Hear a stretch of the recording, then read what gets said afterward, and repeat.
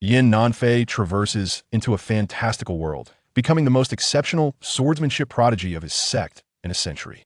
However, in a fit of rage for a beautiful woman, he commits heinous acts of murder and is punished by being sent to the Wall of Reflection. Initially believing his life would be mundane, he unexpectedly binds to a divine signing system, allowing him to receive rewards simply by signing in at the Wall of Reflection. Ding! Sign in successful, gain the pure sword heart. Ding! Sign in successful, gain the vast sword chi. Yin Nanfei, determined not to leave the Wall of Reflection until he is unrivaled in the world, continues his daily sign-ins. One fateful day, as the demonic sect attacks, the Zi Yang Sect faces insurmountable odds. In a moment of crisis, a sword chi suddenly erupts from the Wall of Reflection. Chapter 1.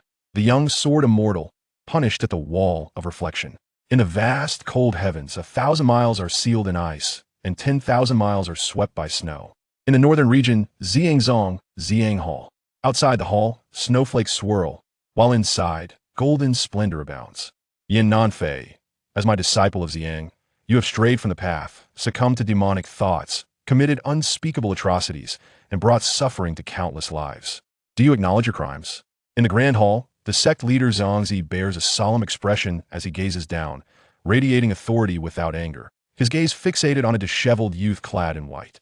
Yin Nanfei, the most outstanding disciple of Zi Yang Sect in a century, young yet unmatched in swordsmanship, is regarded as the most promising talent to reach the legendary realm of sword immortals. However, no one anticipated that this young man, favored by the righteous path, would, in a single night, fall into madness and wreak havoc, causing chaos across the land. Only when the unparalleled masters of Zi Yang Sect united did they manage to subdue him. No one knew the reason. When they restrained him, he was already consumed by rage and had fallen into demonic ways, losing his sword immortal demeanor, shrouded in demonic energy. This was a disgrace to the righteous path. Yin Nanfei slumped to the ground, his expression devoid of emotion. Where is this place? He pondered. It turned out that at the moment he was subdued, he had already perished, while simultaneously, another individual with the same name from a different world successfully took over his body. Yin Nanfei began to recall. Everything around him felt both familiar and strange. Possessing memories of 2 lifetimes, he felt as if everything was but a dream. After a long time, he finally succeeded in merging the memories of both lives. However, upon realizing the truth, he grew increasingly furious. The more he listened to Zhangzi's reprimands, the more absurd it all seemed to him. Crimes? What crimes could there be? Is it a sin to kill those who deserve it, or a mistake to love those whom one cherishes? Yin Nanfei suddenly burst into uncontrollable laughter. Deviating from the path. Which scripture do I stray from? And which path do I betray? Throughout my life, I have vanquished demons and monsters, holding no shame before the righteous path, no shame before the world, and no shame before myself. Yet how has the path I steadfastly adhered to treated me? Yin Nanfei recalled the one he loved, who had shielded him from a fatal strike. On that day, surrounded by a group of powerful adversaries, even though Yin Nanfei was deemed invincible among the younger generation, he ultimately left a gap for error. That woman was Yin Nanfei's lifelong weakness. In a fit of rage, he began to seek revenge, slaughtering indiscriminately, his resolve hardening with each memory. I, Yin Nanfei, am innocent. Zhangzi's expression remained stern, as if he had anticipated Yin Nanfei's reaction. He felt a twinge of regret. Yin Nanfei was undoubtedly a rare talent in Zi Yang Sect, yet his heavy murderous intent and impure heart led him to commit grave mistakes. Very well. As you are my most outstanding disciple, I shall punish you by sending you to the Wall of Reflection to contemplate your sins. You are not permitted to descend without my command, proclaimed Zhangzi. In the grand hall, shock spread among the onlookers. The Wall of Reflection is a forbidden ground of Zi Yang Sect, specifically designed to imprison those who have committed grave sins within the sect. Though named for reflection, throughout the centuries, no one confined at the Wall of Reflection has ever successfully descended. To ascend the Wall of Reflection means to spend one's life there in solitude, forever forgotten. Now, with Yin Nanfei's cultivation stripped away, how long could he endure in such a place with the body of a mere mortal? Among the crowd, some sneered while others showed pity. With Zhangzi's command, he was taken to the Wall of Reflection.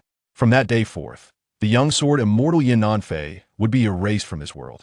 At the Wall of Reflection, Yin Nanfei sat cross-legged in a cave. Outside lay an icy expanse, the bitter winds causing him to shiver uncontrollably. At the moment of his subjugation, he had perished, and with his demise, his cultivation had dissipated. In this state, Nanfei was no different from an ordinary person. I never expected that upon just arriving in this world, I would encounter such a fate. Although I am a fallen sword immortal in this life, I cannot be imprisoned here for eternity. Nanfei sighed.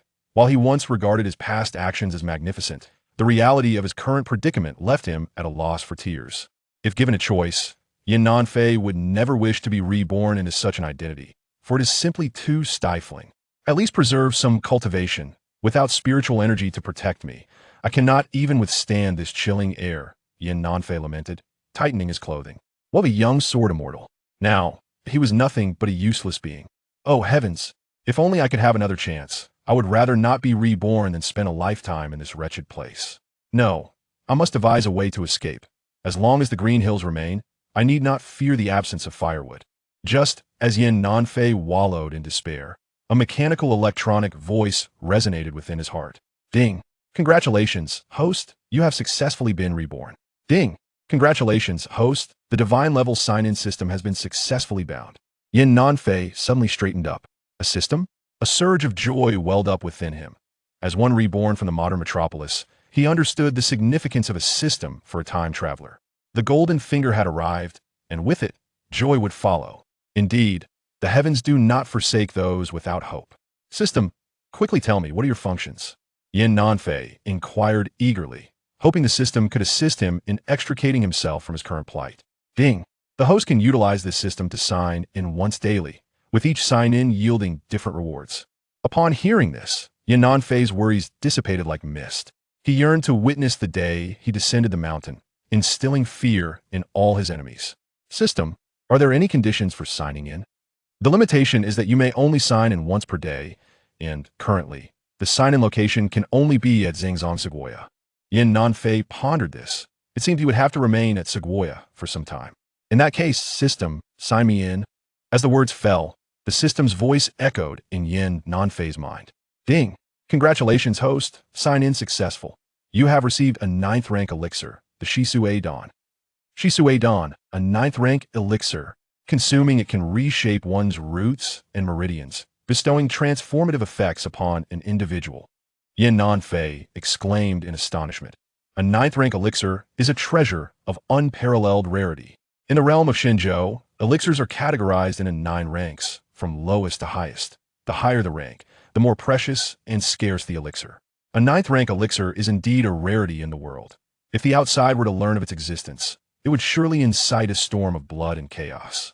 However, in Nanfei's recollection, regardless of how skilled a pharmacist might be, the highest rank achieved in the refinement of Shisui Dawn was merely 5th rank. Yet, the one awarded by the system is astonishingly 9th rank, which speaks volumes of the system's extraordinary nature. With all my cultivation dissipated and no opportunity left for practice, this Shisui Dawn offers a solution to my predicament. Surely, one day, I shall return to the pinnacle of power, Nanfei mused, gazing at the radiant shit on his hand, filled with nostalgia. Chapter 2. The Divine Sign-In System Without Hesitation. Nanfei consumed the cleansing elixir and promptly settled into a meditative posture. After a brief moment, he sensed a tumultuous surge within his body. His meridians and bones began to undergo subtle transformations, accompanied by a faint sensation of pain. The medicinal properties gradually spread, suddenly erupting within him, and he could distinctly hear the crisp sound of his bones clashing together. Most remarkably, an ethereal aura began to envelop him, illuminating the countless veins coursing through his form. The pain intensified, yet Nanfei gritted his teeth and persevered, understanding that the cleansing elixir was effectively reshaping his very foundation. After approximately half a day, a muffled sound resonated from within him. Nanfei exhaled a breath of turbid air. Rising to his feet and feeling an unprecedented lightness in his body, significantly stronger than before. His movements now exuded greater force. Truly, the 9th grade cleansing elixir had wrought a monumental transformation in mere moments. Nanfei couldn't help but click his tongue in awe. Typically, even with a 9th grade elixir, few would dare to absorb it so rapidly, given its potent nature. Yet, Nanfei possessed the courage to do so, for despite his loss of cultivation, the formidable physique he had previously forged remained intact, alleviating any concerns in that regard. Once restored, without further ado, he resumed his meditation to cultivate. On the vast expanse of the divine land, spiritual energy flourished, and the realms of cultivation were categorized into initial stage, spirit gathering, transcendence, dreaming, returning to the void, heavenly enlightenment, and the earthly immortal. The earthly immortal was a rare occurrence, emerging only once in a century. Even those at the heavenly enlightenment level were exceedingly uncommon. Previously, Yin Nanfei had already reached the dreaming realm. Nonetheless, in terms of combat prowess, his swordsmanship was unparalleled, allowing him to contend with even those formidable beings of the returning to the void stage. This was precisely why the Zi Yang Sect was compelled to dispatch elders of the sect leader Excalibur to finally subdue him. Even so, many elders did not emerge unscathed, suffering injuries to varying degrees. To achieve such combat ability at such a tender age speaks volumes of Yin Nanfei's extraordinary talent.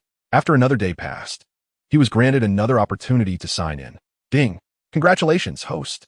Sign in successful. You have obtained a divine artifact, the Excalibur of slaying immortals. Yin Nanfei was taken aback.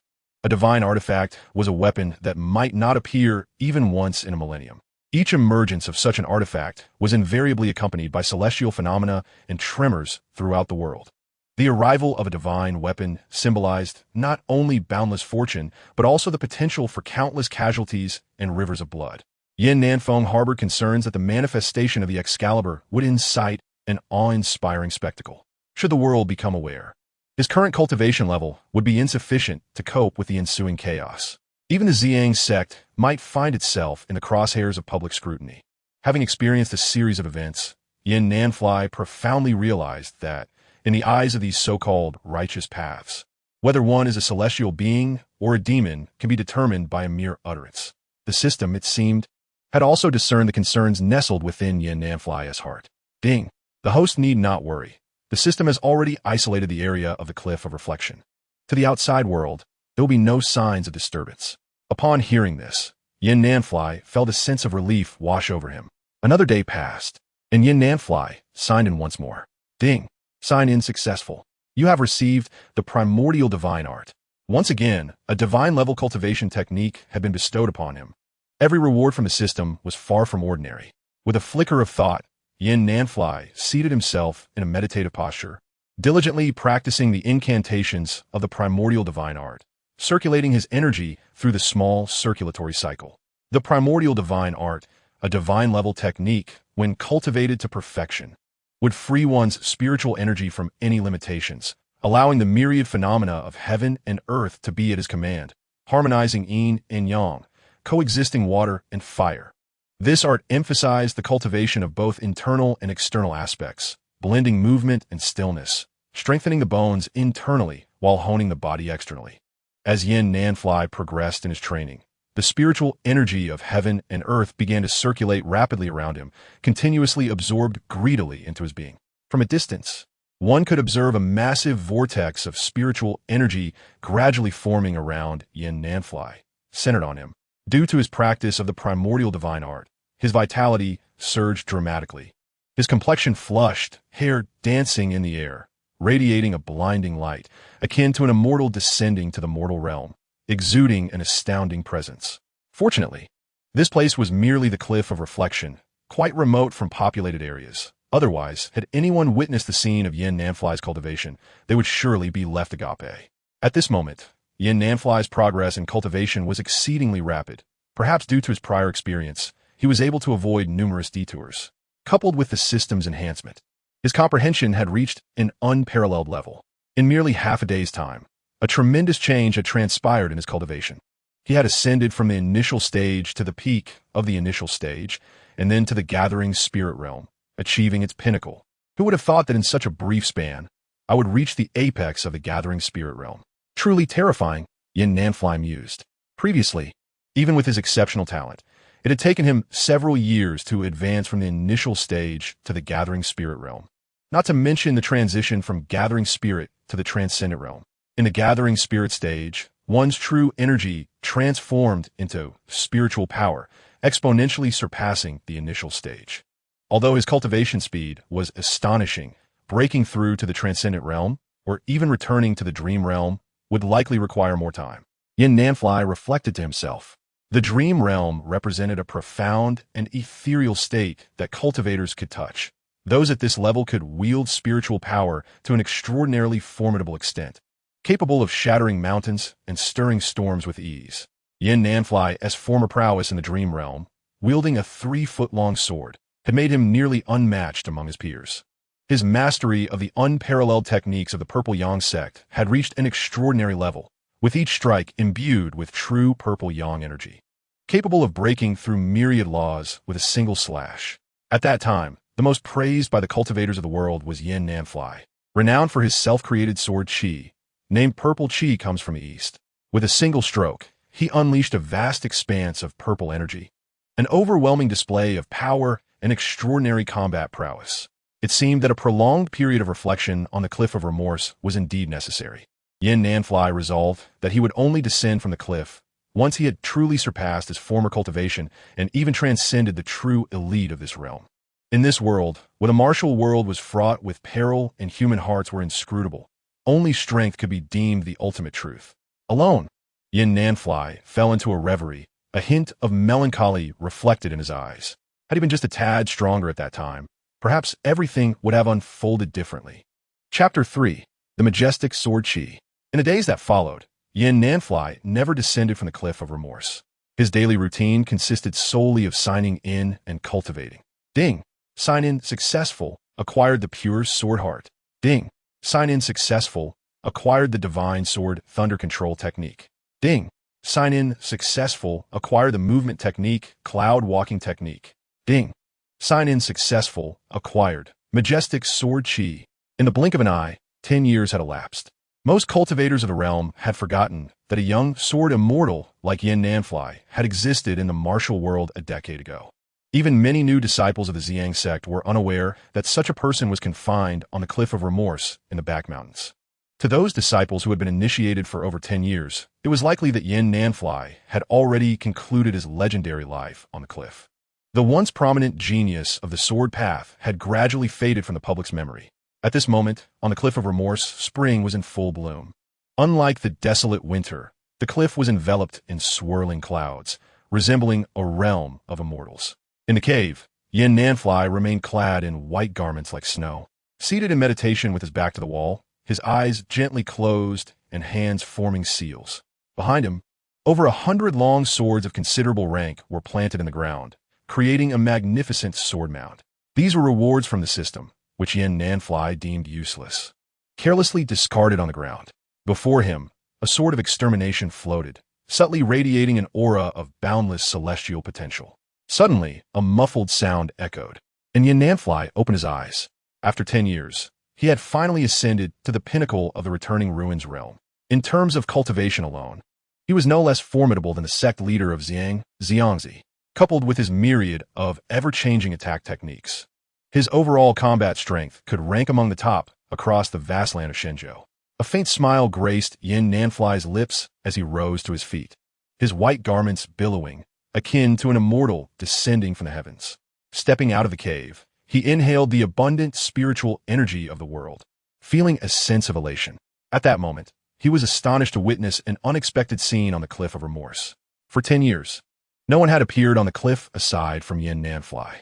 After a decade of silence and neglect, today he encountered a child on the cliff of remorse.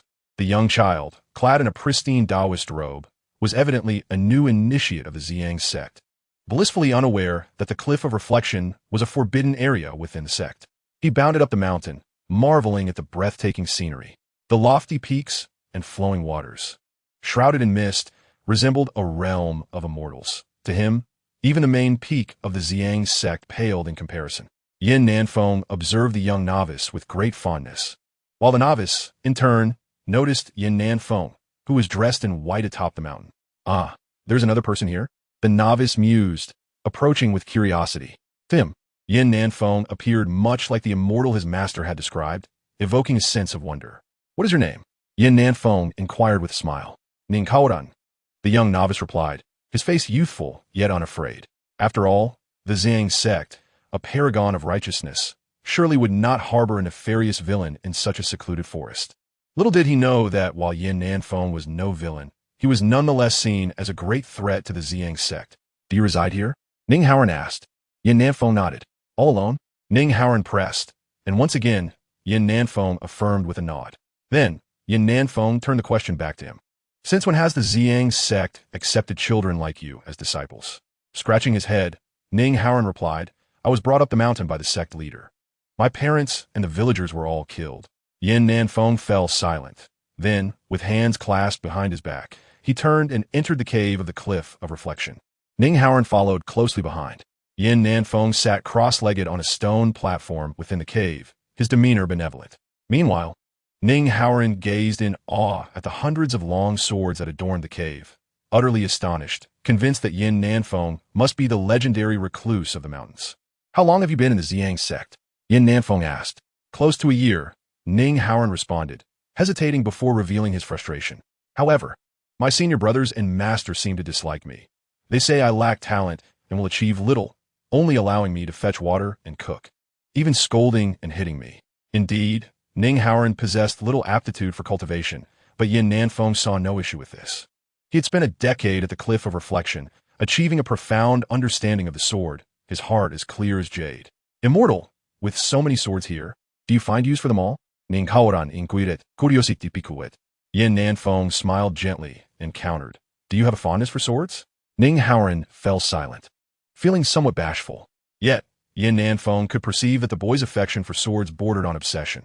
He even wore a small wooden sword as an ornament at his waist. With a casual flick of his wrist, a long sword soared from the sword mound and landed in Ning Haoran's hands. This sword bears a special connection to you. Its name is Haoran. It is a gift for you. The boy gazed at the long sword in his hand, his eyes sparkling with joy. Thank you, Immortal.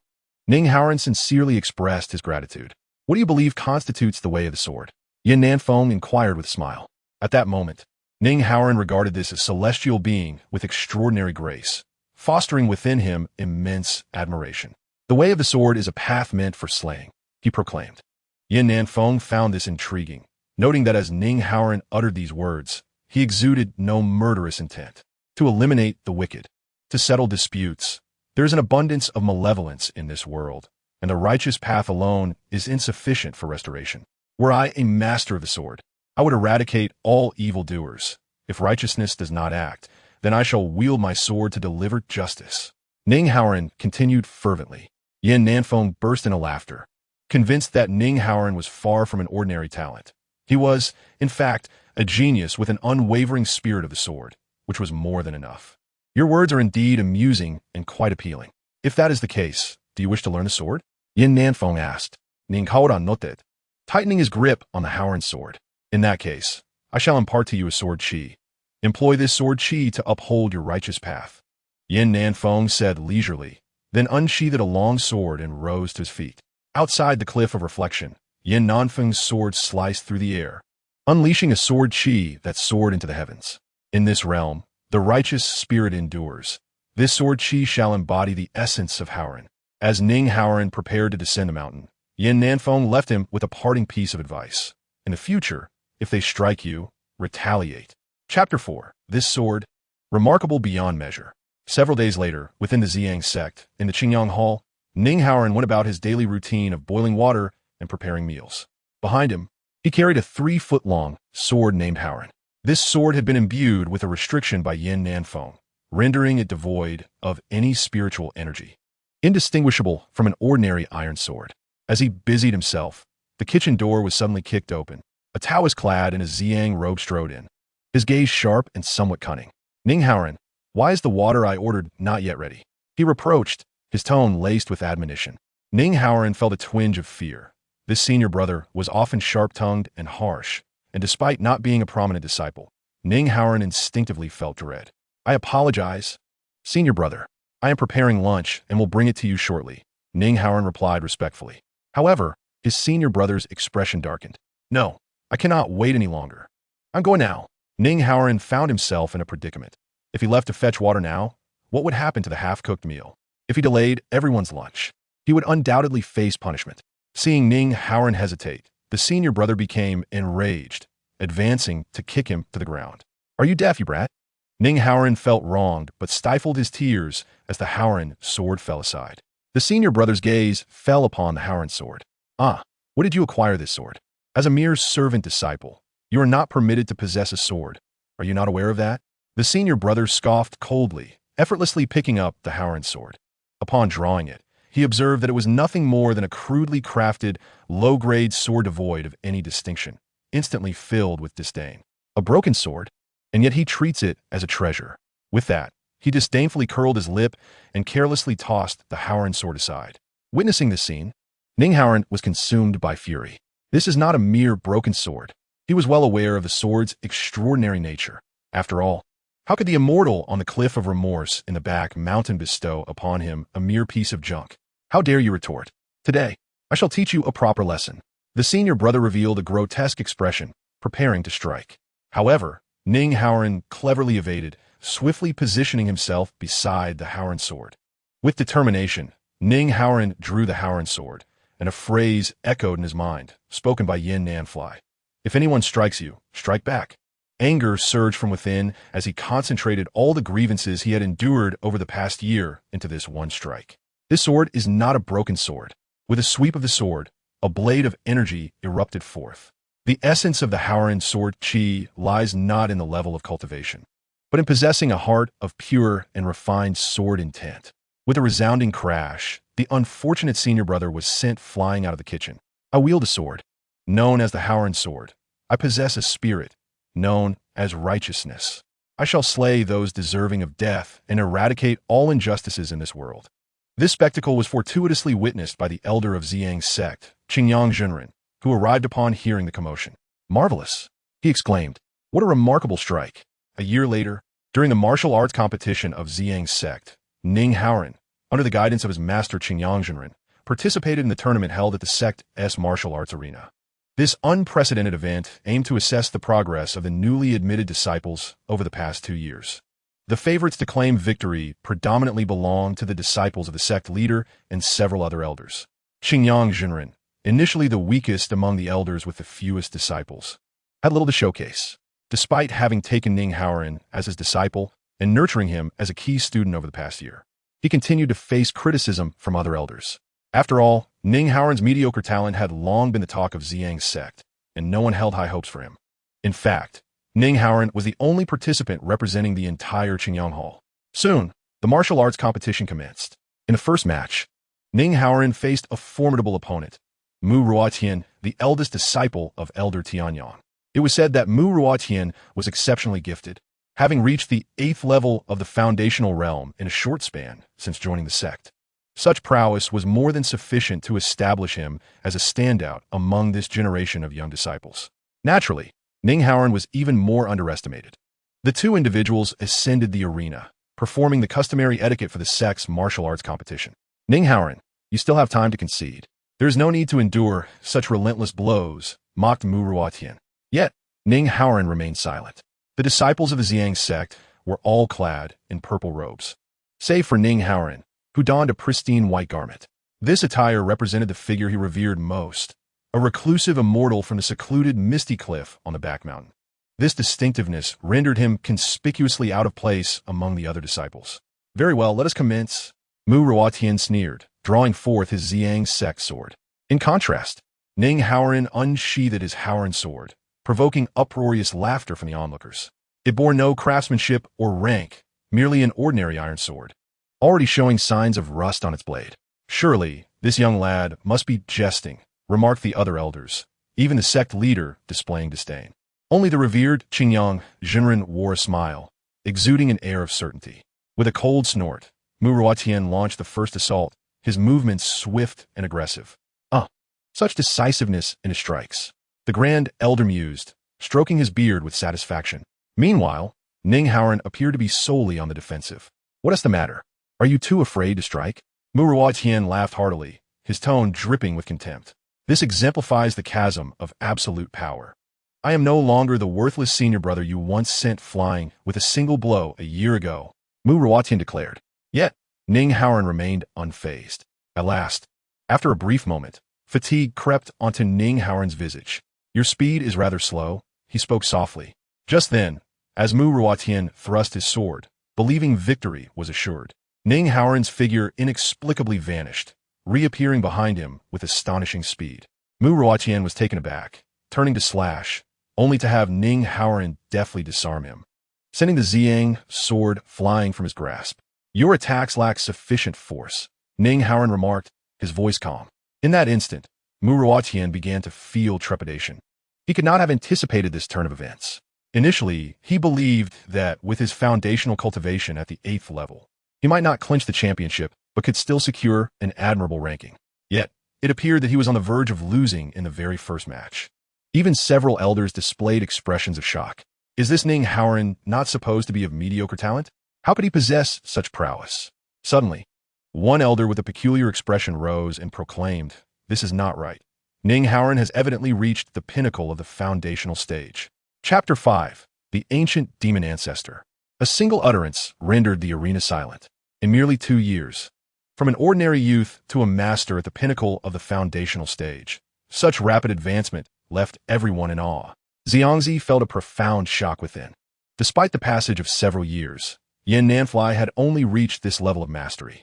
Ning Haoran, however, evidently possessed a talent surpassing that of Nanfei. Mu Ruotian could hardly fathom that Ning Haoran had progressed so swiftly. To his knowledge, Ning Haoran had only been initiated into the path for a year and had not formally begun his cultivation. This meant he had achieved the pinnacle of the initial realm in merely 1 year. The thought sent chills down Mu Ruotian's spine. Only Ning Haoran was aware that his current prowess was solely due to the majestic sword energy he wielded, a realization stemming from his reflections on the Cliff of Reflection. The outcome of this competition had been decided. Yet, just as everyone relaxed, awaiting the next bout, Mu Ruotian wore a grim expression. Initially, he had been the most promising contender in this martial gathering, only to be defeated by Ning Haoran, who had been deemed a waste for the past 2 years. He felt resentment and disbelief. As Ning Haoran turned to descend from the stage, a cold smile crept onto Mu Ruotian's face. He retrieved a pill from his sleeve, emanating a soft glow. It was the Dominator Pill. Xiangzi's expression darkened. The Dominator Pill could instantly amplify the user's combat prowess tenfold, categorizing it as a forbidden substance in competitions. Mu Ruotian swallowed it in one gulp and then sprang to his feet, momentarily attaining the peak of the initial realm. "Ning Haoran, you a waste! How could you possibly defeat me?" With those words, Mu Ruotian launched himself forward, extending a palm imbued with tremendous force. This strike was a lethal move, delivered with no mercy. The elders' faces paled. Did Mu Ruotian truly dismiss the rules of the competition as a joke? "Be careful," shouted Qingyang Zhenren, hastening forward. Yet, at this critical moment, Ning Haoran hesitated. He meticulously recalled the sword energy from the hidden Immortal's teachings atop the Cliff of Reflection, then abruptly turned. In this world, the righteous spirit endures.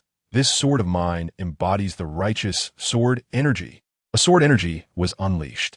On this day, the righteous sword energy made its debut before all. From this moment onward, Ning Haoran's name resounded across the land, known to all, as another young prodigy of swordsmanship emerged from the Zi Yang Sect. This righteous sword energy even slightly overshadowed Nanfei's famed auspicious energy from years past. Meanwhile, atop the Cliff of Reflection, Nanfei stood, hands clasped behind his back, his white robe billowing in the wind. Though nothing lay before him, his gaze seemed capable of piercing through all. "Just like this, if anyone strikes you, you simply strike back," he mused with a smile. Subsequently, Nanfei turned and returned to his cave, continuing his life of signing in. In the blink of an eye, 5 years had elapsed. Throughout these 5 years, Nanfei had never descended from the Cliff of Reflection, persistently signing in and cultivating. Ding. Sign in successful. Obtaining the body of a sword immortal. Ding. Check in successful. Obtain the swordsmanship. Ding. Check in successful. Comprehended the sword chi rolling dragon wall. At this moment, his cultivation had already reached the celestial enlightenment realm. Celestial enlightenment signifies receiving divine inspiration and understanding one's destiny. However, despite Nanfei having attained this realm, the heavens offered him no revelation. Instead, he occasionally faced the descent of heavenly tribulations. Lacking celestial enlightenment, he was instead subjected to divine punishment. Nanfei pondered that this might be due to his binding with the system, which granted him formidable powers alien to this world. Such an existence, in the eyes of the heavenly order, was undoubtedly an affront to the natural laws. During these 5 years, beyond the Cliff of Reflection, profound changes unfolded. Across the vast land of Shenzhou, a storm of blood and chaos surged forth. It is uncertain when the demons began to emerge in large numbers, causing havoc and terror. Many first-rate sects were ambushed by demons, disappearing without a trace, and some sects faced instant annihilation. For many years, the demonic sect had remained hidden from the world, retreating to the western wilderness after suffering defeat in the war of immortals and demons 50 years prior. Consequently, the western wilderness became a forbidden zone across the land of Shenzhou. It is said that within the western wilderness, an ancient ancestor who had endured for nearly a century still thrived. Furthermore, the demons roamed freely, rendering the ground barren, and any righteous cultivator who dared to step into that realm faced near certain death. What troubled all sects the most was that this time, the demonic sect had dispatched top-tier powerhouses, disregarding all rules. Each appearance heralded a host of formidable demons, ranging from the lowly to the exceptionally powerful. Some were even nearing the celestial enlightenment realm.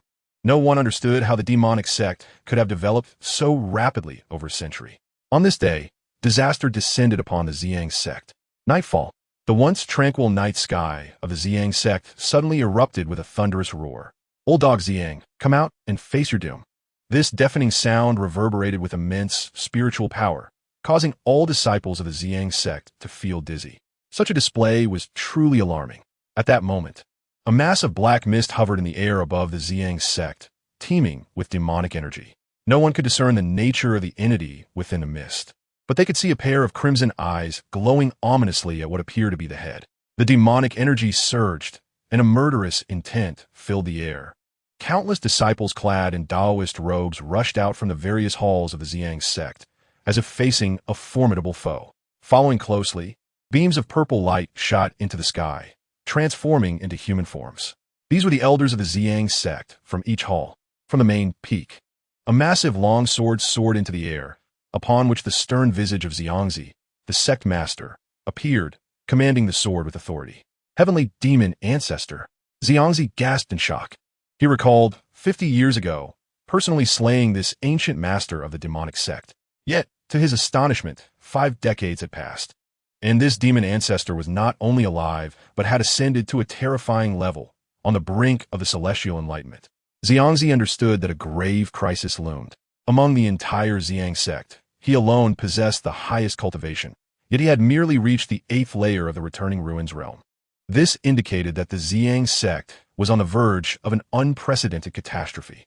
Another figure swiftly approached, Ning Haoran, a young prodigy of the Zi Yang Sect. "Haoran, retreat. This is not an opponent you can contend with." Xiangzi dared not divert his gaze from the demon, fearful that even the slightest misstep could provoke a fatal reaction. It was said that an ancestor of the Zi Yang Sect had not yet attained eternal rest. Whether this was true remained uncertain.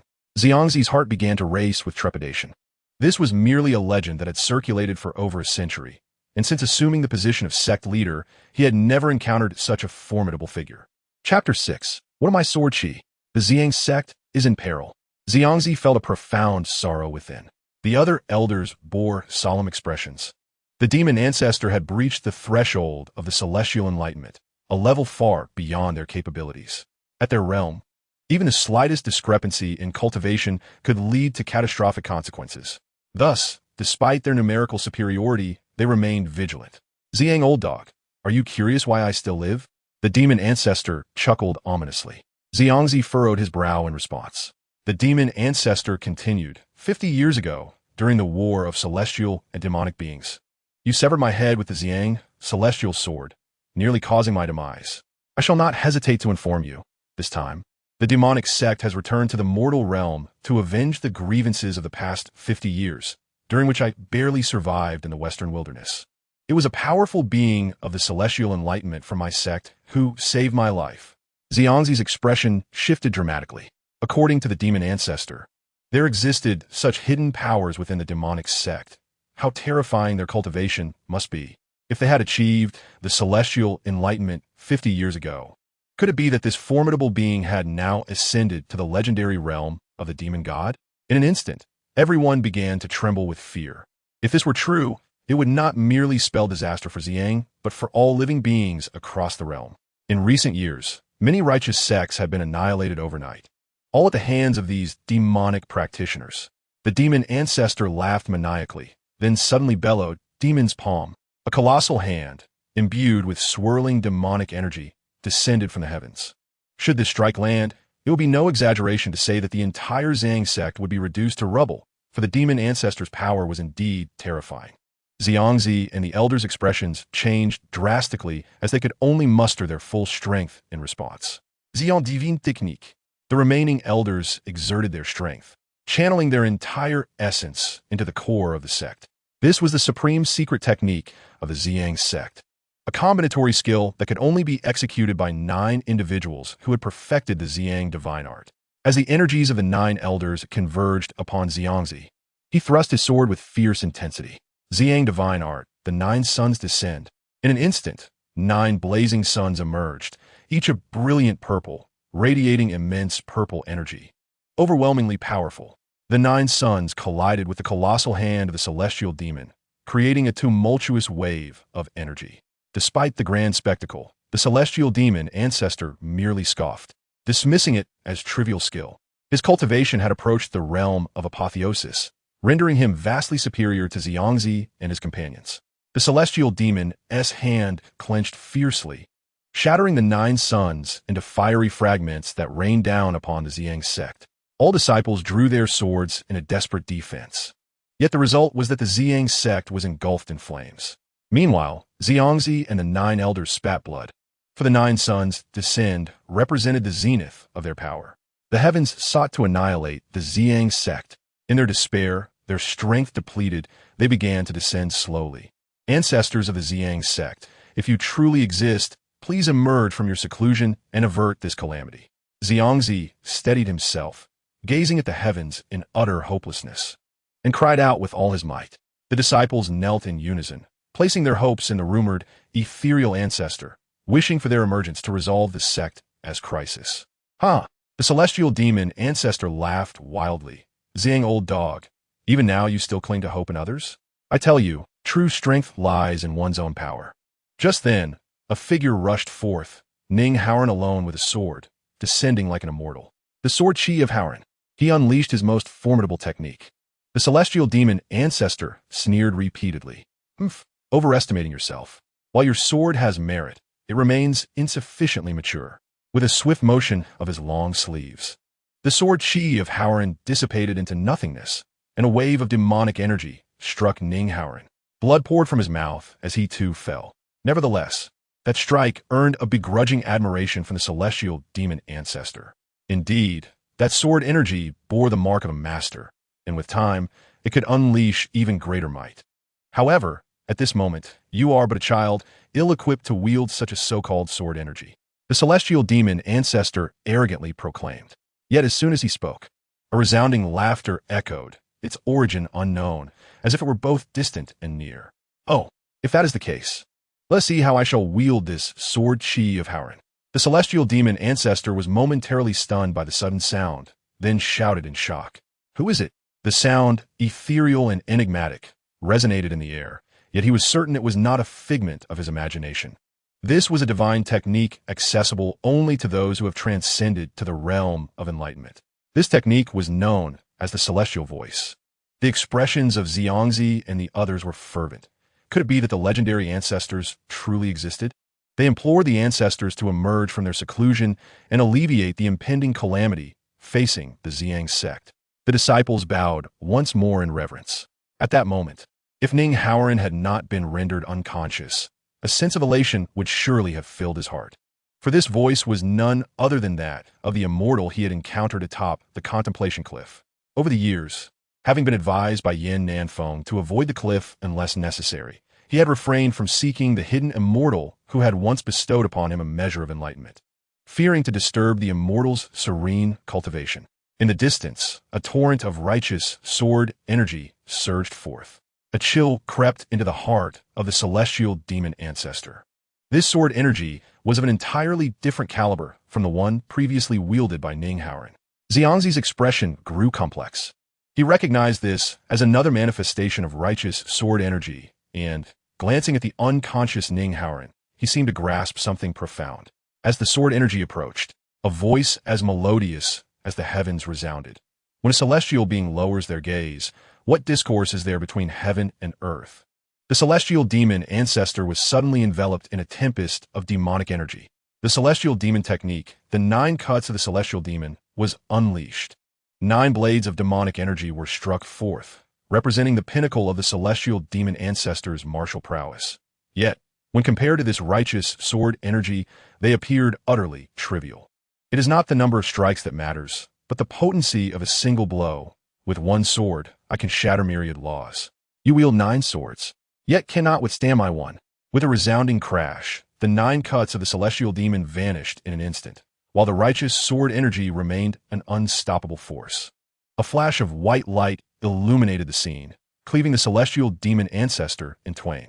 He would die without ever comprehending why he had met such a complete and utter defeat this day. Chapter 7. Gratitude to the ancestor for emerging from seclusion and resolving the calamity of Zi Yang. With a thud, the dismembered corpse of the celestial demon ancestor fell from the void, engulfed in a sea of flames. Then, all returned to silence. Zi gazed into the distance, his heart ablaze with excitement, and promptly bowed in gratitude. Thank you, ancestor, for emerging from seclusion to resolve our tribulations. All the disciples of Zi Yang followed suit, bowing in unison. Thank you, ancestor, for emerging from seclusion to resolve our tribulations. Their voices echoed like thunder. However, unexpectedly, there was no response. Zi Yang and the 9 elders exchanged puzzled glances, uncertain of what to make of the situation. The Grand Elder, Tianyang whispered to Zi Yang, Master, why does the ancestor not respond? Could it be that in this battle, their lifespan has finally extinguished, their essence depleted? Zi Yang shot him a glare. How could the ancestor's magnificent display be so easily extinguished? I believe the ancestor simply wishes to remain undisturbed and live in solitude. Tianyang enlightened. Ah, I see. The ancestor is indeed an elusive sage, shunning fame and worldly affairs. Zi Yang nodded, followed by a deep sigh as he gazed into the distance, murmuring, our esteemed ancestors possessed unparalleled cultivation, surely attaining the realm of Tianqi. Their perspectives must far surpass those of us mere mortals. Yet, I wonder which ancestor it may be. In my recollection, most of the ancestors of the Zi Yang Sect have long since passed on, perhaps one who has remained hidden on Ziyang Mountain, undocumented in our sect's records. The Tianyang spoke. Zi Yang and several elders held profound respect for this legendary ancestor. Yet the pressing matter at hand was to clean up the remnants of the Zi Yang Sect. As he looked at Ninghaoren, Zi Yang felt a mix of emotions. This child, indeed, possesses great fortune. The Haoren sword chi must be the extraordinary skill imparted by our ancestors, explaining his extraordinary talent. At the thoughtful cliff, Yin Nanfeng sat cross-legged at the edge, his expression grave.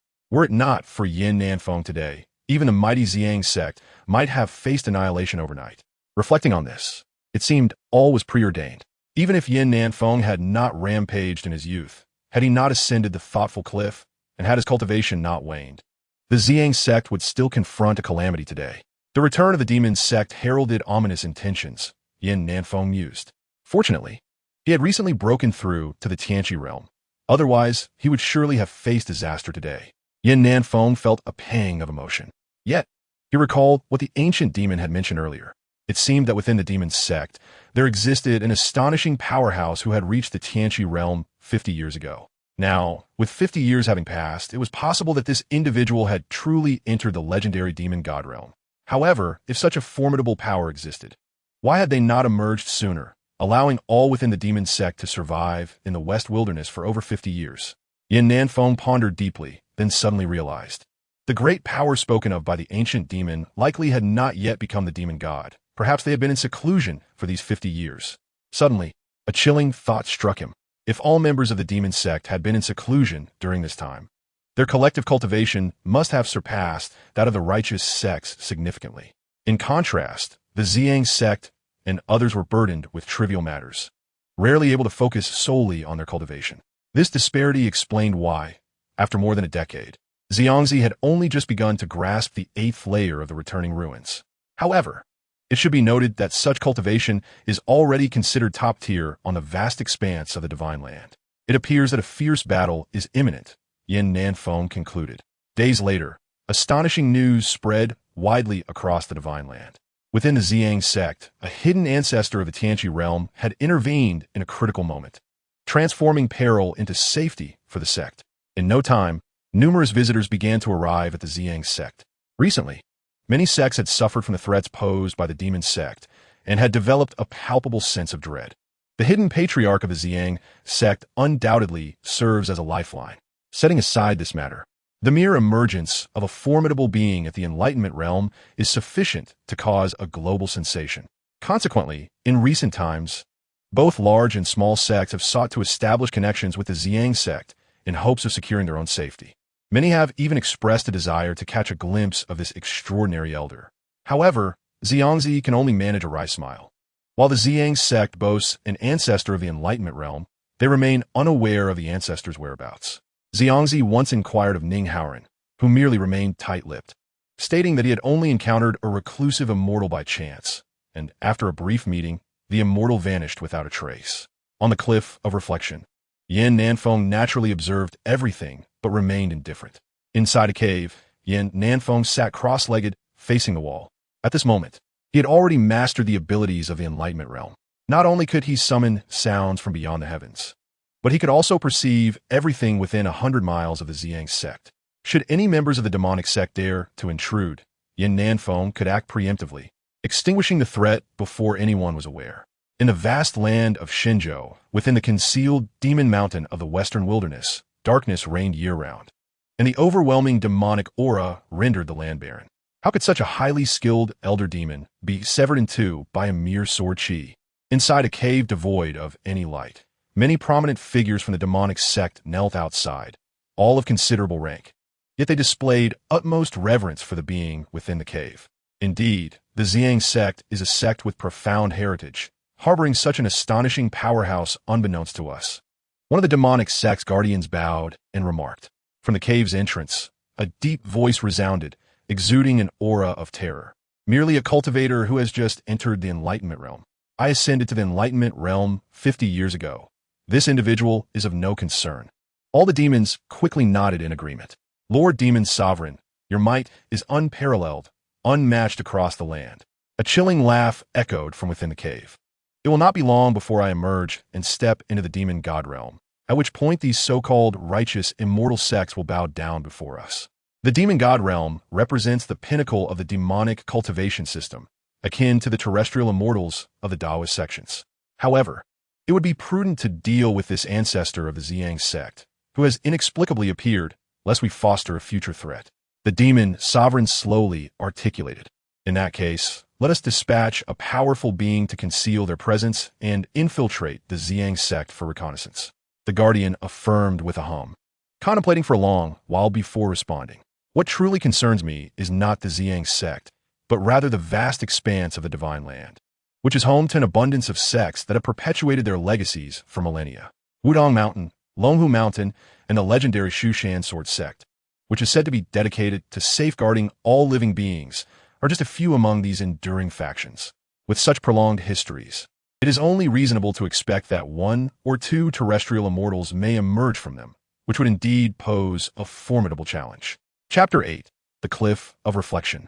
Upon hearing the words of the Demon Lord, all the great fiends fell into deep contemplation. After enduring 50 years of restraint, the strength of the Demon Sect has transformed dramatically, now surpassing the righteous sects in open confrontation. However, this is merely a superficial assessment. In their eyes, the righteous cultivators are particularly pretentious, with many formidable entities remaining obscured, hidden away in secluded mountains. The Zi Yang Sect serves as a striking example of this phenomenon. Among all the sects in the Divine Land, the 10 most powerful are collectively referred to as the 10 sects of the Tao. Yet within this esteemed group, the Zi Yang Sect's foundation is not deemed the strongest. Nevertheless, it has recently given rise to a formidable figure at the Ascension realm. What the other sects? Do the venerable traditions of Wudong and Longhu Mountains possess only superficial strength? Even the leading sect among the 10 sects of the Tao, the Shushan Sword Sect, is rumored to harbor sword immortals among its ranks. Were it not for these circumstances, the Demon Sect might have launched a full-scale assault long ago. It is solely due to the extraordinary perception of the Demon Lord that he is able to sense these concealed energies. In recent years, the sects that have fallen to the Demon Sect's sudden attacks are merely regarded as small fry. Even those that have entered the ranks of the 10 sects of the Tao, finding themselves at the very bottom. Contemplating this, all the fiends seethed with resentment. Why must these righteous cultivators be so pretentious? Would it not be more honorable to engage in an open and honest battle? After deliberation among several elders, a capable elder from the Demon Sect was dispatched with the intention of infiltrating the Zi Yang Sect to seek out this hidden ancestral figure. At the Zi Yang Sect's cliff of reflection, Yin Nanfei began to tend to the flowers and grasses, for he had not descended the mountain in over a decade, dedicating himself solely to cultivation, which had become exceedingly tedious. Nurturing these blossoms provided him with a sense of joy and tranquility. Suddenly, he looked up into the distance, his clear eyes seemingly able to pierce through the void. A smile crept onto his lips as he surveyed the vibrant flora he had cultivated over the years. Finding them increasingly beautiful, it seemed time to venture down the mountain. On this day, for the first time in over 10 years, Yin Nanfei descended from the cliff of reflection, bearing an ancient sword named Zhuxian upon his back. At the entrance of the Zi Yang Sect, a man clad in white was casually sweeping away the dust that had accumulated on the ground. From afar, the Zi Yang Sect still appeared to be a desolate ruin. At that moment, a figure appeared in the distance, slowly approaching. "I am a messenger dispatched by the Wudong sect of the 10 schools," he said, "and I am here to pay a visit. Please convey my request." The disciple in white replied indifferently, "Today, the Zi Yang Sect does not receive guests." The visitor was a middle-aged Taoist, whose expression subtly shifted, though he quickly concealed it. "May I inquire your name?" he asked politely. The disciple in white continued to gaze at the ground, never lifting his eyes. "I am merely a servant disciple, of no significance." The middle-aged Taoist chuckled. "If that is the case, I kindly ask you to pass on my message, lest we miss an important matter." The disciple in white paused, scratched his head, and disdainfully scrutinized the middle-aged Taoist. The Taoist, feeling somewhat anxious under the scrutiny, asked, "What is it?" The disciple in white, perplexed, inquired, "You just mentioned you are from Wudong Mountain?" The middle-aged Taoist quickly nodded with a smile, gesturing to the Wudong robe he wore. However, the disciple in white appeared even more puzzled. "That cannot be. A group of people from Wudong has already entered." Cold sweat formed on the Taoist's brow as he forced a smile and suddenly declared, "I encountered that group. They are impostors, disguised elders of the demonic sect. I must report this matter to you. Please allow me passage, or we shall miss a grave situation." The disciple in white responded with an "oh," as if he had seen through everything. "In truth, I am deceiving you. There are no Taoists from Wudong within." The middle-aged Taoist glared at the loathsome disciple, gritting his teeth. "You are mocking me." The disciple in white smirked, leaning on his broom. "How did you know that members of the demonic sect were disguised as Wudong Taoists to infiltrate Zi Yang Sect?" A cold smirk crept across the Taoist's face as he suddenly thrust his palm, striking the disciple in the neck. The disciple fell to the ground, lifeless. That strike had emanated a trace of demonic energy. A mere servant disciple dares to toy with this ancestor. He knows not the peril he invites. The middle-aged Taoist retracted the murderous intent from his gaze and strode forward, not forgetting to kick the disciple's corpse with force. Yet, just as he took a few steps, a rustling sound emerged from behind him. He turned abruptly and was met with a scene that left him utterly astonished. Chapter 9. The Excalibur of Celestial Slaying Cuts the Blood Demon. Behind him stood Yin Nanfei, clad in white, having risen again unbeknownst to him, smiling broadly at the middle-aged Taoist. "How are you still alive?" the Taoist exclaimed in terror. Yin Nanfei replied with a hearty laugh. "I sensed your presence from 100 miles away from Zi Yang Sect, and chose to wait here at the mountain gate." The middle-aged Taoist seethed with unbridled rage. "Thus, you are not merely a servant disciple. Could it be that the enigmatic ancestor of the Zi Yang Sect, as rumored, is you?" he inquired with a sinister tone. Yin Nanfei replied, "Allow me to address your initial query. Indeed, I am no mere servant disciple." The middle-aged Taoist's brow furrowed tightly, feeling a sense of indignation at having been toyed with in such a manner. Yin Nanfei continued with an air of nonchalance. "As for your second question, that so-called ancestor you speak of is not me. I'm simply an idle figure within the Zi Yang Sect, nothing more." Upon hearing this, the middle-aged Taoist's expression changed dramatically, and a tempest of malevolent energy surged around him. However, the entrance of the mountain had been isolated by Yin Nanfei using his system's capabilities, rendering the ominous aura undetectable to anyone outside. "Since you are not that powerful ancestor, I must conclude that you are quite ignorant." You should take this opportunity to flee while you have not yet met your demise at my hands. As the malevolent energy began to manifest as wisps of blood mist, a strong scent of blood permeated the air. The true form of the middle-aged Taoist revealed itself. He was an elder of the demonic sect, the Blood Demon, possessing formidable cultivation at the 9th level of the returning ruins realm, although not quite on par with the elder of heavenly demons. His prowess allowed him to infiltrate the Zi Yang Sect undetected, a feat not easily accomplished. Moreover, his high status within the demonic sect ensured he could come and go without concern. Yet, he miscalculated with Yin Nanfei. A hint of amusement danced upon Yin Nanfei's lips, as if intrigued by the turn of events. Why must I flee? The Blood Demon sneered. With my cultivation at the 9th level of the returning ruins realm, even your sect leader barely reaches the 8th level. Who among you, save for that ancestor, could harm me? Yin Nanfei smiled lightly, showing no regard for him. A single, simple word, yet it was a profound insult to the Blood Demon. Arrogant. It seems I must teach you, this ignorant wretch, a proper lesson. The Blood Demon bellowed, Blood Demon art. Instantly, his aura surged violently, and Yin Nanfei found himself engulfed in the blood mist, while the Blood Demon seemingly merged with it, becoming indistinguishable. Yin Nanfei could hear the Blood Demon's arrogant laughter.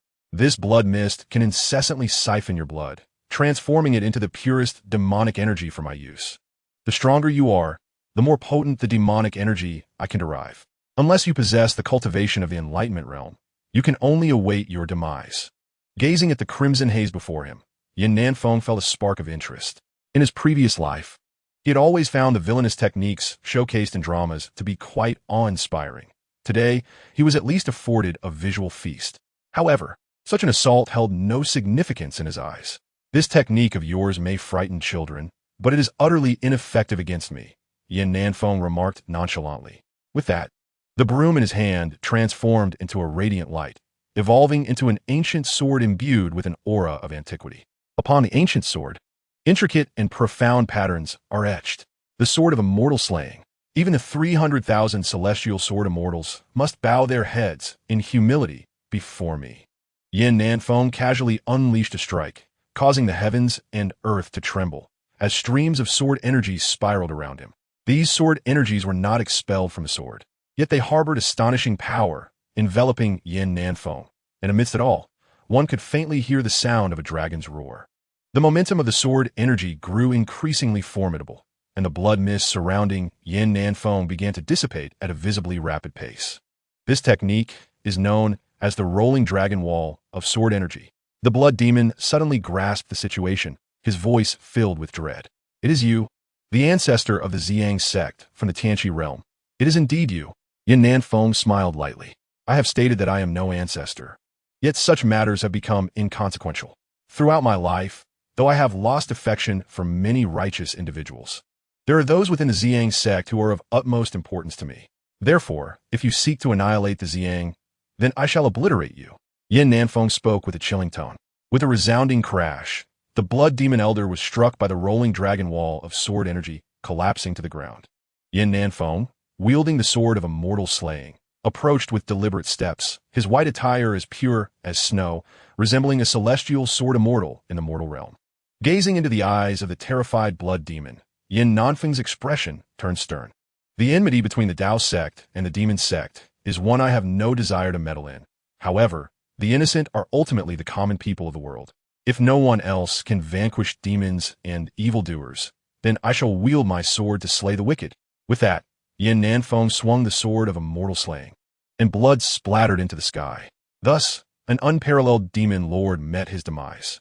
Yin Nanfei sheathed the sword of immortal slaying and vanished from sight, leaving no one to witness the preceding events. Chapter 10. The Peach Orchard. Upon returning to the Cliff of Reflection, Yin Nanfei appeared as if nothing had transpired, continuing to tend to the flowers and grasses. The next day, both the Zi Yang Sect and the demon cult were thrown into turmoil. At the gates of the Zi Yang Sect, Xiangzi gazed at the severed corpse on the ground with a complex expression. This is the Blood Demon. A look of shock crossed Xiangzi's face. When did this demon lord appear at the Zi Yang Sect without my knowledge? And when was such a formidable blood demon slain at the gates of the Zi Yang Sect? Such a significant event went unnoticed by anyone. The Blood Demon had been a terror in the world for 50 years, feared by all. feeding on human blood and practicing the blood demon great method. Yet this unparalleled powerhouse of the demon cult had met his end so quietly. Zi suddenly felt as if his worldview was crumbling.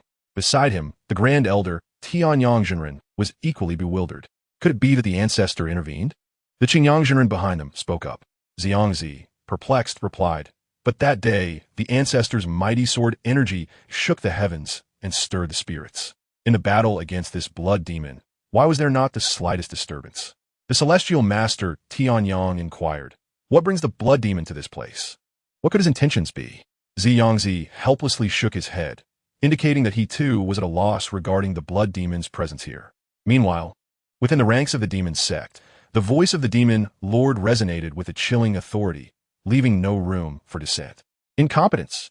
How could one be so effortlessly vanquished without even stepping foot at the mountain gate? At that moment, the members of the Demon Sect trembled in fear. The wrath of the demon lord could spill blood across the land.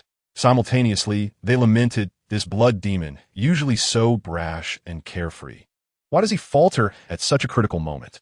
The demon lord continued, "As it stands, the ancestral figure of the Zi Yang Sect is indeed rather unexpected. The Tianqi realm can certainly perceive disturbances within a radius of 100 miles. However, if a formidable being of the 9th level of Guishu were to perfectly conceal their aura, they would undoubtedly remain undetected. This leaves us with two possibilities," the demon lord stated. The remaining disciples of the Demon Sect were quaking, scarcely daring to breathe. Yet the demon lord continued, lost in his thoughts. Either this ancestor possesses extraordinary prowess, with even more enigmatic techniques despite having ascended to Tianqi, or the blood demon himself has been careless, inadvertently revealing his location, thus allowing this ancestor a trail to follow. Upon hearing this, the guardian raised his head, revealing a fearsome visage.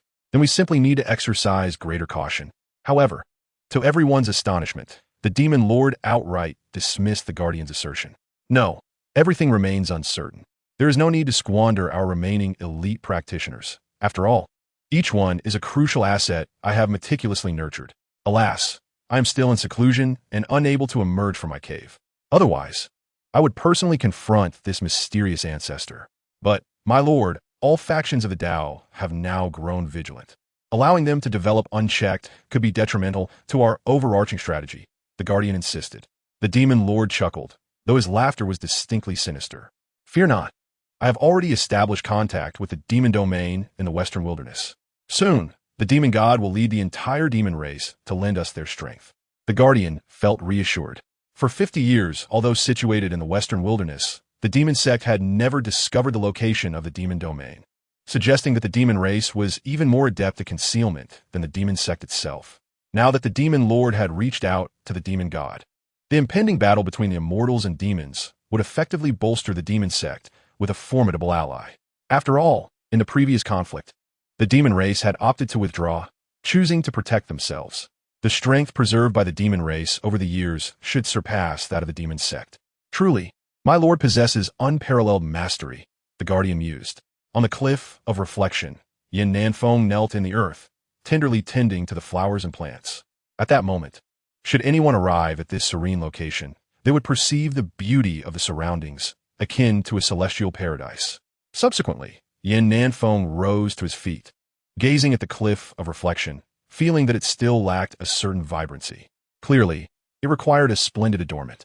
From his sleeve, he retrieved a handful of seeds, a reward from the system's sign-in, albeit lacking in formidable offensive power. Observing the seeds, Nanfei smiled with a sense of tranquility. As he looked toward the mountain path leading up the cliff of reflection, he grasped a handful of peach blossom seeds and scattered them carelessly. Instantly, a serene grove of peach trees blossomed before him, a truly wondrous sight. Although the 10-mile peach grove bestowed by the system lacked substantial utility, it served well for aesthetic appreciation, he mused. However, he soon discovered the extraordinary qualities of this peach grove. Chapter 11. Descending the mountain to walk the dog. The 10-mile peach grove, suffused with the fragrance of blossoms, proved immensely beneficial to cultivation. Each petal of the peach flowers bore effects akin to divine elixirs. This grove stretched for 10 miles, and the entire cliff of reflection appeared to float above it, resembling a secluded abode of celestial beings. Nanfei nodded in satisfaction, affirming that indeed, the system's offerings were of exceptional quality. Over the next 3 years, Yin Nanfeng continued his diligent sign-ins. Ding. Sign-in successful. Acquired the bloodline of the ancient heavenly dragon. Ding. Sign-in successful. Acquired the bloodline of the ancient Qilin. Ding. Sign-in successful. Acquired water from the heavenly pool. Ding. Sign-in successful. Acquired the Bodhi tree. In these 3 years, the demonic sect seemed to have quieted considerably, rarely making an appearance. Yet, Yin Nanfeng remained unconcerned. As long as the demonic sect did not approach Zi Yang Sect, he had no intention of slaying demons. Compared to combat, he preferred the leisurely life he currently enjoyed. In those 3 years, having obtained the water from the heavenly pool, Yin Nanfeng excavated a large pit on the Cliff of Reflection, pouring in the water to create a lake named the Heavenly Pool. With the bloodline of the heavenly dragon, he transformed the small dragon into a koi fish, releasing it into the heavenly pool to nourish the dragon with its waters.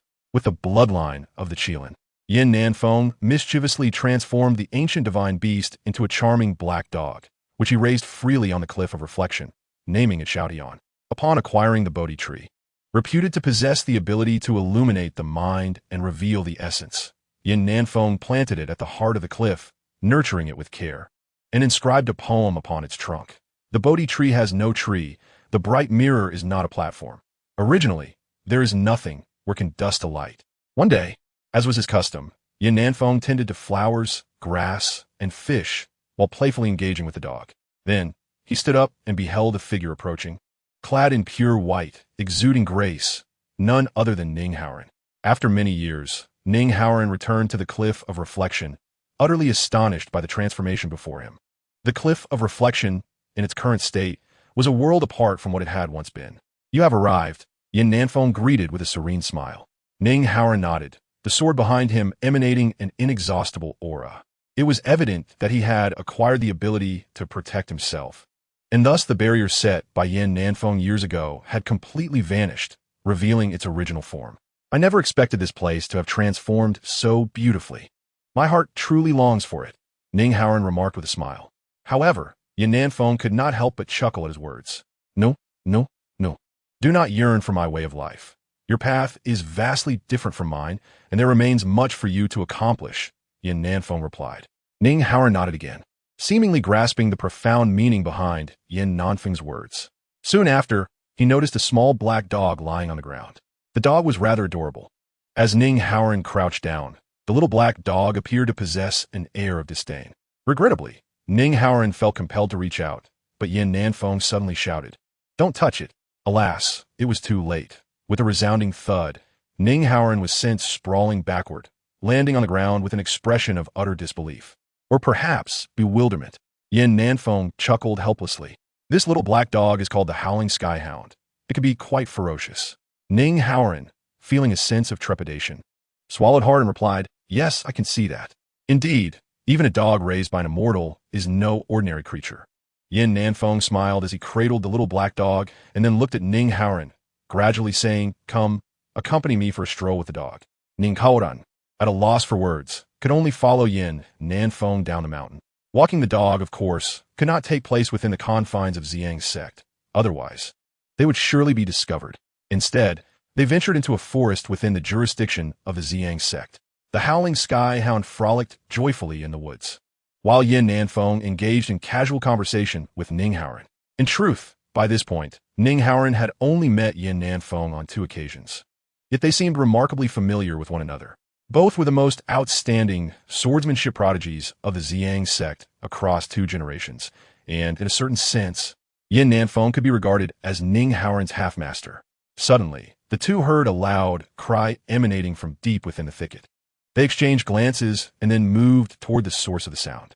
There, in the depths of the forest, a young woman clad in green lay on the ground, drenched in blood, while a burly man with a fierce countenance loomed menacingly behind her, exuding an aura of murderous intent. The woman was struggling to rise, but coughed up a mouthful of blood, clearly suffering from severe internal injuries. Yet, the brute showed no mercy, kicking the injured woman away with a single blow. "Yun Linger, cease your futile struggles. Today, I shall send you to join your ill-fated father." The woman, known as Yun Linger, maintained a cold and beautiful demeanor. Despite the blood trickling from her lips, Her gaze remained resolutely defiant, her exquisite features marked by an indomitable pride. Muda, you treacherous scoundrel, the enmity of annihilating my clan is a grudge that cannot be shared under heaven. Even if I were to transform into a vengeful spirit, I would resolutely not spare you. Chapter 12. Have you come to walk your dog here? The atmosphere in the forest was exceptionally grave. The brutish man before her could discern, with merely a glance, that he was a decisive killer. At this moment, a massive cleaver in his hand gleamed ominously under the sun. Although the weather was warm, the light it emitted felt chilling, exuding an endless aura of murderous intent. Yin Linger felt her heart turn to ash. Muda's cultivation far surpassed hers, having reached the 7th level of the spirit-gathering realm. While she had only just advanced into that realm, the disparity in strength had already sealed her fate. In the vast expanse of the divine land, countless families practiced cultivation, yet only a rare few could truly be deemed noteworthy. The Yun family was but an inconspicuous speck among the myriad of families. Nevertheless, within this family of modest prowess, Yin Linger was undoubtedly regarded as a beacon of hope for their rise. After all, achieving the status of cultivator in the spirit-gathering realm at her tender age, while not on par with the prodigies of first-rate forces, was indeed remarkable. However, fate can be cruel. Not a single member of the Yun family lived to witness the day of her ascendance, nor would they see the family soar to greatness. In the long and perilous night, this lineage, which had tirelessly endeavored to protect peace for the common folk throughout generations, was utterly extinguished from the divine land. The once lofty proclamations turned to mere jest overnight. Lying on the ground, devoid of strength and pallid as death, Yin Linger recalled that fateful night, awash in blood and flames, remembering the heart-wrenching cries of her kin. Tears streamed down her cheeks, falling to the earth below. Had she possessed sufficient strength? How could she have faced such calamity? This world truly operates on the principle of the survival of the fittest. Observing this scene, Muda snorted coldly, raising his cleaver high. With one stroke, Yin Linger will be severed from life. Who says that the night of dark winds is the only time for murder? Even in broad daylight, countless vibrant lives can be ruthlessly extinguished. Muda shouted, his eyes glinting with murderous intent. Yet at that moment, a voice wholly unexpected in this grim setting shattered the heavy atmosphere. Woof, woof. The sound of barking nearly led Muda to believe he was hallucinating. In the depths of the forest, where could a dog possibly come from? Even on Yin Linger's once despairing countenance, a flicker of astonishment appeared. As Muda turned his head, he beheld a small black dog glaring at him fiercely, growling lowly as if ready to pounce and unleash a furious attack. Then, 2 figures emerged behind the little black dog, leaving Muda even more astonished. Yin Nanfei dashed forward, utterly devoid of the demeanor one would expect from a formidable figure of the heavenly enlightenment realm. Meanwhile, Ning Haoran followed silently behind, reflecting on how Yin Nanfei, in this moment, bore little resemblance to the person he had first encountered years ago. With a beaming smile, Yin Nanfei approached and uttered a remark that nearly made Muda spit blood in disbelief. "Oh, my apologies. This mischievous dog of mine has been quite unruly. Allow me to take it away, and you may continue." Yin Nanfei had no intention of provoking Muda, especially with Ning Haoran present as a ready-made enforcer. He then bent down, scooped up the laughing sky dog, and gently patted its head. "You little rascal, if you keep running amok, I shall confine you for 100 years to reflect on your misdeeds." The laughing sky dog let out a pitiful whimper, burying its head in Yin Nanfei's embrace. With a chuckle, Yin Nanfei ruffled its fur and turned to leave. Both Yin Linger and Muda were left speechless, particularly Muda, whose emotions were a tumultuous blend of frustration. "Brother, must it be this way? I am in the midst of a killing spree, and you choose to walk your dog here? What a disruption to the atmosphere." Yin Linger, in her despair, wished fervently that this handsome man was, in fact, a peerless master who could perform a heroic rescue in this dire moment. However, the white-clad figure, engrossed in amusing his dog, appeared nothing more than a frivolous scion of privilege. With a roar, Muda commanded, "Stop." Regaining his composure from his earlier speechlessness, he brandished his large blade with a ferocious grin. "Originally, you could have avoided death, but alas, your ill fate has delayed my affairs. Therefore, none shall escape." Yin Nanfei did not turn, seemingly oblivious to the threat. Muda let out a cold snort and, in an instant, surged forward with astonishing speed. His blade sliced through the air, creating a tempest that swept fallen leaves off the forest floor. The ferocity of his technique was astounding. It was no wonder that Yunling found herself overmatched. Given Mu Da's innate advantages, he was already formidable. In the blink of an eye, Mu Da had closed in behind Yin Nanfei, poised to deliver a fatal blow. "Be careful," Yunling cried out in desperation. Terror flooding her senses as memories of that horrific night resurfaced, blood splattering through the air. Yet, in a surprising turn of events, just as the massive blade was about to strike Yin Nanfei, he vanished as if conjured by specters. Simultaneously, Ning Haoran sprang into action. He did not draw the Haoran sword. Having ascended to a transcendent realm, dealing with Mu Da was a trivial task, requiring nothing more than a simple kick. Without a moment's hesitation, Mu Da was sent flying, crashing into a tree before tumbling to the ground, blood spilling from his mouth. His eyes revealed an endless panic. "You, a transcendent being." Mu Da trembled in fear. The notion of a transcendent existence was utterly beyond his reach. After nearly 3 decades of cultivation, he had encountered only a handful of transcendent practitioners. How could he fathom that this seemingly youthful swordsman had attained such profound mastery? What terrifying talent this was. After all, Ning Haoran appeared even younger than Yunling. Could he possibly be a disciple of some grand sect? Mu Da muttered to himself. During this period, Yunling had been in constant flight, having fled to this location, now 100 miles from the original Yun family estate. He had pursued her relentlessly for months, finally cornering her here. As far as Mu Da knew, this area was teeming with Taoist sects, and even transcendent powers like the Zi Yang Sect were situated nearby. A chill of dread crept over him as he contemplated this. At that moment, he caught sight of Yin Nanfei in the distance, grinning at him. He sensed that Yin Nanfei seemed even more formidable than the young man before him, an enigma shrouded in mist, viewing the world through a veil of obscurity. He silently lamented his misfortune. What stroke of ill fate had led him to encounter such two formidable figures? Chapter 13. Master, you truly are a hidden immortal. Who are you? Mu Da shouted in a flurry of confusion. These two were anything but ordinary. At that moment, Yin Nanfei approached, still smiling. With each step he took, Mu Da felt an overwhelming pressure. Yin Nanfei sighed. "Alas, my dog, the laughing skyhound, though seemingly amiable, is quite unruly and prone to harm. I feared it might injure you, which is why I came to retrieve it. Yet you seek to kill me." Mu Da was left speechless. At this juncture, what was the point of pretense? He spat out a mouthful of blood, realizing the absurdity of his situation. "So it is my fate to face such a day. Do as you will."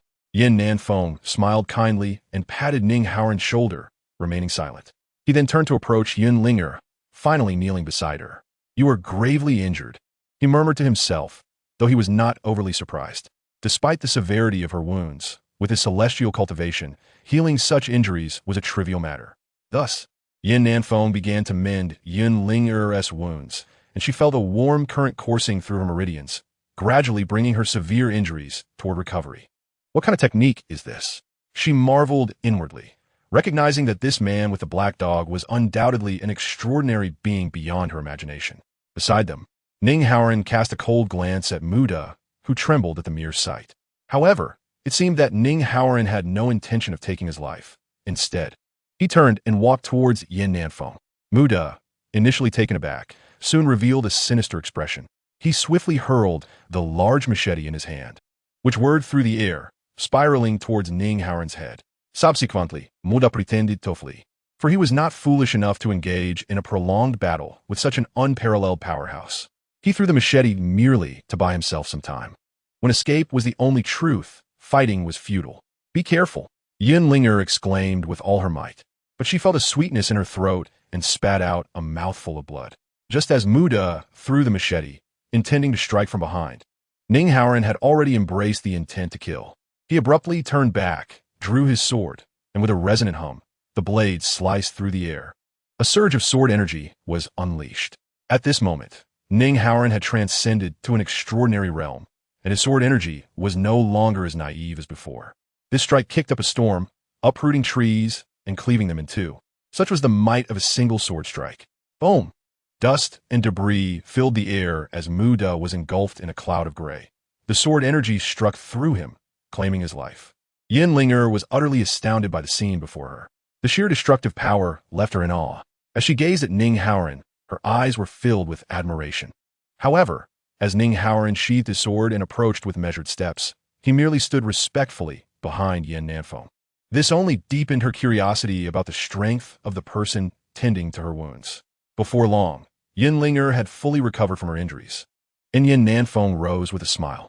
"All done," he said calmly. Yet, Yin Linger knelt resolutely to the ground. "Senior, please accept me as your disciple," she proclaimed loudly. Yin Nanfei found it somewhat strange, pointing to himself, glancing at Ning Haoran, and then back at Yin Linger. "Why do you call me senior when I am so young?" Yin Linger kept her head bowed, speaking with utmost respect. "I have heard my father say that practitioners who have cultivated for decades, even centuries, can reach the pinnacle of their skills and return to their original state, remaining ageless." Yin Nanfei, bemused, replied, "Your father does not possess such profound abilities. How do you know he is not deceiving you?" Yet, Yin Linger seemed undeterred by his words, remaining steadfast in her resolve. "Regardless, please accept me as your disciple." Her delicate face bore an air of determination. Just as Yin Nanfei was about to respond, Ning Haoran chuckled. "How delightful. Does this mean I now have a little junior sister?" Yin Nanfei felt a wave of confusion wash over him as he stared intently at Ning Haoran. "When did I become your master?" Beside them, Yin Linger, kneeling on the ground, observed the scene and felt more convinced than ever that she had chosen the right mentor. This senior brother, having reached an extraordinary realm, could obliterate a forest with a single sword strike. What then could be said of this master, whose cultivation level was inscrutable? Her resolve to become his disciple only grew stronger. In response to Yin Nanfei's words, Ning Haoran broke into a grin. "Well, one might say I am at least half a master." Yin Nanfei rolled his eyes at him, then turned to Yin Linger and sighed. He could easily discern that Yin Linger was also a person of misfortune, which stirred a sense of pity within him. The universe is indifferent, treating all beings as mere fodder. Though this land of Shenzhou appears to be a flourishing realm of celestial pathways, who can truly perceive the lurking darkness? In that case, rise and accompany me to the cliff of reflection, Yin Nanfei said leisurely, causing Yin Linger's face to light up with joy. However, she soon felt bewildered again. "The cliff of reflection?"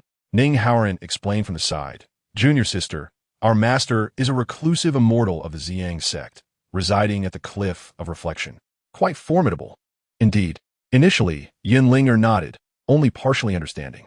In the next moment, her astonished exclamation startled countless birds into flight. "What? The Zi Yang Sect?" As she walked through the 10-mile peach forest, Yin Linger could not contain her astonishment, glancing around in awe. The scenery here was so breathtaking that she felt as if she had transcended reality. Meanwhile, Yin Nanfei strolled forward with his hands clasped behind his back, a smile gracing his lips while the laughing dog frolicked about energetically. Yin Linger felt as if she were on a path to a celestial realm. Upon her arrival at the cliff of reflection, she truly felt as if she had entered a fairyland. Mist swirled around them. A celestial aura permeated the air. And from the cliff's edge, the entirety of the Zi Yang Sect lay before her eyes. "This is the cliff of reflection," Yin Nanfei announced. Yin Linger scarcely paid heed to his words. Everything here was beyond her previous experience. The 10-mile peach forest, the heavenly lake, the Bodhi tree, and even the cave housing a sword mound formed by hundreds of long swords left her utterly astounded. She could not help but exclaim from the depths of her heart, "Master, you truly are a reclusive immortal." Chapter 14. 3 years later, Xiangzi ascends the cliff of reflection alone. In the ensuing days, Yin Linger devoted herself to cultivation at the cliff of reflection. At this point, the entire cliff had become an immense opportunity for her. In Yin Nanfei's eyes, while Yin Linger possessed commendable talent, she was not exceptionally gifted.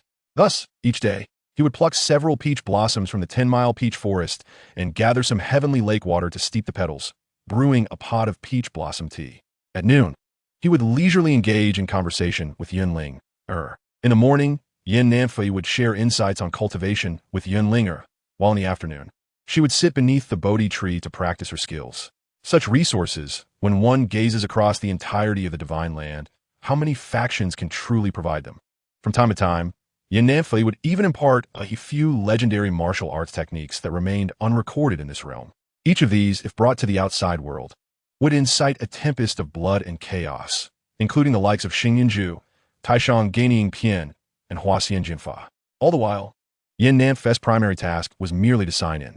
During this period, through casual conversations with Yin Linger, he also learned of her tragic past. Just beyond the borders of Zi Yang Sect, there were no particularly powerful cultivation sects, leading to rampant banditry. The Biluo Mountain Manor was the most formidable band of marauders in that region. In truth, upon first glance at the name, one could scarcely imagine any connection between Biluo Mountain Manor and banditry. After all, which bandit possesses such literary flair to adopt such an eloquent name? Biluo Mountain Manor boasted considerable strength. Previously, Muda was merely the 5th chief of the manor, while the other 4 chiefs were all at least at the 8th level of spirit gathering. Such prowess, in any locale, would certainly not be underestimated. The influence of Biluo Mountain Manor was vast, engaging in arson, murder, and plunder, leaving the surrounding populace in dire straits. Only the Yun family, as a lineage of cultivators, could barely contend with them. However, all the upheavals originated from the formidable backing of Biluo Mountain Manor, the Guangdao sect. Nanfei had some recollection of this Guangdao sect, a third-rate sect on the periphery of Zi Yang Sect's territory, where extraordinary cultivators held sway. One fateful day, the Guangdao sect mobilized numerous powerful figures to join forces with Biluo Mountain Manor, encircling and annihilating all cultivation families in the vicinity that opposed the bandits. And it was merely by chance that I managed to escape, Yin Linger reflected, a flicker of anguish crossing her face. Such hatred is irreconcilable. Yin Nanfei took a sip of peach blossom tea, smiling indifferently. It is but a Guangdao sect, hardly worth mentioning. Would it not be prudent for my master to send your senior brother on a mission to eliminate this so-called manor and sect, avenging you? Yan Nanfei inquired, only to be taken aback when Yin Linger resolutely shook her head. Master, I must avenge my grievances myself. I cannot find peace otherwise. Upon hearing this, Yin Nanfei nodded in satisfaction, appreciating the resolve of his disciple. However, revenge for her was an obsession. Should that obsession fade, her heart for cultivation would diminish as well. Thus, he could only encourage her to spend more time sitting beneath the Bodhi tree. The Bodhi tree possesses the efficacy of clarity and enlightenment, proving most beneficial for the heart of cultivation. In the blink of an eye, 3 years had passed. Over these 3 years, Yin Nanfei had elevated his cultivation to the 8th level of the Tianqi realm, presenting himself as even more ethereal. Each level of the Tianqi realm heralds a transformation of monumental proportions. In the realm of ordinary cultivators, reaching the enlightenment stage is a formidable challenge, with only half of 10 practitioners managing to attain the 1st level. Few possess the perseverance to continue their cultivation journey, and those who reach the pinnacle are exceedingly rare. This scarcity has given rise to the legendary status of the earthly immortals, with only one emerging every century. Yunlingya, having ascended to the peak of the gathering spirit realm, stands merely a step away from the extraordinary, a pace that is undoubtedly remarkable. Her innate talent is significantly inferior to Ning Haoran's, who, under Yin Nanfeng's guidance, has forged his path through the sword and comprehended his heart's intent. In contrast, Yunlingya, lacking in natural endowment and driven by an impure heart, has had her potential painstakingly cultivated by Yin Nanfeng through his daily infusion of peach blossom tea. The root of her predicament lies in her deep-seated obsessions. Yet, Yin Nanfeng harbors no disdain, for the enmity of annihilating her clan is not something easily relinquished. Yin Linger has professed that should she ever ascend to the extraordinary realm, she would personally exact vengeance upon her enemies. The day of reckoning appears imminent. Meanwhile, the situation within the Zi Yang Sect has undergone a dramatic transformation. The demonic cult, which had recently faded into obscurity, has resurfaced with a vengeance, displaying a momentum more ferocious than before. Although the Zi Yang Sect is a prestigious first-rate sect, deeply rooted among the 10 sects of the Tao, its strength predominantly lies in its venerable leaders and a select few prodigious disciples. However, how many extraordinary talents can a single sect truly produce? Xiangzi, who has roamed the lands of the Divine Province for nearly a century, has seen his mental state decline, compounded by years of stagnation and cultivation. Though merely 3 years have passed, he no longer possesses the vigor of his youth. Now, Xiangzi appears increasingly frail, his cultivation at the 9th level of the returning ruins, yet unable to break through to the enlightenment realm. Yin Nanfeng is acutely aware of this predicament, but feels powerless to intervene, no matter his efforts. Xiangzi's time is inevitably drawing to a close, for his lifespan can withstand no further strains. Without the ability to break through, He cannot extend his years and is left to continually siphon the dwindling spiritual energy. This plight is not unique to Zi Yang Sect. Most elders share in this concern.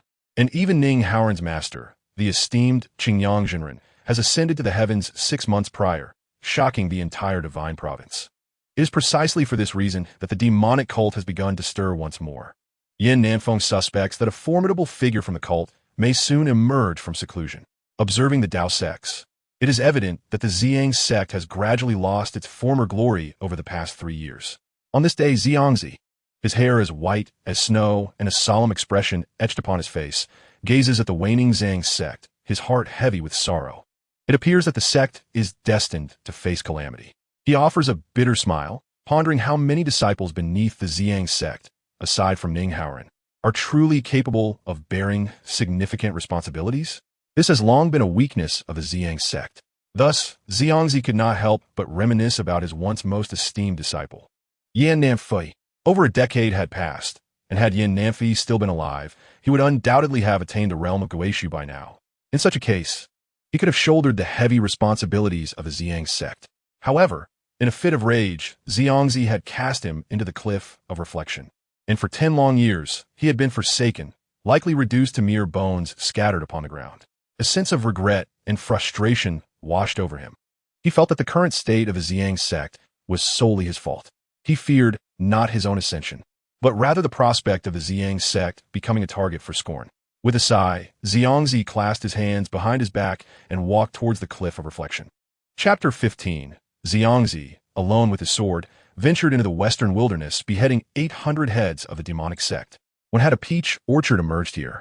Amidst the 10-mile stretch of peach trees, Zi Yang Sect wore an expression of confusion as he continued towards the cliff of reflection. Soon, however, he discerned something extraordinary about this orchard. The peach grove proved immensely beneficial for cultivators. He marveled, for the fragrance of the blossoms, each flower and tree, seemed to harbor an aura akin to miraculous elixirs. As he delved deeper into the orchard, the spiritual essence became increasingly potent. He pressed onward. The expanse of the peach grove was vast, yet he had previously paid it no mind. The cliff of reflection, already isolated in the Zi Yang Sect's remote location and designated as a forbidden ground, deterred any visitors, rendering its wonders unnoticed.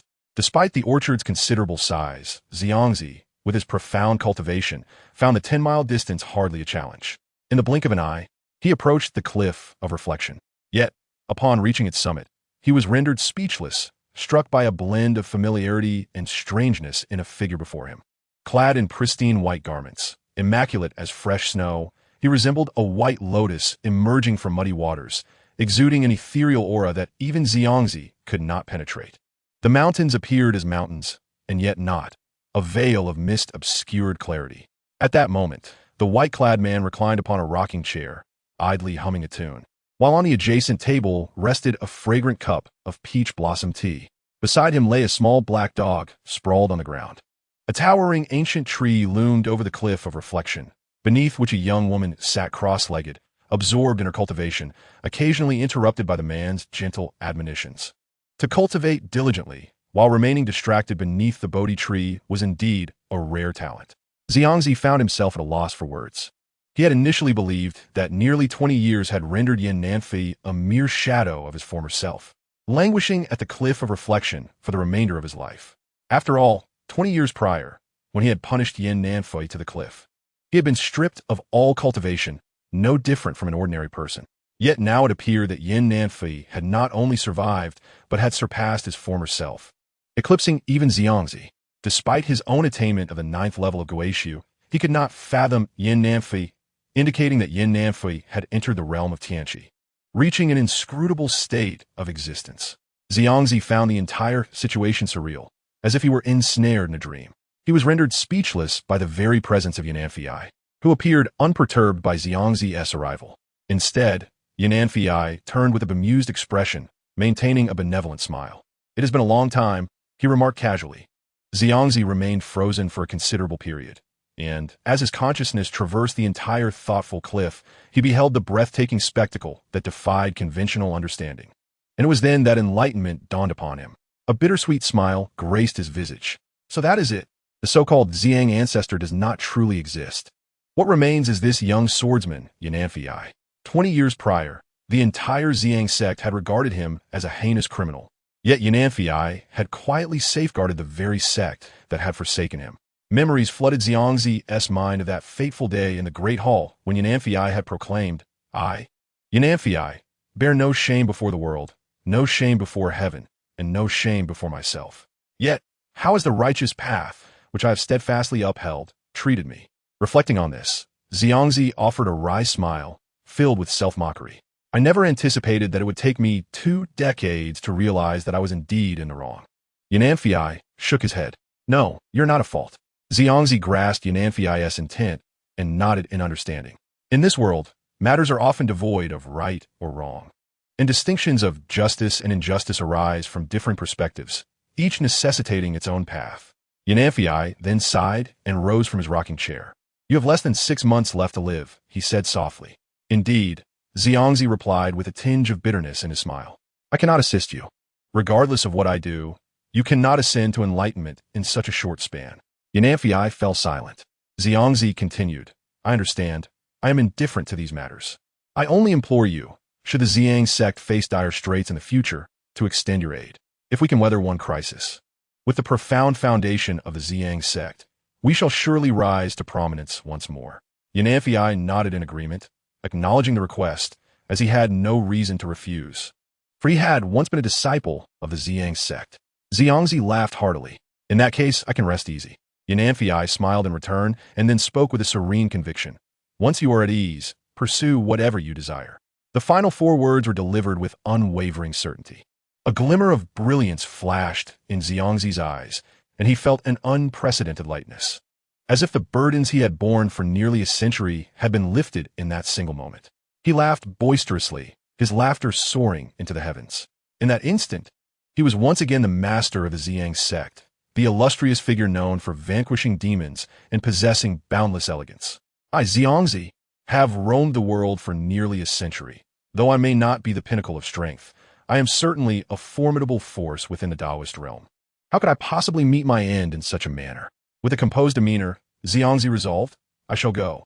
With a resounding shout, Xiangzi turned, his Taoist robe flowing gracefully, white hair billowing, exuding the unmistakable aura of an immortal. Descending from the cliff of reflection, he neither inquired about the path he tread nor the journey he would return from. With a single plunge, life burgeoned forth. Though he could not extend his cultivation to future generations, he could still embark once more on a reckless venture for the righteousness of the world and the well-being of its populace. Days later, Xiangzi, bearing the Zi Yang divine sword, departed from the Zi Yang Sect. Before his departure, he entrusted the position of sect leader to Ning Haoran, leaving not a single word behind. Subsequently, he soared on his sword towards the western wasteland. On this day, Xiangzi, alone with his sword, entered the western wasteland, severing 800 heads of the demonic cult. The sword energy of Zhang was unparalleled, and the vast expanse of the western wasteland was no longer solely shrouded in demonic aura, but also infused with the purple essence that stretched for miles. No longer was there only the anguished cries of demonic fiends, but also the carefree laughter of Xiangzi. In this battle, he audaciously defied fate, returning to the light, and astonishingly attained the realm of heavenly enlightenment in a short span. The battle darkened the skies, severely wounding the vitality of the demonic cult.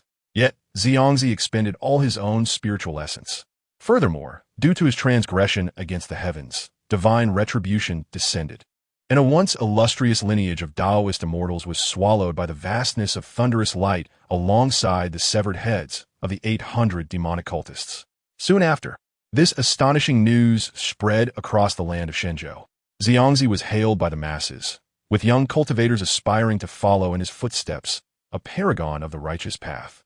A generation of heroes perished, yet their names would echo through eternity. Meanwhile, the demonic cult, having suffered significant losses, unleashed a full-scale assault on the righteous path in their wrath. To everyone's surprise, alongside the demonic cult, the demon race also began to manifest across the land of Shenzhou. The righteous path found itself engulfed in turmoil. The primary target of the demonic cult was none other than the Zi Yang Sect, which had long since lost its former glory.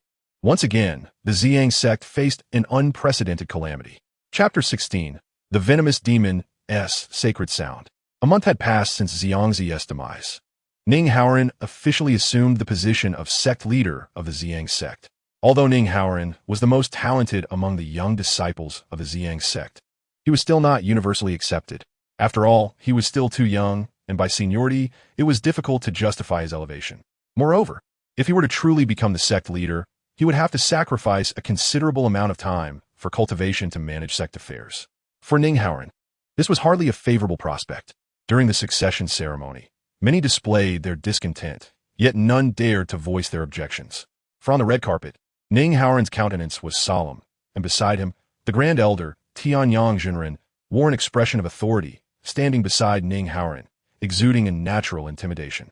Should anyone dare to show dissent, Tianyang Jinren would be the first to act, quelling any insubordination. Who would dare defy the wishes of the sect leader? Thus, Ning Haoran slowly approached the Grand Hall, gazing at the seat of the sect leader, and sat down with a heavy heart. This was not merely a casual act. Sitting down meant shouldering a burden of immense weight. Tianyang Jinren nodded in approval, and the succession ceremony continued smoothly thus far. Subsequently, he stood to the side. The former leader of the Zi Yang Sect, with fervent passion, vanquished demons and eliminated evil, have departed from the desolate western wilderness. The will of the previous leader has been bequeathed to Ning Haoran, who now ascends to the position of sect master. However, within the sect, all matters, great and small, shall be managed by the esteemed elders. The new sect master, Haoran, must now focus on secluded cultivation, striving to enhance his powers and fortify our Zhangdao sect. As these words echoed, all disciples within the Grand Hall knelt, and the elders bowed in reverence. May Sect Master Haoran strengthen our Zhangdao sect. Strengthen our Zhangdao sect. Ning Haoran surveyed the hall, witnessing the sea of kneeling disciples, his heart a tumult of emotions. Presently, the Zi Yang sect's reputation has waned, relegated to the lowest tier among the 10 great sects of the Tao. Contemplating this, a sense of sorrow enveloped him. He had been an orphan since childhood, taken in by Xiangzi, and thus he was reluctant to witness such a disheartening scene. The succession ceremony was not as grand as he had envisioned. With each passing moment, the atmosphere grew increasingly desolate. At that moment, a chilling aura suddenly enveloped the Zi Yang sect. A surging malevolent energy blanketed the skies, plunging the sect into an abyss of darkness. Above, ominous clouds swirled, forming a vortex, and within the oppressive canopy, countless flickers of lightning could be seen, accompanied by a persistent crackling sound. With each thunderous roar, a fragment of the Zi Yang sect's fortune dissipated. All disciples displayed expressions of astonishment, a deeply familiar sensation surging within them. This was demonic energy. A demon had descended. The disciples of Zhang were taken aback, yet they quickly regained their composure, drawing their swords, ready to confront the foe. Ning Haoran, however, furrowed his brow. This aura was terrifying beyond measure. Even the previous celestial demon ancestor could not compare. It was likely that the incoming demon was a genuine harbinger of the apocalypse, unrivaled in power. Ha ha! A voice, brimming with arrogance, reverberated through the heavens and earth. Xiangzi, though your cultivation was profound, you have left this world. Now, there is no one in the Zi Yang sect capable of bearing the burden. Very well. Today, I shall render your Zi Yang sect utterly annihilated. Endless black energy spread forth, and all disciples and elders rushed out of the Grand Hall, only to behold a figure descending from the ominous clouds.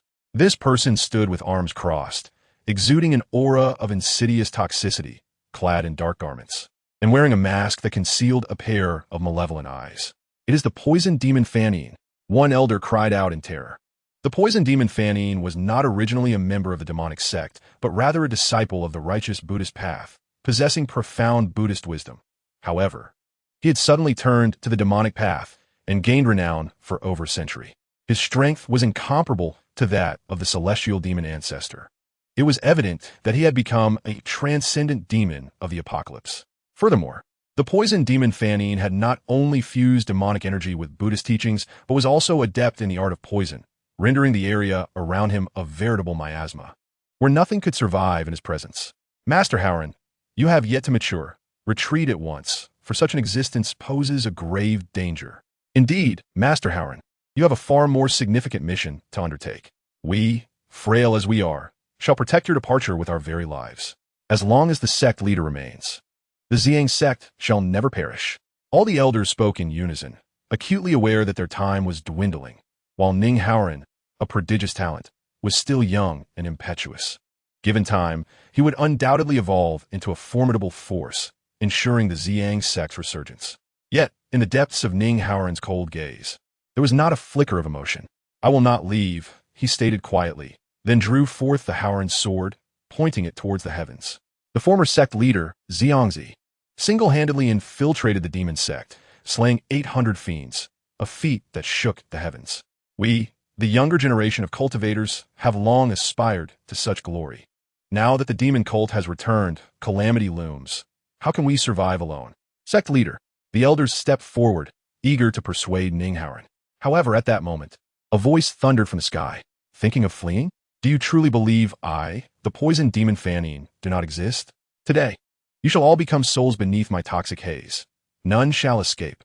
The poison demon Fanine scoffed coldly. Especially you, Ning Haoran. Today, you cannot evade death. If I let you go, in 20 years, you will undoubtedly become a formidable adversary of the demon cult. With that, he swiftly formed hand seals, and an overwhelming Buddhist chant echoed from the distant skies. Yet, this chant was eerily chilling, deep, and hoarse, akin to a malevolent demon lord descending upon the world. The vast Buddhist sound mingled with the deep demonic tones, creating waves that relentlessly assaulted the consciousness of every individual present. The heavenly demon Buddhist sound. This was a technique long associated with the poison demon. Under its influence, all disciples of Zhang displayed anguish. Those with lesser strength perished instantly. Several elders acted swiftly, forming seals to counter the relentless onslaught of demonic sound. Simultaneously, Ning Haoran unleashed wave after wave of Haoran sword chi, while the sect's strongest cultivators employed their respective techniques. Countless cultivators soared into the air, charging towards the poison demon, each one renowned as a peerless master. Yet, before the poison demon's sound, they appeared pitifully weak. One after another, figures surged forward, swords falling like rain, radiant flashes illuminating the sky. However, the disparity in strength proved insurmountable. Their collective efforts were ultimately swallowed by the overwhelming demonic sound. Some cultivators spat blood and met their demise, and even the Haoran sword chi failed to manifest any effect. Soon, even the elders found themselves a loss, for the emergence of the heavenly demon ancestor had already left them powerless, let alone facing the poisoned demon Fanine, who had ascended to the realm of enlightenment. Furthermore, with the continuous exodus of the Zi Yang Sect's leader and elders, their strength had diminished significantly. This time, it was truly a cataclysmic disaster. Chapter 17. Where did you learn that nonsensical language? Meanwhile, at the back mountain of the Zi Yang Sect, at the Cliff of Reflection, Yin Nanfei was reclining on a rocking chair, leisurely sipping peach blossom tea, basking in the comforting warmth of the sun. Yun Linger remained seated in meditation beneath the Bodhi tree, her eyes gently closed, wholly absorbed in her cultivation. The koi fish swam gracefully in the heavenly pool, and everything appeared serene and relaxed. Suddenly, the heavens shifted, and the sky darkened ominously. Thick clouds gathered, accompanied by flashes of lightning and the rumble of thunder. The warm breeze transformed into an endless chill, causing Yin Nanfei to shiver involuntarily. However, he was too lethargic to move, remaining silent and motionless in his chair. Just as he thought he could drift off to sleep, a deafening roar erupted, the demonic sound echoing as if it emanated from the distant horizon. Even someone as composed as Yin Nanfei felt a wave of irritation wash over him. He opened his eyes to see Yun Linger frowning, her mind in turmoil. Yin Nanfei quickly rose, placing his hand gently on her back, finally stabilizing the chaotic energy swirling within her. Had he hesitated even for a moment, Yun Linger would have surely succumbed to madness, spitting blood and meeting her demise. Yin Nanfei felt a surge of anger and turned away, only to behold a figure clad in black in the distant sky, brandishing a set of ostentatious seals and mumbling incomprehensible gibberish learned from who knows where. Grinding his teeth in frustration, Yin Nanfei thought, I just wanted a moment's rest, and here you come to show off. Thus, he pointed his fingers together toward the sword of extermination within the cave and made a swift gesture. Where did you learn that nonsensical language? Silence, he commanded softly. The sword of extermination flew forth with a whoosh, creating a sound that pierced the air. Within the Zi Yang Sect, All disciples were plunged into confusion by the demonic Buddhist sound, suffering grievously, with even Ning Haoran beginning to cough blood, half kneeling on the ground. The elders were not faring much better. Each note of the demonic sound carried an overwhelming pressure, growing increasingly deafening. Could it be that the Zi Yang Sect's fortune had truly run dry? Tianyang Jinren wiped the blood from the corner of his mouth, struggling to speak. His voice laden with sorrow. "Haha, a pack of old dogs from the Taoist sect. Today, I shall ensure you have no place to rest in death." However, scarcely had he spoken when an astonishing curse rang out from afar. "Where did you learn that nonsensical language?" Silence. Accompanying this was a sharp sound cutting through the air. With a change of expression, he abruptly retreated. The sword of extermination merely grazed past him, inflicting no harm, which left Yin Nanfei on the cliff of reflection somewhat astonished. Undoubtedly, the formidable strength of a master in the enlightenment realm is extraordinary. Yin Nanfei, with his gestures ever-changing, displayed an unparalleled proficiency in his sword control technique. The Zhuxian sword lunged repeatedly towards the poisoned demon Fanine as it danced in accordance with Lu Yu's movements. Could it truly be the sword control method of the Shushan lineage? Fanine pondered, having heard whispers of a reclusive ancestor from the Zi Yang Sect, a being of enlightenment-level cultivation. Initially skeptical, he now found his doubts dispelled by this display of prowess. Furthermore, the techniques employed were rather exceptional. If I were to confront him alone, I would surely be at a disadvantage, the poisoned demon calculated internally.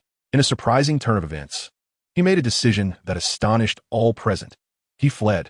Instantly, Fanine's figure halted, dashing into the swirling dark clouds, which soon dispersed, revealing the blazing sun once more.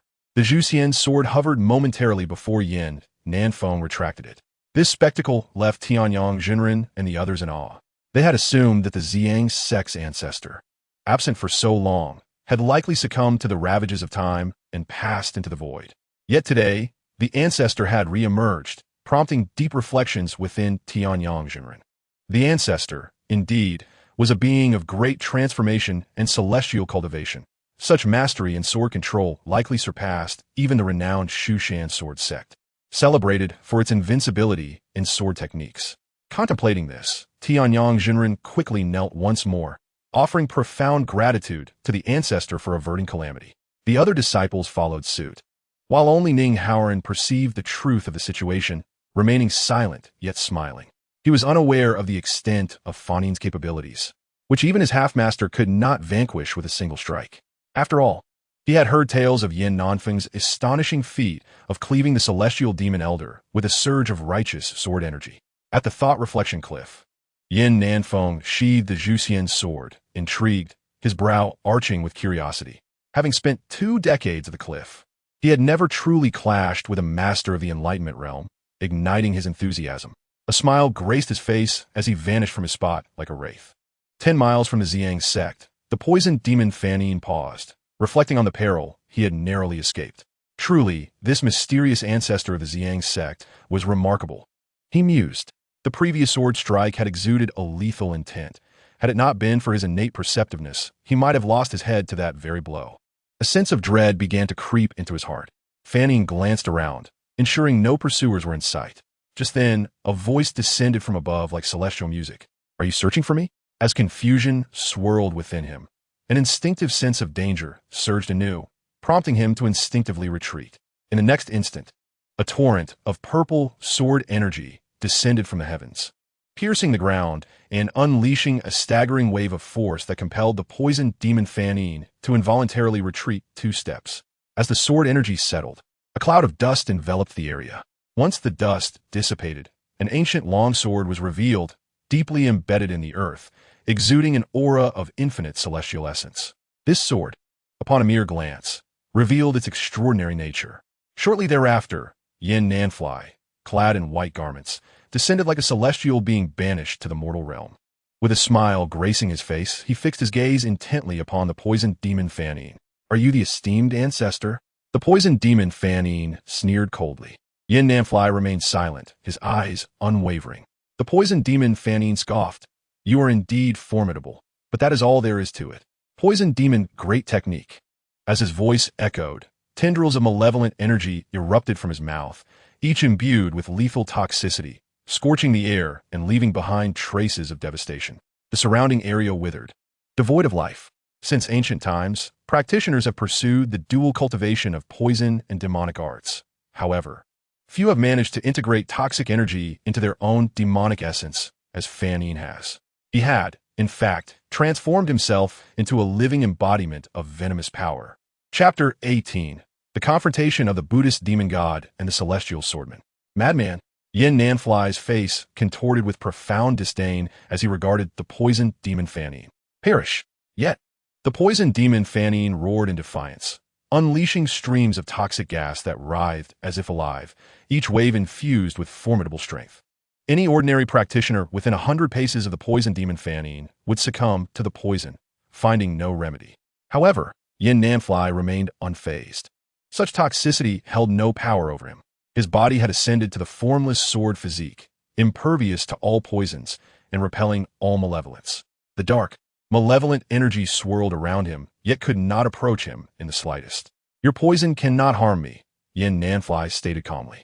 The poison demon Fan Yin possessed two extraordinary abilities.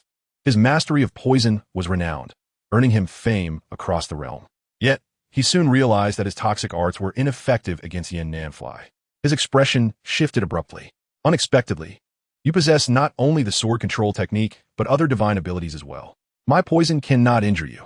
Yin Nanfei's countenance remained impassive, his long sword pointed to the ground. Enveloped by the toxic mist, his heart undisturbed. Then behold my next move. The poisoned demon sneered, swiftly bringing his hands together in a gesture of focus. The world believed that the title of poisoned demon indicated his supremacy in the art of poison.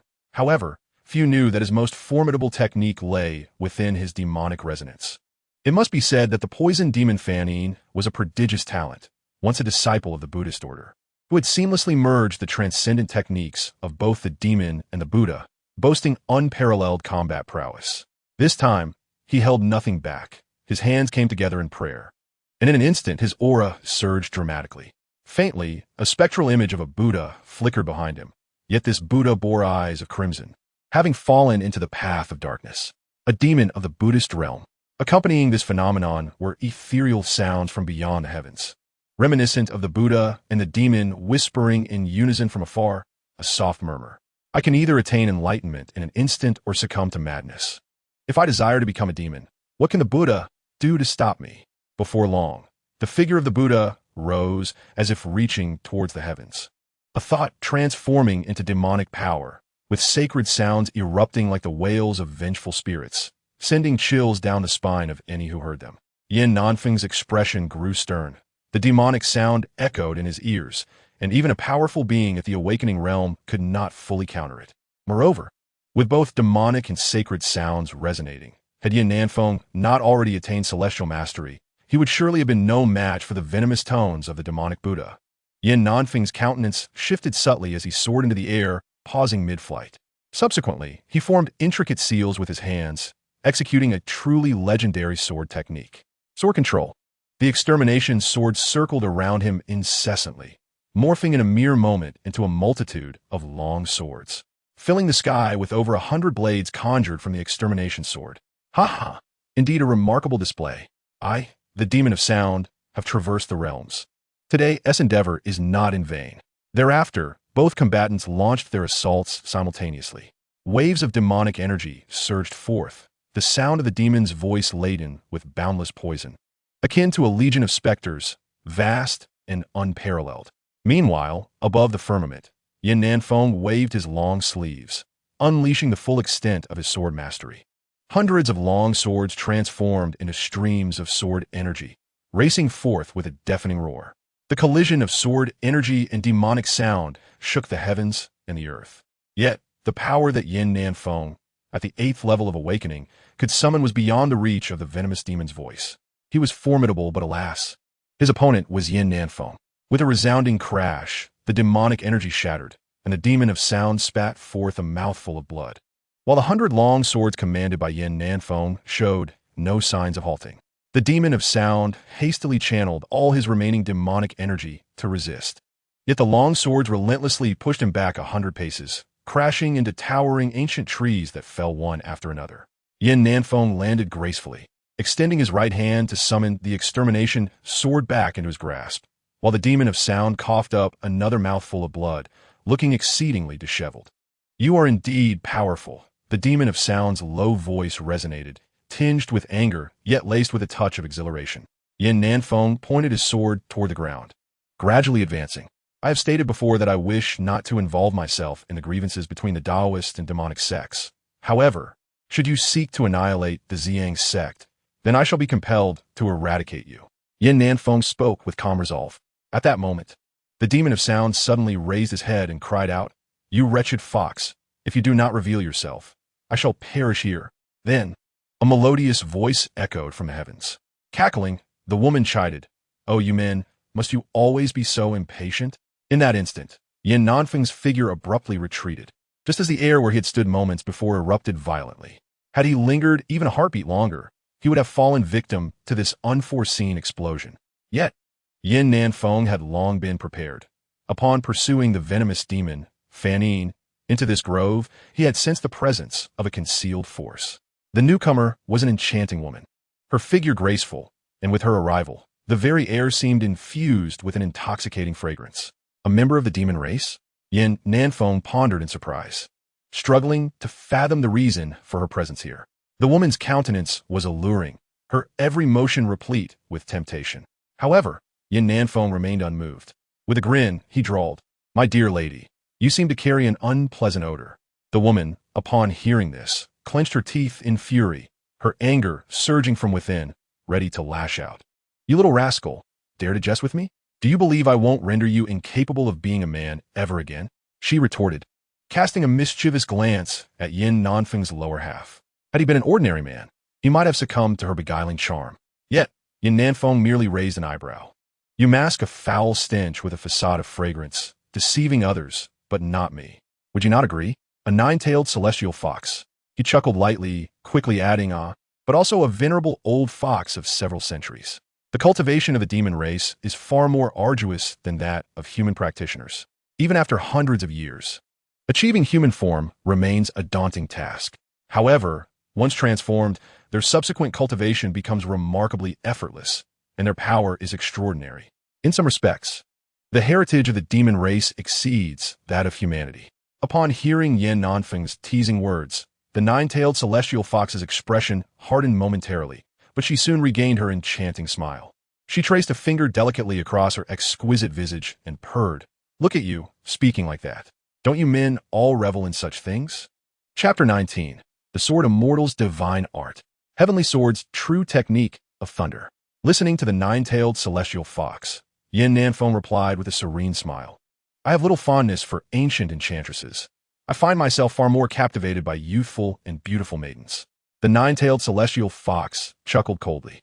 "You silver-tongued brat, do you dare believe I won't turn you into mincemeat?" In an instant, her true form revealed itself, her eyes gleaming with murderous intent, fangs sprouting from her mouth, while her nine tails rose majestically, altering the very winds around them. The nine-tailed celestial fox, upon transforming into human form, could directly attain the cultivation realm of enlightenment. Yet, for her kind, the path to such transcendence is fraught with difficulty after centuries. She was the only one to have successfully manifested into the powerful being of enlightenment before Yin Nanfei. Today, the demon cult and the demon clan have dispatched two formidable beings of the celestial awakening realm to the Zi Yang Sect, with the ominous intention of eliminating the legendary ancestor of Zi Yang. In their eyes, this ancestor has merely just entered the celestial awakening realm. Little do they realize that he not only surpasses them in cultivation, but has also returned to a youthful state, embodying a terrifying presence. Such an entity is likely capable of rivaling the might of the demon cult's supreme power. However, the situation has escalated to the point where confrontation is inevitable. Behind him, the poison demon, Fanine, rises once more. Despite being gravely injured, he remains a genuine force of the celestial awakening realm, still exhibiting considerable power. "Old fox, let us strike together and vanquish him." Fanine's eyes glimmer with ferocity. He cannot believe that the figure clad in white before him possesses any exceptional strength. Could it be that he can withstand two celestial awakening cultivators simultaneously? The nine-tailed fox nods vigorously, casting a fierce gaze at Yin Nanfei. "Let me deal with you properly. Making you submit and serve me well," she grins ominously. Yin Nanfei responds, "Do you truly believe that I cannot contend with the two of you?" Fanning scoffs derisively. Who, aside from Lord Demon God, could possibly face both of us? Even you, it is utterly impossible. Yin Nanfei laughs heartily, brandishing the ancient sword, Zhuxian. If that is the case, then do make your move. As his words resonate, the nine-tailed fox charges forth, launching the first assault.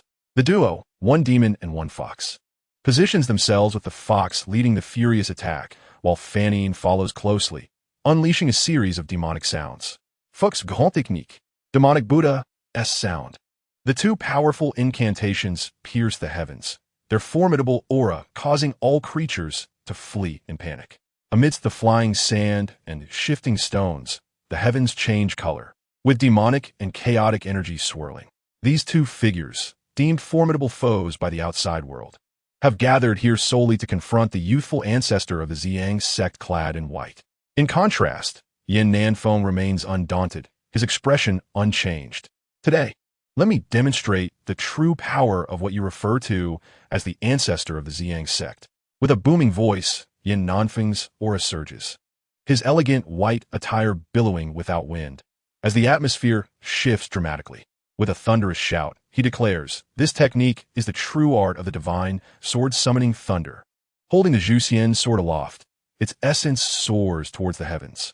An incantation flows from Yin Nanfei's lips. Mysterious abyss of 9 heavens, transform into divine thunder. With this sword, I summon the heavenly might. Boom! The true art of the divine sword-summoning thunder channels the thunder from the heavens, creating an overwhelming spectacle. A magnificent celestial power unleashed. As Yin Nanfei completes the incantation, the sword exudes an extraordinary aura, and dark clouds begin to swirl above. Lightning crackles, heralding the imminent descent of divine might. With the Zhuxian sword drawing down the thunder and his cultivation at the celestial awakening realm, Yin Nanfei transcends the ordinary capabilities of the divine sword-summoning thunder. The celestial thunder descends. A cascade of lightning descended from the heavens, engulfing the entire mountain range in a deluge of blinding radiance. The technique known as the true art of divine sword controlling thunder was indeed formidable, an unstoppable force that could rend mountains asunder. Within the tempest of lightning, the anguished cries of the nine-tailed fox and the poisoned demon, Brahmin, echoed hauntingly. To harness the might of the heavens through mere mortal means, such a feat is astonishing. Could it be that Yin Nanfei has truly ascended to the status of a legendary sword immortal? Spare me, wailed the nine-tailed fox, her voice a chilling lament. Meanwhile, the poisoned demon Brahmin, already grievously wounded, succumbed to the chaos of the celestial thunder, extinguished from existence. A once mighty fiend had fallen with such ease. Before the might of the heavenly thunder, even those with extraordinary abilities could only endure the onslaught. As Yin Nanfei retracted his spiritual energy, the lightning gradually dissipated. The nine-tailed fox reverted to her true form, a frail white fox, lying prostrate on the ground, barely clinging to life. I beg of you, spare me. I will do anything you ask, she pleaded in desperation. Yin Nanfei's power was overwhelming, far beyond her comprehension. He cast a disdainful glance at her and replied, "You are of no use to me. I am not a deviant. I have no interest in beastly affections. I am a descendant of the ancient fox immortals. If you let me go, I promise to attain enlightenment in the future. Please, I do not wish for my centuries of cultivation to come to naught. Though I am a demon, I have never harmed anyone. This was merely the command of a deity, and I did not wish to comply." Yin Nanfei raised an eyebrow, contemplating the current chaos wrought by the Demon Sect. If the nine-tailed fox were to ally with him, she could prove invaluable in the impending conflict. After all, she possessed the cultivation of the celestial awakening realm, a rarity among the current practitioners of the Tao. Thus, it seemed advantageous to have an additional ally of such caliber. Very well, I shall spare your life, and you will accompany me back to the Zi Yang Sect. However, should you harbor any treachery with that, Yin Nanfei unleashed his sword, a wave of righteous energy slicing through the air, cleaving countless trees as if they were mere twigs. In a single stroke, he had laid waste to a mountain. Fear gripped the nine-tailed fox, though she feigned compliance. Internally, she scoffed, "Humph, I shall accompany you for now, but once I recover, I will make my escape. There is no way I will remain your captive." Shortly thereafter, Yin Nanfei returned to the Cliff of Reflection, where Yunling beheld him dragging a fox with 9 tails, which he carelessly tossed to the ground. Lingia, this nine-tailed fox shall be your pet from now on. Upon hearing this, the nine-tailed fox seethed with indignation. What a jest! A dignified fox immortal reduced to being a pet for this young girl. Yet, she suppressed her fury, fearing that this white-robed man might summon the heavenly thunder once more to smite her. Just then, the lively laughing heaven dog bounded over, its nose close to the nine-tailed celestial fox, sniffing curiously before playfully frolicking around her. However, at that moment, the nine-tailed celestial fox was far too consumed by fear, her heart tumultuous and tempestuous. The descendant of the ancient Qilin clan. Chapter 20. A Call of the Sword. Entering the land of the sword immortal. The laughing heaven dog was full of energy, while the nine-tailed celestial fox was in a state of sheer terror. This was an instinctual dread that demon clans felt towards ancient divine beasts, a pressure emanating from a superior presence. When her gaze fell upon a shimmering pool of water atop the Regret Cliff, she was further startled. Could it be the fabled heavenly pool water? Moments latte.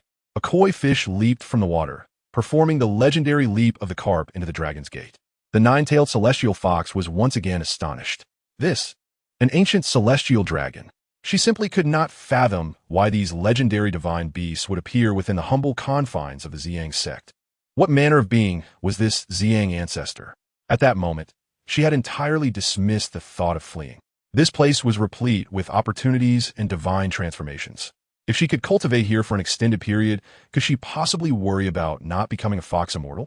In that instant, the image of Yin Nanfei in her heart grew immensely larger. This person was undoubtedly an extraordinary immortal. Otherwise, how could Regret Cliff possess such grandeur? Meanwhile, Yin Nanfei formed a sword seal with his fingers. Go! The extermination sword returned to the cave, floating serenely. Indeed, he was a sword immortal. The nine-tailed celestial fox was resolute in her belief that this individual was of sword immortal caliber. It made perfect sense. She then witnessed Yin Nanfei sit down in a rocking chair, murmuring, "Linger, bring tea." Following that, he fell into a deep slumber. The nine-tailed celestial fox was at a loss for words when suddenly, Yin Linger scooped her up. "Little fox, how adorable." Yin Linger affectionately stroked the head of the nine-tailed celestial fox, eliciting an eye roll from her. After all, she was a magnificent great demon, yet here she was, reduced to a pet for this young girl. How lamentable and pitiable indeed. Subsequently, Yin Linger resumed her cultivation beneath the Bodhi tree, with the nine-tailed celestial fox and laughing heaven dog lying beside her. This Bodhi tree was greatly beneficial to all three of them. In contrast, the koi in the heavenly pool continued to leap out and then plunge back into the water. This was a unique training method of the Dragon Clan, known as fish leaping over the Dragon Gate. Only through relentless effort could one successfully traverse the insurmountable chasm between the koi and the celestial dragon, ultimately transforming into a true dragon, a force to be reckoned with. Meanwhile, Yin Nanfei unknowingly opened his eyes at some point. Ding! Congratulations, host, on successful check-in. Having completed 20 years, this check-in yielded no rewards, but it has unlocked an additional feature. Oh, Yin Nanfei felt puzzled. In 20 years of check-ins, the system had never presented such a situation before. What feature? Ding! Responding to the host, the divine sign-in system is now operational. A new feature allows sign-ins at various locations, available once daily. Yin Nanfei pondered this development. Does this mean that the sign-in locations are no longer restricted to the Cliff of Reflection? Indeed, the system's mechanical voice confirmed.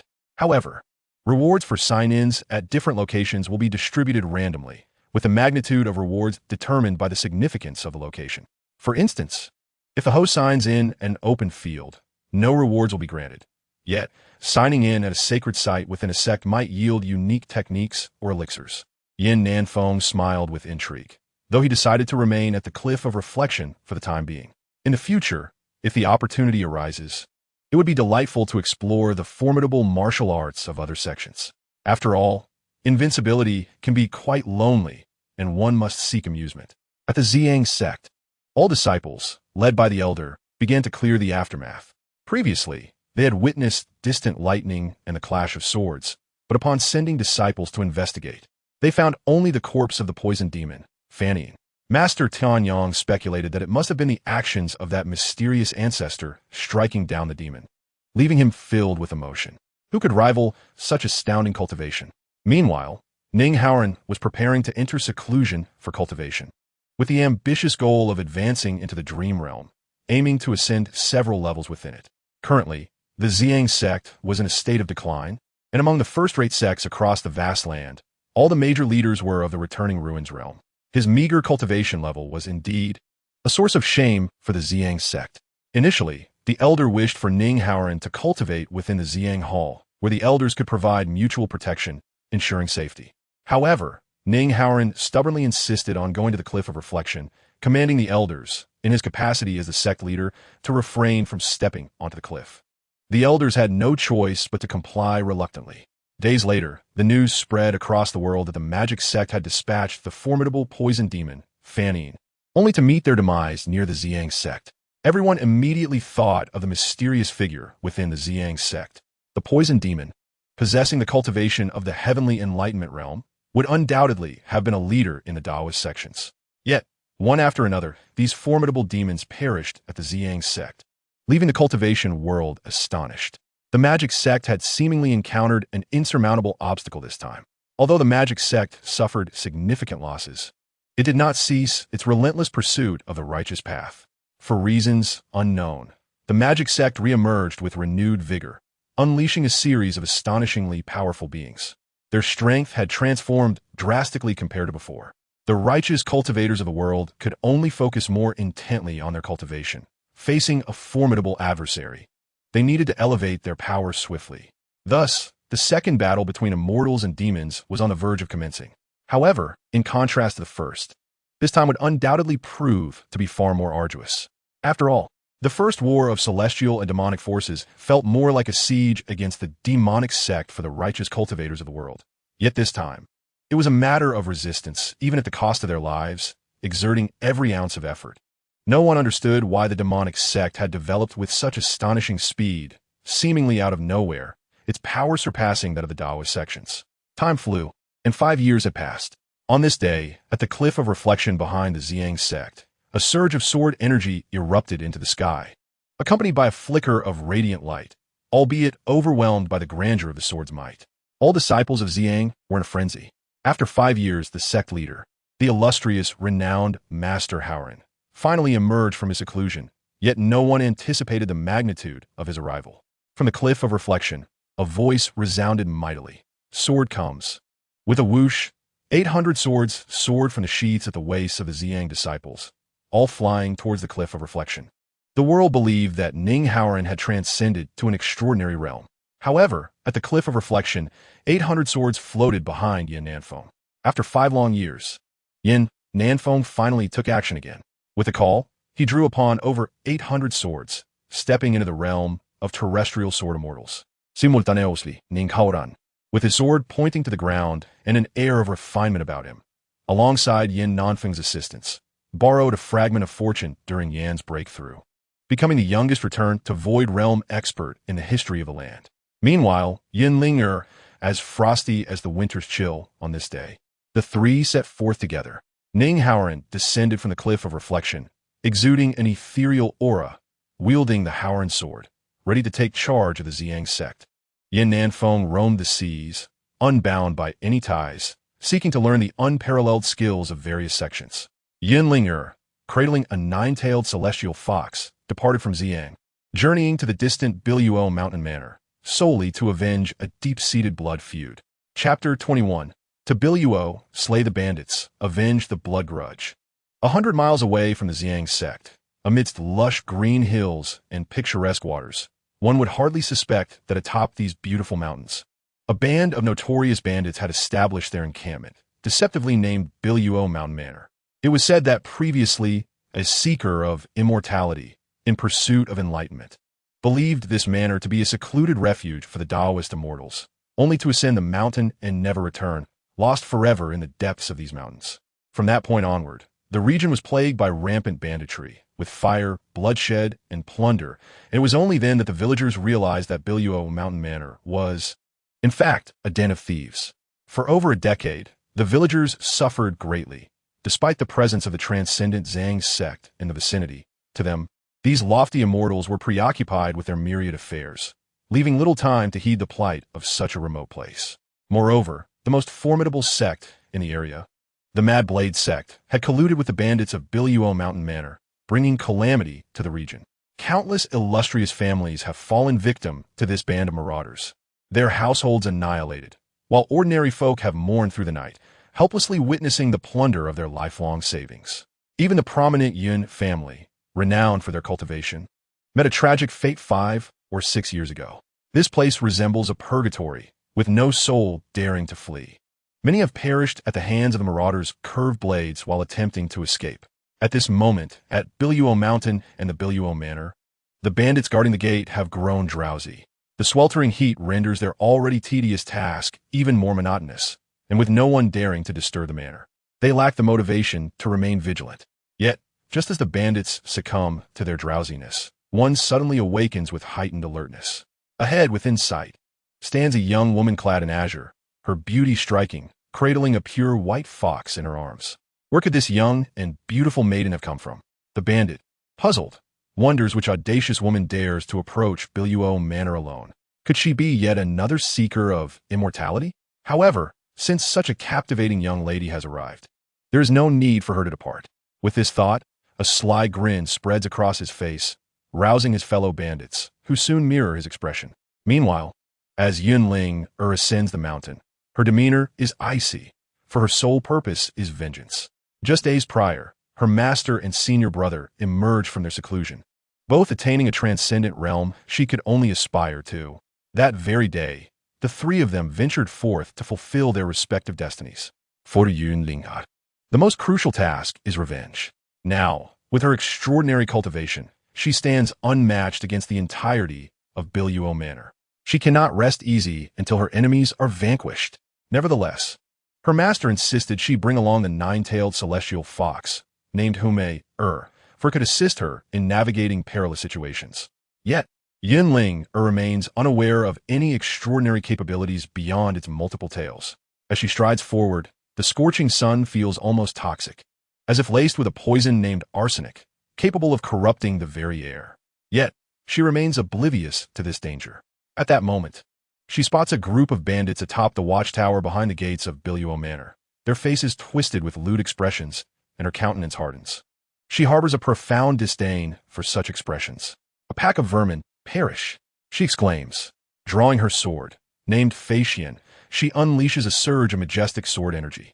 In truth, this sword energy does not represent her strongest attack, for her mindset fails to align with its full potential, rendering it incomparable to Ninghausen. However, dealing with bandits is a trivial matter. Ding! The sound of the sword's energy resonated, as a brilliant white blade of aura surged forth from the flying sword, unstoppable as a force of nature. In the next moment, two astonishing sounds echoed, the shattering of the gate and the anguished cries of the bandits. The unfortunate marauders could scarcely imagine that this seemingly delicate maiden was, in fact, a formidable powerhouse of terrifying prowess. In their crude vernacular, she would be labeled a tigress. Yet they had no time to react. In the blink of an eye, 3 heads fell to the ground. Immediately, the entire Biluo Manor was filled with the sound of horns, heralding an invasion. Yunlinger's expression was frosty, unyielding in the face of danger, as she sheathed her flying sword and strode forward with purpose. Having spent years cultivating on the cliff of reflection, she had absorbed some of the ethereal demeanor of the sword Immortal Yin Nanfei, appearing like a celestial being from the heavens. Before the bandits could fully arrive, with a surge of spiritual power, she shouted fiercely, "You bandits, come forth and meet your demise." With her words, the air was filled with the sound of blades being unsheathed, and countless fierce marauders surged in from all directions, their eyes gleaming with a predatory hunger as if they wished to flay her alive. Behind the bandits, 3 figures emerged side by side, the 4 third and second leaders of Biluo Manor. Their eyes glinted with malice, their chests bare, revealing ghastly scars, unmistakable signs of seasoned killers. In stark contrast, Yunlinger remained as cold as ice. "Oh, so it is the little girl from the Yun family," the 4th leader sneered, his large blade reflecting a blinding light. "We let you escape back then, yet here you are, seeking us out today," the 3rd leader added. Meanwhile, the 2nd leader, appearing more astute, spoke in a grave tone. "Years ago, we sent the 5th to hunt you down, yet he has been silent for 6 years. It seems he has met an untimely end." Yuanling smiled icily, drawing her flying sword and pointing it towards the ground. Her companion, the fox spirit, lazily grunted and returned to slumber. Indeed, Mudo is dead. What a relief. Although she had suspected as much, the expressions on the leaders' faces were still filled with outrage. I do not understand why, having narrowly escaped, you would return to seek death. However, now that you are here, you shall not leave, thundered the fourth leader, a burly man, his voice filled with rage. A chilling smile spread across the faces of all the bandits. Yet, Yinlinger merely chuckled coldly. Rest assured, I have come today for vengeance. If I do not leave this Biluoshan manor awash in blood, I shall not depart easily. The second leader laughed derisively. You Yin family are all worthless, with only you as an exception. But it's merely been 6 years. I do not believe you can have grown that formidable. Chapter 22. The Turn of Events. The voice of Yinlinger resonated throughout the entire Biluo villa. The several heads of the household initially wore expressions of consternation, but soon their faces twisted into mocking sneers. I can only say that your fortune is decidedly unfortunate. At present, all 3 of us heads have attained the pinnacle of the gathering spirit realm, a level far beyond your reach. The second head scoffed, and then, casting a derisive glance at Yinlinga, added, moreover, the first head is currently in seclusion, and it is anticipated that he will emerge today, at which point our Biluo villa will possess an unparalleled powerhouse of extraordinary caliber. Upon hearing this, a smirk of derision spread across the faces of all the bandits. Although Yinlinger was undoubtedly gifted, they could not fathom the possibility of her advancing from the first level of the gathering spirit realm to the extraordinary realm within a mere 6 years. After all, the chasm between the gathering spirit realm and the extraordinary realm was, for many practitioners, an insurmountable divide throughout their lifetimes. Yet, to their utter astonishment, Yinlinger displayed neither fear nor trepidation. Rather, she seemed somewhat disdainful. Enough of your drivel. Perish, Yinlinger remarked coolly, and in the next instant, with a sharp clang, the illusory immortal sword was drawn from its sheath. As they beheld the cold blade, the bandits exhibited savage expressions, and with a command from their leader, hundreds of bandits surged forth. In an instant, the scene erupted into chaos, with flashes of blades and swords, accompanied by relentless screams of agony. With each cry of despair, blood splattered into the air, reminiscent of the day 6 years prior when the Yun family was annihilated. At this moment, Yinlinger felt an indescribable exhilaration. She moved like a swift swallow, soaring skyward, weaving through the throngs of bandits with the grace of the cloud-soaring technique imparted to her by Yen Nanfei. With the illusory immortal sword in hand, she executed her moves with extraordinary finesse. In the blink of an eye, several heads fell to the ground. The illusory immortal sword technique, if one were to compare it to Ning Haoran's Haoran sword chi, which leaned towards sword intent. This technique was a true manifestation of swordsmanship, lacking in grandiose displays, yet seeking to strike decisively at the enemy, all while maintaining an aesthetic quality. The 3 heads, witnessing Yinlinger's unstoppable momentum, emitted cold snorts and leapt into action. The 4th head practiced the decapitation blade technique, which emphasized brute strength and was rumored to have been created by an executioner, known for its lethal strikes and ferocious power. The 3rd head focused on palm techniques and boxing, his moves sharp and his speed astonishing. As for the 2nd head, he practiced the falling leaf sword technique, where his sword play, seemingly casual, was ultimately quite clever. However, to Yinlinger, the signature moves of these 3 were utterly mundane. With her extraordinary cultivation, she was leagued beyond these individuals. She suddenly soared into the air, arching her body back, and unleashed a move known as celestial ascendance. What was once a mundane sword move, in Yinlinger's hands, combined with the illusory immortal sword, exhibited remarkable prowess. Yinlinger poured her entire spiritual power into the sword, which pulsated with a ferocious energy. Her master had once told her that true experts never resort to overly complicated or obscure techniques. Rather, they emphasize a single strike to vanquish their foes. One sword can shatter myriad laws. Initially, she was skeptical of this notion until a fateful day when Yin Nanfei personally demonstrated a sword technique known as one sword, immortal kneels. With just one strike, the heavens shifted, and even immortals bowed in submission. As the saying goes, the path of greatness is simplicity itself.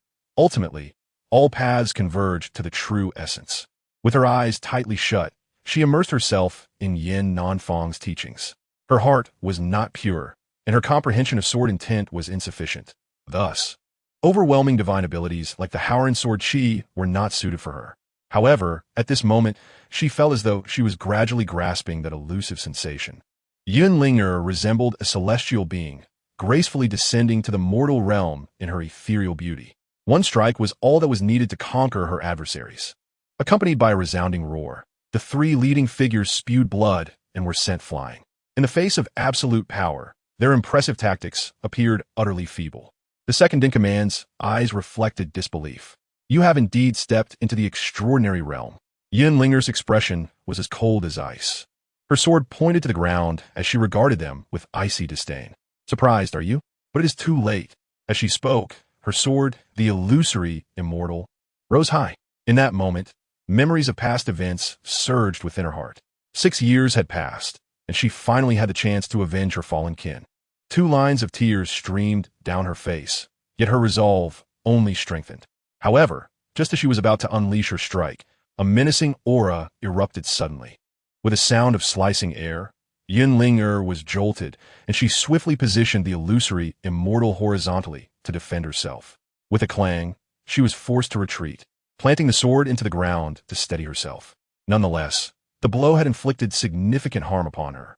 She gazed intently behind her, where at the entrance of Biluo Mountain Manor stood a burly man clad in tight black attire, his eyes wide with fury. In his hand, he wielded a fearsome broadsword that emanated a chilling light. His aura was unmistakably that of an extraordinary being. Yunlinger's expression grew grave. The situation had become precarious. "Who are you?"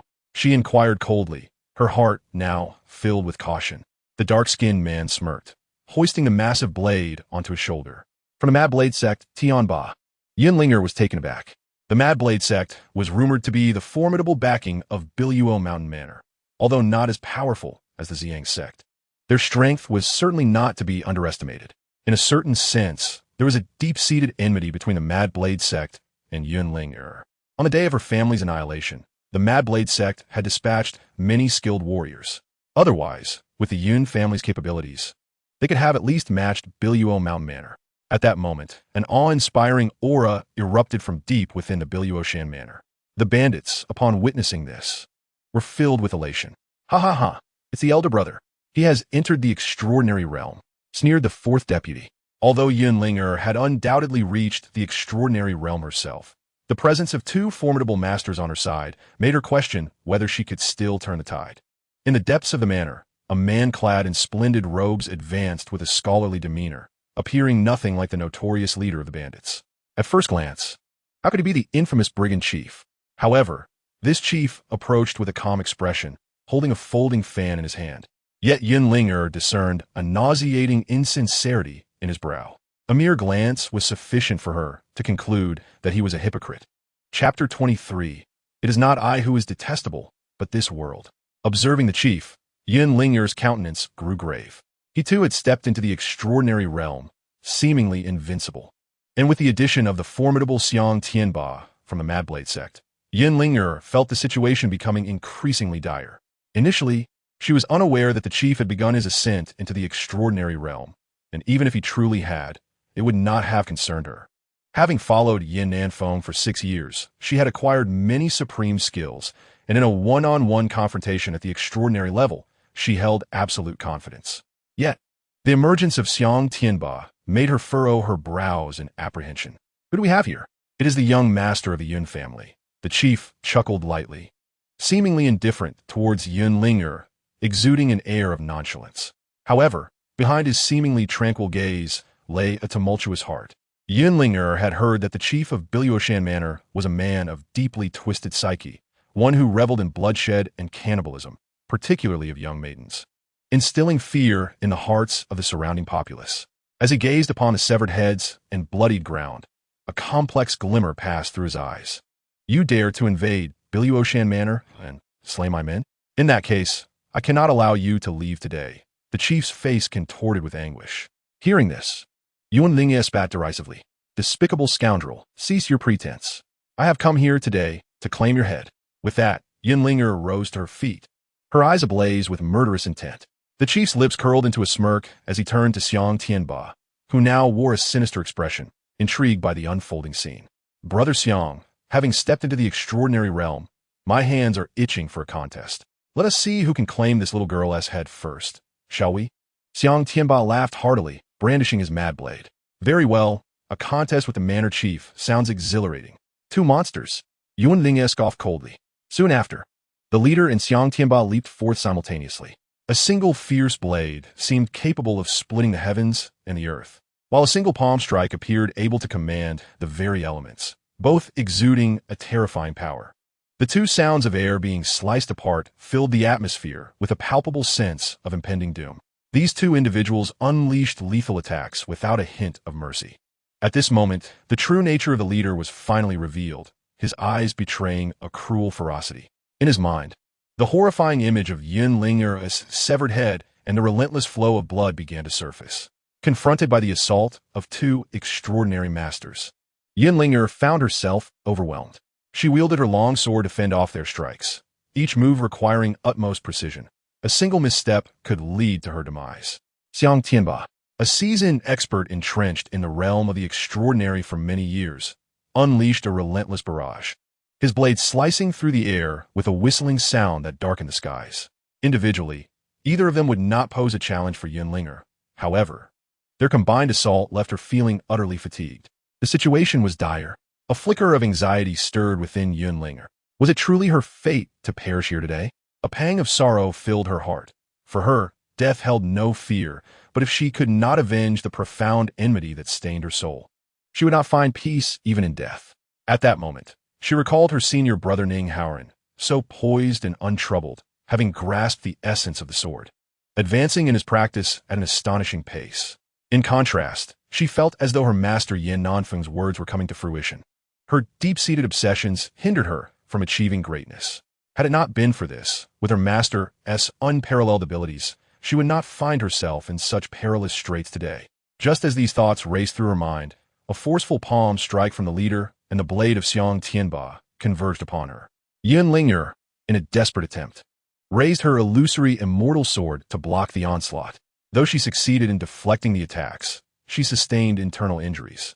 A mouthful of blood erupted from her lips as she was sent hurtling backwards, crashing to the ground. The nine-tailed celestial fox fell with a thud, jolted from its sweet slumber. It lifted its head to see the leader, his expression twisted with a merciless fury, approaching with deliberate steps. "How dare you come to my Biluoshan manor, seeking death?" he sneered. "None among the Yun family is worthy of my regard. Your annihilation is but a consequence of your own feeble strength, utterly incapable of withstanding my might." The leader's demeanor shifted, an expression of near madness overtaking him. "Do you understand why I established this Biluoshan manor? Do you know the significance of its name?" Yin Linger lay on the ground, blood spilling from her mouth, her countenance one of defiance. The leader continued, lost in his own thoughts. "Biluoshan, she was the woman I cherished most dearly. Yet, she was so stubborn. Though I loved her above all else, she repeatedly fell for others. We were but an ordinary family in a quaint mountain town. Biluoshan did not love me. Yet I bore her no hatred, only a wish for her happiness. Until one day, a group of wealthy scions arrived in this village, and the man she adored, in his desire to ingratiate himself with them, pushed Biluoshan into the abode of those affluent youngsters. The head of the household wore a somber expression, her eyes glistening with tears, her voice trembling. She had not emerged since, while the hypocritical villagers chose to observe from a distance, fearing the repercussions of involvement. It was only at this moment that I comprehended the truth. At the dawn of humanity, one's nature is inherently malevolent, merely concealed beneath the surface, regardless of wealth or poverty. Thus, the establishment of this Biluoshan manor came to be. The three injured leaders bore grave expressions, their teeth clenched in fury. Suddenly, the head of the household erupted into a frenzied laughter, betraying her hysterical state. There were no eloquent thieves' dens. Biluoshan was merely her name. The distinctions of rich and poor were but trivialities. "You fail to understand me. The true villain is not I, but this world." With a furious shout, the head of the household leapt into the air, her frenzied roar stripping her of all reason. The force of her strike was sufficient to level the entire manor. Xiang Tianba snorted coldly, anticipating the gruesome spectacle of bloodshed. The remaining bandits laughed coldly in response. At that moment, however, the nine-tailed fox, whom Meyer uttered a soft sound. Yet who would pay heed to such a diminutive creature amidst the chaos? To everyone's astonishment, a captivating voice emerged from the white fox's lips. "You filthy men! The very idea of your nihilistic philosophy repulses me. I shall slay each and every one of you scoundrels." The head of the household was taken aback, clearly unprepared for the fox to articulate human speech. Yet, the next moment, an even more astonishing event unfolded. An overwhelming aura erupted from the white fox, a presence that transcended the comprehension of even the most extraordinary beings. The only discernible fact was that this fox was formidable, powerful enough to inspire reverence. The airborne head of the household was sent reeling, while even the formidable Zhang Tianba found himself kneeling, expelling a mouthful of blood. Those lesser bandits, lacking sufficient strength, perished instantaneously. A chilling terror coursed through the nerves of everyone present. Chapter 24. Master, I shall assist you in annihilating the Guangdao sect. In that moment, the white fox's power surged, transforming the very atmosphere. The heavens and earth seemed to shift, dust and stones swirling violently. Even those of extraordinary strength could not provoke such a transformation. Suddenly, Ninetail sprouted majestically from the fox's form, its crimson eyes ablaze with demonic energy. Xiang Tianba was engulfed in fear. The nine-tailed fox, a being that could only be found in ancient texts. For a moment, he doubted his own sight. The nine-tailed fox was a legendary creature, renowned for its enchanting powers, often referred to as the fox immortal. Yet today, it stood before him in flesh and blood. This was nothing short of a fantastical tale. Where had Yunlinger been for the past 6 years? Not only had her cultivation accelerated remarkably, but she also possessed a nine-tailed fox capable of concealing its aura. The head of the household landed with great effort, struggling to maintain her composure in the face of such a terrifying presence, feeling utterly powerless against it. In legend, the journey of the nine-tailed celestial fox towards enlightenment is fraught with trials, often spanning centuries before it attains human form. However, once it transforms, it immediately gains the formidable strength of the celestial awakening, and with time, may ascend to the realm of the fox immortals. Even among the demon clans, the nine-tailed celestial fox holds a prestigious position. Amidst a tempestuous aura, the transformation of the nine-tailed celestial fox shows no sign of cessation. The white fox stands upright, its form gradually enlarging, and its visage morphs into a captivatingly enchanting face. After 6 years, the nine-tailed celestial fox returns to human form, and in the next moment, a stunningly alluring woman stands gracefully, causing the bandits to involuntarily swallow hard in the face of such peril. The chief and Xiang Tianba, however, find themselves stripped of any reckless thoughts. The transformation signifies that the nine-tailed celestial fox has attained the strength of celestial awakening and has received the legacy of the fox immortals. This is a profound concept.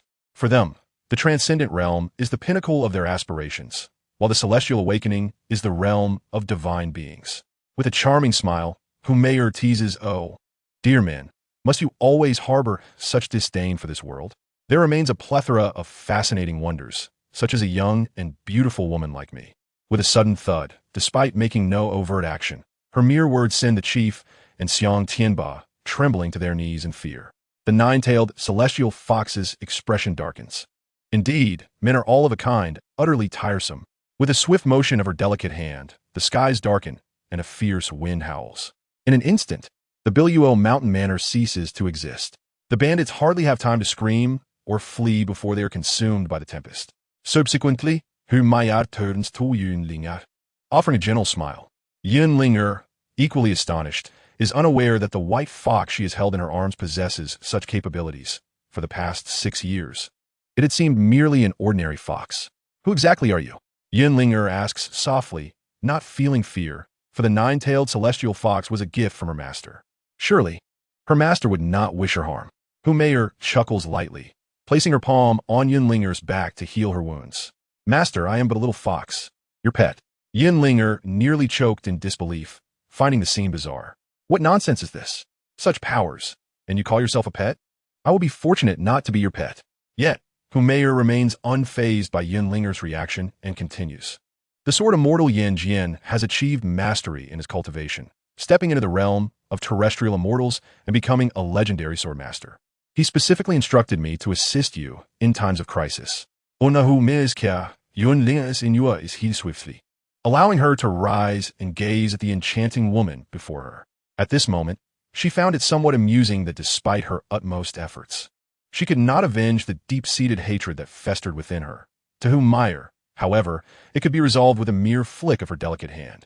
Whom Meyer exclaimed, "These marauding bandits are ruthless and merciless, preying upon the common folk, yet they themselves are cowards, disgusting in their nature. What a farce this so-called Quandao sect is, colluding with the brigands. Just thinking of it fills me with rage." Then, she gazed at Yunlinger with gritted teeth. "My master, let us march to the Quandao sect and obliterate this ungrateful faction." Yunlinger appeared momentarily lost in thought.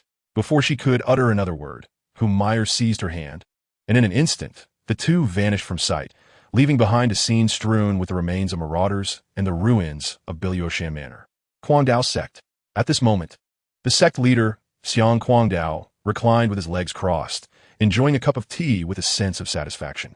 Just moments ago, he had dispatched his most prized disciple, Xiang Tianba, to Biluoshan Manor to collect the substantial treasures owed for the year. In no time, he would return to the Quangdao sect, allowing himself and his disciples to indulge in leisure once more. Thus, he found himself in high spirits, even humming a little tune. To him, notions of ethereal dreams and the realm of return were merely fleeting fantasies. Since such heights were beyond his reach, he preferred to relax and savor life, relishing in its pleasures. However, at that moment, a deafening shout resonated from the sky. What a farce the Quangdao sect is. It resembles a den of thieves more than Biluoshan Manor. Today, I shall eradicate you. Xiang Quangdao's expression turned icy, and he crushed his teacup in his hand. Who dares to intrude upon the Quangdao sect? Are they tired of living? He then grasped a formidable sword and strode out boldly. Hundreds of disciples from the Quangdao sect swiftly drew their weapons, surrounding the two graceful figures, whom Meyer and Yunling. Upon seeing their enchanting forms, a lewd glint flickered in Xiang Quangdao's eyes, followed by a disdainful sneer. "Ah, it turns out we have two beauties in our midst. Step aside. Do not frighten these lovely ladies." A look of disgust crossed Meyer's face, which stirred a tumult of emotions within Xiang Quangdao. Truly, it seemed heaven had smiled upon him. He had not anticipated such lovely visitors. One was youthful and stunning, a vision of celestial beauty, charming and delightful, like an ethereal fairy. The other possessed an exquisite figure and a mesmerizing demeanor. Her every smile and frown capable of stirring the hearts of men, a true gem of the mortal realm. In an instant, his lewd grin deepened. Meyer whispered to Yunlinga, "Master, I shall avenge you. These foul men repulse me, and I will leave them battered. You shall then wield your sword and claim their heads." Yunlinger, momentarily dazed, simply nodded in affirmation. Then, Meyer elegantly advanced, while Xiang Quangdao, misinterpreting her approach as admiration for his gallantry, beamed with delight and eagerly ran to meet her. "Ah, fair maiden, I have arrived." The enchanting Meyer smiled gently, captivating all with her allure. Yet in the next moment, her eyes erupted with an unquenchable thirst for vengeance. With a single, deft strike, she rendered Xiang Quangdao incapacitated. For had it not been for her precise control of power, her celestial prowess could have obliterated the entire Quangdao sect. Her intent was clear, not only to exact revenge herself, but also to ensure her esteemed master would personally sever the head of their foe. Xiang Quangdao spewed forth a mouthful of blood, rendered utterly bewildered. "Master now," Meyer whispered, and with that, Xiang Quangdao was unceremoniously hurled towards Yunlinger, much like a lifeless dog. Yunlinger's countenance hardened as she unsheathed her illusory sword. With a flash of brilliance, the head of Xiang Quangdao fell, his demise shrouded in ambiguity. The onlooking disciples were left in a daze. Was the sect leader truly dead? What followed was a scene of sheer absurdity. Meyer glided forward, ceaselessly striking, casting one disciple after another to their doom. Regardless of rank, be they disciples, leaders, or esteemed elders, none were spared from her wrath. Closely trailing her, Yunlinger wielded her sword with relentless ferocity. Soon, the skies above the Quangdao sect were filled with severed heads. In that moment, Yunlinger fully grasped the taste of effortless victory. "Father, mother, esteemed kin, I, Yunlinger, have avenged our family today. May you rest in peace." Her sorrowful cries echoed amidst the blood-soaked remains of the Quangdao sect. Chapter 25, Memories of the Past. Enemies abound, nothing more. Nightfall approached. withered vines, and ancient trees. A babbling brook beneath the setting sun. On a rugged path, Yin Nanfeng strolled leisurely, clad in snow-white attire. This path, both familiar and alien, retained its original form. Yet the world had changed. Memories surged forth, bringing forth tears. In his childhood, Yin Nanfeng's recollections were hazy, but this place remained vividly etched in his mind. At the distant end of the seemingly long, yet fleeting path stood a somewhat dilapidated two-story building. As he approached, he noticed a dust-covered, worn sign hanging above the entrance. The inscription read, "A guest house." A soft chuckle escaped Yin Nanfeng's lips as memories flooded his mind. At the age of 10, he entered Zhang, a time when he was destitute yet possessed of remarkable talent, gradually earning the title of a swordsmanship prodigy. Before that, he had resided here. Gradually, three familiar figures emerged in his heart: Mrs. Wei, by Yixue, and the woman whose beauty ignited his rage, leading him to unleash a tempest of fury, Shuechinga. Both Yin Nanfeng and the others were orphans, unaware of their origins, having never laid eyes upon their parents. It was the benevolent Wei Danyang who took in the three children. Yin Nanfeng distinctly remembers the moment he was brought to a humble inn by her, feeling quite embarrassed. Initially, the four of them ran this secluded inn, and although their means were modest, they relished a tranquil existence, free from worries. However, everything changed one fateful day when an old Taoist and a monk appeared nearby, seemingly engaged in a discussion of considerable importance. Unbeknownst to them, Wei Danyang, who had ventured out to gather wild vegetables, witnessed their exchange. Fearing that the sound of their footsteps might expose their plans, the two harbored lethal intentions. Little did they know that the playful Yin Nanfeng and Bai Yixue had slipped out of the inn and stealthily made their way into the forest. It was during this ill-fated excursion that Yin Nanfeng bore witness to the horrifying scene deep within the thicket where Wei Danyang, whom he regarded as a mother, lay in dismemberment. Reflecting on this tragic event, tears streamed down Yin Nanfeng's cheeks. The world often seems cruel. Virtuous souls do not endure, while malevolence lingers for eternity. Had it not been for Bai Yixue's desperate attempt to stifle Yin Nanfeng's cries, he might have screamed in horror at that very moment. After the heinous act was committed, the monk and Taoist surveyed their surroundings before departing. They remained oblivious to the two pairs of terrified eyes hidden in the grass nearby. Thus began the trio's life of wandering, until they encountered the leader of the Zi Yang Sect, Zi. By this time, however, Bai Yixue had vanished, and it was later that Yin Nanfeng learned she had joined a clandestine assassination organization known as the Hall of the God of Death, becoming a merciless assassin devoted to a life of killing. Yin Nanfeng never saw her again, hearing only that she met her demise during a botched assassination attempt. Now, dressed in white, as pure as snow, he honors the memory of his once dear friend. Both Yin Nanfeng and Shuechinga joined the Zi Yang Sect, each possessing extraordinary talents. Over the course of more than a decade, they attained profound cultivation, yet Yin Nanfeng's obsession with revenge ultimately hindered his advancement, preventing him from reaching the realm of Guishu. Despite being hailed as a young sword immortal, one day, they learned that the monk and Taoist hailed from the Tiangong Valley of the 10 schools of Taoism and the Tianyin Temple of Buddhism, determined to seek vengeance. Yin Nanfeng descended the mountain, with Shuechinga accompanying him. The ensuing battle was intensely fierce, leaving both the Tiangong Valley and Tianyin Temple severely damaged, compelling the involvement of elder-level powerhouses. In a moment of unpreparedness, a deadly sword thrust was directed at Yin Nanfeng, but it was Shuechinga who intercepted the blow. Yet, at that moment, the righteous sects of the world had already deemed Yin Nanfeng an aberration, as the Tiangong Valley and Tianyin Temple were reputable forces within their respective traditions. To outsiders, Yin Nanfeng's quest for retribution appeared to be a descent into madness, a far cry from the young sword immortal he once was.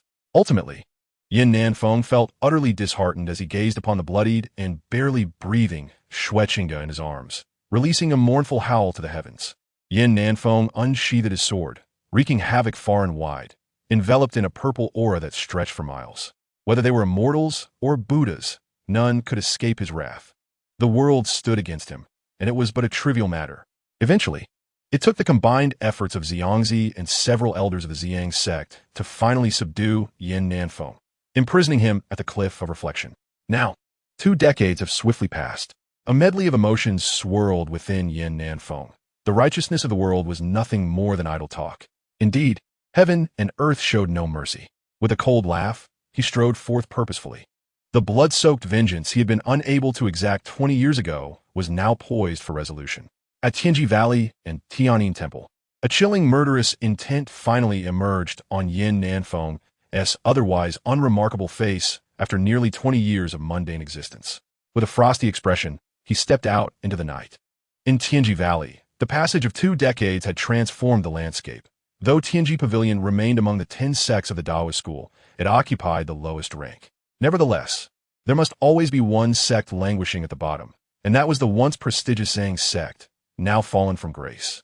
Within Tianji Valley, the Valley Master, Chu Tianji, wore a grave expression, mirroring that of the elders gathered in the Grand Hall.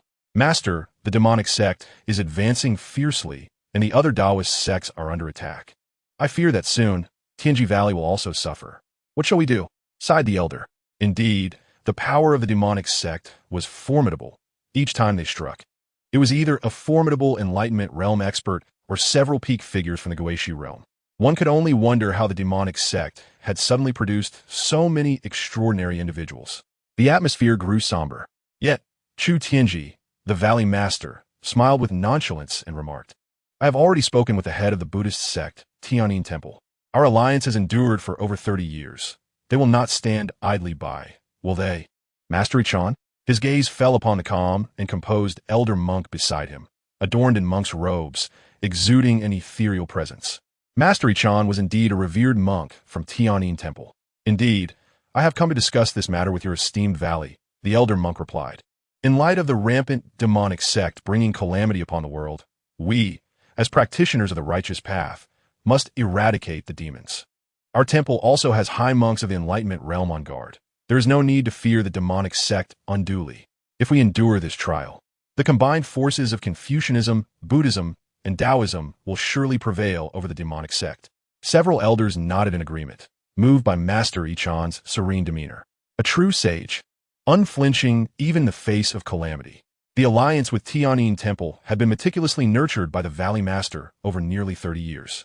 It is worth noting that despite both factions holding grand titles on the continent, Tianji Valley could hardly be considered a formidable entity in comparison to Tianyin Temple. Their overall strength was simply not on the same level. Thus, they could not help but admire the Valley Master's foresight in foreseeing this step 3 decades prior. At that moment, a disciple rushed in, visibly flustered. Master, something terrible has happened, he exclaimed. Chu Tianji replied, Calm yourself, what is the matter? The disciple hurriedly explained.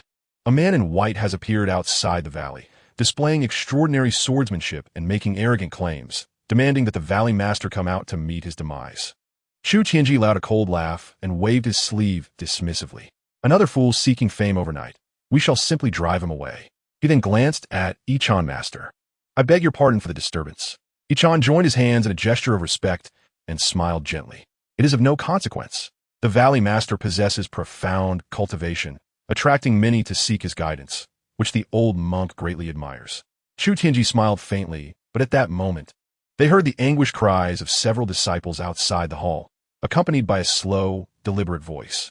Chu Tianji, come out and accept your death. Chapter 26. I will repay Qinggu with a sword. Within the Grand Hall, Chu Tianji and the elders of Tianji Valley wore grave expressions. Though Tianji Pavilion ranked lower among the 10 sects of the Taoist schools, it was certainly not a mere ordinary sect. How weak could a force ranked 9th in the world truly be? While many had come to create trouble, Chu Tianji typically only needed to send his disciples to handle the situation. Never before had someone so brazenly demanded his presence in such a manner. What audacious scoundrel dares to show such disrespect? Chu Tianji scoffed, rising to his feet. Just then, the Grand Hall doors were kicked open with a loud bang. Sword energy surged forth, and several disciples were struck down by the fierce sword chi. At the entrance stood Yin Nanfei, clad in white, leaving a trail of destruction in his wake. The ground behind him littered with corpses. Chu Tianji's pupils dilated in shock. It is you. He recalled the young swordsman in white from 20 years ago, who, despite being merely at the Dream Realm, had displayed unparalleled swordsmanship. That day, Tianji Valley was enveloped in purple aura, suffering heavy casualties among its disciples, and Chu Tianji had just ascended to the position of Valley Master. He vividly remembered how the Grand Elder's divine sword had inadvertently claimed the life of a beautiful woman beside Yin Nanfei. Following that incident, The righteous path of the world had faced calamity, as Yin Nanfeng wielded his sword against the talented disciples of various sects, wreaking havoc and transforming the purple yang true energy into malevolent energy, severely wounding many sections. However, after that, Chu Tianji had only heard that Yin Nanfeng was punished and sent to the Zi Yang Sect Cliff of Reflection, where his life had come to a hasty end. He had almost forgotten that such a legendary figure still existed in the realm. Even a newer generation of disciples no longer knew what the name Yin Nanfeng represented. A genius of the sword, a disgrace to the righteous path. It was only today, upon seeing Yin Nanfeng again, that he finally recalled everything from the past. You are still alive. Chu Tianji felt a tremor of astonishment within him. However, he quickly regained his composure. Years ago, Yin Nanfei was subdued by the elder of the Zi Yang Sect, his cultivation obliterated in an instant. Even though he had the opportunity to practice again over the past 20 years, what could he truly achieve? It is said that not even his former mastery of the dream realm could be entirely restored. Today, he found himself alone at the Valley of Heavenly Mechanisms, and it seemed he was destined to meet his end here. If you are alive, you ought to exhibit some wisdom and continue to survive rather than seeking death in the Valley of Heavenly Mechanisms, sneered Chu Tianji. Yin Nanfei let out a hearty laugh, waving his sleeve as he strode to the center of the Grand Hall. Survive? Since my entrance into the Zi Yang Sect, I have traversed the world alone. When have I ever merely endured existence? In the hall, all present wore contemplative expressions. Chu Tianji disdainfully curled his lip and remarked, "So, you have come here today, seeking vengeance?" Yin Nanfei's expression turned frigid. On that day, deep within the mountains, why did you slay that woman? Chu Tianji appeared perplexed. Which woman? When did I ever kill anyone? It dawned on Yin Nanfei that he had already forgotten Nanwei. He felt a pang of sorrow. Indeed, to you, she was merely a trivial character. How could you possibly remember her? Que Tianji erupted in notaire. I have always been puzzled by the enmity between you and my sect. It is merely for this trivial matter. Ridiculous. If she is but a minor figure, then what is the harm in her death? A true man does not act with the compassion of a woman. Upon hearing this, Yin Nanfei's gaze hardened. Truly, a commoner, not worth mentioning. The immortal above remains oblivious to the sufferings of the people. So be it. Slaughter has become devoid of justification. Not even a pretense is necessary. Not even a semblance of excuse. Yin Nanfei sighed, his expression tranquil. He no longer cared for how the righteous path was treated. Within it, some acted with the people's welfare in mind, while others harbored murderous intents. Nevertheless, such is life. Yin Nanfei smiled gently. Enough, regardless of the circumstances. You are on the verge of death, and I need not force you to admit your faults. Today, let this Valley of Heavenly Mechanisms serve as your grave. Chu Tianji snorted coldly. Utterly arrogant. 20 years ago, you could only slay young disciples. Do you truly believe you can annihilate my Valley of Heavenly Mechanisms now? No one anticipated that Yin Nanfei would maintain his smile and utter a statement that left all in shock. Precisely my intention. Valley Master, this child is exceedingly arrogant. Allow me to teach him a lesson. The Grand Elder, enraged, bellowed as he swiftly advanced. Even le mécanisme soit technique. With the Grand Elder's assault, a long sword was drawn, transforming into countless sword shadows that surged forth, embodying the essence of the heavenly mechanism. The Valley of Heavenly Mechanisms had always prided itself on comprehending celestial mechanisms, and thus possessed considerable insights in this regard. When the previous Valley Master was alive, the Valley secluded itself, striving to unravel the celestial mechanisms to bring blessings to the righteous path of the world. However, under the current Valley Master's leadership, it seemed the Valley of Heavenly Mechanisms had begun to lose its esteemed reputation. Often silent in the world, and even rumored to engage in acts of oppression against the weak, Yin Nanfei gazed at the Grand Elder and recognized him. It was you who in years past took the life of Qin Ge.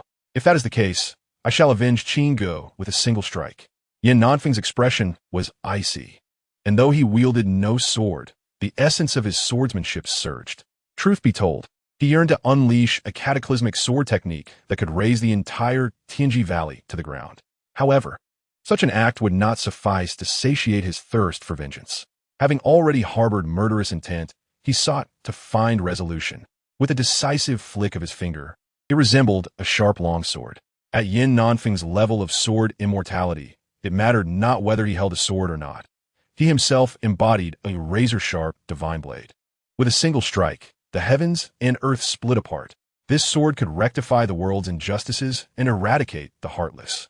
The overwhelming sword energy surged forth. With a swift motion, the Grand Elder's sword was effortlessly disarmed, and Yin Nanfeng's sword energy pierced through his skull. Thus, a formidable elder of the 8th layer of the returning ruins realm fell. Neither side had revealed their true capabilities. Yet even the dim-witted could discern the extraordinary nature of Yin Nanfeng's sword energy. The overwhelming sword energy. Chu Tianji could naturally recognize this technique.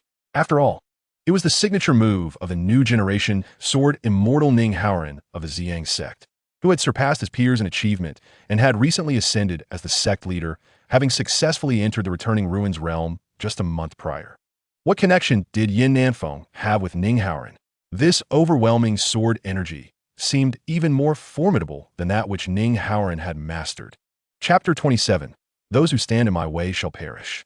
Chu Tianji's heart was clouded with uncertainty as the Grand Elder's lifeless body fell to the ground, devoid of any vitality. To extinguish a powerful being of the returning ruins realm with but a finger, what kind of skill was this? To his astonishment, after 2 decades, your cultivation had not waned, but had instead advanced. Yet, why had there been no trace of you for the past 20 years? Chu Tianji's expression darkened as he spoke. Yin Nanfeng nonchalantly waved his long sleeve. For 20 years, the world has forgotten me. I have remained alone upon the cliff of reflection. Who could possibly remember my existence? In that moment, the atmosphere grew tense. The disciples of Tianji Valley, witnessing the Grand Elder's utter defeat before this young master, were genuinely struck with fear. Meanwhile, Master Yichan closed his eyes, silently chanting Amitabha. Yin Nanfeng's gaze fell upon him. "You're a monk of the Tianyin Temple?" Yin Nanfeng inquired. Master Yichan clasped his hands together, bowing as he replied, Amitabha. "Benefactor, I am indeed a monk of Tianyin Temple. Your murderous intent today is truly unwise. I dare to advise you to lay down your weapon and attain Buddhahood." Yin Nanfeng, incensed by the old monk's audacity, lost his composure and retorted, "Spare me your nonsense." With a single statement, the Zen master furrowed his brow. Yet, Yin Nanfeng continued, "In the past, I did not have the opportunity to seek you at Tianyin Temple. Surely, you do not naively believe that you can rest easy? Nevertheless, it matters not. I shall annihilate the Tiangui Valley and then extinguish your Tianyin Temple." The Zen master sighed deeply. "In that case, I must, for the sake of the righteous path, rid the world of you, a wayward soul who has strayed into darkness." With deliberate grace, the Zen master stepped forward, moving with an astonishing swiftness, appearing before Yin Nanfeng like a specter. "Let me guide you towards redemption," he proclaimed, extending his palm with an aura of immense power. The other elders looked on in shock. Chu Tianji observed with a theatrical demeanor. This Zen master ranked among the top 3 in Tianyin Temple, possessing the formidable cultivation of the 9th layer of Guishu realm, along with formidable Buddhist powers. Yin Nanfeng was destined to fail. You, as a disciple of the righteous path, wield your prowess not to vanquish demons, but to seek vengeance. What a lamentable waste. Your master, Zi single-handedly ventured into the West Wilderness, severing the heads of 800 demonic cultists. What a grand feat. How could you have turned out to be such a disappointing apprentice? The Zen master remarked. "Allow me to discipline you on behalf of Zi, Buddha's palm." With an unmatched strike, he unleashed his power. Yet, Yin Nanfeng merely scoffed in derision. "How noisy. Today, I shall send you to meet your Buddha." He retreated swiftly, evading the blow, and silently recited the sword control technique. A blade to sever the throat, a flying sword for 100 paces. With a clang, the Zhuxian sword emerged. Its might akin to a force of nature. The Zen master felt the overwhelming aura of the Zhuxian sword, his heart shaken, and a fierce intensity surged within him. Even Chu Tianji and the others behind him displayed fervor. Across the vast land of Shenzhou, countless weaponry artisans existed. However, none, regardless of their rank, could forge a divine artifact. The emergence of such a weapon carried with it the fortunes of heaven and earth, only to be crafted by the miraculous hands of nature. Hence, the rarity of divine artifacts. Though terrestrial immortals are scarce, every few hundred years, a few may arise. Yet, divine artifacts, even in ancient texts, are scarcely mentioned. You are still young and unworthy to wield such a supreme weapon. It would be best to entrust it to me for safekeeping. Yin Nanfeng chuckled lightly. Tianyin Temple, as the foremost of the Buddhist sects, has become so shameless? Less chatter, Let us all strike together and seize the divine artifact. Chu Tianji bellowed, and alongside several elders, they unleashed their most potent techniques. Come, take your life. Tiangi said. Surrounded on all sides, Yin Nanfeng remained unfazed. Sword Chi, rolling dragon wall. Instantly, a vast torrent of sword energy surged forth, resonating with the sound of a dragon's roar, growing increasingly formidable. What manner of technique is this? All the elders were sent flying by the sword energy of the rolling dragon wall. Subsequently, Yin Nanfeng directly formed a sword seal with his hands, and instantly, the Excalibur transformed into countless sword shadows. The flying sword decision, floating clouds, summoned the lords from the west. Countless sword shadows surged forth rapidly, leaving no gaps in between. The eyes of several elders dimmed, for just a single strike was sufficient to bring about their untimely demise. Yin Nanfeng, wielding the Excalibur, strode forward with determination.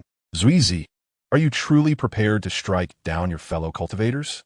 Master Ijan shouted, his gaze filled with terror, completely devoid of the composure characteristic of a high monk. Yet, Yin Nanfeng offered no response. With his sword pointed to the ground, Chu Tianji and Master Ijan had long lost their will to resist, helplessly watching as this young sword immortal approached them slowly. Do not kill me, do not kill me. Chu Tianji retreated in fear, perceiving Yin Nanfeng as a ruthless deity of death. Just then, a deafening sound erupted from outside the hall. Ha ha, Heavenly Mechanism Valley. Today, I shall obliterate your hypocritical sect. Chu Tianji, come forth to meet your end. It turned out that a demonic leader had come to challenge Heavenly Mechanism Valley at this moment. Outside, a tide of demonic energy surged. This leader had reached the half-step to enlightenment, standing on par with the legendary Heavenly Demon Ancestor of yore, far beyond the capability of Heavenly Mechanism Valley to contend with. Although he had not fully attained enlightenment, he was more than sufficient to deal with Heavenly Mechanism Valley. In the past, even with the peak of Guishu, Xiangzi, and the real person Tianyang, along with several elders at the 8th level of Guishu, they had been unable to confront the half-step Heavenly Demon Ancestor. How much less could a Heavenly Mechanism Valley, whose overall strength was inferior to that of the Zi Yang Sect back then, hope to achieve? Que Tianji's contenance changed dramatically, regardless of Yin Nanfeng's actions. The sudden emergence of the demonic leader rendered Heavenly Mechanism Valley utterly defenseless. Yet, Yin Nanfeng merely snorted coldly and uttered, "Who dares to intrude? Go back whence you came." With a clang, Yin Nanfeng flicked his finger, and the Excalibur shot forth, piercing through the air. Moments later, anguished screams echoed outside as the demonic energy receded. Chu Tianji and the others fell silent, aghast. Was a half-step to enlightenment truly slain by a single sword? After a brief pause, the Excalibur was retracted. That night, Yin Nanfeng, clad in white like an immortal, held a bloodied sword in his hand while the moonlight outside dimmed. Those who obstruct me shall perish. With a flash of cold light, Chu Tianji and Master Ijan's heads fell to the ground, marking the complete annihilation of Heavenly Mechanism Valley, ranked 9th among the Taoist sections. This once great sect was no more, reduced to a subject of ridicule. The events of this day would undoubtedly shock the world, yet none would realize Yin Nanfeng's involvement. They would merely believe that it was the result of a fierce battle between Heavenly Mechanism Valley and the demonic sect, leading to its destruction. Chapter 28. If you do not enter hell, who will? Yin Nanfeng gazed upon the now lifeless Heavenly Mechanism Valley and let out a sigh of relief. He had not felt such an overwhelming aura of murderous intent in many years. The last time was 2 decades ago, when he succumbed to his obsession with hatred, causing his heart to waver and leading him astray. However, this time, Yin Nanfeng had evolved into a sword immortal of exceptional poise and clarity of mind, no longer swayed by the urge to kill. The Tiangui Valley, which had thrived for centuries, surely possessed its own profound legacy. Now that the Tiangui Valley had ceased to exist, he would sign in at Tiangui Valley to acquire the divine arts of this sect.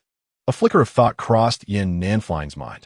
Tiangui Valley stood out within the Taoist sects, dedicated to the comprehension of heavenly secrets. Thus, it would undoubtedly possess many astonishing revelations that even Yin Nanfeng might not grasp. With this in mind, Yin Nanfeng gazed upon the blood-soaked Grand Hall and declared, "System, sign in at the Tiangui Grand Hall." Ding! Congratulations, host, sign in at the Tiangui Grand Hall successful. You have obtained the supreme secret art of Tiangui Valley, the Tiangui Seal. The Tiangue seal was the hallmark skill of Tiangue Valley, encompassing numerous divine abilities, possessing not only formidable offensive power, but also extraordinary techniques, such as sealing and spirit communication. However, due to the degeneration of the Tiangue Valley's lineage, many divine arts have been lost, resulting in the Tiangue seal being incomplete. Nevertheless, what Yin Nanfei acquired was the genuine, complete version. Yin Nanfei nodded. The Tiangue seal was more than sufficient for him. He then retracted the Zhuxian sword and vanished within the confines of Tiangue Valley. Days later, shocking news reverberated across the vast expanse of the Shenzhou land. The Tiangue Valley, ranked 9th among the 10 Taoist sects, had overnight succumbed to oblivion. This was truly alarming. Regardless of the circumstances, Tiangue Valley was a formidable force within the Taoist realm. To claim it had perished in a single night was nothing short of absurd, unless a powerful being at the Enlightenment stage intervened. However, during investigations, a remarkable discovery was made. The corpse of a half-step Enlightenment demon lord lay within Tiangue Valley. Consequently, speculation arose that the Demon Sect had launched a surprise attack on Tiangue Valley, deploying numerous formidable warriors to annihilate it.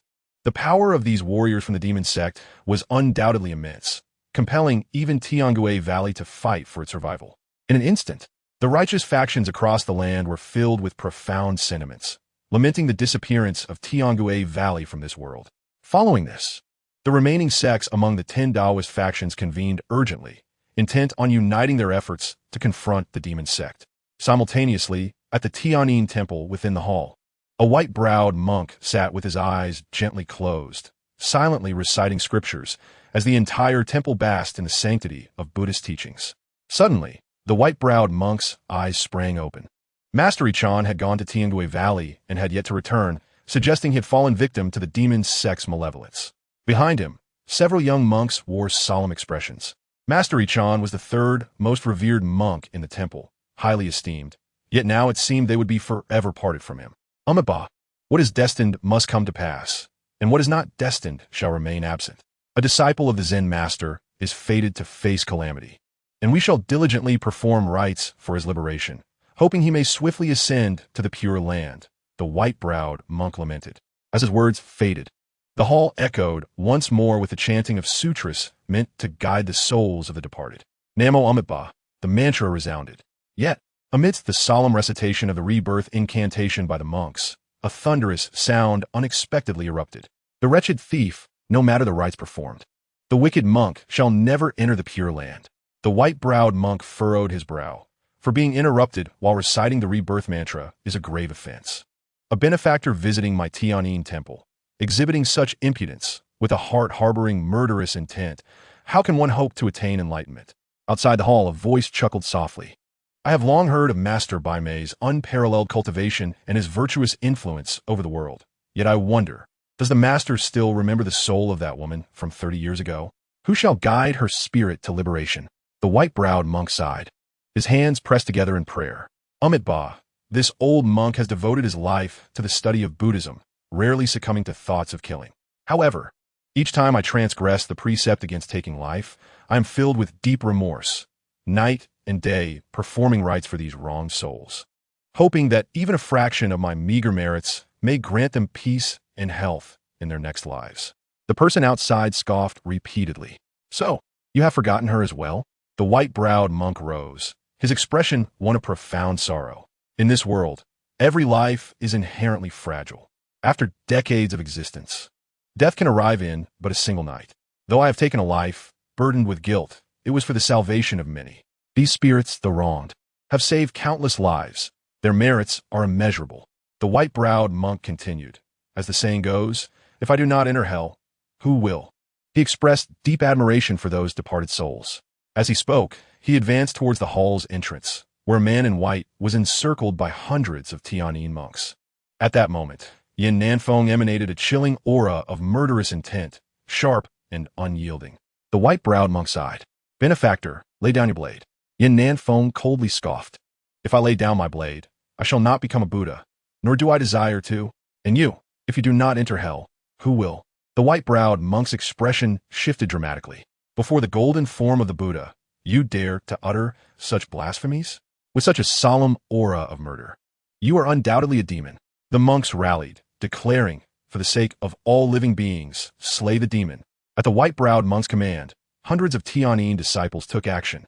At the entrance of the hall, the monk's countenance darkened as he formed a hand seal.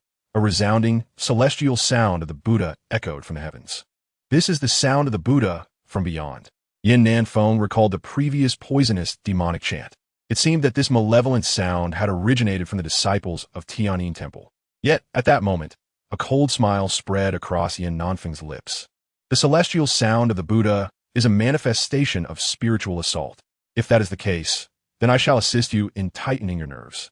You wretched thief, behold this. Yin Nanfei flung a satchel into the air, which unfurled to reveal a severed head rolling down until it rested at the feet of the white-browed monk. This is the head of a disciple of the Zen master. The white-browed monk cried out in anguish, for the eyes of the severed head were wide open. Fixated on him, a tumult of emotions surged within the monk, and his voice trembled as did his arm. He pointed accusingly at Yin Nanfei. You sinner, you are beyond redemption, a scourge that must be eradicated for the sake of the world and the righteous path. In that moment, the celestial sound of the Buddha grew even richer, and a colossal phantom of the Buddha appeared against the distant sky. Chapter 29. Is merely vanquishing demons synonymous with safeguarding the path?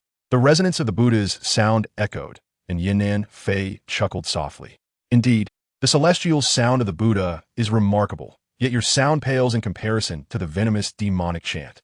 The white-browed monk snorted coldly. You truly have succumbed to madness. Having annihilated the Tianji Valley and caused my disciple Yizhan's tragic demise, that venomous demonic chant is a traitor to my Tianyin temple. Why mention him? Prepare yourself. With that, the white-browed monk unleashed his full power, reaching an unparalleled pinnacle of the primordial realm. From afar, the Buddha's illusion appeared increasingly tangible. This celestial sound of the Buddha is an unparalleled technique created by a Buddha of my Tianyin temple, transforming one's spiritual essence into the essence of the Buddha. When one's cultivation reaches its zenith, it is possible to summon the spirit of this Buddha, thereby granting my Tianyin temple the presence of a Buddha to safeguard us. The Buddha represents the supreme existence within the realm of Buddhist cultivation, distinct from titles such as demonic gods and sword immortals, all of which belong to the terrestrial immortal realm. However, Yin Nanfei remained unfazed, his white garments billowing gracefully beneath the resounding Buddha's sound, exuding an ethereal presence. Even if the true Buddha were to descend, Yin Nanfei could cleave the Buddha with his sword. How much less should he be concerned about this mere phantom? Yet, you are ultimately not of the enlightenment realm. Otherwise, this Buddha's spiritual essence could indeed summon the departed spirit of the Buddha, Yin Nanfei stated calmly. The white-browed monk scoffed repeatedly. Nevertheless, even so, the strength of the enlightenment realm is still formidable. With that, the white-browed monk flicked his fingers. The pinnacle of the demonic Buddha's sound extends beyond merely this vast resonance. It can directly invoke the Buddha's phantom, harnessing its power. The Tianyin Temple is indeed a renowned force within the Buddhist world. Thus, it is akin to having two enlightenment-level experts in attendance. Among the three eminent monks of Tianyin Temple, the white-browed monk ranks second, while the first remains an enigma throughout the land of Shenzhou. The celestial sound of the Buddha's hand seal, the white-browed monk bellowed, as a massive hand from the Buddha's phantom descended from the heavens, wielding an exceedingly violent energy. However, for Yin Nanfei, a celestial swordsman, the grand spectacle that would have caused others to kneel in supplication appeared trivial. The heavenly Buddha's handprint? Yin Nanfei scoffed coldly. Witness as I, Yin Nanfei, extinguished the Buddha with a single sword. With a resounding laugh, he waved his sleeve. Sword, come forth. With a clang, the sword of extermination emerged.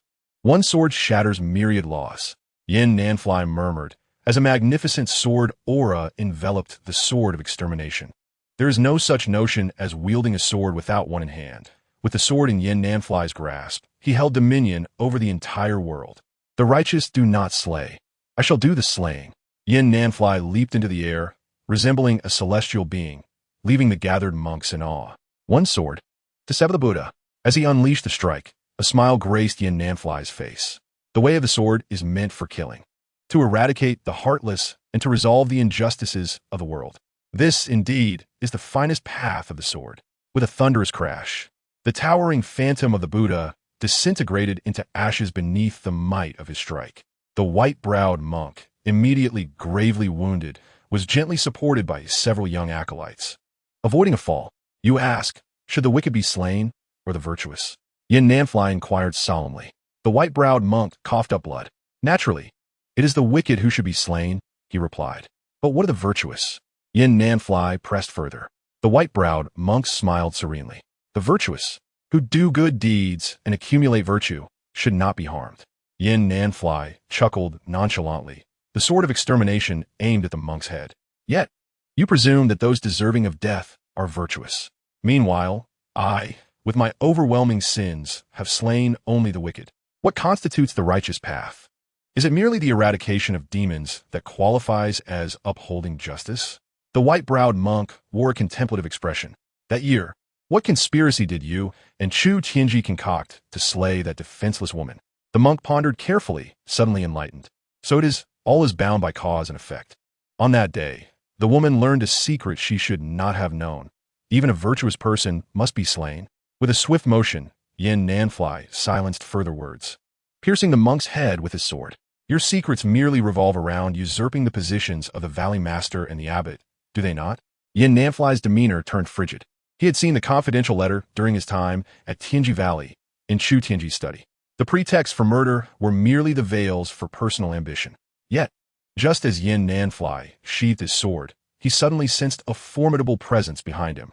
Turning, he beheld a gaunt monk, already in the twilight of his years. However, with a single glance, Nanfei discerned the extraordinary nature of this elder. You are the foremost monk of Tianyin Temple, Nanfei remarked calmly. The monk nodded. Indeed, Nanfei was not concerned that the old monk would pose a threat to him. In truth, with his current level of cultivation, he would be able to sense even the slightest murderous intent from the other party. If that were the case, then why did he not stop me from killing him? Nanfei casually inquired, his long sword pointing to the ground. Because he deserved to die, replied the emaciated monk. Nanfei was somewhat surprised. It seemed that there was still someone in the Tianyin Temple who understood reason. The gaunt elder gazed calmly at Nanfei. My junior brother has committed numerous heinous acts, consumed by greed and desire, and is unworthy of the title of High Monk. I have tried to persuade him multiple times, but he remained obstinate. I regret to admit that I am too soft-hearted to deliver the fatal blow myself. Nanfei chuckled softly. This thin old monk was indeed a genuine practitioner of the enlightenment level. If he were to unleash the sound of Buddha from beyond the heavens, he could certainly summon the spirit of the Buddha. With that in mind, what was the purpose of the master's appearance this time? Nanfei retracted his sword, transforming it into a beam of light that vanished into thin air.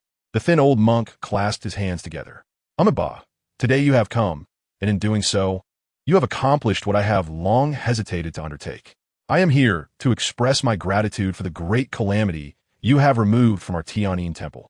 Upon finishing his words, the old monk's expression turned earnest. However, the numerous young monks in Tianyin Temple are innocent. You possess extraordinary cultivation, your skills surpassing the natural order, and you have become a legendary sword immortal. I deeply admire you and humbly request that you spare these young monks. Nanfei's gaze lingered on the young monks, who all bore expressions of terror, appearing utterly naive, unaware of the grudges that had festered for 2 to 3 decades. He chuckled softly. It seems the master has already seen through this. The thin monk lowered his brow with kindness. Yanji, you have lived in seclusion for over 20 years, and upon your return, you have become a terrestrial sword immortal, truly commendable. I am in awe and hope you'll keep this secret. Nanfei clasped his hands in acknowledgement. The old monk understood and nodded. Then, Nanfei laughed heartily, waved his sleeves, and turned to leave. Having avenged his grievances, there was no need to unjustly send the innocent to their deaths. May I inquire your Dharma name? Nanfei asked softly without looking back, clearly expressing his admiration for the foremost monk of Tianyin Temple. This old monk had lived in seclusion without leaving a notable name, but above him, there was still another monk, the highest in Tianyin Temple. The thin monk clasped his hands together and bowed deeply to Nanfei's departing figure. My Dharma name is Wang Chun. With his grievances avenged, Nanfei felt no more distractions in his heart and intended to return to Zi Yang Sect to contemplate by the cliff, continuing his leisurely life. However, before leaving, he did not forget to sign in at Tianyin Temple. Why refuse free divine skills? System, sign in at Tianyin Temple. Yin Nanfei softly commanded. Immediately, a mechanical electronic voice resonated in Yin Nanfei's mind. Ding! Congratulations, host. You have successfully signed in at Tianyin Temple and obtained the 6-character Great Bright Mantra. Yin Nanfei felt a stir of emotions, yet he was also beset by doubts. It seemed he had never heard of a technique known as the 6-character Great Bright Mantra in Tianyin Temple. Could it be a legendary skill that had long been lost to time? Yin Nanfei felt a surge of joy. Indeed, this time he had struck a considerable fortune. Outside Tianyin Temple, Yin Nanfei called out, "Sword, come!" With a clang, the Zhuxian sword soared forth, circling around before landing gracefully on the ground. Yin Nanfei waved his long sleeves, forming a sword gesture with his hands, and rode the wind with his sword. Chapter 30, Master. Is it truly wise to say such things? At Zi Yang Sect, at the Thought Reflection Cliff, a flash of light streaked by as Yin Nanfei, clad in white, descended the mountain on his sword after a month-long journey, finally returning to the Thought Reflection Cliff where he had secluded himself for 20 years. The laughing celestial dog wagged its tail and approached, snuggling into Yin Nanfei's embrace. "Ah, laughing celestial, I haven't fed you for a month, yet you seem to have gained weight. You haven't devoured the little Tianlong, have you?" Yin Nanfei teased the dog. Just then, in the heavenly pool, a koi leaped once more toward the dragon gate, only to fail again. Yin Nanfei chuckled softly, affectionately ruffling the dog's head. At that moment, a rustling sound came from behind him. Turning to look, he found Yun Linger dressed in a blue robe. Cradling the 9-tailed celestial fox, now returned to its original form as she ascended the Thought Reflection Cliff. "Master, you have returned," Yun Linger exclaimed with a grin. She was unaware of where her master had gone during the month since he ascended to the realm of the Sword Immortal, but her curiosity was piqued. Yin Nanfei waved his hand casually. "Just dealing with some trifles." Yin Linger nodded, refraining from further inquiries. "How does it feel to have avenged yourself?" Yin Nanfei asked with a smile. Yin Linger pouted, replying, "At first, I felt a void within, but later it seemed I understood something. It also felt as though I grasped nothing at all." Yin Nanfei chuckled softly, saying, "I asked you to bring Humayer down the mountain not merely for her to save you in times of peril, but primarily to eradicate the Guangdao sect and the Biluo mountain manor, thereby severing the obsessions in your heart." Yin Linger nodded in agreement. Indeed, having deep-seated obsessions was not a good thing. It was precisely because of her intense fixation that her cultivation pace had stalled. She was not alone. 20 years ago, Yin Nanfei had also been ensnared by such thoughts. Otherwise, he might have become a powerful figure in the Guishu realm at that young age. And how could Xueqinga have perished then? Yin Nanfei sighed bitterly, acknowledging that the absence of a remedy for regret leads one to declare that fate plays tricks on us. In your future cultivation, with a heart free from distractions, you shall traverse thousands of miles with ease, he stated calmly. Yin Linger nodded confidently, yet moments later, a look of confusion crossed her face. "But master, I can't shake the feeling that I lack a goal." Yin Nanfei gazed at her, letting out a deep sigh. "This is due to your limited experiences, which prevent you from recognizing the significance of strength. It is only through possessing power that one can traverse the world, not for the sake of dominance, but to safeguard the individuals who matter most. It is not the thrill of wielding a long sword for vengeance that one seeks, but rather the simple desire to hold another's hand." Yin Linger pondered deeply. Yin Nanfei rose from his seat, gazing at the flora atop the thoughtful cliff, overwhelmed with sentiment. "Your senior brother has now ascended to become the revered master of the Zi Yang Sect. It is time for you to exert yourself as well. The Zi Yang Sect is currently in decline, and in crucial moments, Howard may require your assistance. Yun Linge Alicent, He Curiosity Pikil. Master, you are already so formidable. How could the Zi Yang Sect be in decline?" A smile graced Yin Nanfei's lips. "As a mentor, I cannot always intervene. Ultimately, I must afford you opportunities to shine. Furthermore, as a legendary sword immortal, it seems rather trivial to trouble some minor figures of the returning ruins or the celestial awakening realms." Yin Linger was rendered speechless. "Master, is it truly appropriate to say such things?" After this exchange, Yin Nanfei resumed his life of reflection. Time flew by, and 5 years passed without him stepping beyond the thoughtful cliff. However, on this day, a resounding piece of news echoed across the land of Shenzhou, within the western wilderness. A supreme artifact was about to emerge. Chapter 31. In a moment's thought, ascending to 90,000 miles. Upon the thoughtful cliff, Yin Nanfei lay in a rocking chair, tranquil and unperturbed, while Ning Haoran stood respectfully beside him, serving tea and water. If the scene were to be witnessed by others, they would be utterly astonished to see the master of the Zi Yang Sect, the esteemed Haoran, attending to this unknown figure in white. It is noteworthy that within just 5 years of his ascension, Haoran had completely transformed the dire situation of the Zi Yang Sect. Although the sect currently lacks top-tier powerhouses, the strength of its younger disciples has markedly improved. In the long run, the future of the Zi Yang Sect appears exceedingly bright, a testament to Ning Haoran's groundbreaking theories. Ning Haoran, harnessing the pure sword intent of the Haoran sword chi, meticulously deconstructed and reassembled a legendary technique known as the Haoran sword art. He disseminated this technique throughout the Zi Yang Sect, allowing all inner disciples the opportunity to cultivate it. This sword art can only be comprehended and mastered by those who genuinely harbor the righteous spirit of Haoran. Consequently, the Zi Yang Sect now possesses another supreme divine ability alongside the Zi Yang divine art. This addition is undoubtedly an invaluable asset to the sect. Though only a minority of disciples can truly grasp the Haoran sword art, over the past 5 years, many exceptionally talented new disciples have emerged. Master, soon an extraordinary treasure will appear in the Western wilderness. What are your thoughts on this matter? Ning Haoran respectfully prepared a pot of fragrant peach blossom tea for Yin Nanfei. Yin Nanfei accepted the teacup, taking a delicate sip before inquiring with keen interest. What? Do you have an interest in it? Ning Haoran chuckled softly and remarked, "This is an exceptionally rare era, with the emergence of divine artifacts, a matter of great significance. At that time, I shall lead my disciples in my capacity as the sect master to partake in the festivities." Yin Nanfei nodded in agreement, then turned to observe Yin Linger, who was amusing herself with a dog beneath the Bodhi tree. The once small dog had now grown into a robust creature, subtly emanating the innate might of the ancient Qilin lineage. "Linger, do you desire this divine artifact?" Yin Nanfei inquired gently. Yin Linger immediately ceased her play with the dog, breaking into a wide smile. "A divine artifact is the pinnacle of treasures. Naturally, I wish to possess one." Both Ning Haoran and Yin Nanfei shared a knowing smile. With the Haoran sword in hand, Ning Haoran could unleash its utmost power. Even the acquisition of a divine artifact held little significance for him. After all, not everyone could wield the prowess of a sword immortal like Yin Nanfei, whose mere flick of the wrist could render the Haoran sword's might invincible. "Given this, you shall accompany me to witness the event," Yin Nanfei said nonchalantly.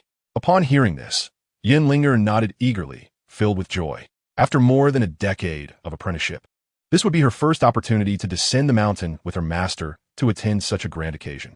The nine-tailed celestial fox nearby clearly wished to join in the revelry as well. However, Yin Nanfei chuckled lightly. "Once you arrive in the Western wilderness, your identity will surely be detected by the demon clan. It will be best for you to refrain from attending."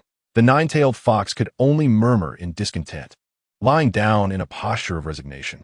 "Should any peril arise for the Zi Yang Sect during this period, I hope for your esteemed assistance," Ning Haoran said, bowing respectfully, though his gesture was directed not at Yin Nanfei, but rather at the nine-tailed celestial fox, now in its true form on the ground. The scene appeared rather comical, prompting a quiet laugh from Yin Linger. The nine-tailed fox rolled its eyes in response. "You little rascal, do not call me esteemed. It only makes me feel older." Days later, a stir of excitement enveloped the Zi Yang Sect.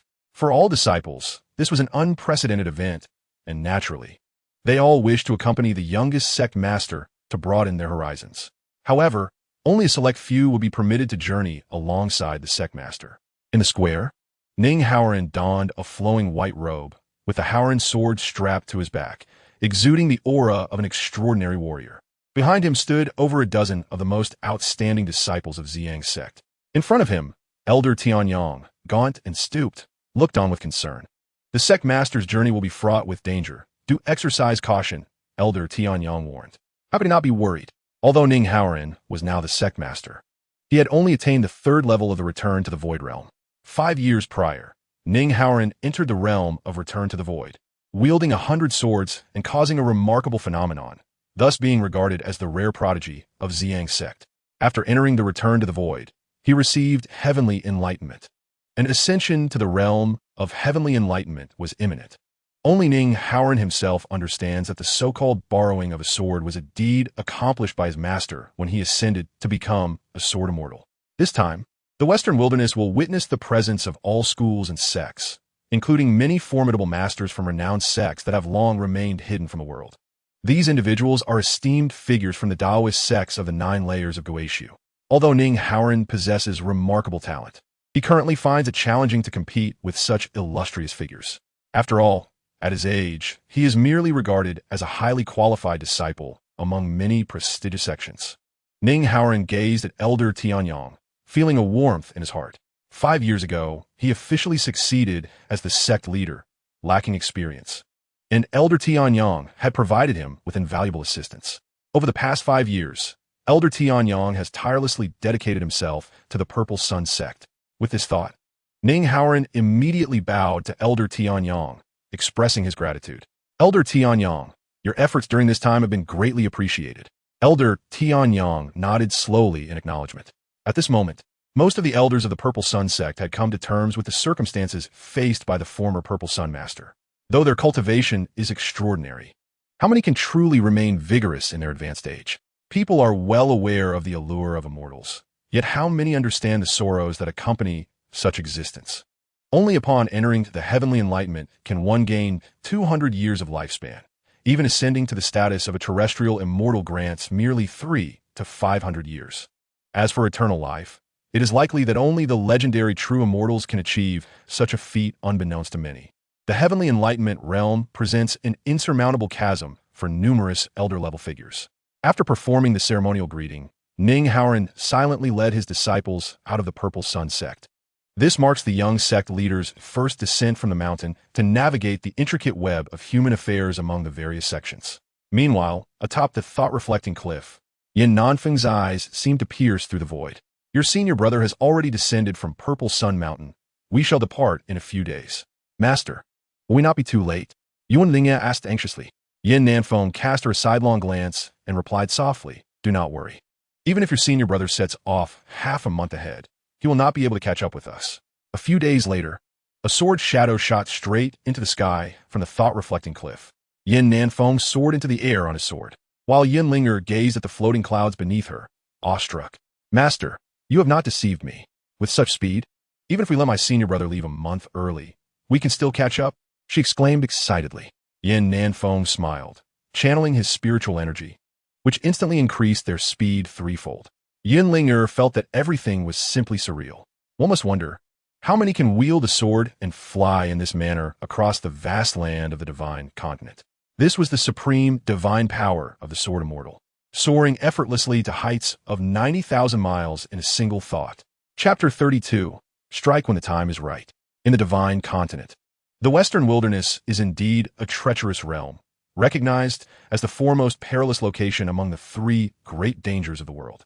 The reason lies in the rampant presence of demons within the Western wilderness, where not a blade of grass can survive. Even an extraordinary being like Zi Yang Sect, upon entering the Western wasteland, although he left behind an immortal legend of 1 man and 1 sword, was unable to emerge from that realm, succumbing instead to eternal slumber within the sinister mountains. Furthermore, in the past decade, with the resurgence of the demonic sect, the righteous have been engulfed by fear, amplifying the terror surrounding the Western wasteland. It is only due to rumors of a rare treasure's appearance that these righteous individuals have dared to venture into that perilous land. Fortunately, the location predicted by the Taoist sect for the treasure's descent lies merely on the outskirts of the Western wasteland. Otherwise, venturing deeper would entail far greater peril. After all, the demons and monsters have allied, biding their time for decades, and it is said that numerous terrifying beings have reached the Enlightenment realm, with whispers of an unparalleled demon lord currently in seclusion, striving to break through to the realm of the demon god. Presently, within the entire Taoist community, there are but a few openly acknowledged figures of the Enlightenment realm, and one has yet to hear of any earthly immortals. Some speculate that the combined strength of the demons and monsters already far surpasses that of the Taoist sections. It seems that only a union of Confucianism, Buddhism, and Taoism might offer a chance of victory. Should the demonic sect fortuitously acquire the treasure, the righteous would indeed face dire straits. The land of Shenzhou has been inherited through the ages, yet artifacts remain mere legends. According to lore, when such artifacts appear, celestial phenomena ensue, causing tremors across the land, infusing it with boundless fortune. There are even tales suggesting that the land of Shenzhou itself is an artifact crafted by ancient celestial beings, and that the emergence of these artifacts could lead to a catastrophic collision of divine weapons, heralding the end for the entire realm. Although the latter assertion may sound somewhat far-fetched, it nonetheless reflects the exceptional nature of these artifacts. In recent days, an increasing number of righteous sects have flocked to the Western wasteland, transforming what was once desolate and barren into a bustling scene.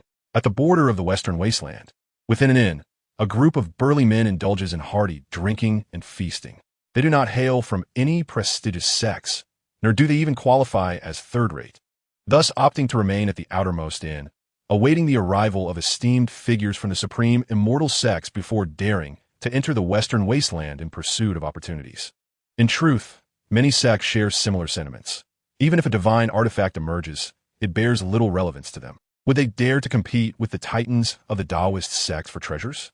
It is far more pragmatic to seize the chance to bask in the glory of the artifact. As they revel in their libations, they begin to engage in boisterous discussions.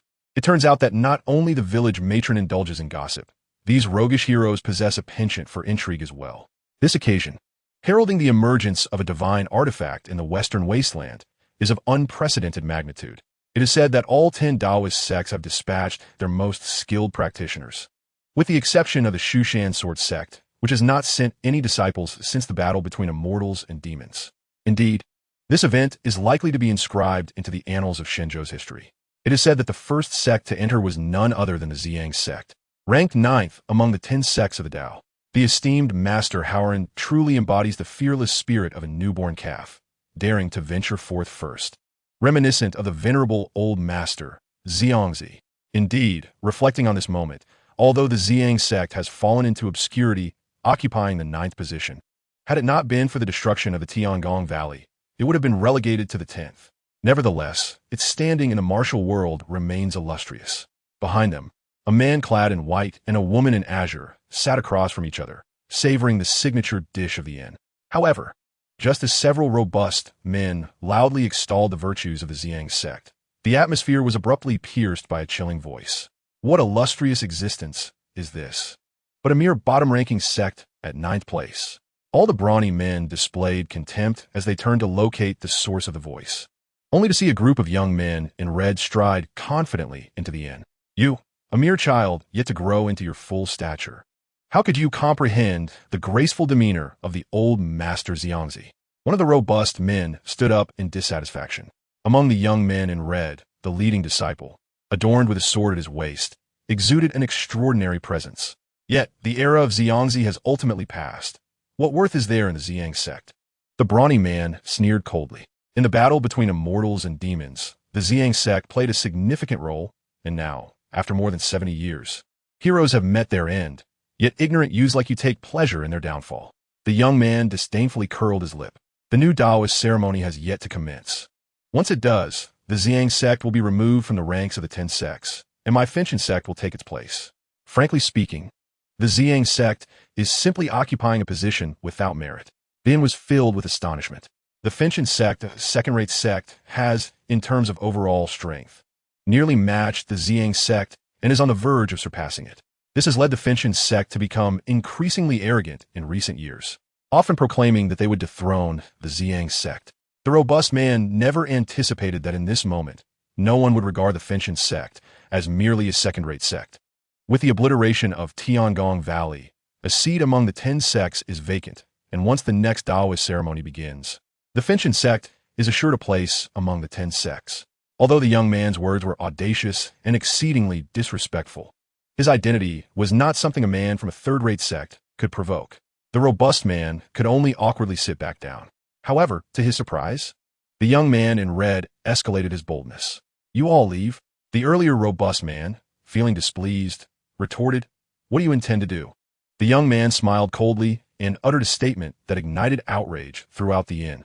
This inn, I have reserved it. With a loud bang, the robust man sprang to his feet. You insolent wretch, do you truly believe that just because you are from the Finchen sect, I must indulge your whims?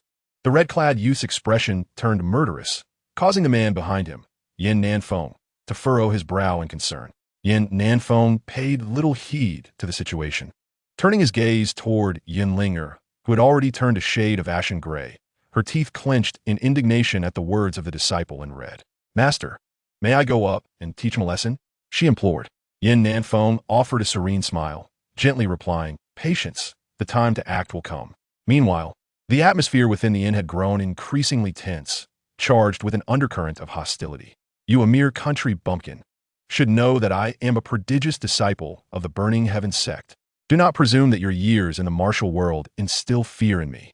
The disciple in red sneered coldly. Subsequently, the burly man, incited by fury, acted on impulse and launched a punch. Chapter 33. How dare you consider yourself a genius with such mediocrity? What unmitigated audacity! After the burly man struck, his companions sprang into action as well. This group comprised individuals at the 8th or even pinnacle level of the gathering spirit realm, with the leader being a master of the transcendent realm. However, the disciples of the Burning Heaven Valley met their challenge with blades drawn. In the blink of an eye, the onlookers could hardly register the scene before them. When they regained their senses, the group of burly men had been unceremoniously kicked outside the inn. The previously defiant burly man now wore a look of fear, pointing in disbelief.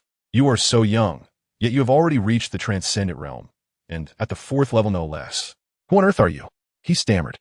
The disciple in red merely snorted disdainfully. "Do you truly not recognize the name of Dongfang Yin? It is renowned among the younger generation across the land of Shenzhou." As his words echoed, a profound silence enveloped the room. Dongfang Yin was indeed a standout among the youth, having attained the 4th level of the transcendent realm at such a tender age. While he might not rival the extraordinary talents like Ning Haoren, he was undeniably remarkable. Dongfang Yin scoffed derisively. "You dare to come to the Western Wastes and stir trouble? Just like the Purple Sun Sect, you are all nothing but trash, and you, in particular, are the refuse of that refuse." As his words settled in, the group of rugged men, though displeased, could only swallow their grievances. In the face of overwhelming power, all else seemed trivial. After all, the Burning Heaven Sect was formidable. Even as a second-rate sect, they were not to be trifled with. However, at that moment, a languid voice drifted from the back. "Whether the Purple Sun Sect is trash, I cannot say, but you indeed are nothing but refuse." Everyone turned in shock, wondering who possessed such audacity to belittle even the Burning Heaven Sect. Was this individual courting death? There in a corner of the inn, a young man clad in white maintained a serene expression, gently lifting his cup to sip the tea within. "Who are you to mock the Burning Heaven Sect?" Dongfang Yan's eyes widened in disbelief as he fixed his gaze upon Yin Nanfei, harboring ill intentions. Yet Yin Nanfei simply smiled softly, his tone leisurely. "I apologize. I'm not targeting all of you from the Burning Heaven Sect. My remarks are solely directed at you." In an instant, an astonishing aura erupted from Dongfang Yan's entire being. Even when confronting the group of burly men earlier, he had not exuded such an imposing presence. Everyone around him was struck with fear. His formidable prowess at the 4th level of the extraordinary realm rendered him utterly unattainable in the eyes of all present. Strangely, the man in white, whose identity remained a mystery, appeared completely unperturbed, as serene as a still pond. Clad in immaculate white garments, with a strikingly youthful visage, he bore no signs of being a man over 40. Instead, he resembled a young man, not unlike Dongfang Yan. "You truly are unaware of your own limitations. The Burning Heaven Sect is not something you can provoke," Dongfang Yin scoffed, his expression darkening. Yin Nanfei maintained an air of tranquility, revealing nothing of his inner thoughts, exuding a maturity and composure that belied his appearance. "At your age, to only attain the 4th level of the extraordinary realm, if you're not trash, then who is?" Dongfang Yan's countenance darkened further, his teeth clenched as he let out a cold laugh. "Very well, ignorant lad. Allow me to teach you the ways of the world." With that, Dongfang Yin abruptly drew the Burning Heaven Sect's sword from his waist, his fiery spiritual energy igniting the very air around him with heat. The other disciples of the Burning Heaven Sect followed suit, unsheathing their swords and pointing them at Yin Nanfei, the atmosphere thick with tension. Among the crowd, some displayed concern. Yet Yin Nanfei merely sighed and addressed Yin Linger. "You may engage now." Provoked to her limit, Yin Linger sprang to life at his words, swiftly drawing her illusory fairy sword. Clang! Yin Linger brandished her sword, aiming it directly at Dongfang Yin. "My master has said that you, at the 4th level of the extraordinary realm, dare to claim the title of genius. How shameless." This statement left everyone present momentarily stunned. How could Dongfang Yin, with such innate talent, be considered shameless for calling himself a genius? Why was the fourth level of the extraordinary realm so insignificant in their eyes? And who, pray tell, was her master? In an instant, all eyes turned scrupulously toward Yin Nanfei, yet the handsome figure before them seemed ill-fitted to the term master. In truth, even Yin Nanfei was taken aback by her words. Dongfang Yin scoffed repeatedly. I care not for your master. Both of you shall be dealt with together. As his voice fell, all disciples of the Burning Heaven Sect charged forth. Burning Heaven Sword Technique. Dongfang Yin bellowed, unleashing the full extent of his formidable prowess at the fifth level of the extraordinary realm. In an instant, crimson spiritual energy enveloped the entire inn, leaving the innkeeper cowering on the ground. Dongfang Yin sneered. Yet in the next moment, Yin Ling vanished from sight, employing the cloud-walking technique to evade the thrust of a Burning Heaven disciple's sword, and soon, her illusory fairy sword was unleashed in a flurry of strikes. This time, it was Dongfang Yin who felt a surge of dread. The woman clad in azure robes executed each move with extraordinary finesse, her grace unparalleled, and the concealed aura of spiritual power sent shivers down Dongfang Yin's spine. This was a genuine manifestation of the pinnacle of the extraordinary realm. The others, too, sensed this and could not help but display their astonishment. This azure-clad beauty appeared no older than Dongfang Yin, yet she had already attained the peak of the extraordinary realm. Such prowess, within the vast expanse of the divine land, was indeed rare as phoenix feathers and unicorn horns. They recalled the earlier remarks of the man in white, who had derided Dongfang Yin as worthless. Initially, they thought it mere jest, but now, in the face of this maiden, Dongfang Yin's extraordinary fourth realm seemed utterly insignificant. Yet, who was this enchanting woman to possess such fearsome talent? When did the prodigies of the divine land become so commonplace? In just a few decades, an abundance of young talents emerged, each poised to challenge the heavens or attain the status of earthly immortals within a century. Yin Nanfei, sipping tea alone, was thoroughly impressed by every sword maneuver executed by Yun Linger.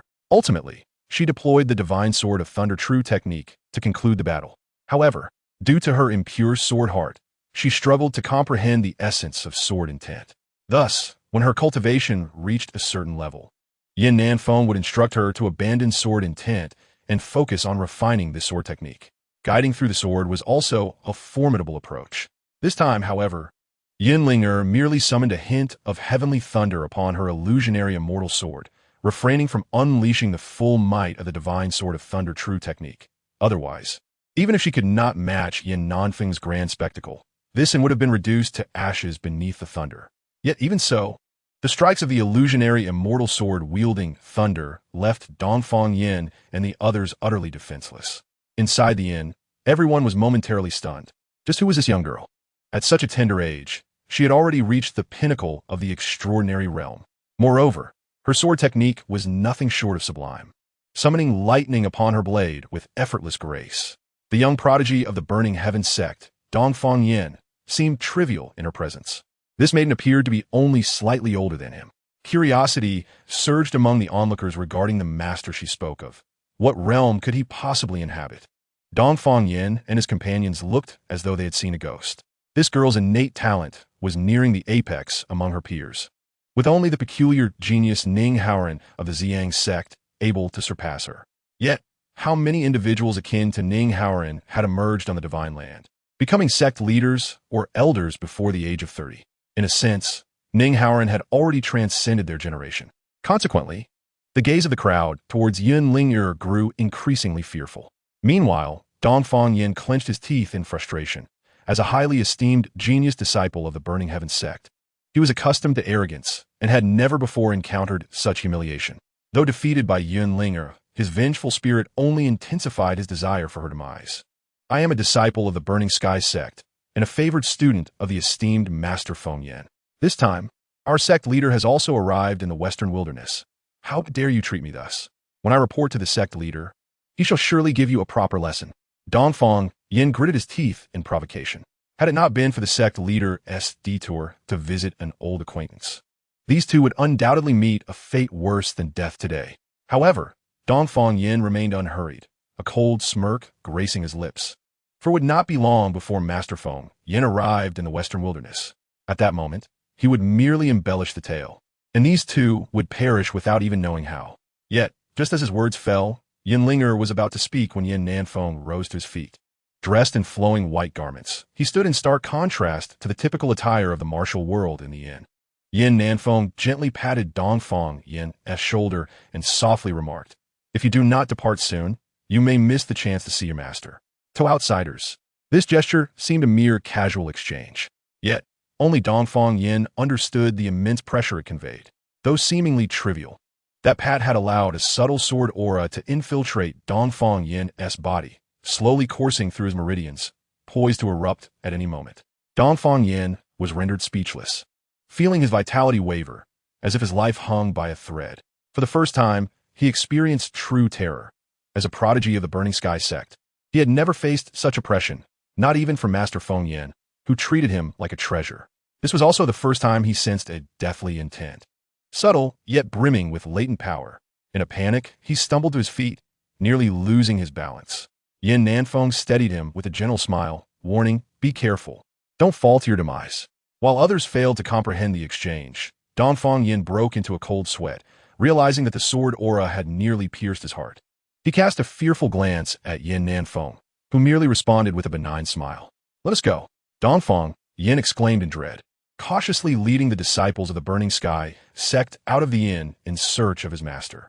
Yin Nanfeng had not exerted his full strength. This sword aura could be effortlessly dispelled by anyone with the cultivation of the dream realm, provided Dongfang Yin remained compliant. Otherwise, even Yin Nanfeng could not predict when this fool might be harmed by the aura.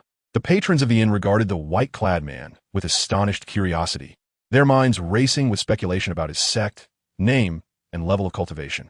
It appears that this individual is shrouded in enigma, with even the young female disciple at his side exuding an air of inscrutability. One cannot help but exclaim, "Indeed, there are always greater beings beyond our ken." In this world, even within the realm of ethereal dreams, one can stand proudly. Hence, practitioners beyond the realm of dreams are often documented throughout the vast expanse of the divine continent. Yet, this man in white seems to elude all recollection. He may very well be an extraordinary master, here merely to behold the legendary artifact. However, one must wonder why he has attained such lofty status at such a tender age.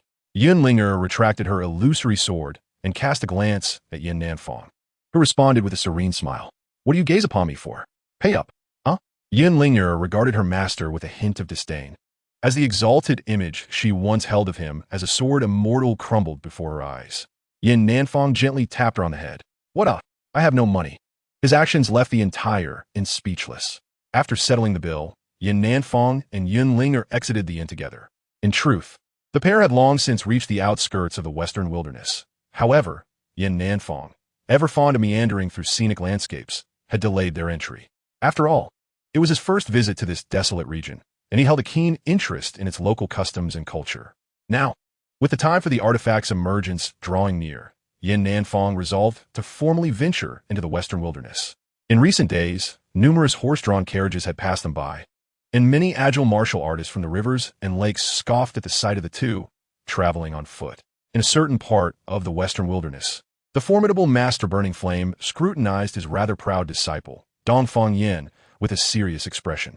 One of his hands slowly pressed against Dongfang Yin's back, extracting the sword energy from within him step by step.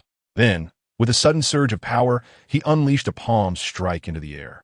With a whoosh, the palm force carried a streak of sword energy forth, scattering dust and debris before gradually dissipating. Master Burning Flame pondered for a considerable time before speaking. "This sword energy is merely of the ethereal dream realm." Dongfang Yin exhaled deeply. "In that case, Master, swiftly employ the returning ruins divine art to teach those two country bumpkins a lesson." He spoke with a touch of grievance. Master Burning Flame smiled faintly. "Fear not. Since they dared to oppose my Burning Heaven sect, even without your urging, I shall not spare them." With that, he retracted his attack power and a ruthless smile graced his face. "Humph, how dare they harm a disciple of my Burning Heaven sect with their mere ethereal dream cultivation? Regardless of their origins, I shall ensure they meet their demise in the western wilderness, consorting with demons." Chapter 35. If you wish to discipline her, then I shall discipline you. The western wilderness desert, engulfed in chaos, remains perpetually shrouded in darkness. At this very moment, beneath this vast expanse of sky, a multitude of righteous cultivators has gathered, waiting day and night. Numerous supreme sects stand ready to act at any moment, prepared to thwart any movements from the demonic sect in the west. The emergence of this divine artifact is undeniably a matter of utmost importance for every top-tier sect, serving as a safeguard against fire, theft, and demonic threats. However, curiously, there's been no news regarding the demonic sect as of today. It appears that these fiends are indifferent to the so-called divine artifact. Amidst the throng, Yin Nanfei, clad in white, stands with his hands clasped behind his back, gazing at the ever-present dark clouds above, lost in thought. The overwhelming demonic energy here truly justifies its reputation as one of the 3 perilous places in the world. Yin Linger, somewhat perplexed, inquired, "Master, what are the 3 perilous places of the world?" Yin Nanfei replied with a gentle smile, "The 3 perilous places are the West Wasteland, the extreme cold region, and the sea." Yin Linger nodded, her understanding still somewhat vague. The peril of the West Wasteland lies in the rampant presence of demons, while the extreme cold region is characterized by an unyielding chill that no human can withstand. It is said that within the depths of the extreme cold region, there are incredibly mysterious entities, yet no one has ever reached them. As for the sea, it is shrouded in endless legends. The vast expanse of the divine land seems but a mere speck of dust when compared to the boundless ocean. No cultivator has ever crossed its infinite waters, nor do they know what terrifying beings lurk within. These 3 perilous places are realms of the unknown that all sects speak of with great intrigue. Even within the West Wasteland, apart from the demonic domains, there seems to exist another realm of unknowing, though that is mere fantasy. Yuan Lingyan nodded, acknowledging that she was not a disciple of a major sect and had been confined to the thinking cliff, thus remaining oblivious to such secrets. Yin Nanfei did not rush to explain. All of this was still too distant for her. At that moment, the number of people in the West Wasteland began to swell. Amidst the sea of humanity, Yin Nanfei recognized many disciples from transcendent forces, Wudong Mountain, Longhu Mountain, and the Chuanjin Sect. Representatives from the 3 origins of Taoism had already arrived, yet the renowned Shushan Sword Sect, the foremost Taoist sect in the world, was notably absent, prompting a sigh from Yin Nanfei. Shushan certainly lives up to its reputation of being detached from worldly affairs while devotedly safeguarding the well-being of all beings. Naturally, the 3 major Buddhist sects also dispatched their strong practitioners. Not far away, Yin Nanfei spotted Master Wangchen from the Tianyin Temple. The latter, having also noticed Yin Nanfei, joined his hands in prayer and offered a meaningful smile. After Yin Nanfei departed from Tianyin Temple, Master Wangchen took charge of all affairs there, causing quite a stir throughout the world, especially given that Wangchen possessed the cultivation of the enlightened realm, making him a towering figure among the righteous. What astonished everyone the most was that even the royal family had sent representatives. Amidst the crowd, a resplendent golden carriage was surrounded by 100 imperial guards, radiating a formidable aura of dragon energy, undoubtedly belonging to true royalty, possibly even the crown prince or a royal heir. It is evident that the entire expanse of the divine land holds this artifact in the highest regard. At this very moment, a piercing gaze is fixed intently upon Yin Nanfei.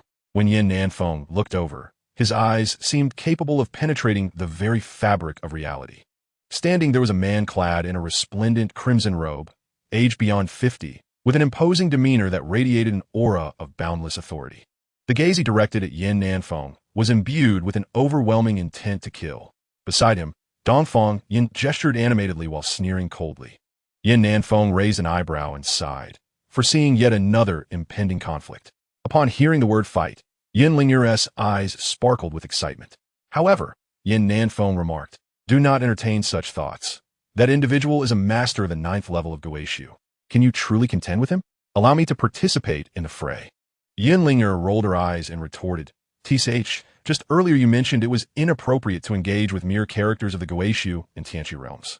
Yin Nanfei chuckled softly and responded, "One can only say that invincibility breeds a profound solitude."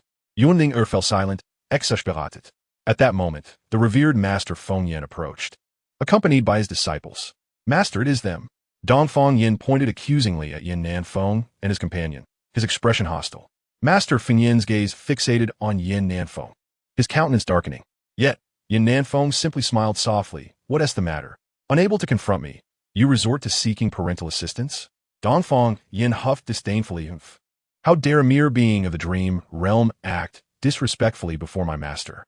My master, the esteemed Master Feng Yin, is of the 9th level of Guishu, unfathomable in power. To extinguish you would require but a thought. The onlookers regarded the scene with curiosity, for Master Feng Yin was no ordinary figure. His every action commanded attention. Why have you harmed my disciple? Master Feng Yin inquired coldly. Yin Nanfeng shrugged nonchalantly. I did not injure him. It was my disciple who did. Yun Lingya, caught in the crossfire, looked innocently bewildered. Master Feng Yin's expression darkened, and he sneered, if that is the case, I shall take it upon myself to discipline your disciple. However, as his words fell, Yin Nanfeng's demeanor turned icy. If you seek to discipline her, then I shall take it upon myself to discipline you. Laughter erupted from those nearby, mocking Yin Nanfeng's audacity. What sort of individual dared to speak so boldly against the leader of the Feng Tian sect? It was utterly ludicrous. Given the presence of our peers, should I choose to act against you, it would be ill-timed. For now, I shall spare you. But I hope you remain alive to boast here afterward, Master Feng Yin declared. Yin Nanfeng chuckled softly, adjusting his sleeves. In that case, I trust one shall fulfill your hopes. With a cold snort, Master Feng Yin led his disciples away, leaving the assembly to gaze at Yin Nanfeng with curiosity, pondering his identity. Yet, Yin Nanfeng paid little mind. To him, Master Feng Yin was hardly a concern, completely beneath his notice. However, as Yin Linger cast her gaze around, curiosity drew her attention to Yin Nanfeng. Master, the disciples of Zi Yang Sect are still present, yet I have not seen Senior Brother Howren. Upon hearing this, Yin Nanfeng glanced over. Indeed, all the disciples of Zi Yang Sect, clad in their purple robes, stood impassively, yet the leader, Ning Howren, was nowhere to be found. Just as he pondered this mystery, Yin Nanfeng suddenly turned to look deep into the West Wilderness. His eyes pierced through the boundless void, catching sight of a scene miles away, and his expression grew increasingly grave. Linger, stay here. I shall return shortly, Yin Nanfeng declared, and then he strode directly into the depths of the West Wilderness. Chapter 36. A sword slash at the Demon Mountain. At this moment, near the Demon Mountain in the depths of the West Wilderness, the mountain was not merely a singular peak, but a sprawling range stretching 10 miles. Originally named the Tianwan Mountain Range, it was dubbed the Demon Mountain only after the arrival of the Demon Sect. At the foot of the mountain, the battle raged fiercely. Ning Haoran, adorned in a striking white robe beneath the darkened sky, stood out conspicuously, though his robe was now tattered and revealed the blurred flesh beneath. In his hand, the Howren sword whirled with relentless strikes, each move infused with the essence of the Howren sword energy. On his back, he bore a sword from the Zi Yang Sect, radiating boundless energy. This was the very sword wielded by Xiangzi during his conquest of the West Wilderness, now forever entombed within the Demon Mountain. Ninkaoran's Unrivaled, shrouded in concealed energy, was a quest to reclaim this sword as a tribute to the legendary figure, his predecessor, Xiangzi. However, he did not anticipate that despite his concealed aura, fortune would elude him, as he was discovered by the formidable forces of the Demon Sect. No sooner had he descended from the Demon Mountain than he found himself pursued by several powerful adversaries, all of whom were of the Guishu realm. Even for Ning Howren, engaging them proved to be quite the challenge. These opponents had never made an appearance on the lands of Shenzhou. They appeared to be the reserves cultivated by the Demon Sect over the decades. How many more powerful figures does the Demon Sect possess? Ning Haoran Muset, a chill running down his spine. It seemed that the Demon Sect was honing these new forces without deploying their true powerhouses. Nonetheless, even so, Ning Howren found himself overwhelmed in combat. On the ground lay several severed heads, all claimed by Ning Howren's Howren sword. Yet he found himself unable to contend with the last remaining foe. Initially, he could dispatch an enemy with a single stroke of sword energy. However, as the battle wore on, he found himself requiring multiple strikes, and now, nearly depleted of spiritual energy, he resorted to mere slashes, devoid of technique. With a thud, Ning Howren finally delivered a decisive kick to the last of the demons, but he too collapsed to the ground. However, the fiend showed no signs of fatigue and quickly rose again. For reasons unknown, Ning Howren perceived these demons as innate combat machines, driven solely by the thirst for blood, devoid of any sense of weariness. The malevolent beings advanced, revealing their grotesque visages, while Ning Haoran, having exhausted his last ounce of strength, unleashed a sword strike, sending forth a wave of formidable sword energy. The head of one demon was severed cleanly. Breathing heavily, Ning Haoran felt the weight of impending doom as, from the depths of the demonic mountain, several more malevolent energies surged forth. The creature roared, lunging for Ning Haoran's head, who found himself too drained to resist, forced to grit his teeth and struggle. Unfortunately, he had not yet reached the level of Zi, unable to defy fate at the last moment and ascend to the realm of Tianqi, where he could vanquish the demons. He closed his eyes, realizing further resistance was futile. Just then, a sound pierced the air. With a swift whoosh, a long sword transformed into multiple sword shadows. Clang, clang, clang. In the blink of an eye, the remaining demons had lost their heads. Ning Haoran, astonished, turned his gaze to the distance. There stood Yin Nanfei, clad in flowing white robes, wielding a sword in a commanding manner, approaching steadily. More demons emerged, but Yin Nanfei chuckled lightly. You demons are quite resilient. He then recited an incantation, summoning the Zhuxian sword once more. With a rise and fall, the demons were once again obliterated, vanishing without a trace. The Zhuxian sword hovered silently in place. Yin Nanfei regarded Ning Haoran, remarking, as a generation sect master, you are rather reckless. Ning Haoran, with a wry smile, pointed to the sword of Zi Yang behind him, then struggled to rise, brushing off the dust from his attire, though he still appeared immensely disheveled. Yin Nanfei, hands tucked into his sleeves, nodded thoughtfully. Your primary purpose for coming to the West Wilderness must be this. Ning Haoran grinned, responding, the artifact is too elusive, with the super sects involved. I cannot compete with them, nor can I seize it. What truly concerns me is the sword of the old sect master. Yin Nanfei remained silent. Ning Haoran siket softly. The old sect master's life was nothing short of legendary. He would rather perish slaying demons than succumb to old age. Such grandeur. Therefore, his treasured sword should not remain in the demonic mountain, but ought to be revered as a divine object by disciples of the righteous path. Yin Nanfei smiled gently, nodding in agreement. Indeed, no matter how powerful an artifact may be, if it cannot exorcise evil and uphold righteousness, it is no better than useless. Conversely, an ordinary iron sword that can slay countless demons is the true supreme artifact. Ning Haoran bonderet deeply. Yin Nanfei retracted the Zhuxian sword, gripping his long sword tightly, his expression grave as he surveyed the demonic mountain. Within, many formidable presences lingered. Had it not been for the intention to allow these reserves to hone their skills, it was likely that far more powerful entities would have emerged. However, since Yin Nanfei has arrived here today, he must leave his mark. What is the mere demonic cult worth? Yin Nanfei let out a wild laugh. With the Zhuxian sword held horizontally in his hand, he began to rise slowly, standing majestically in midair. In ancient times, revered sages vanquished evil to uphold justice. Today, I, the sword immortal of this generation, shall cleave the demon mountain. As his voice echoed, Yin Nanfei shouted fervently. With a single swing of his sword, an immense shadow of the blade manifested, sweeping through with unparalleled force. The entire Tianduan mountain range trembled as one peak was effortlessly severed by a strike. Blood rained down, and countless demons perished beneath this one blow. The heavens and earth shuddered, and thunder roared across the skies. Who dares to launch a surprise assault on my demon mountain? A thunderous voice called out, as several figures with the strength of the celestial awakening emerged in the distant void. These demons, in the presence of the top 6 sects of the Taoist tradition, could single-handedly challenge an entire sect. Yet, as they approached, their expressions shifted dramatically upon seeing the calm and composed figure of the white-clad sword immortal Yin Nanfei. With his sword pointed toward the ground, their courage evaporated. Retreat! Quickly retreat! One demon shouted in alarm, realizing that this white-clad man's power had already reached celestial heights. Even those at the celestial awakening level were mere ants before him, a legendary terrestrial immortal. In an instant, the previously fierce and fast-approaching demons hastily turned back. Before a terrestrial immortal, what could even the celestial awakening realm accomplish? Yan Nanfei unleashed a swordtoha, and a scream pierced the air as one of the celestial awakening demons was obliterated.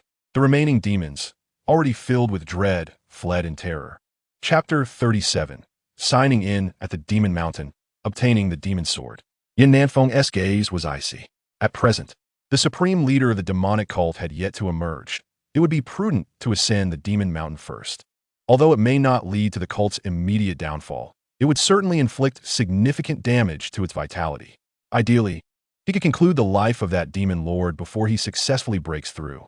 Should that occur, the cult's century-long ambitions would be thwarted, ultimately leading to its self-destruction. With this thought in mind, Nanfei gripped his sword and prepared to pursue. However, at that moment, a vague and ethereal voice echoed from deep within the demon mountain, as if descending from the heavens, carrying an overwhelming presence.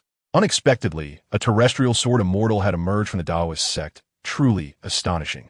However, my true self has yet to emerge. I cannot engage with you just yet. Demons, activate the mountain protection formation. With this command, a fierce wind surged before the demon mountain, forming an insurmountable barrier. Nanfei halted his steps, realizing that the individual he had sensed earlier was likely the supreme leader of the demonic cult, who had not yet ascended to the realm of the demon god. Nevertheless, it seemed that a breakthrough was imminent. Originally, Nanfei had intended to seize this opportunity to slay the quasi-demon god, but he had not anticipated that this figure would possess a formidable mountain protection formation as a trump card. The barrier of violent winds is a manifestation of a mysterious force from the western wilderness, seemingly descending from the heavens, impervious to human intervention. Even the terrestrial immortals are no exception. This quasi-demon deity has forcibly summoned it through intricate formations, providing temporary protection to the demon mountain. Even I would require a considerable amount of time to breach this barrier, and to my astonishment, the Demon Sect had already prepared for this eventuality. Consequently, Nanfei is rendered incapable of entering the demon mountain to confront the demon lord. Within this barrier, there exists a corrosive force that can erode everything, compelling even immortals to retreat. Meanwhile, Nanfei is profoundly shocked by the series of astonishing events unfolding before him. Master, who was that individual just now? Nanfei feels that today's spectacle is nothing short of extraordinary. With a single sword strike, the demon mountain was cleaved, and another strike vanquished a multitude of demons. Accompanied by a mysterious figure from the Demon Sect, transmitting messages over great distances, all enhanced by this formidable protective array. Nanfei calmly remarks. He is a figure on the verge of becoming a terrestrial immortal. I can sense his aura, and that day is not far off. Nanfei's expression changes dramatically. This implies that the Demon Sect is on the verge of producing a demon deity. Nanfei solemnly nods, remaining silent for a considerable time. Moments later, he sheathes the Zi Yang sword. Unlike terrestrial immortals, demon cultivation is exceedingly sinister. However, this unorthodox method of training often yields formidable and enigmatic powers. Thus, within the same realm, demons undoubtedly hold an advantage over the Taoist sect. Consequently, the adage "the Tao ascends an inch, while the demon ascends a mile" is not mere rhetoric. In the near future, a fierce confrontation between the Taoist sect and the Demon Sect is inevitable. Nanfei sighs, "Let us depart." However, before taking his leave, Nanfei does not forego the opportunity to enhance his own capabilities. System, I shall sign in at the Demon Mountain, he muses.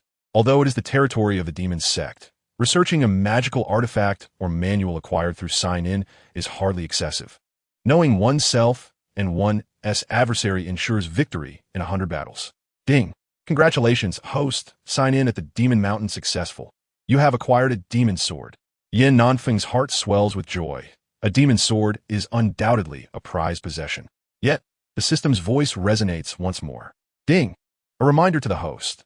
The demon sword is a treasure of the Demon Sect on this land.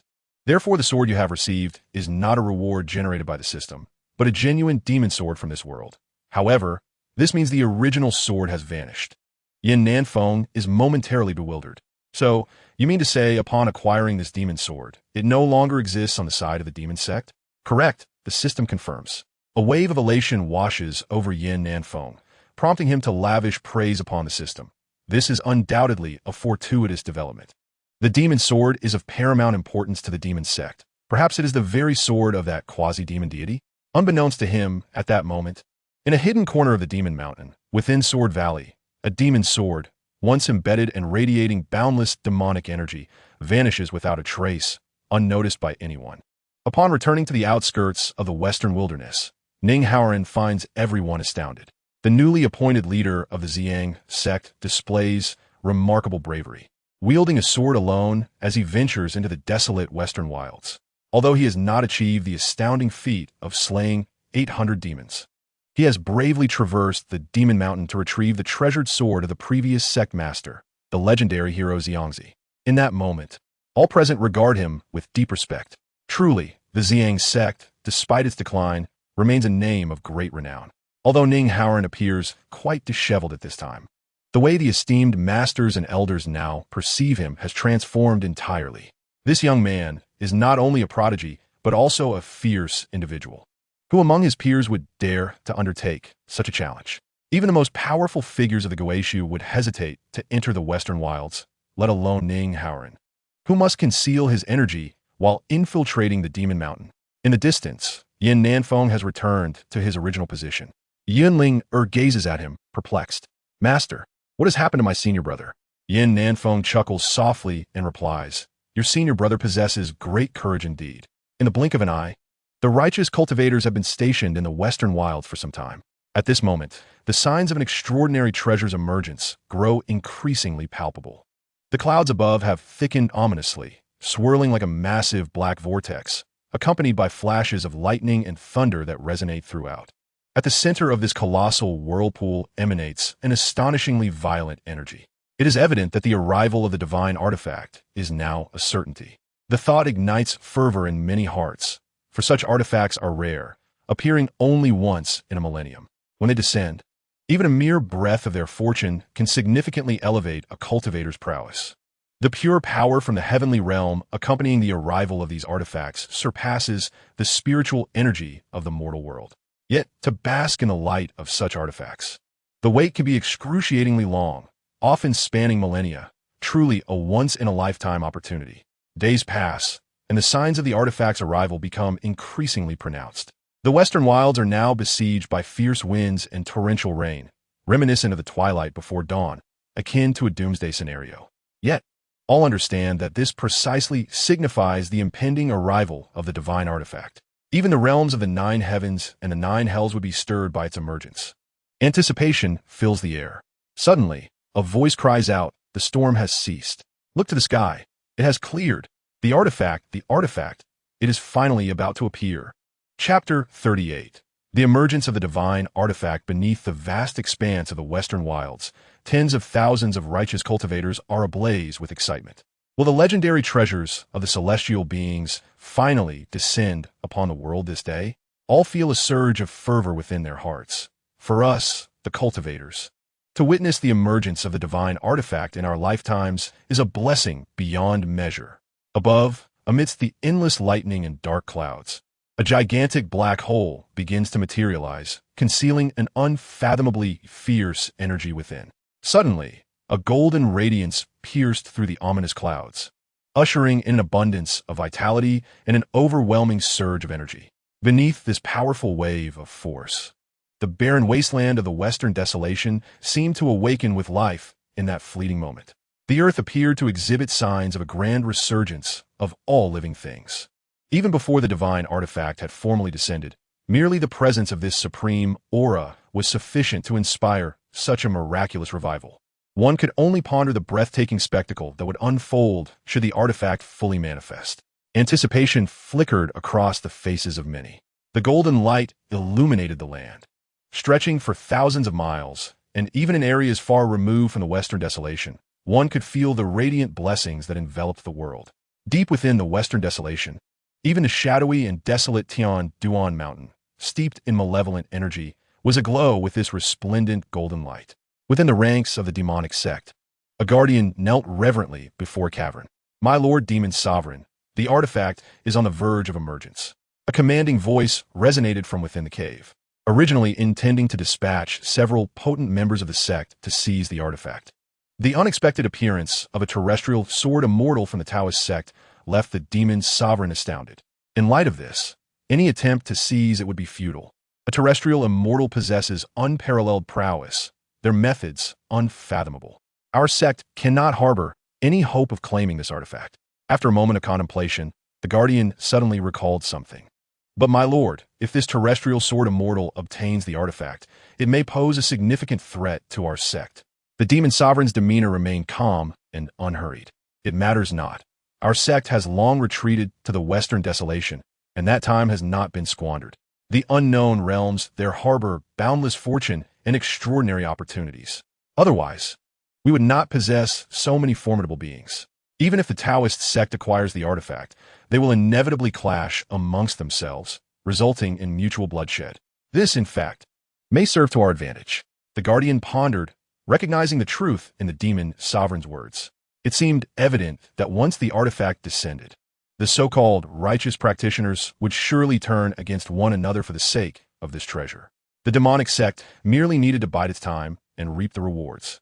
Moreover, with only one artifact in existence, what could one individual accomplish with it? The true strength of the demonic sect lay in its connection to that mysterious land, from which it could draw forth the arcane powers to nurture even greater beings.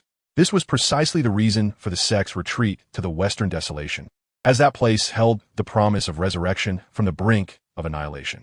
Furthermore, the terrestrial sword Immortal from the Taoist sect was indeed formidable, having cleaved a mountain peak of the Tian Duan mountain with a single strike, leaving countless powerful beings in its wake. To act recklessly would be unwise. However, when the demon sovereign emerges from seclusion and ascends to godhood, would one still fear the sword Immortal? Simultaneously, on the periphery of the western desolation, the golden light flourished, and beneath the boundless vitality, an undercurrent of murderous intent surged forth. At times, the righteousness of the Taoists could be more sinister than that of the demonic sect. Ancient sages have wisely proclaimed that the distinction between celestial beings and demons is merely a fleeting thought. At this moment, although the various sects of the Tao are fervently gazing at the heavens, they are secretly devising schemes to seize the divine artifact, resolute in their determination to fight fiercely for it. Possession of such a celestial weapon would ensure the legacy of their sect for countless generations. In this world, only the Shushan Sword Sect possesses a sacred artifact known as the Demon Locking Tower, employed to suppress malevolent beings. The other sects lack the capability to seize it, for this foremost Tao sect is simply too formidable. Suddenly, a thunderous roar reverberates through the sky. Beneath the magnificent brilliance, tumultuous thunder rolls. A voice cries out, "The artifact has emerged." From within the clouds, a long sword pierces the firmament. Initially, only the tip of the sword is revealed, heralding the revival of all life across the western desolation. As the blade fully emerges, the earth trembles, boundless fortunes unfurl, and at the edge of the radiant light, the vast seas rise in unison. Ultimately, as the sword's body is unveiled, the clouds of the nine heavens disperse, revealing the azure sky of the western desolation. As this sword, imbued with overwhelming celestial might, is drawn forth, the artifact has emerged. Quick, seize the divine weapon. It is mine. Taste my blade. In the heavens, an ancient sword hovers silently, radiating an aura that seems capable of annihilating the world. Below, righteous cultivators draw their swords in unison, blood flowing like rivers. It has been foretold that the emergence of the artifact not only symbolizes boundless fortune, but also heralds the downfall of countless souls, with rivers of blood flowing across the land. Today, this prophecy has come to fruition. Who would not yearn for a divine tool wielded by the immortals? Some practitioners from lesser sects, seeking to avoid calamity, retreat to the sidelines, leveraging the boundless fortune to break through their cultivation. At this moment, the darker aspects of humanity are perfectly manifested as figures dart towards the heavens, only to be pursued by others. A torrential rain of blood descends from the sky. Ninghaoren stand with arms crossed, while all disciples of the Zi Yang Sect refrain from engaging, instead continually repelling those who dare to challenge them. Apart from the Zi Yang Sect, only the transcendent forces like Wudong and Longhu remain impassive, observing the unfolding tragedy. The leading Tao sects, committed to safeguarding the populace, regard the artifact's rightful place as inconsequential. It is only the less transcendent sects, such as the Fenchan Sect and the Shenlong Sect, that are embroiled in this struggle. Nanfei sighs as he gazes at the divine sword in the heavens, turning to inquire of Yunlinger, "Linga, do you truly desire that sword?" Yunlinger hesitates before replying, "Master, with the emergence of this divine sword, they have turned upon one another. Is the appearance of this artifact a blessing or a curse?" Nanfei chuckles softly, acknowledging the uncertainty of fortune and misfortune. Then, with a sudden leap, he soars forth in his white garments. All the righteous individuals are rendered momentarily speechless. Who is this figure daring to covet the divine artifact? In an instant, a multitude of individuals surge forward, eager to wield their weapons and bring an end to Yin Nanfang's life.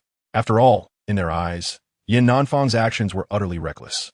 The master of the Burning Flame sect, with a swift thrust of his sword, dispatched a rebellious cultivator and, upon lifting his gaze, found Yin Nanfang suspended in midair.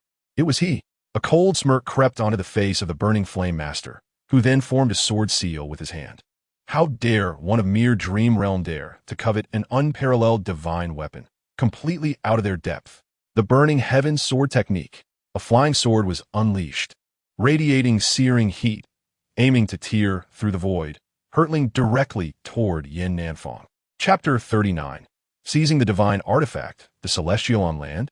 In the emptiness, Yin Nanfang, clad in white, floated ethereally like an immortal. Below him, several cultivators continued their relentless pursuit. Several long swords came hurtling toward him, accompanied by the sharp sound of the Burning Flame sect master's sword slicing through the air. Yin Nanfang remained silent. The murderous intent in their eyes compelled him to take action. A smile blossomed on Yin Nanfang's face. It seemed today was destined to astonish the world. He flicked his fingers, and streams of sword chi, akin to ethereal serpents, pierced through the bodies of all those pursuing him, leaving them with just a trace, avoiding fatal wounds. Nonetheless, they still emitted anguished cries as they plummeted from the sky, blood spewing from their mouths, their eyes filled with disbelief. Little did they know who Yin Nanfang truly was. They merely perceived this unassuming figure in white as deceptively ordinary, yet his means were extraordinarily sharp. Those streams of sword chi were indeed immensely powerful, and the finesse with which he controlled his strength was remarkable. Had he exerted a tad more force, they would have met their end. In that moment, astonishment adorned every face. When had such a figure emerged in the martial world? And why was there no record of him? As for Yin Nanfang, after nearly 30 years of seclusion atop the Regret Cliff, the world had long forgotten his existence. Moreover, prior to his retreat, he had encountered few individuals, most of whom had already become the souls beneath his sword, rendering him unrecognizable this time. Though Yin Nanfang had once held a significant reputation, he had remained absent from the Zi Yang Sect, and upon descending from Zi Yang Mountain, he commenced a rampage, leaving his connections utterly dismal. After dealing with the few cultivators below, Yin Nanfang turned his attention to the Burning Flame Master's flying sword. Although the Burning Flame Master stood at the pinnacle of the Ruins realm and was a formidable force within the Taoist sects, he was still insufficient to warrant Yin Nanfang's concern. With a hearty laugh, Yin Nanfang pointed forth. His spiritual energy surged outward, causing the seemingly unstoppable sword of the Burning Flame Master to inexplicably halt. This scene was nothing short of astonishing. A previously obscure young man in white had managed to withstand a strike from the Burning Flame Master. The Burning Flame Master. This sword shall be kept safe by me. Yin Nanfei smiled faintly, his body already gliding through the void. At this moment, the divine sword lay before him, radiating an endless golden light, its aura formidable and awe-inspiring. Yin Nanfei could sense that this sword bore a certain resemblance to the legendary Zhuzhen. As he extended his palm, his hand grasped the divine sword, causing a tremor in the hearts of all righteous cultivators present. In that instant, the sword seemingly acquired a master. A wave of murderous intent surged forth, as everyone harbored a desire to rend the white-clad man to pieces. Release the divine sword. You rogue. You are unworthy of wielding such a relic. Hand it over at once. Several figures approached through the air, all formidable beings of the Guishi realm. Prominent figures such as sect masters and elders. Yet with the divine sword in hand, Yin Nanfei merely positioned it horizontally, unleashing a powerful force that sent these supreme cultivators flying. Consequently, Yin Nanfei found himself the target of collective wrath, becoming the focus of an onslaught from all sides. A multitude of astonishingly powerful beings surged forth, among them sect masters and elders from the 10 sects of the Tao. Yin Nanfei sighed, reflecting that the so-called righteous path often diverged from true righteousness. With a smile, he formed a sword seal with his hand, invoking the sword technique from the sword control art. With a sharp clang, the divine sword expanded in size, and Yin Nanfei leapt upon it, soaring through the skies. On the sword, he laughed heartily, ascending with a thought, leaving the heavens and earth in awe. Descending to the ground, he swiftly pulled Yunling'er onto the divine sword, igniting fervent admiration among all righteous cultivators. The divine artifact was now tantalizingly close, almost surreal. In an instant, countless powerful beings surged forward. However, a cold smile graced Nanfei's face as he once again formed a sword seal, taking flight on the sword, vanishing into the distance. On the desolate lands of the West Wilderness, everyone gradually regained their composure, their faces marked by astonishment. Wait, they had been so engrossed in marveling at the sword's magnificent power that they seemed to have overlooked something vital. Had that white-clad man just flown away utilizing the sword control technique? Silence enveloped the crowd. Sword control is a technique of sword cultivators, and the pinnacle of this art is the ability to fly upon one's sword. While Guishu and Tianqi realms possess the capability to stand in midair, they cannot achieve true flight. Only those who reach the earthly immortal realm can soar above the nine skies with their own means. However, once a sword cultivator attains the status of sword immortal, they can indeed fly upon their sword. This implies that the white-clad man was, in fact, an earthly sword immortal. Everyone could not help but swallow hard. The title of earthly sword immortal signifies immense significance within the land of Shenzhou, even among the Dao sects. Those of the Tianqi realm are few and far between. Moreover, an earthly immortal emerges only once in several centuries. It is said that within the ranks of the Shushan sword sect, there exists a sword immortal, albeit merely a half-step immortal, still distant from the true realm of an immortal swordsman. Yet, just moments ago, the crowd could scarcely believe their eyes. This individual truly soared through the air on a sword. A land immortal had emerged upon the vast expanse of the divine land. One astonished cultivator exclaimed. Soon after, the crowd erupted in fervor. Even the aloof powers began to take this matter seriously, for it was of monumental significance. A land immortal commands the attention of the entire realm. Moreover, if he were not a sword immortal, how could he possibly fly upon a sword? How could he effortlessly withstand a strike from the esteemed Master Fanyan? This time, it was Master Fanyan who found himself at a loss. Had he truly stumbled upon an insurmountable obstacle, truly offended a land immortal? However, he quickly regained his composure and coldly remarked, What land immortal? Such a realm rarely sees an appearance in centuries. Even if a land immortal existed, how could the world remain unaware of his existence? It is merely sword flight. The Shushan sword sect possesses the ancestral techniques for sword riding. Though not a land immortal, one can still fly upon a sword. Despite his assertions, doubts lingered among the crowd. Master Fanyan continued, My disciple had previously clashed with this individual, and he is merely at the realm of dreamlike illusion, at best reaching the realm of returning to ruins. He is likely a talented disciple of the Shushan sword sect, capable of sword flight. Yet how could such a young land immortal possibly exist? Upon hearing this, many began to believe. Indeed, Yan Nanfeng appeared rather youthful, hardly resembling the age one would expect of a land immortal. It is well known that the path of cultivation is exceedingly arduous. Those who attain the status of a land immortal are often aged and frail. Yet, it was astonishing that the illustrious Shushan, the foremost sect in the world, would suddenly resort to seizing divine artifacts. A sinister smile crept across Master Fanyan's face. Chapter 40. I truly am a land immortal swordsman. As Master Fanyan's words fell, expressions of indignation spread among the crowd. Ning Haoran, standing nearby, felt a surge of defiance. But what evidence do you possess to prove he is a disciple of Shushan? To my knowledge, even the prodigious disciples of Shushan do not possess the ability to fly upon a sword. Ning Haoran's skepticism was understandable, for he was among the few who truly recognized Yin Nanfeng's identity as a sword immortal. Master Wangshun of Tianyin Temple merely smiled in silence. Master Fanyan scoffed, regardless. This person cannot be a land immortal. With that, he swept away, his sleeves billowing. How could the legendary land immortal be such an unremarkable young man? Meanwhile, two factions quietly withdrew from the shadows. Within the royal camp, a young man's voice emanated from within a carriage, calm and unhurried. This time, the journey was truly worthwhile. Not only did we witness the brilliance of a divine artifact, but we also encountered an astonishing figure who may well be a land immortal. I truly wish to forge a deep connection with this extraordinary swordsman. Within the carriage resides a prince of the Ji dynasty, who, although not the crown prince, still hold a respectable status. This prince, however, is disinterested in vying for the throne nor does he harbor aspirations of becoming an emperor. Instead, he yearns for the path of immortality and the exhilarating joys and sorrows of the martial world. After a brief moment of contemplation, the prince resolved to venture forth and explore, perhaps encountering this unparalleled swordsman. Consequently, the royal entourage also departed. The emergence of the divine artifact was marked by a moment of celestial fortune. Yet as the fervor subsided, the remaining righteous cultivators deemed it unnecessary to linger. Even so, countless righteous practitioners have experienced remarkable advancements in their cultivation, aided by a sliver of this fortuitous energy. Among those benefiting from the divine artifact's fortune is a certain demon lord residing in the Demon Mountain. As the righteous cultivators retreated, they left behind a scene of carnage. Thus, the tumult surrounding the divine artifact has finally reached a conclusion, revealing 3 significant events that will undoubtedly astonish the world.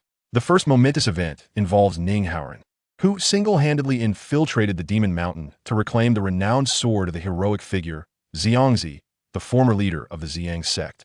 The second notable occurrence pertains to the divine artifact's appearance, which was seized by a mysterious figure whose whereabouts remain unknown. The third event, however, is the one that truly leaves the world in awe. Within the Taoist sect, the emergence of an unparalleled powerhouse, seemingly at the level of an earthly immortal. At this moment, beyond the western wilderness, a streak of light descended from the heavens. Yin Nanfei, clad in garments as white as snow, leapt from the divine sword, closely followed by Yun Linger. Subsequently, Yin Nanfei formed a sword gesture, causing the divine sword to emit a resonant hum, transforming into a normal size before spiraling gracefully into Yin Nanfei's grasp. He scrutinized this divine sword with great care and remarked softly, "This sword is undoubtedly a divine artifact, known as the Zhu Shun, bearing a resemblance to my master's Zhu Xian." As he spoke, Yin Nanfei extended his other hand, revealing an ancient and rare sword named Zhu Xian. Upon its emergence, the Zhu Shun sword radiated brightly, seemingly responding to the presence of the Zhu Xian. The Zhu Xian sword is likewise an unparalleled divine artifact. However, due to its acquisition as a system reward, it did not manifest with the same grandeur as the Zhu Shun. Nevertheless, both swords are extraordinarily remarkable. As Yin Nanfei observed intently, he could not shake the peculiar feeling that the Zhu Shun held some secret yet undiscovered. After a moment of contemplation, he casually tossed the Zhu Shun sword to Yin Linger before retrieving the Zhu Xian. "This sword shall be yours to wield," he declared. Yin Linger caught the Zhu Shun with a sense of bewilderment. Initially, she thought Yin Nanfei was jesting, little realizing that her master was indeed so formidable as to seize the sword before the eyes of all, an act that felt almost transcendent. However, just as Yin Linger had grasped the divine sword, several piercing auras suddenly emerged around the two of them. Yin Nanfei furrowed his brow slightly, while Yin Linger immediately heightened her vigilance. "Come forth," Yin Nanfei remarked with a chilling smile, his demeanor calm and unperturbed. Before them, 3 figures swiftly approached. One was clad in a crimson robe, standing with arms folded behind him, his visage imposing.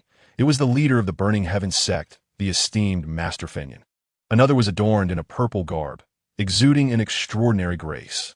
The last was a monk in a robe, holding a Zen staff, one hand raised before him as he stepped forward with measured strides.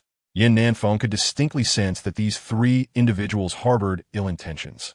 "Master Fenyan, are you here to avenge your disciple?" he inquired with a smile, unafraid. Fenyan's expression darkened as he replied with a smile, "Avenge is but one reason. To seize the divine sword is another." Yin Nanfei displayed a keen interest, glancing at the 2 figures beside him. "And who might these 2 be?" he inquired, noticing the unfriendly smiles on their faces. The elder in the purple attire arrogantly proclaimed, "I am the Grand Elder of the Divine Dragon Valley, known as Mielong." The monk interjected, "Ba, esteemed one, I am a monk from the Prajna Palace, named Huijian." The Prajna Palace, being the foremost among the 3 Buddhist sects, possessed formidable strength, with 2 powerful Enlightenment realm experts stationed there. Upon hearing this, Yin Nanfei burst into laughter. "What? Even the Buddhist sect has taken an interest in divine artifacts?" Huijian replied nonchalantly, "Esteemed one, in these times of rampant demonic cults, divine artifacts must be utilized to their fullest potential. Thus I implore you to surrender it to me." Yin Nanfei disdainfully scoffed. "And you believe you can harness the artifact's potential?" To his astonishment, Huijian shamelessly nodded in affirmation. The 3 individuals who had come were all significant figures within the righteous path, Master Finian had attained the 9th level of the Returning Ruins, while Elder Mialong was among the top experts of the Divine Dragon Valley, which ranked 6th among the 10 sects of the Taoist school, boasting immense power. The most formidable of them all was Huijin, who was already nearing the threshold of the Enlightenment realm. A look of incredulity crossed Yin Nanfei's face. "Are you not afraid that I truly am the sword immortal of the land?" Master Finian let out a cold snort. "Do not feign the extraordinary. The lands of the Divine Continent have not seen a sword immortal in nearly 300 years. Elder Mialong sneered. "What is the point of wasting words with him? Let the 3 of us strike together, eliminate him, and then discuss the distribution of the artifact." In an instant, the trio reached a consensus, and a formidable aura erupted from them. "Jao, today you will learn the bitter truth. Without absolute power, do not forcefully stand out." Elder Mialong mocked. Meanwhile, Master Finian's gaze was filled with malice, entirely devoid of the demeanor of a skilled master. "This time, you shall truly experience the taste of despair." Observing the fierce aura emanating from the 3, Yin Nanfei remained unfazed. With a light chuckle, he coldly declared, "Desiring an artifact is one thing, but possessing just a single divine weapon renders your trio insufficient to share it." Chapter 41. Confronting the 3 Peerless powerhouses. The atmosphere immediately grew tense and charged. Master Finian, wielding the Burning Heaven technique, exuded an overwhelming aura. Although his sword had been seized by Yin Nanfei, his momentum remained undiminished. Such is the nature of a true master. Even without a blade in hand, their formidable combat prowess persists. Elder Mialong, too, formed a series of hand seals, his power surging dramatically and faintly. The sound of a dragon's roar could be discerned. Though both he and the Zi Yang technique harnessed violet spiritual energy, they represented 2 utterly distinct forces. Turning to the monk Huijin, he chanted incantations, summoning a tempest, his monk robes billowing as if animated by an unseen wind. Each of these 3 individuals had attained the pinnacle of the Returning Ruins realm, with Huijin's cultivation gradually approaching the celestial awakening realm. Truly, they stood as some of the most formidable among the 3 sects of the Buddhist order. Within the Prajna Palace, Huijin's prowess was already sufficient to rank 3rd. "Scoundrel, surrender the divine sword, and I shall spare your life." Elder Mialong bellowed. Master Finian smirked in agreement. "Indeed, afterward you shall bow to my cherished disciple, Dongfang Yin, and renounce your cultivation." The trio emanated an overwhelming aura, their words brimming with arrogance, seemingly poised to strike at any moment, their intent to kill palpable. In stark contrast, Yin Nanfei remained composed and unperturbed, as if nothing had transpired, creating a striking juxtaposition. "Thief, your arrogance knows no bounds. It appears you truly fail to comprehend the essence of true power." Elder Mialong sneered at Yin Nanfei's demeanor. The youth's audacity was indeed staggering. A blatant disregard for others. "Azure Dragon Technique," Elder Mialong proclaimed loudly. The Azure Dragon Technique is a supreme method passed down through nearly a millennium in the Divine Dragon Sect, its training criteria exceedingly stringent, accessible only to elders and sect leaders. Instantly, a colossal dragon apparition emerged, its roar resonating throughout the heavens and earth. With its emergence, the world shifted and tempests ensued. Elder Mialong, a master of his time, would be unstoppable were it not for the presence of Yin Nanfei. "Perish!" he cried, as the dragon coiled and surged toward Yin Nanfei. Simultaneously, Master Finian and Monk Huijin launched their assaults. Celestial Fire Palm, a massive hand, descended from the sky, aimed at Yin Nanfei, engulfed in blazing flames capable of incinerating all. As it descended, even the air bore the marks of its passage. This strike warranted utmost caution, even for a powerhouse of the Returning Ruins realm. Meanwhile, Huijin, after a series of chants, raised his staff. Prajna scripture, with a fierce gaze. He emanated an aura of authority, akin to a deity incarnate, his countenance radiating formidable strength. Subsequently, Huijin leaped forward, his staff aglow with a subtle but potent light, seemingly capable of obliterating all in its path. Yet, Yin Nanfei remained as tranquil as a still pond, while Yunlinger looked on with growing anxiety. "Master, be wary. It appears she is indeed unaware of the extraordinary powers possessed by Yin Nanfei, the land sword immortal. As a legendary sword sage, he is capable of far more than merely flying on his sword." With a grand gesture, Yin Nanfei summoned the Juxian sword, which soared through the air. Remarkably, it was yet another divine artifact, The three companions displayed expressions of trepidation. This ancient sword, by its aura, was undoubtedly a powerful relic. When did such artifacts lose their value? Moreover, there had been no prior knowledge of such a divine weapon emerging from the vast lands of Shenzhou. In that instant, their faces began to reflect a glimmer of greed. With two divine artifacts at stake, if outsiders were to learn of this, the land would undoubtedly descend into chaos. Yet, beneath their composed facades, the three were already scheming against one another, with the immediate priority being to claim Yin Nanfei's life. A resonant hum filled the air as the Zhuxian ancient sword was unleashed, shaking the heavens and the earth with its imposing presence, reminiscent of the legendary god-slaying sword. Two divine weapons, one intent on slaying immortals, the other on vanquishing gods. Who could stand against such might? Yin Nanfei formed a sword technique, manifesting his sword control prowess. And the flying sword danced through the air like a great dragon, capable of cleaving through the very fabric of reality. With his strike, even the deities would tremble. A mere shadow of an azure dragon was hardly noteworthy. Yin Nanfei laughed heartily, proclaiming this sword could slay celestial dragons. The power of Zhuxian was incredibly ferocious. With each thrust and sweep, it symbolized boundless phenomena, aimed directly at the ferocious azure dragon, targeting the elder slayer of dragons. Indeed, it was the sword control technique. But it seemed he was merely a prodigy who had mastered the sword control technique to its pinnacle, barely touching the threshold of the return to Ruin's realm, and was still far from attaining the status of a terrestrial immortal. The elder slayer of dragons, witnessing this, couldn't help but sneer repeatedly, feeling victory was assured. However, unexpectedly, the formidable azure dragon shadow suddenly became feeble at that moment. The sword's shadow flashed, slicing through the immense purple dragon as if it were mere vegetables, reducing it to nothingness. The elder's essence was compromised, and he staggered back 100 steps, eyes wide with shock. What was happening? Yet at that instant, the Zhuxian ancient sword showed no signs of halting, piercing forward relentlessly. The elder's expression shifted dramatically, as if he sensed the extraordinary nature of this strike. Although it was merely a sword control technique, it bore a sharp sword intent.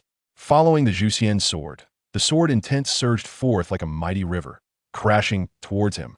The power of this strike was astonishing.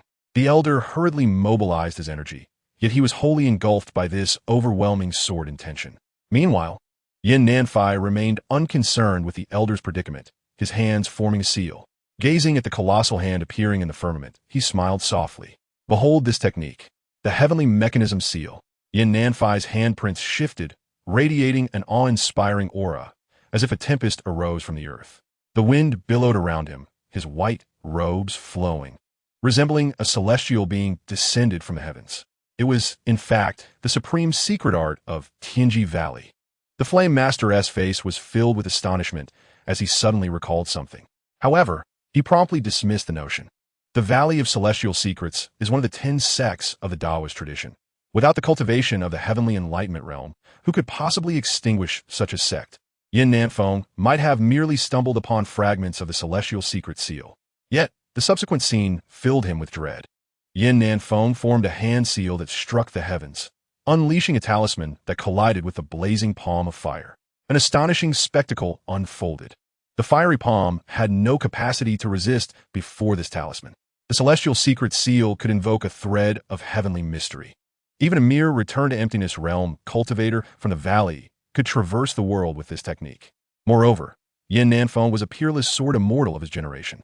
This imprint not only bore the essence of celestial secrets, but also descended with overwhelming divine might. Boom! A resounding blast erupted as Yin Nanfei unleashed another magical seal directly upon the body of the burning flame master. The latter spat blood, his internal energy in disarray, as he was sent flying. Subsequently, Yin Nanfei turned to the wise monk Huijin, a cold smile gracing his lips. The Heart Sutra? The Diamond Sutra? How could the supreme teachings of the Buddha be wielded by you like a child's play? Witness my technique. How does it compare to your Heart Sutra? Chapter 42. Shocking the world, the land's sword immortal. Thief, you possess some skill, yet when it comes to combat prowess, how could I, a humble monk, be compared to the likes of Burning Flame or Dragon Slayer? Huijin declared, striking with his staff. This blow carried an incredibly violent surge of spiritual energy. However, Yin Nanfei remained undaunted, laughing heartily. He swiftly formed 6 intricate seals with his hands. With each seal, Nanfei pronounced a powerful word, his voice resonating through the heavens as if it were a celestial proclamation. "Oi mani padme hum," Huijin gasped, his expression one of disbelief. "This is the supreme secret of our Buddhist teachings, and you have audaciously learned it." With a stern demeanor, Huijin proclaimed, "Umitba, well done, well done. In that case, I must subdue you for the Buddha." This 6-character great bright mantra has been lost for ages.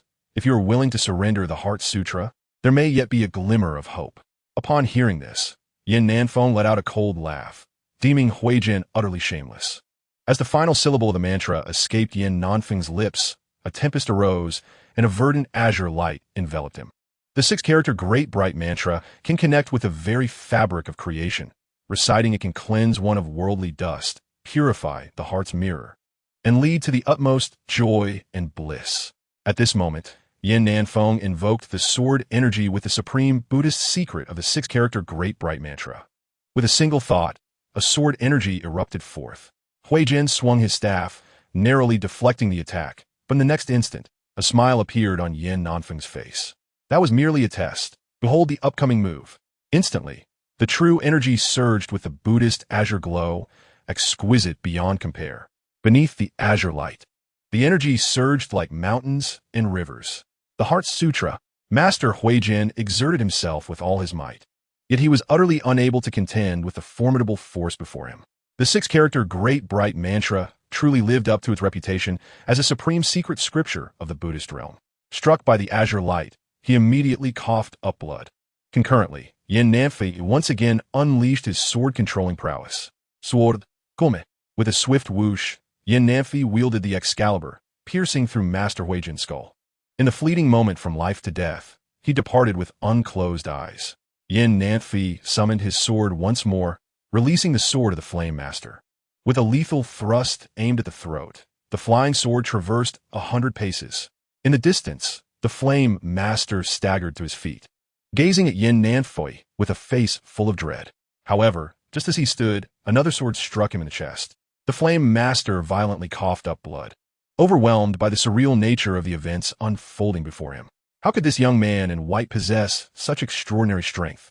Meanwhile, Elder Mialong had already succumbed beneath the overwhelming sword intent, his existence extinguished. It is lamentable that these three, in their final moments, realized that Nanfei was indeed a legendary earthly sword immortal. Yet, by the time this revelation dawned upon them, they had already embarked on the path to the underworld. Nanfei sheathed the Excalibur and turned his gaze toward Linger. At this moment, she was already astounded by the celestial prowess displayed by her master. Witnessing his formidable might for the first time, she had not anticipated such ferocity, which could be described as a lethal intent encapsulated within a single thought. "What are you looking at?" "Let us go." Nanfei chuckled lightly, as if nothing had transpired just moments ago. "Oh," Linger nodded, her heart still reeling from the shock, as she followed closely behind Nanfei. As the two turned, Nanfei, clad in white garments like an ethereal being, left behind the three renowned and unparalleled powerhouses of the righteous path, all of whom met their untimely demise that day. Days later, the land of Shinjo was abuzz with this monumental event. Some ventured to the battleground where Nanfei had clashed with his foes, only to discover the corpses of the three eminent figures. Initially suspecting foul play by the demonic sect, they were soon awestruck upon sensing a lingering sword intent in the air. This sword intent was extraordinarily potent and exquisite, unprecedented in history. Even those of the enlightened realm might not possess such refined swordsmanship.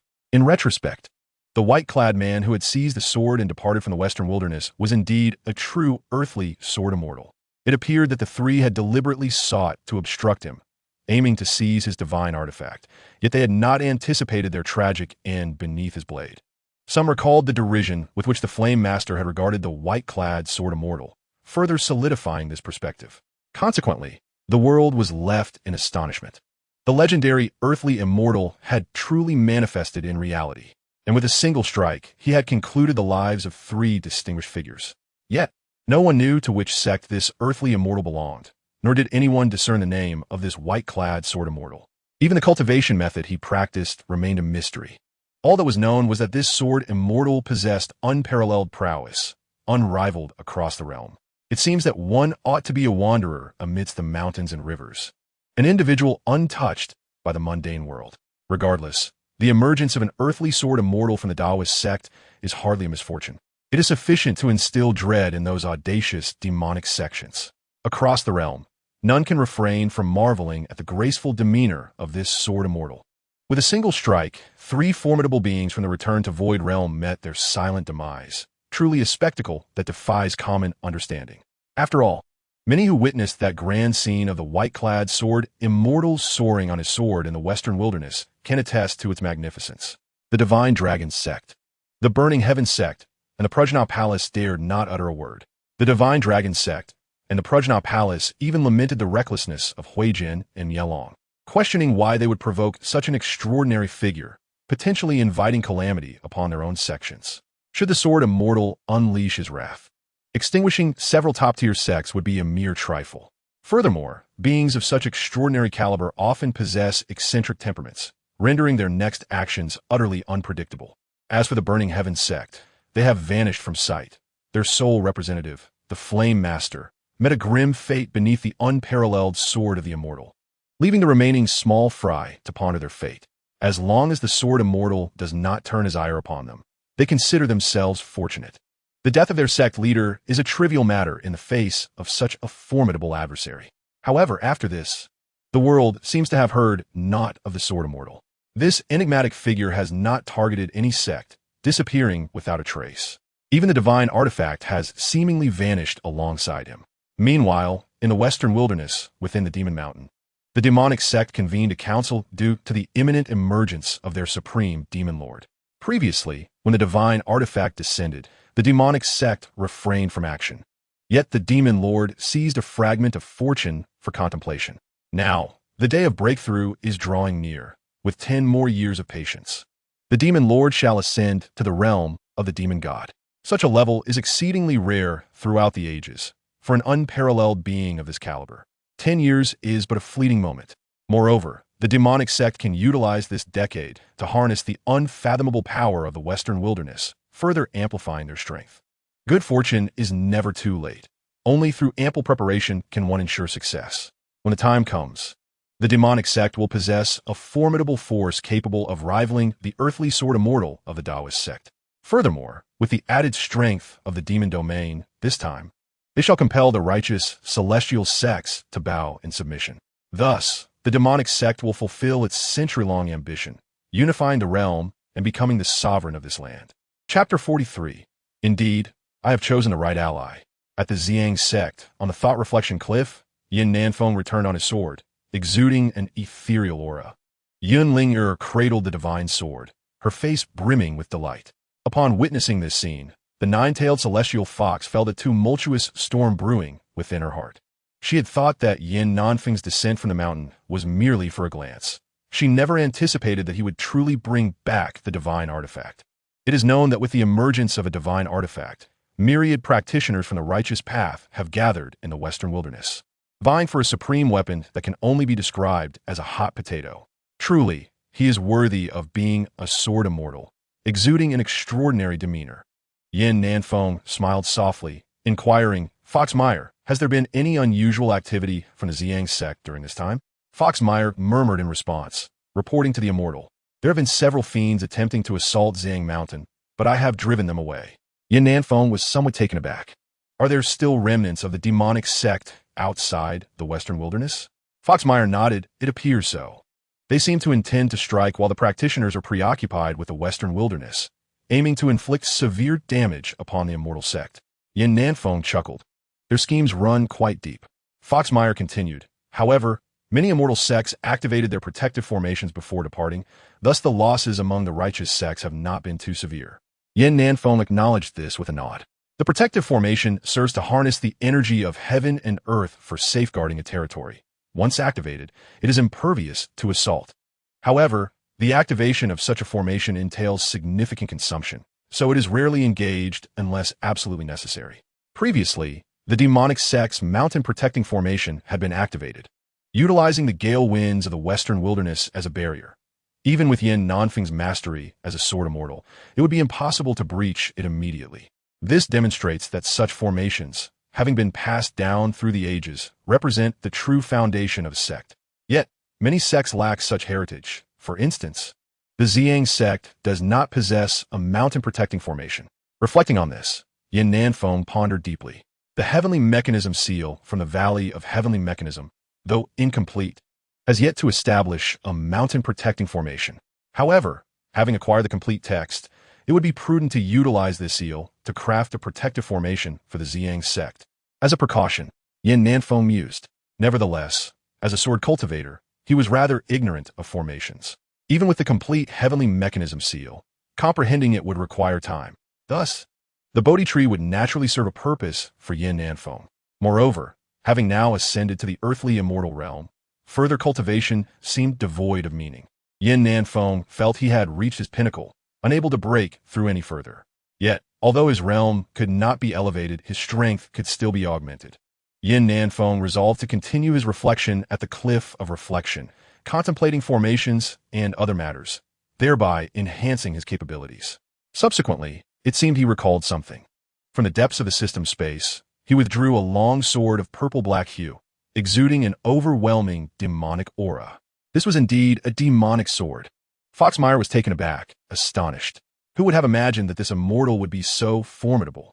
Having not only seized a supreme weapon, but also acquired the treasure of the demonic sect, the demonic sword? The demonic sword, though not a divine artifact, is a relic from ancient times, having been nurtured over millennia. Even if it does not reach the celestial level, it can certainly be deemed a quasi-divine instrument. One could assert that this sword represents a vital lineage of the demonic sect. Yet, this immortal has audaciously seized the very essence of the demonic sect. Such an act seems rather brazen. Nanfei carefully scrutinized the demonic sword. Indeed, it was extraordinary, surpassing the Howren sword and the illusory, immortal sword I bestowed. He expressed his astonishment. Yet this demonic sword held no practical value for him. Casually casting the sword aside, he turned his gaze toward Huxier. This sword is of little use. If you desire it, feel free to take it. Huxier, taken aback by Nanfei's nonchalant toss of the demonic sword, was genuinely startled. This sword is a high-level artifact long coveted by many righteous cultivators. The demonic sect has endured through numerous declines, yet has managed to preserve its legacy, largely thanks to this sword. It is revered as the ultimate treasure by the sect, its status even transcending that of the sect leader. While leaders may change, this singular sword remains a symbol of the sect's faith. The demon race has long coveted this sword, but Nanfei's dismissive gesture left Huxier both astonished and elated. Quickly transforming into her human form, she revealed her enchanting and graceful figure, promptly seizing the demonic sword, fearful that Nanfei might reconsider and reclaim it. Her heart brimmed with joy. She had indeed chosen the right companion, with Nanfei attaining the pinnacle of sword immortality. Her elder disciple becoming the leader of the Zi Yang Sect, and her second disciple acquiring a weapon capable of inciting a bloodbath. She, as his foremost little brother, was more than satisfied with this quasi-divine demonic sword. A whirlwind of emotions surged within Huxier as she expressed gratitude to the heavens for their benevolence. Nanfei chuckled softly, shook his head, and then settled cross-legged beneath the Bodhi tree. He then addressed Yunling'er and Huxier in a gentle tone. I shall meditate here for 10 years beneath the Bodhi tree to comprehend a peerless protective formation for the Zi Yang Sect. You too should hasten your cultivation, for that individual from the demonic sect is on the brink of entering the realm of the demon god. It appears that the celestial demonic conflict is imminent. Both beautiful women, Yunling'er and Huxier, nodded in agreement, sensing the gravity of the situation.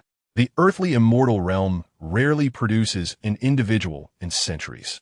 And even though the demon sovereign is about to emerge, harnessing the fortune of a divine artifact will require over a decade. Thus, they still possess ample time for their advancement. Consequently, Nanfei resumed his life of reflection and enlightenment at the Cliff of Remorse, diligently signing in for 10 consecutive years. Throughout this decade, he continuously contemplated the Heavenly Mechanism seal. In truth, should one merely comprehend this secret method, it would not require a decade. However, during these 10 years, Nanfei, by utilizing the Heavenly Mechanism seal, has delved into the mysteries of the cosmos and grasped the essence of the Tao, the vast expanse of the Tao. Its origins stretching back to an unfathomable era renders such understanding exceedingly arduous. Even beneath the Bodhi tree, this remains true. Conversely, Humier and Yunlinger have made astonishing advancements in their cultivation. After a decade, Yunlinger has ascended to the pinnacle of the dream realm, merely a step away from the return to Ruin's realm. As for Humier, she has emerged as an invincible powerhouse at the 6th level of the heavenly enlightenment. Throughout these 10 years, Yin Nanfeng has consistently signed in, acquiring numerous unparalleled treasures. Ding! Sign-in successful. Receive the celestial chessboard. Ding! Sign-in successful. Receive the Frost-Cold 14 Sword Intent. Chapter 44. Understanding the Heavenly Mechanism After 10 Years. Setting up the Killing Formation. 10 years later, on this day, atop the cliff of reflection in the back mountain, Yin Nanfeng, clad in white, gazes at the endless clouds, hands clasped behind his back. Then, he forms a seal, and a series of grand talismans soar into the sky. These runes appear exceedingly ancient and arcane, each harboring an enigmatic and wondrous power. The runes fly towards the 4 corners of the Zi Yang Sect, enveloping the entire sect in an unseen embrace. Subsequently, these runes begin to arrange and combine in intricate patterns. Should one gaze down from the heavens, they would be astonished to discover that beneath the Zi Yang Sect lies a formation poised for activation. Countless runes whirl and twirl. Once unleashed, this formation would indeed shake the heavens. This is the culmination of Yin Nanfeng's decade of research, utilizing the methods within the Heavenly Mechanism Seal to comprehend the heavenly mysteries and the Great Tao, ultimately devising this astonishing great formation. Although it serves as a protective array, its combat prowess is not to be underestimated. Once activated, the sword chi of the entire Zi Yang Sect would soar. Over the course of 10 years, Yin Nanfeng has infused countless sword intents into this formation. Each sword intent possesses the might to rend the heavens, serving as the edge of the Tao. Foes below the earthly immortal realm must tread carefully within this formation. Those at the return to Ruin's realm, or even lower, such as the dream realm, would find themselves utterly at the mercy of others. Yin Nanfeng has named this formation the Killing Formation, not seeking to defend, but to attack, not desiring peace, but to slay. Yin Nanfeng believes that this formation demands an immense expenditure of energy. Once activated, it requires the convergence of spiritual essence from all directions. It is likely that it can only be unleashed in true times of peril, for in such dire circumstances, offense and slaughter become the ultimate means of survival. This formation stands unrivaled throughout the ages, and even with Yin Nanfeng's earthly immortal cultivation, bolstered by the Bodhi tree, it has consumed an entire decade. Thus, should the demonic sect invade, this formation would serve as the Zi Yang Sect's final trump card. The focal point of this grand formation is the mistaken reflection cliff of the Zi Yang Sect. The formation's core is entrusted to Ning Haoran for safekeeping by Yin Nanfeng. For if Yin Nanfeng were present within the Zi Yang Sect, the formation would remain dormant.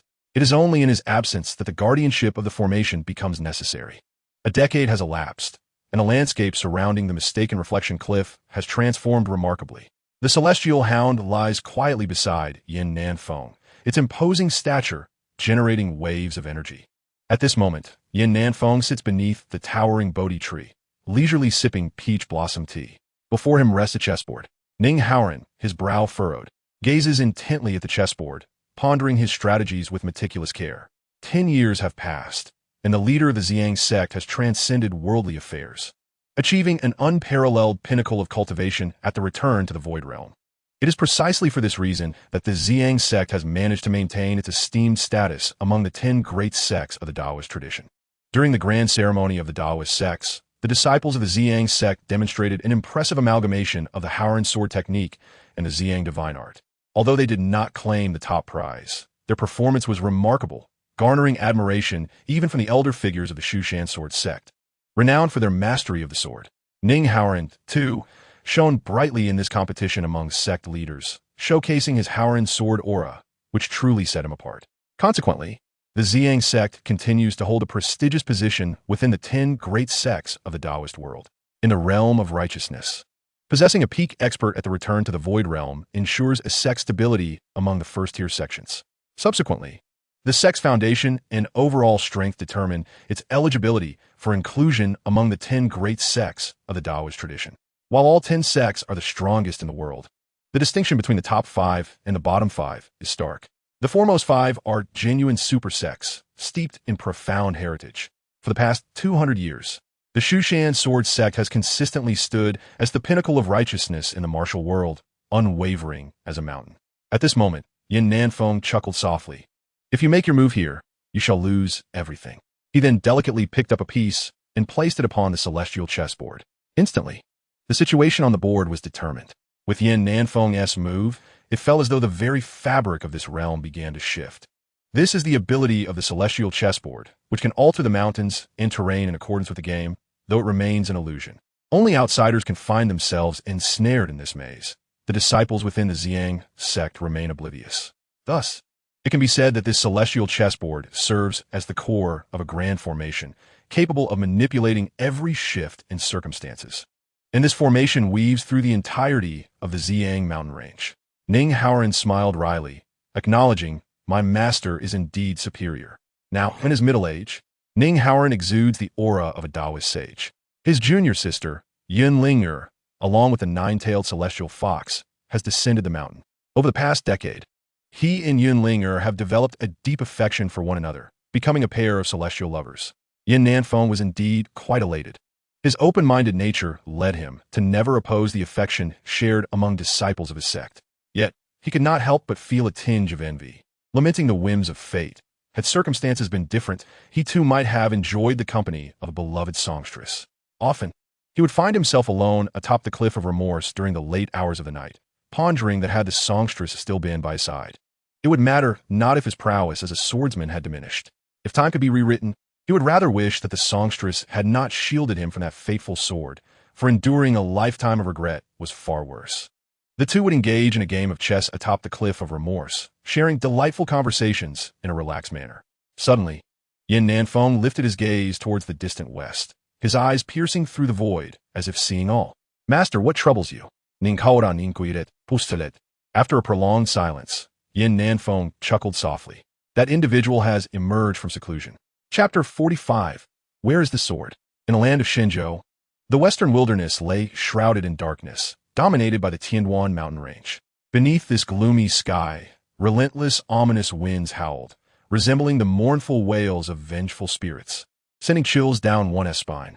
This was the very domain of the demonic sect, where chaos reigned within the mountains, earning it the epithet of the Demon Mountain among righteous practitioners. At this moment, amidst the originally desolate Demon Mountain, a surge of formidable demonic energy erupted, piercing the heavens. Waves of violent energy reverberated outward, causing the withering grasses to wither further, rendering the western wilderness even more desolate. With a thunderous roar, a figure soared from the depths of the mountain, its presence cutting through the oppressive clouds. Below, 100,000 disciples of the demonic sect erupted in fervor, all bowing in reverence. The Demon Lord has emerged. The Demon Lord has broken free. Blessings upon the holy sect. Some elders of the sect shouted with excitement, their voices hoarse. The legendary Demon Lord had finally achieved a breakthrough at this critical juncture, transforming into a being capable of destruction on a cosmic scale. At this moment, above the heavens, a figure clad in dark armor exuded an awe-inspiring aura. His hair had turned a deep crimson, a result of the daily sacrifices made by the sect, who would venture into the western wilderness to capture innocent souls, extracting their blood to aid the Demon Lord's ascension. His appearance bore no signs of aging. In the terminology of the Taoist sect, he had returned to a state of primordial purity, resembling a middle-aged man once more. The demonic totem emblazoned on his forehead was striking, and the overwhelming demonic energy surrounding him was nothing short of terrifying. This Demon Lord was a figure from nearly 2 centuries ago, having reached the heavenly enlightenment realm during the last battle between immortals and demons, a state attained by only a handful in the world at that time. However, back then he was already over a century old, devoted solely to his cultivation, yearning for a swift ascension to the realm of the demon god. Otherwise, even with the cultivation of the apocalypse realm, it would ultimately be difficult to contend against the Taoist sect. Even if one were to achieve an improbable victory, today, one could never ascend to the status of a demon god. In the end, life would wither away. Although one's life may resemble a legendary tale, it would still conclude rather abruptly. As a formidable hero of his generation, he naturally wished to avoid such a fate. In contrast, he found a greater admiration for the demise of Zi. At this moment, standing atop the Demon Mountain, he had been in seclusion for 80 years. Finally, on the brink of the end of his lifespan, he ascended to the realm of the demon god, extending his life for an additional 300 years. Moreover, with the enhancement of his cultivation, his lifespan could extend up to 500 years. His eyes were tightly shut. For these 80 years, he had never left the cave, nor seen the light of day, and now he was finally ready to emerge. With a flourish of his hand, he felt a surge of ambition within him, envisioning the magnificent spectacle of the sword Immortal borrowing swords from legends. Today, having finally broken through to the same realm, he felt an unparalleled exhilaration, erupting into laughter. Ha ha ha! Throughout history, the sword Immortal has borrowed hundreds of swords. Today, the demon god descends. What is the borrowing of a mere sword in comparison? His laughter was dark and full of pride. He extended a hand and called out, shaking the heavens. Sword, come. As his voice fell, all the followers of the Demon Sect erupted in fervor. Truly deserving of being a generation's demon god, he regarded even the sword Immortal's mastery of sword control with disdain. After all, within the same realm, the Tao is but a foot high, while the demon is a yard higher.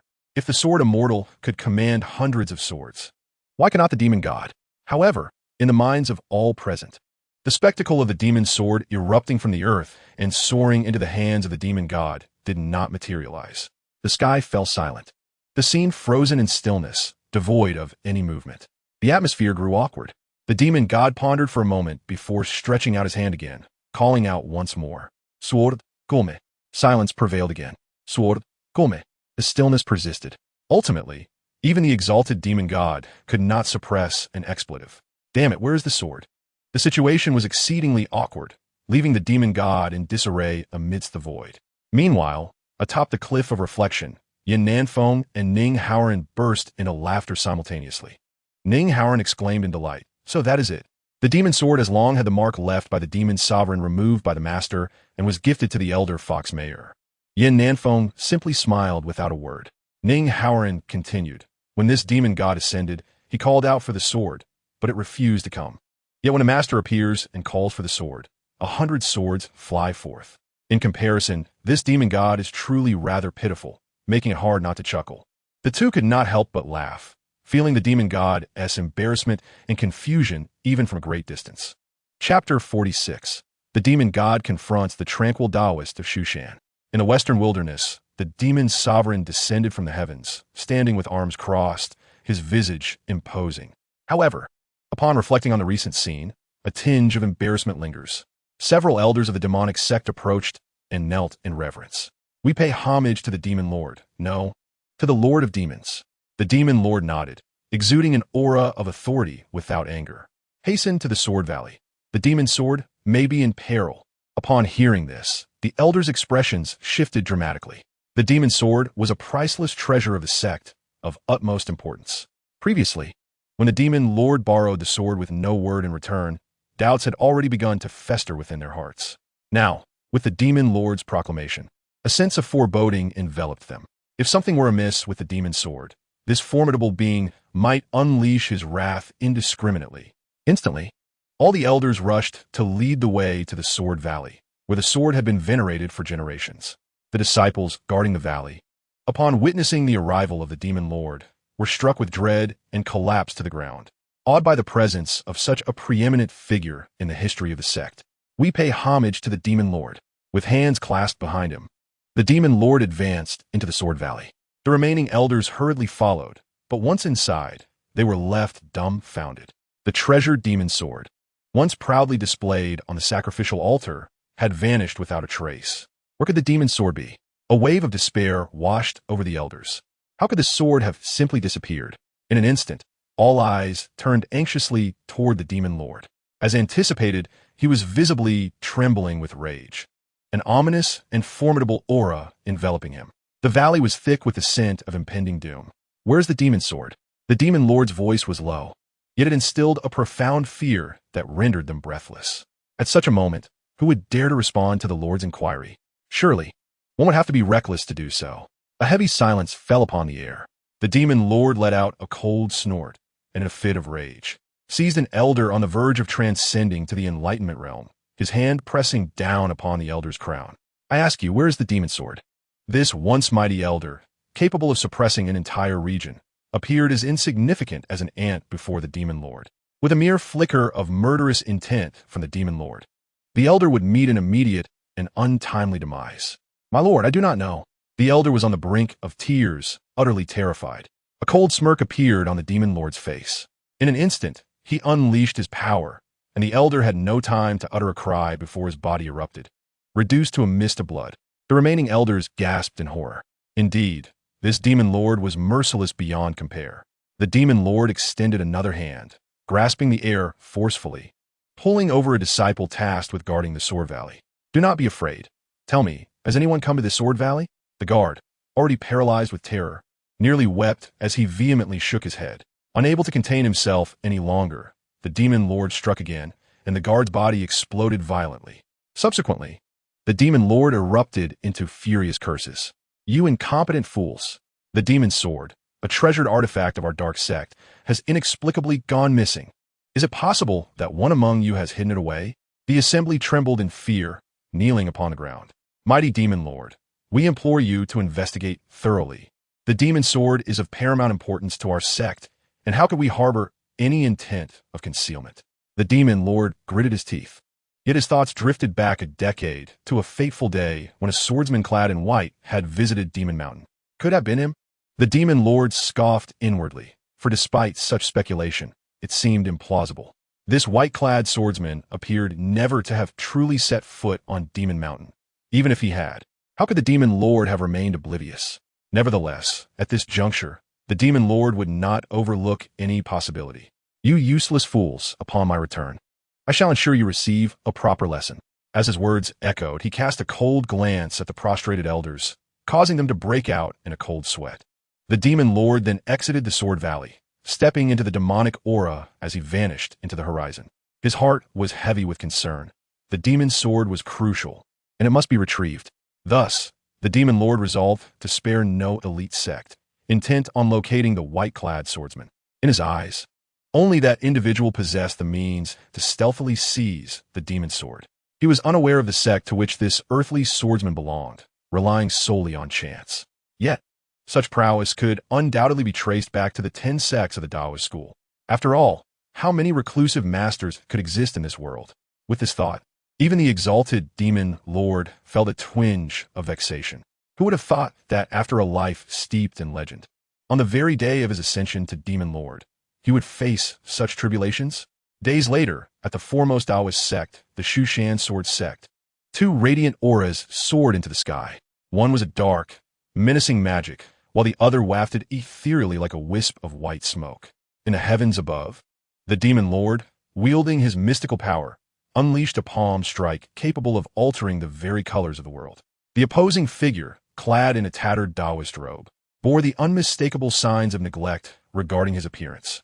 Yet, this seemingly disheveled Taoist had lived for over a century and was reputed to be the mightiest of the Shushan Sword Sect, a half-step sword immortal known as Feng Qingzi. At that moment, the two adversaries launched their assault. The demon lord extended his palm, while Feng Qingzi executed his sword control technique, sending forth a sword that could cleave through the clouds. Yet, the sword hesitated, inexplicably pausing before the demon lord's palm, resulting in standoff. The surrounding sky darkened ominously, and suddenly, an overwhelming thunderous roar erupted. The demon lord, known as Tongyu, wielded profound power. Feng Qingzi, remaining composed, addressed him with a smile. "I wonder what brings the illustrious Tongyu demon lord to Shushan on this day." Although Feng Qingzi maintained a calm demeanor, both he and the demon god were secretly engaging in a battle of wills. The demon god, Tongyu, let out a cold laugh, naturally in search of the sword belonging to this esteemed master. Feng Qingzi responded with a hearty laugh, proclaiming, in the sword tomb of Mount Shu, "There are over 10,000 divine swords. I wonder which one the demon god seeks. Given our friendship, I would have no qualm in gifting you one." The demon god scoffed disdainfully, retorting, "You old fool, a century ago, you always overshadowed me. Yet now I have ascended to the status of a demon god, while you remain merely a half-step immortal. Are you not afraid that in a fit of rage, I can annihilate your Mount Shu?" Feng Qingzi merely smiled in silence.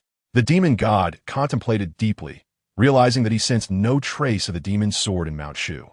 It appeared that the sword was not present. Although he had reached the realm of a demon god, this old man was a half-step sword immortal. And coupled with the astonishing sword formation of Mount Shu, He felt he could not face them alone. With this thought, the demon god let out a cold laugh. Forget it. Who would covet a decrepit sword from you? I shall take my leave. With those words, Tan Yu unleashed his power, sending Feng Qingzi sprawling backward, before vanishing into thin air, heading towards other sections. Above Mount Shu, Feng Qingzi retracted his flying sword, gazing into the distance, lost in thought. Chapter 47. The Chessboard of Heaven and Earth. The news of the demon god's emergence from seclusion quickly spread throughout the world. In the realm of the Divine Land, all righteous sects were thrown into a state of turmoil. Earlier, it had been rumored that a formidable power from the Demon Sect was on the verge of breaking through to the realm of the demon god. Yet no one anticipated that this day would arrive so swiftly. Furthermore, upon his emergence, the demon god seemingly caused an uproar.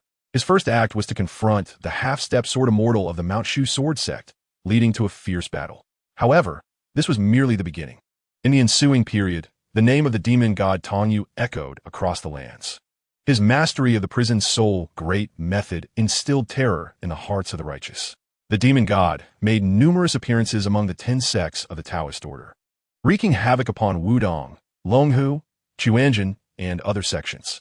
Nevertheless, being a time-honored and transcendent force, they activated the protective grand formation left by their ancestors during this critical moment, which enabled the demon god to retreat. What puzzled everyone was that the demon god seemed to have little interest in prolonged conflict. He would engage briefly before departing, leaving many bewildered. After approximately half a month, the reason behind the demon god's actions finally emerged, leaving the righteous sects both amused and bewildered. The treasured artifact of the Demon Sect, the demon sword, had mysteriously gone missing. The purpose of the demon god's rampage was to seek out the demon sword. Yet, everyone was left astonished. How could the demon sword, revered as the sect's most sacred treasure and a symbol of faith among its followers, simply vanish? Until that day, 100 miles from the Zi Yang Sect, the silhouette of the demon god gradually manifested in the void. At present, the only thing missing was a visit to the Zi Yang Sect. However, the Zi Yang Sect, among the 10 major sects of the Taoist school, seemed rather unremarkable. Could it truly be the birthplace of an unparalleled sword immortal? This notion left the demon god somewhat perplexed. Nevertheless, he soon recalled having heard from his subordinates that the Zi Yang Sect possessed a hidden ancestral figure. Yet, this ancestor was merely at the level of Tianqi. Could one truly ascend to the realm of terrestrial immortals in such a short span of time? The demon god, with his profound insights, could hardly believe such a possibility. Still, he resolved to pay a visit to the Zi Yang Sect. Meanwhile, at the Zi Yang Sect, upon the Cliff of Reflection, Yin Nanfei raised his teacup. Savoring the delicate flavor of the peach blossom tea, his gaze fixed intently upon the chessboard before him. Opposite him, Ning Haoren maintained his usual demeanor, brow furrowed, as the game continued to favor his master. At that moment, Yin Linger nestled beside Ning Haoren, leaving Yin Nanfei somewhat speechless. Over the past few years, Ning Haoren had made it a habit to frequent the Cliff of Reflection, and after developing mutual affection with Yin Linger, they often displayed their affection openly. In Yin Nanfei's previous life, he would have remarked that this generation's sword immortal had become the most formidable third wheel in existence. Setting his teacup down, Yin Nanfei inquired, "Haoren, do you believe there is still a chance of victory in this match?" Ning Haoren pondered deeply for a moment, and suddenly, as if struck by inspiration, he smiled softly. To place oneself in a dire position to seize victory, this move shall be made here, with Ning Haoren's placement of the piece. The topography of the Zi Yang Sect underwent another silent transformation. 100 miles away, the silhouette of the demon god reappeared in the void. Observing the surroundings, the demon god found it perplexing. Strange, I feel as though I have traversed this place before. Initially, he paid it no mind and continued his flight forward. Upon the Cliff of Reflection, Yin Nanfei made another move. This time, the demon god appeared on the opposite side of the Zi Yang Sect, precisely facing his previous location. Where's this? Why do I feel as though the direction I am taking is incorrect? With this thought, the demon god began to scrutinize the surrounding terrain. At the Cliff of Reflection, Yin Nanfei chuckled softly. This heavenly chessboard is indeed a divine artifact, capable of controlling the surrounding landscape through formations. Even a terrestrial immortal, if unaware, would fall victim to its influence. It seems the demon god shall be ensnared within this chess game for a while. Ning Haoren also smiled. Earlier, during their chess match, his master had mentioned the demon god descending upon the Zi Yang Sect Yet it appeared that his master remained unfazed, maintaining a calm demeanor, revealing such a clever stratagem. Meanwhile, Yin Linger observed everything around her with keen curiosity. Thus, the demon god persistently manifested in various locations of the Zi Yang Sect. Yet he could not reach it. Enraged, he suddenly conceived a thought, his teeth clenched in fury. A mere, trifling skill shatter. With that, the demon god unleashed his demonic energy, causing the very essence of the land to erupt, and astonishingly, all mountains and terrains reverted to their original state in a remarkably wondrous manner. The existence of such a divine ability, capable of manipulating the landscape, filled the demon god with profound astonishment. At that moment, he gazed downwards, his ire escalating. It seemed he had already arrived at the Zi Yang Sect, yet he was ensnared in an illusion, perpetually revolving above it. I, the demon god of this era, dare you, foul Taoists of the Zi Yang Sect, to toy with me. His voice resonated through the heavens and the earth, deafening all in attendance. Instantly, the disciples of Zi Yang Sect hastened to respond, drawing their swords. This demon god bore ill intent. The elders too soared into the void, bracing for confrontation. Elder Tianyang, though in the twilight of his years, remained undaunted, even as exerting himself further would deplete his already dwindling lifespan. Indeed, he stood as the mightiest among the Zi Yang Sect, having reached the threshold of the half-step ascendancy. Due to Ning Haoran's stewardship over the Zi Yang Sect, this elder could devote himself entirely to cultivation, detached from worldly affairs. Consequently, he harbored greater prospects of ascending than his predecessor, Xiangzi, yet he lingered on the cusp of that transcendence. However, prior to attaining true ascendance, he could not recklessly engage, lest his remaining vitality be entirely consumed. Thus, Elder Tianyang found himself in a precarious predicament. To act would lead to the total depletion of his lifespan, while abstaining might allow him to inch closer to the realm of ascendancy. Yet at this moment, he was indifferent to such calculations. The Zi Yang Sect faced a formidable foe, and as a venerable elder, how could he remain passive in the face of impending doom? Foul Taoist, perish before me, the demon god bellowed. Subsequently, with a sweeping motion of his long sleeves, countless tendrils of dark energy surged forth, filling the sky with the anguished wails of myriad vengeful spirits. The great law of the abyssal souls summoned forth the spirits of the departed. Elder Tianyang's expression faltered. This technique was exceedingly malevolent, seeking to refine countless lost souls. Truly an affront to the natural order. We, the disciples, vow to protect the Zi Yang Sect with our lives. Elder Tianyang shouted fiercely. However, just as he began to conjure the essence of Zi Yang's Taoist arts, a sudden humming sound reverberated behind him. Chapter 48, The First Clash. Elder Tianyang turned to look, yet found no one in sight. Nevertheless, the demon god's piercing gaze seemed to penetrate the void itself. After a prolonged silence, the expression of the demon god grew increasingly grave. Within the confines of the Zi Yang Sect, he felt the presence of the demon sword. The sensation is exceedingly faint, rendering it beyond my control. This indicates that the other party has removed the mark left upon the demon sword, severing my connection to it. Otherwise, even from 1,000 miles away, I could summon the sword with but a thought. Thus, it is evident that this individual must undoubtedly possess the realm of a terrestrial immortal. Indeed, it is you, the voice of the demon god, resonating with an air of profound foreboding, echoes from all directions as if emanating from the heavens. Since you are aware, shall we change our venue for battle? Upon hearing this, the demon god nodded. Very well. With a light laugh, the demon god immediately turned and vanished. Shortly thereafter, a surge of sword energy resonated within the Purple Sun Sect. A figure clad in white soared through the air, riding the sword. The disciples of the Purple Sun Sect erupted in fervor. A sword immortal. How remarkable that a sword immortal stands guard within our sect. In the void, Elder Tianyang remained rooted in place, struck by a sense of familiarity regarding this individual. Soon, Elder Tianyang was taken aback. The majority of the disciples were unaware of Yin Nanfeng's identity, yet Elder Tianyang, despite not having laid eyes on him for over 40 years, had the visage of that person indelibly etched in his memory. Yin Nanfeng, the most extraordinary swordsmanship genius of the Purple Sun Sect in a century. It is indeed him. Elder Tianyang's expression turned wooden, as though caught in a dream. Above the deep mountains, a pair of figures appeared amidst the swirling clouds. Yin Nanfeng, draped in white as pure as snow, floated like an immortal. Meanwhile, the demon god, with furrowed brows, recognized him instantly. 10 years prior, it was this very man who cleaved the demon mountain in the West Wilderness with a single sword strike. Had I not activated the protective formation, the Demon Sect would have met its end that day. It truly is you. The demon god uttered a cold snort. Yin Nanfei, on the other hand, wore a smile. Just emerging from seclusion and already causing a commotion. Do you not fear stumbling within some other sect? The demon god laughed maniacally. Who can possibly hinder me? In this world, I have achieved true invincibility. Only you are worthy of being my opponent. Yin Nanfei responded with a smile. There are always those beyond the horizon. And even I would not dare claim to be invincible. A trace of solitude flitted across the demon god's lips. You may not dare, but I do. With that declaration, the demon god initiated the assault. My mastery of the Hell Soul technique has absorbed countless spirits. Do you comprehend why I am named Tanyu? It is because I can channel demonic energy directly to the 9 nether realms, drawing upon the formidable strength of countless souls from there. With a mighty roar, the demon god unleashed a torrent of demonic energy.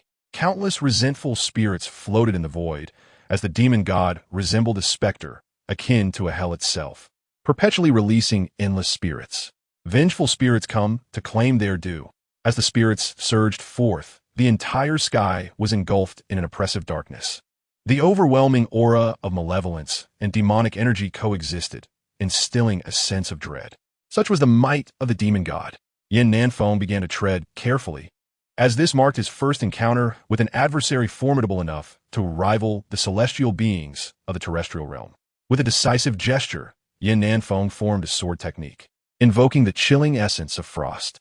He thrust forth his blade, and the forces clashed with astonishing ferocity.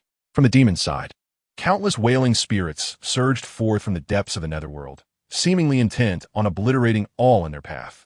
In contrast, Yin Nanfei, wielding the Excalibur, unleashed a strike imbued with a fierce, icy sword intent, emanating an aura of extreme cold. The sky behind him transformed into a realm reminiscent of a frozen wasteland. As the two formidable powers collided, the air crackled with sword energy, and a chilling frost enveloped the battlefield. The ghostly and sword energies intertwined, each exuding an expansive chill, one an icy coldness, the other a sinister eeriness. With a thunderous crash, the forces shattered, prompting both combatants to retreat momentarily. Yin Nanfei chuckled lightly, remarking on the demon god's extraordinary prowess. The demon god responded with a cold smile, acknowledging, the sword techniques of a sword immortal are indeed terrifying. This frosty sword intent is unparalleled, and your mastery of the sword has surpassed that of ancient sages. However, after a brief pause of contemplation, the demon god recognized that he had been slightly outmatched in their prior exchange, lamenting the absence of the demon sword from his grasp. At that moment, Yin Nanfei grinned and inquired, do you believe that possessing the demon sword would guarantee your victory over me? The demon god, with a chilling nod, proposed, dare you return the demon sword for an honorable duel? Yin Nanfei replied resolutely, naturally, I dare. With a swift motion of his sleeve, the demon's sword soared from the distant horizon, landing before the demon god, who was elated. Yet, as his hand grasped the sword, Yin Nanfei's expression turned icy. With a powerful shout, he declared, sword come! In an instant, a terrifying spectacle unfolded. Thousands of long swords surged forth from a distance, hovering behind Yin Nanfei like a vast river of blades. A sword immortal commands 1,000 swords with but a thought, wielding the power of one against the might of 1,000 warriors. With your lone demon sword, can you withstand my 1,000 flying swords? The demon god was taken aback, recognizing the formidable prowess of this generation's sword immortal. With a surge of mirth, he proclaimed, today, I am fortunate to witness the elegance of a sword immortal. I admire your skill. Let us battle again another day. With that, the demon god turned and soared away, having achieved his objective of acquiring the demon sword, and recognizing that lingering in the vicinity of the Taoist realm was unwise. However, Yin Nanfei merely smiled coldly. Go, he commanded, and the 1,000 long swords descended like a torrential rain of blades towards the demon god. The demon god scoffed, do you truly believe I fear you? In an instant, he summoned his arcane powers once more, invoking the grand manifestation of the demon god, 9 hells of the underworld. In an instant, the entire sky transformed, resembling a descent into hell. The wails of vengeful spirits were sufficient to disturb the peace of any soul. Yet, Yin Nanfei remained unperturbed. With the Excalibur in hand, he invoked the Divine Sword of Thunder, true formula. The celestial realm converged into divine thunder, emanating a magnificent aura, guided by his sword. With a resounding boom, bolts of lightning descended, engulfing all in their path. Amidst the brilliance of the lightning, the laughter of the demon god echoed. Ha ha, this battle is exhilarating.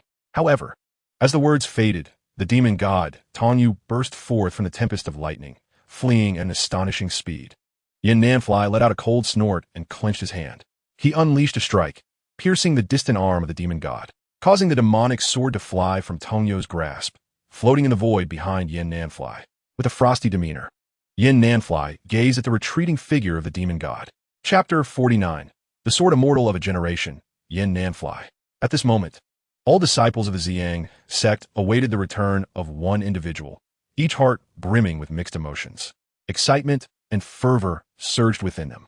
After all, the fact that their sect had a powerful sword immortal as a backing filled the disciples of Zi Yang Sect with pride, straightening their spines. Leading the assembly, Elder Tianyang wore a particularly complex expression. All elders shared this sentiment. They could still recall over 40 years ago when a young and impetuous Yin Nanfei, clad in white, had astonished all in the grand hall of Zi Yang Sect. Yet, despite their bittersweet reflections, what could be done? At that time, Yin Nanfei's powers had been completely dissipated, rendering him no different from an ordinary mortal. Imprisoned on the cliff of reflection, he was destined to live out his days in solitude. Who would have imagined that? After 40 years, Yin Nanfei not only survived, but had grown to a stature that demanded their reverence. An earthly immortal, a legendary and supreme existence. Within the Shushan sword sect, even a half-step sword immortal like Feng Qingzi could occupy the pinnacle of the foremost sect. Yet now, Zi Yang Sect had genuinely produced a veritable earthly sword immortal. This was utterly inconceivable.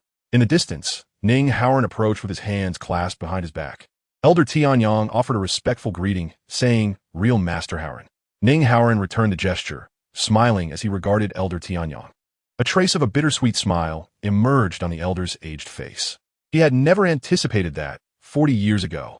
The swordsmanship prodigy of Zi Yang Sect had not perished, but had finally attained the legendary realm of the Sword Immortal. It seemed that their earlier judgments had been profoundly misguided. The other elders sighed in unison, a sense of regret washing over them. If they had been more discerning about Yin Nanfei's potential when he had wreaked havoc in his moment of fervor, perhaps the current predicament could have been avoided. They could only blame their own stubbornness. In the present day, the once numerous elders have dwindled to a mere handful, who now express their lamentations. The Zi Yang Sect, a revered Taoist sect, has allowed its most esteemed disciple to languish in unjust solitude atop the cliff of reflection for 40 years, neglected and forgotten. It appears that these stubborn elders are the true architects of such egregious transgressions. Ning Haoran offered a serene smile, perceiving the thoughts that lingered within the elders' hearts. On that fateful day, the old sect master, Xiangzi, ascended the cliff of reflection alone, marking the beginning of a resolution to the complex entanglements between his master and the Zi Yang Sect. He proclaimed that neither he nor they were at fault. Elder Tianyang pondered briefly before realizing that the master Ning Haoran referred to was none other than Yin Nanfei, which brought a smile to his face. Thus, everything fell into place. Yin Nanfei had been the steadfast guardian of this sect, and the so-called ancestors of the Zi Yang Sect had never truly existed. The current formidable sect master at the pinnacle of the return to the ruins realm had been nurtured solely by Yin Nanfei. How shameful, Elder Tianyang murmured to himself. At that moment, a sound of something piercing the air reached their ears, and the gathered individuals turned to behold the unmistakable figure of the sword immortal, Yin Nanfei. He was seen soaring through the skies on a sword, gliding above the Zi Yang Sect without pausing. All disciples of the Zi Yang Sect prostrated themselves on the ground, paying their respects to the unparalleled sword immortal who had salvaged the sect from peril. Salutations to the sword immortal. Salutations to the sword immortal. Yin Nanfei, clad in white, continued onward, heading directly for the cliff of reflection. Elder Tianyang was filled with myriad emotions, deeply enchanted by such prowess. Ning Haoran wore a mysterious smile, stating to Elder Tianyang that his master had expressed that once he had repelled the enemy, he would invite him to ascend the cliff of reflection for a discussion. Elder Tianyang nodded, his frail figure appearing as if it might be swept away by the wind at any moment. "Let us proceed and behold," he said. stooping as he made his way toward the cliff of reflection. Passing through a 10-mile expanse of peach orchards, the fragrant scent of blossoms invigorated him greatly. This grove, with its floral aroma, was immensely beneficial for cultivation. Elder Tianyang's face bore an expression of astonishment, while Ning Haoran maintained a smile. Upon reaching the summit of the cliff of reflection, Elder Tianyang was left speechless in sheer awe. This place truly resembled a celestial paradise. Yin Nanfeng stood at the cliff's edge, hands clasped behind his back, and behind him lay an astonishingly large black dog resting quietly. Elder Tianyang cast a glance at the great black dog, sensing a trace of the ancient Qilin lineage's aura emanating from it. Just then, in the nearby lake, a carp leaped out of the water, performing multiple jumps and beginning to radiate golden light, a hint of draconic majesty starting to manifest. The aura of the celestial dragon. Elder Tianyang was left dumbfounded. He then spotted two women atop the cliff of reflection. One donned a green robe, having attained the peak of the dream realm in cultivation, while the other was stunningly beautiful, cradling a demonic sword in her arms. That is the treasured weapon of the Demon Sect, the Demon Sword. However, shortly thereafter, Elder Tianyang let out a gasp of astonishment. The nine-tailed fox clan of the celestial awakening realm. Today, Elder Tianyang felt that everything had transcended his understanding. Yin Nanfeng turned around with a smile. Elder Tianyang, it has been a long time. A hint of joy appeared on Elder Tianyang's aged face. After 40 years, this prodigy of the Zi Yang Sect remained unchanged, still exuding youthful elegance. Yin Nanfeng gestured for Elder Tianyang to take a seat while he settled down across from him. Ning Haoran brewed a pot of peach blossom tea, pouring 2 cups and presenting them to the two men. Elder Tianyang took the cup, sipped, and felt a warm current flow through him, nourishing his entire being. Nanfeng, I find myself at a loss for words, Elder Tianyang admitted. Yin Nanfeng waved his hand with a smile, saying, Elder Tianyang, there is no need for concern. I have never harbored any resentment towards the Zi Yang Sect. Elder Tianyang nodded in acknowledgement. Yin Nanfeng continued, Elder Tianyang, I summoned you here not for any other reason, but because the demonic sect's demon god has emerged from seclusion, and it seems the war between the celestial and demonic realms is imminent. The righteous path requires more powerful allies. Elder Tianyang nodded gravely, his teeth clenched. Indeed, these demonic creatures are rampant, continuously wreaking havoc upon the world. I lament that my opportunities to personally vanquish these fiends are dwindling. Yin Nanfeng chuckled. Elder Tianyang need not worry. Since you've already reached the half-step celestial awakening, you are but a breath away from breaking through. You may often meditate at the cliff of reflection, beneath this Bodhi tree, and perhaps you will attain enlightenment and step into the celestial awakening realm. A glimmer of brilliance shone in Elder Tianyang's eyes. He could certainly perceive the extraordinary nature of this Bodhi tree. If he could cultivate beneath it, he would surely achieve enlightenment swiftly. At that time, he would be granted an additional century of lifespan, allowing him to personally behead 800 demonic creatures in the great celestial demonic war, much like the venerable ancestor Xiangzi. What joy that would bring! Chapter 50. The white-clad sword Immortal and the ancestor of the Zi Yang Sect. On this day, the world was shaken. The demonic sect's Tongyu demon god had finally made a move against the Zi Yang Sect. Initially, the cultivators of the world believed that the Zi Yang Sect lacked any formidable defenders and protective formations, and that even if it had begun to rise, it would surely be reduced to dust beneath the might of the demon god. However, the situation did not unfold as the righteous cultivators had anticipated. In a critical moment, an unparalleled sword Immortal emerged from the Zi Yang Sect. With a single call of the sword, over 1,000 flying swords appeared, and one sword summoned heavenly thunder. It was said that the battle turned the skies dark, causing the clouds of the 9 heavens to disperse, as if even the heavens themselves were to be pierced. What moved people the most was that this extraordinary sword Immortal injured the demon god in one arm with a single strike and seized the demon sect's treasured sword from his grasp. Some claimed that this sword Immortal, clad in white, could soar through the skies on his sword. In an instant, the righteous world was astir. For was this not the supreme being who had, a decade prior, seized exotic treasures in the western wilderness?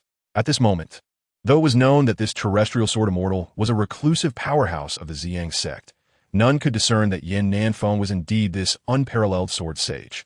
Speculation ran rampant as to the true identity of this hidden Immortal. The majority conjectured that he was the sect's previous ancestral figure, who, after 3 decades of arduous cultivation, had finally ascended to the realm of terrestrial sword immortals. This explanation seemed the only plausible one, as that ancestor had returned to a youthful form, exuding an air of unmatched elegance. Consequently, the righteous world flocked to pay their respects. What does the emergence of a terrestrial immortal signify?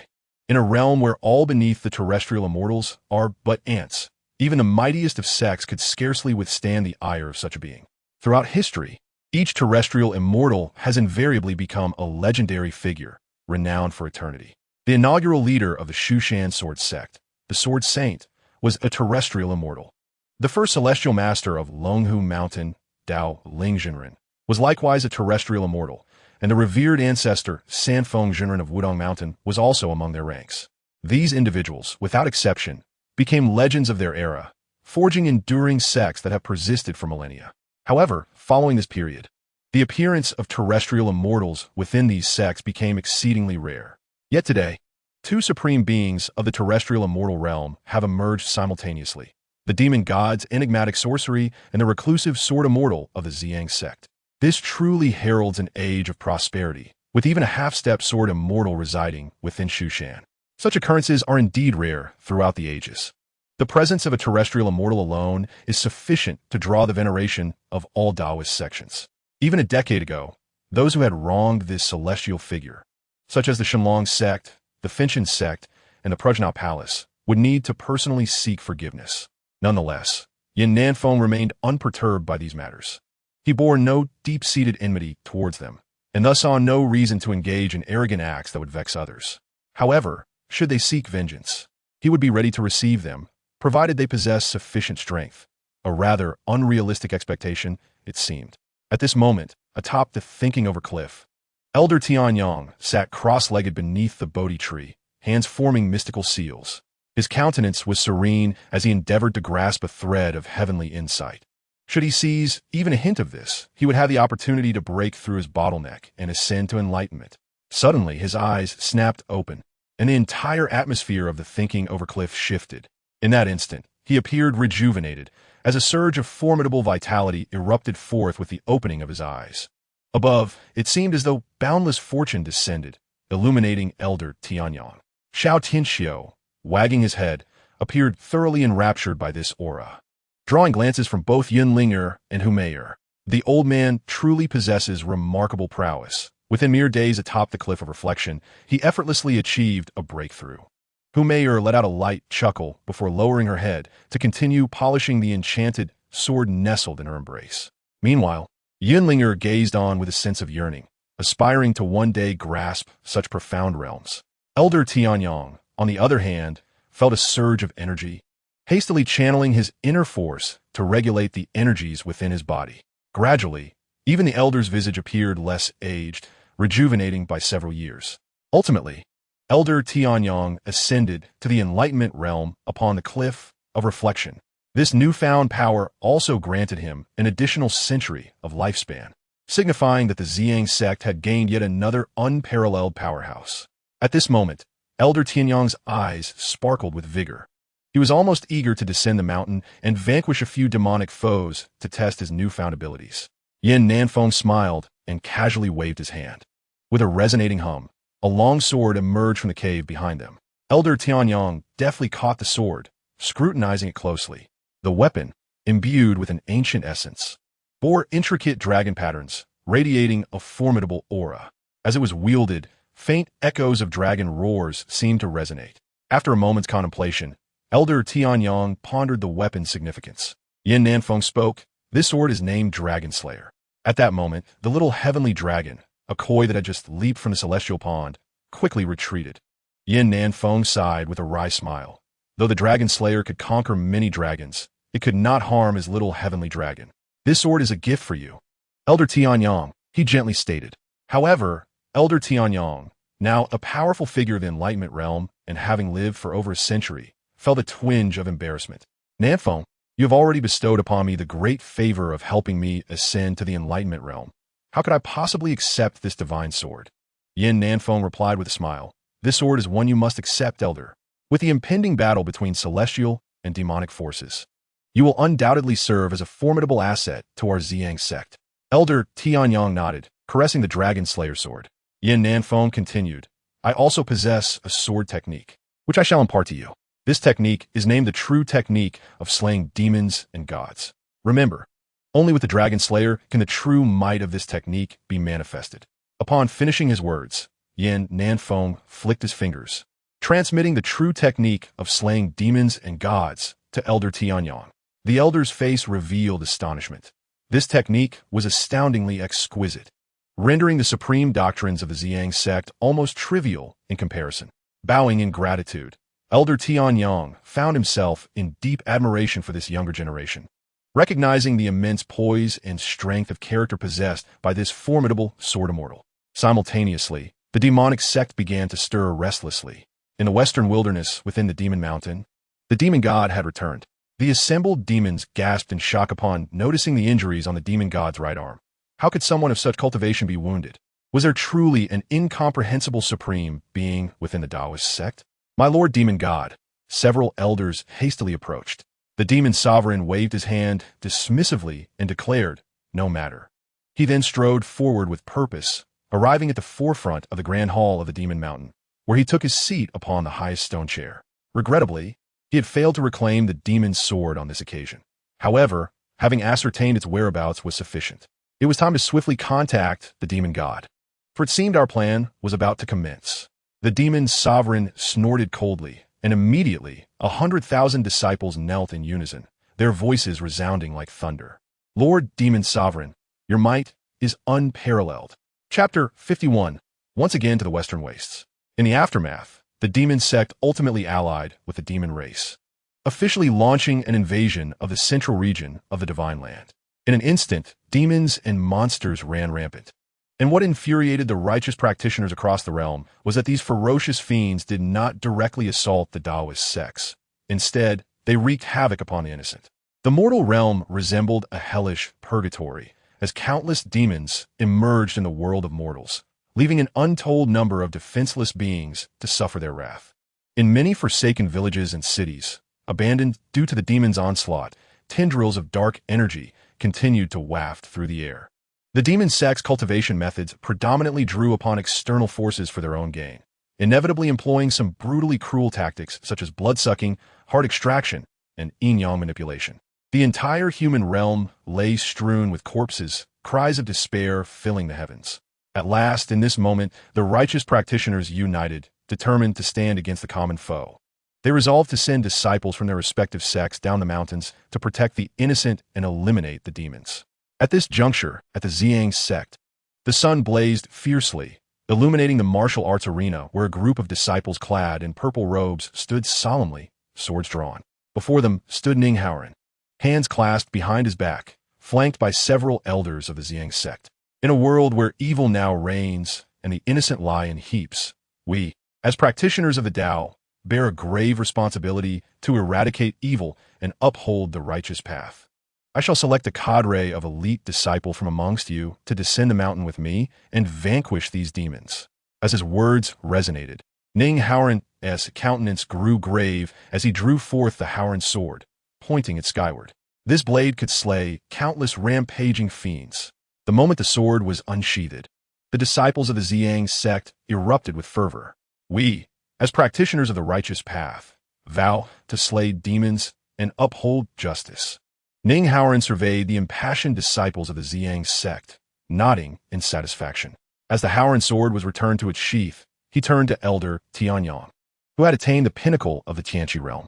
Elder Tianyang, I shall lead the disciples down the mountain. Should the Demon Sect dare to invade, I kindly request your protection over our sect. Elder Tianyang nodded in agreement.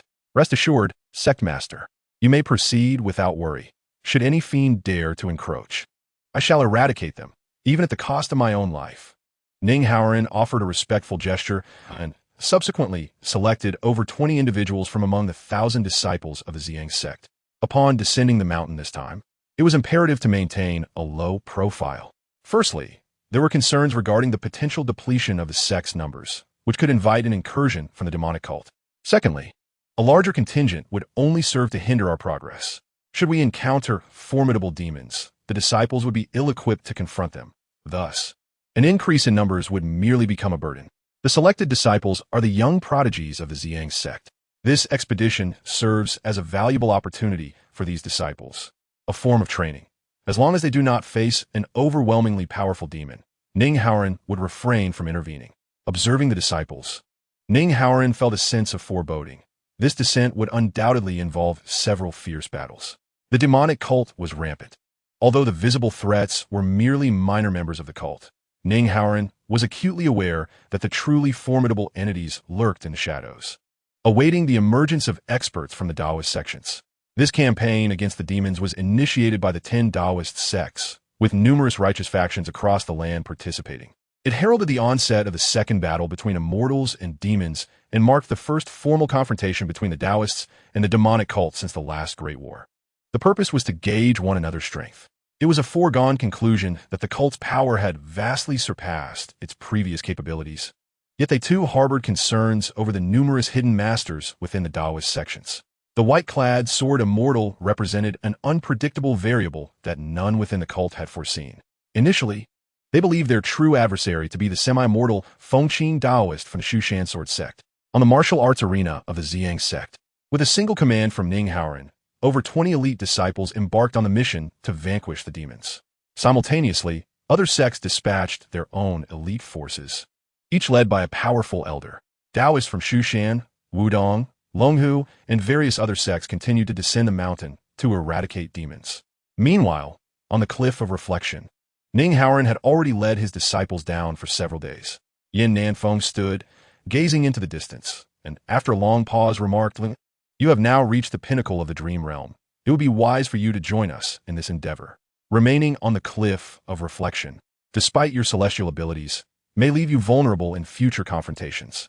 Beside him, the focused practitioner Yun Linger immediately rose and nodded in agreement. In truth, she had longed to descend the mountain alongside Ning Haoran to slay demons. Moreover, this experience could facilitate her advancement into the Return to Ruins realm. "Yes, Master," Yun Linger replied, hastily seizing her divine sword and descending the Cliff of Reflection. If she pursued at full speed, it would not be long before she caught up with Ning Haoran and his group. After Yun Linger departed, Yin Nanfei glanced once more at the nine-tailed celestial fox. "How Hu Meier, accompany me to the western wastes."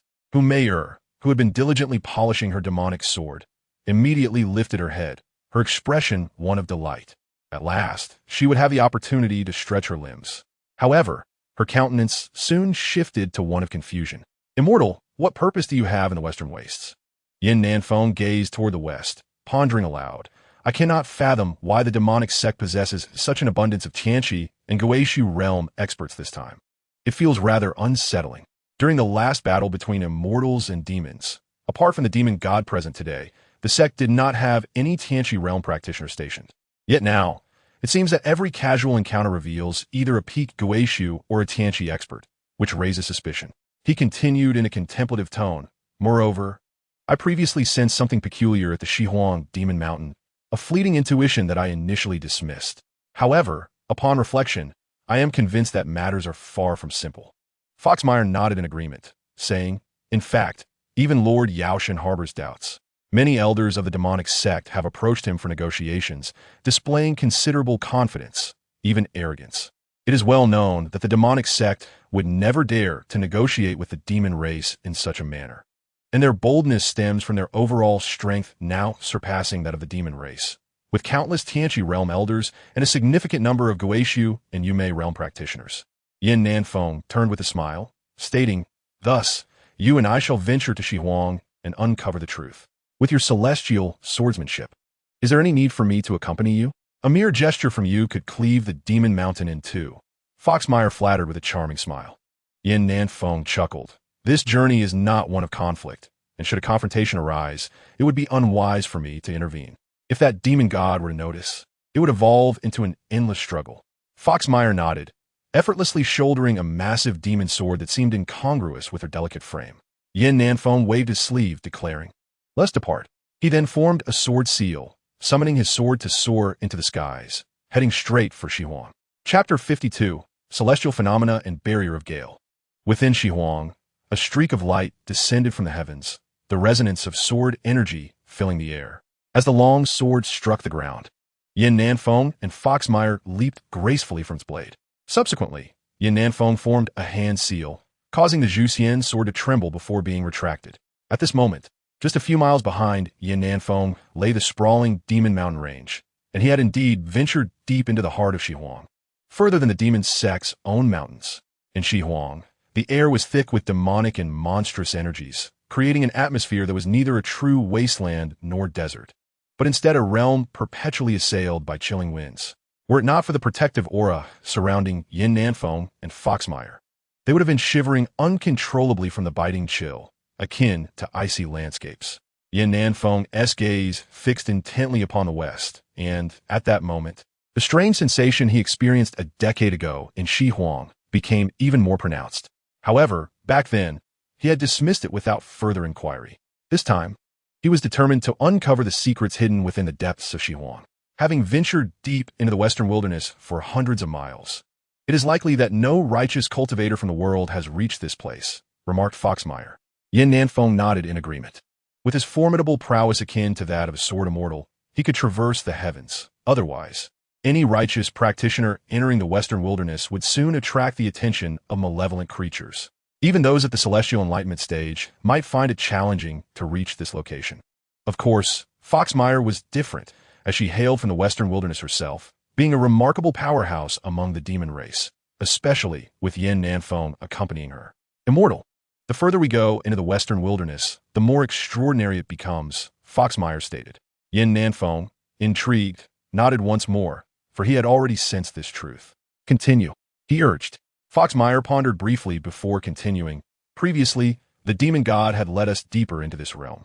However, if the entire western wilderness were devoid of the demon race and the demonic sect, it would indeed be rather unremarkable, merely a desolate expanse.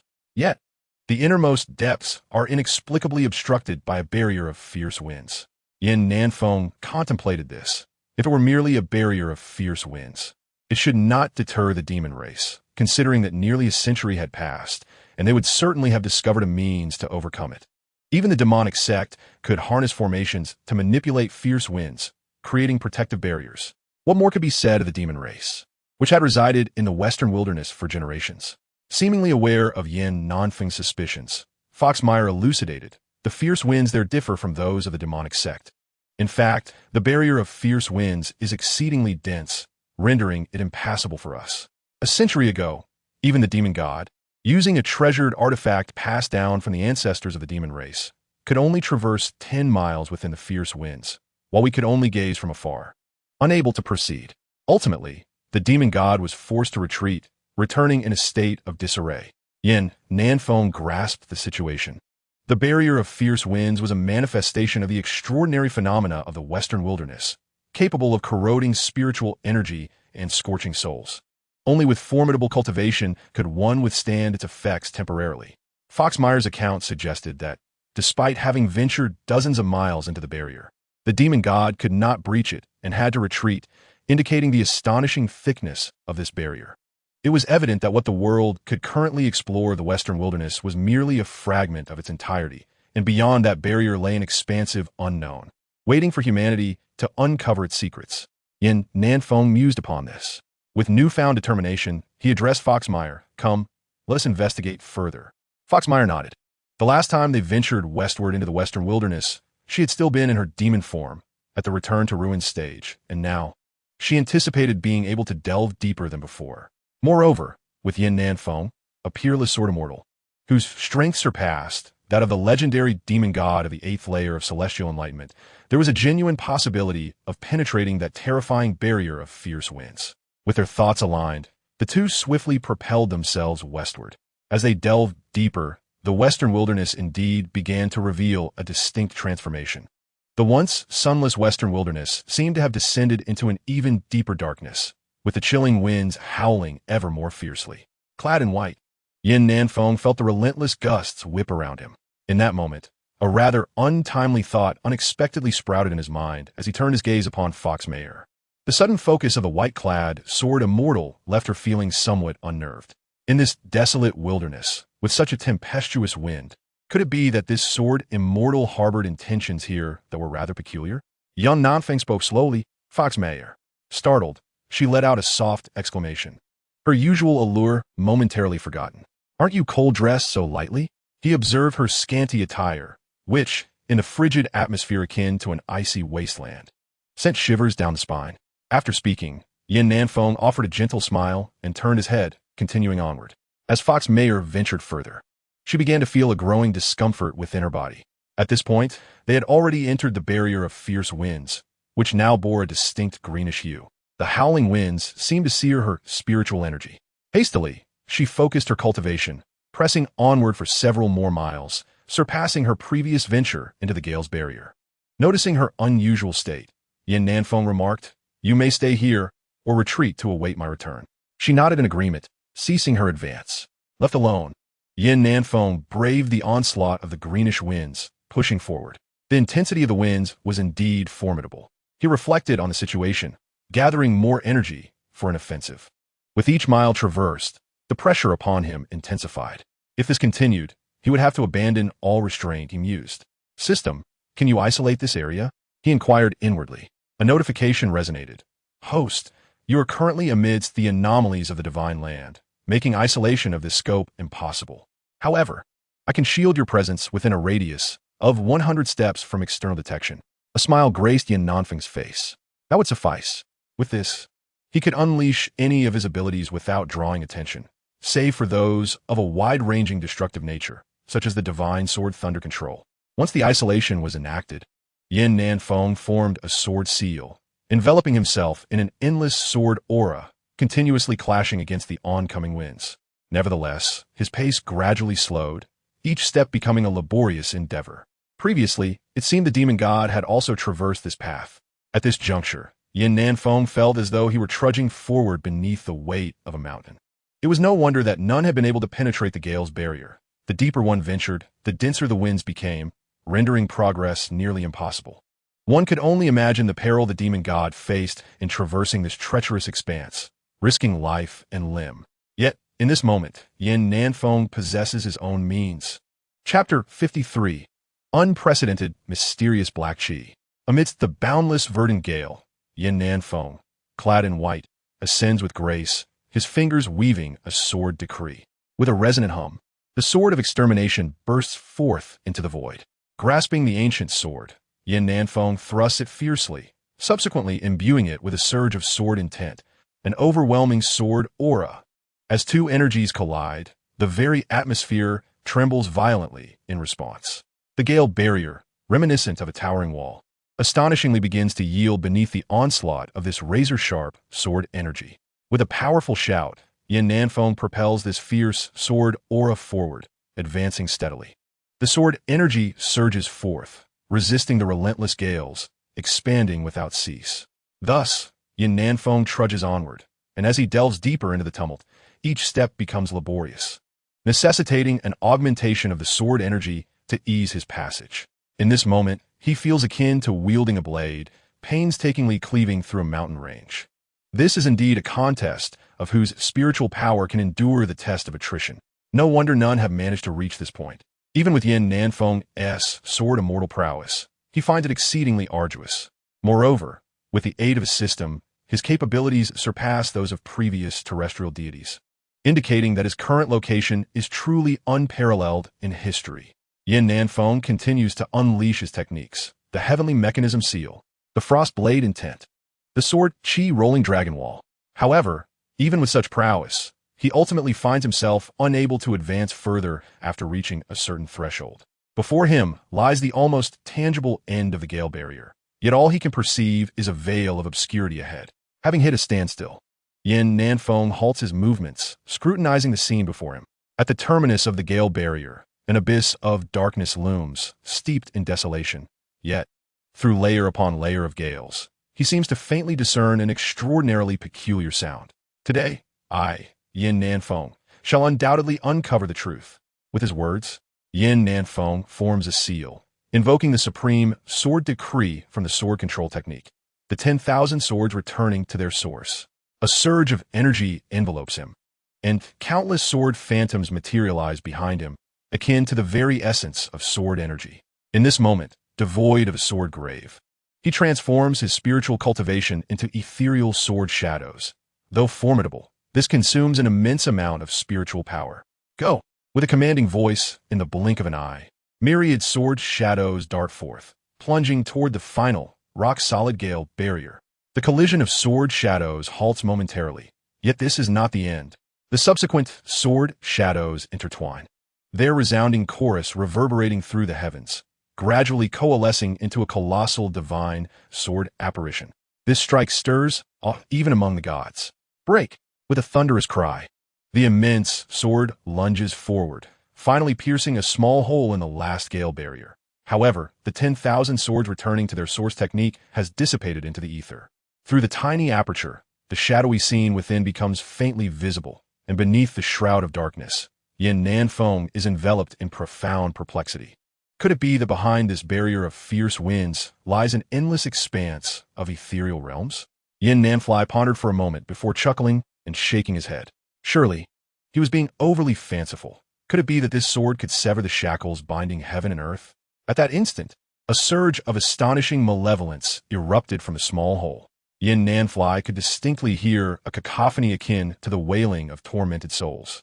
It was as if, within, anguished spirits were crying out in despair, reminiscent of a hell where countless vengeful ghosts, shackled in chains, reached out from their confinement, lamenting in sorrowful cries. This mournful sound sent chills down one's spine. Soon after, a dark vapor burst forth, threatening to consume all. Nanfei's countenance shifted dramatically. Although he had achieved an unprecedented feat at this juncture, his spiritual energy was nearly depleted, and this ominous force was incredibly formidable. A moment's carelessness could cost him his life. After all, within this barrier of fierce winds, Nanfei's spiritual power was gradually being eroded. In a fleeting thought, he swiftly gathered his energy and retreated hastily. As he withdrew, he felt a growing lightness in his body. However, the dark vapor pursued relentlessly. And Nanfei could see that the small opening he had pierced was beginning to shrink. The wails of the tormented spirits gradually faded. When he was finally free to move, Nanfei turned and soared away on his sword. Outside the barrier of fierce winds, Meyer emerged first. Several days had passed, yet that sword Immortal still had not returned, causing her to become increasingly anxious. Just then, from the seemingly boundless tempest, a surge of sword energy burst forth. Nanfei, clad in white, stood upon his sword, gliding through the air. He then leapt down, a mass of dark vapor trailing ominously behind him. Now that Nanfei had exited the barrier, he possessed the means to control this dark vapor. With a decisive gesture, he extended his palm, and an unseen force pulled the dark vapor forth. It writhed in his grasp as if endowed with sentience. Nanfei formed a seal with his hand, silently invoking a powerful incantation. Majestic heavenly might, vanquishing evil. The heavenly mechanism seal, a technique of subjugation. This was a method of the heavenly mechanism seal meant for confinement, imbued with overwhelming celestial power capable of annihilating all. As the seal was applied, the dark vapor fell silent, swirling calmly within the confines of Nanfei's palm. What is this? Meyer observed with keen curiosity. Nanfei replied, this dark vapor is the essence that erupted from the end of the barrier of fierce winds. Meyer was taken aback, her astonishment palpable, gazing at Nanfei as if he were a creature of legend. Immortal, you have traversed the barrier of fierce winds? Nanfei shook his head with a bitter smile and said, not quite. I merely managed to pierce a small hole through the final barrier. At that moment, Meyer gasped in astonishment. The vast land of Shenzhou, steeped in ancient history, has no records that mention what lies at the westernmost edge of the wilderness. Furthermore, there is no documentation indicating whether anyone has ever ventured there. All those who sought to explore seem to have been thwarted by this gale barrier. Even if a formidable being were to penetrate it, the absence of any record suggests that none who entered could ever escape, all perishing in that place. Their remains eventually eroded by the relentless winds, leaving no trace behind. Even the realm of terrestrial immortals has no precedent for entering such a gale. Perhaps it is not that there were none, but rather that even terrestrial immortals, upon entering, would find it exceedingly difficult to emerge unscathed. Yet, Nanfei is the first to truly delve deep and return safely, even managing to pierce a small hole at the barrier's end. What kind of miraculous ability is this? At this moment, however, Nanfei appeared unconcerned his gaze solemn as he looked at the terrifying dark energy in his palm. Chapter 54. The Aura of Yin and Evil. The dark energy hovered as Yin Nanfei stared at it, his brow furrowing. He projected a strand of spiritual consciousness onto it, and in an instant, an exceedingly frightening aura of Yin and Evil coursed through his body. Meyer, standing nearby, seemed to notice this as well, her expression turning to one of astonishment. What a remarkable aura of Yin and Evil. Yin Nanfei nodded, then said leisurely, "This aura is indeed astounding. It contains an endless resentment akin to that of the deceased. However, in a mysterious land at the western edge, it has accumulated over countless ages, to the point where even the souls have long since vanished, leaving only this mass of dark energy." After a moment of contemplation, Yin Nanfei continued, "Moreover, this aura has now transformed into an energy source akin to the spiritual energy of the heavens and earth." An energy source? Meyer exclaimed. The term energy source is rather vague, encompassing concepts like the spiritual energy of the heavens and earth. However, although this mass of dark energy harbors immense power, it is utterly unsuitable for cultivation. Should it enter the body of a practitioner, they would undoubtedly meet a tragic end. Even those from demonic sects specializing in dark arts would struggle to wield it. Indeed, Meyer remarked. Upon hearing this, Yin Nanfei chuckled softly and shook his head. "There is one who can cultivate with it." Meyer, puzzled, inquired, "Who?" Yin Nanfei smiled and replied, "The demon god Tongyu. He gradually cultivates the soul prison great method, transforming countless souls into this aura of Yin and Evil for his own use." Meyer asked, "So, the demon god cultivates using this aura of Yin and Evil?" Yin Nanfei seemed hesitant, uncertain, merely speculating. "I had previously been perplexed. The demon god Tongyu has roamed the world for over 2 centuries, a figure from 200 years ago. However, it appears that prior to the last celestial demonic war, the demon god began to conceal his identity and whereabouts. Among the practitioners of that era, it seems that only the half-step sword immortal from Mount Shu remains in this vast world." Meyer inquired, "But what does this signify? Immortal?" Yin Nanfei continued, "When the demon god emerged from his seclusion, the first to seek him was this half-step sword immortal. Furthermore, I have heard news from Mount Shu that despite being contemporaries, Feng Qingzi has long suppressed the demon god. At that time, Feng Qingzi was not yet a half-step sword immortal, but merely at the 2nd or 3rd level of the enlightenment realm, while the demon god had only just entered the enlightenment realm. Yet now, he has been outpaced by the demon god Tongyu, who has already stepped into the realm of earth immortals. You, being in the enlightenment realm, are well aware that to cultivate to this stage, even a half-step distance could potentially become a lifelong regret." Meyer nodded in agreement. What Yin Nanfei stated was undoubtedly true. With a smile, Yin Nanfei mused thus. The question arises, how has Tongyu achieved this? The demon god, practicing the soul prison art, undoubtedly possesses a sinister aura that directly addresses the matter at hand, potentially bypassing the need for Tongyu to refine the souls of the deceased, providing a more straightforward path to power, making the cultivation process remarkably efficient. Meyer remarked, "Yet, this sinister aura must exist beyond the endless gale. How could the demon god possess such astonishing abilities to pierce through the winds?"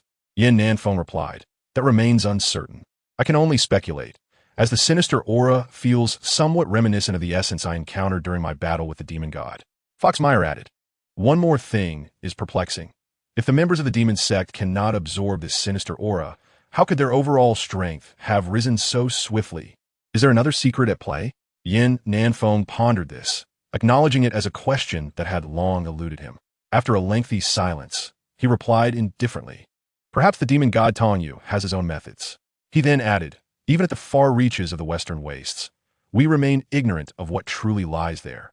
Beyond the sinister aura, there are many more secrets unknown to us.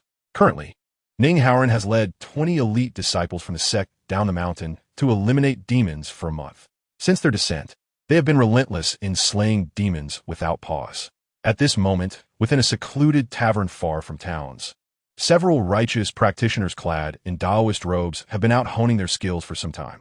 Although this group hails from a third-rate sect and can only contend with weaker demons, this task is by no means trivial. After all, while the demons may be weak, their numbers are overwhelming. Moreover, a fierce tiger cannot withstand a horde of monkeys, and they cannot be considered fierce tigers themselves. Today, They finally have the opportunity to rest briefly in this tavern, enjoying some light dishes and sipping on clear tea. However, their current predicament is rather disheartening. Each individual is mired in muck, bearing wounds both minor and severe. Even an elder, recently ascended to the realm of dreaming shadows, dispatched by their sect, has sustained grievous injuries while valiantly protecting his disciples, rendering him unable to move, his complexion ashen. The sect to which they belong is named the Tao of Greatness, and its foremost disciple is Wei Ming, whose cultivation level is merely that of the transcendent.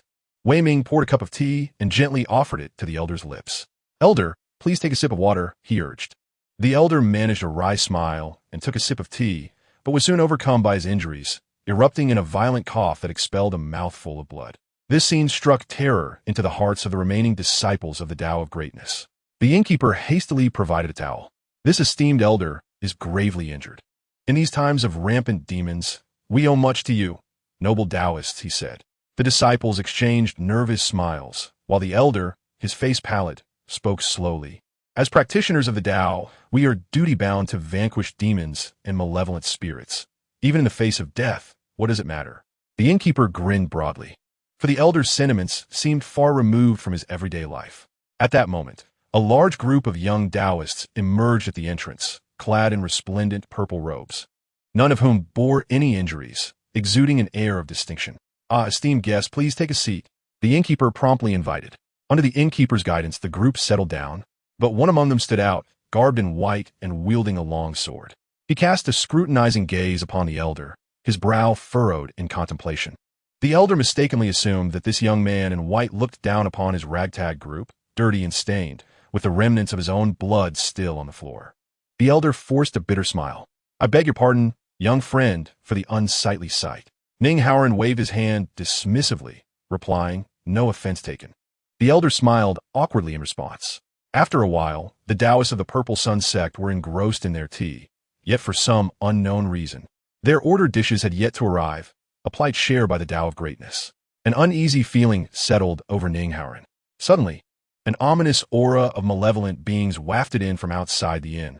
Within the room, all the Taoists tensed visibly. The few remaining disciples of the Tao of Greatness were the first to unsheath their swords. "Which vile entity dares to be so audacious?" Wei Ming shouted, leading his fellow disciples out without hesitation. Meanwhile, the elder of the Tao of Greatness beamed with pride at the bravery of his disciples. "Ning Kaoran inquired, are you not afraid that your disciples might perish here?" The elder laughed heartily. "For righteous cultivators, what does it matter if they die? As long as they perish on the path of slaying demons and dispelling evil, it is akin to the former leader of the Supreme Sect, the Purple Sun Sect, who died with honor, his sacrifice weighing heavier than mountains." Chapter 55. This esteemed individual is the sect leader, the illustrious Haoran. Outside the inn, a surge of demonic energy swirled. Several disciples of the Tao sect, clad in robes of their order, emerged from the inn, drawing their swords with resolute poise. Wei Ming, his expression grave, found himself enveloped in the oppressive aura of malevolence. Moreover, the malevolent entities they faced this time were of formidable strength. "Reveal yourself, vile fiends," Wei Ming declared with righteous fury. Among this assembly of Taoists, he possessed the greatest prowess. In a second-rate sect, a young cultivator of the extraordinary realm was deemed a beacon of hope for their future. From within the swirling mists of demonic energy, a sinister laughter echoed. "Foul Taoist, cease your arrogance, submit to me, and let me consume your essence." Wei Ming retorted with a cold snort. "Evil entities, prepare to meet your doom." Suddenly, the demonic energy intensified as several tendrils coalesced into humanoid forms, their faces twisted in malevolence as they charged forward.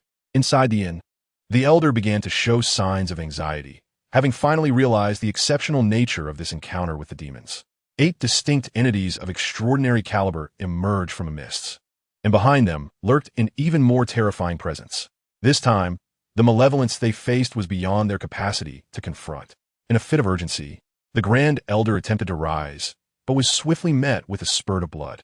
Ning Haoran hurried over to support the elder, gently wiping the blood from his lips with a smile. The elder, already fraught with unease, looked at Ning Haoran and said, "Young friend, why do you still smile? This time, the fiends are unlike any we have faced before, and a terrifying force remains unaccounted for." We cannot withstand them. Seeing Ning Haoran remain unfazed, the elder sighed again. You should depart quickly. Take the innkeeper with you. He is an innocent. Ensure his safety and make your escape. Even if our Dao sect faces annihilation, we shall cover your retreat. In the eyes of the Dao sect elder, Ning Haoran was but a youth, appearing only middle-aged. And how formidable could his cultivation truly be? Having reached the twilight of his years, he had only just entered the dream realm. Yet here was Ning Haoran, at such a tender age, leading a band of purple-clad Taoists. It was apparent that his sect was likely inconsequential, perhaps even weaker than their own Dao sect. Merely a group of impassioned youth seeking to achieve heroic feats against demons. However, youthful exuberance often blinds one to the depths of peril. It is not surprising that the elder harbored such thoughts, for indeed, there are myriad Taoist sects across the land, yet only a handful possess true strength. Thus, the lofty figures remain detached from the struggles of the common folk, while the lesser individuals do not dare to dream extravagantly. To stumble upon a group hailing from one of the 10 most powerful Taoist sects would be sheer folly. Yet at this moment, one must concede that the elder's dreams had come to fruition. Ning Haoran offered a gentle smile, placing a reassuring hand upon the shoulder of the Dao sect elder. Fear not, esteemed elder, we shall handle this. The elder of the Dao sect gazed at Ning Haoran, momentarily entranced, as Ning Haoran rested a hand upon his shoulder, quietly channeling his energy to restore the elder's injuries. Ning Haoran then turned to the eager disciples of the Zi Yang Sect, who were itching to take action, and declared, "Leave none behind." Yes, the disciples of the Zi Yang Sect drew their swords in unison. The elder of the Dao Sect was momentarily dazed. He was astonished by the capabilities of this young companion. In that instant, he began to speculate about the identities of this group. Outside the inn, Wei Ming led a number of disciples from the Dao Sect, fiercely battling against 8 malevolent beings. It was evident that the struggle was exceedingly arduous. With a resounding thud, one of the demons kicked a disciple aside, revealing a fearsome visage with green skin and sharp fangs, lunging forward menacingly.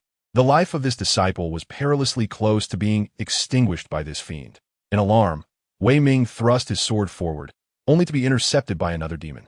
A look of concern crossed his face. It was too late. Just then, a long sword suddenly soared through the air, piercing the head of the demon with lethal precision. This was the flying sword technique, a divine skill taught to Ning Haoran by Yan Nanfei. Originally a technique for 100 paces, its execution demanded a high level of cultivation. Only those at the realm of dreamlike shadow could manipulate their energy to wield the sword. Nevertheless, Ning Haoran had deconstructed and reassembled the 100-pace flying sword, integrating it into the Haoran sword art, crafting an exceptionally powerful move. While it could not rival the original 100-pace sword, it was still extraordinary. Before them, Mu Jian, the foremost disciple of the Zi Yang Sect, executed the sword technique. Having just pierced the demon's skull, the disciples of the Dao Sect were all taken aback. This sword strike was indeed formidable. Mu Jian then formed a seal with his hands, retracting the long sword, and all 20 disciples of the Zi Yang Sect sprang into action. Each disciple was of extraordinary caliber, most at the 3rd level of cultivation, with some reaching the 7th or 8th levels. Mu Jian himself was a formidable practitioner, standing at the brink of the dreamlike shadow realm, a prized disciple of the Grand Elder. The disciples of the Zi Yang Sect unleashed the Haoran sword art, their swordsmanship exquisite and unparalleled, further augmented by the Zi Yang Dao techniques. The malevolent creatures were forced to retreat repeatedly and were soon vanquished.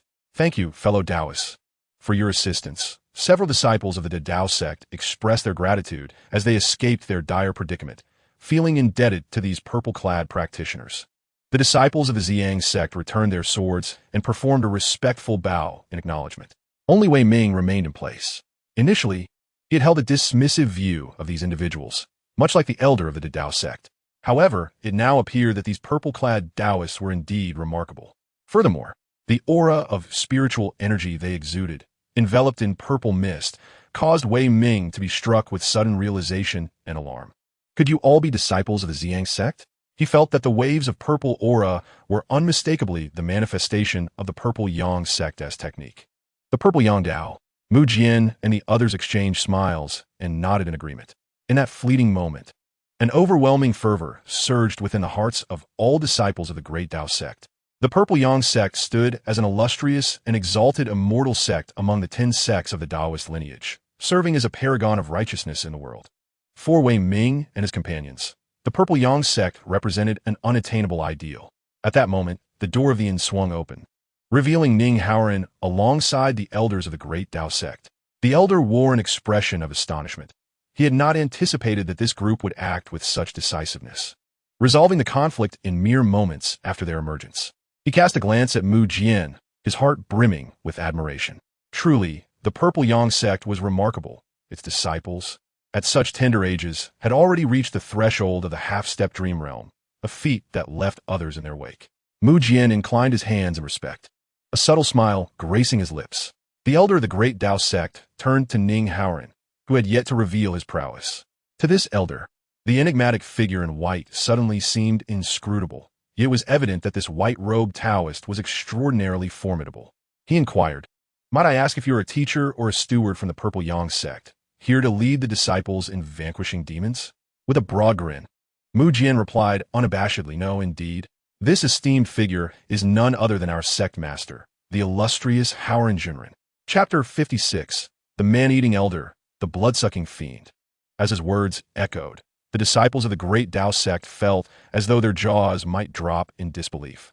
The elder stood there, utterly dumbfounded.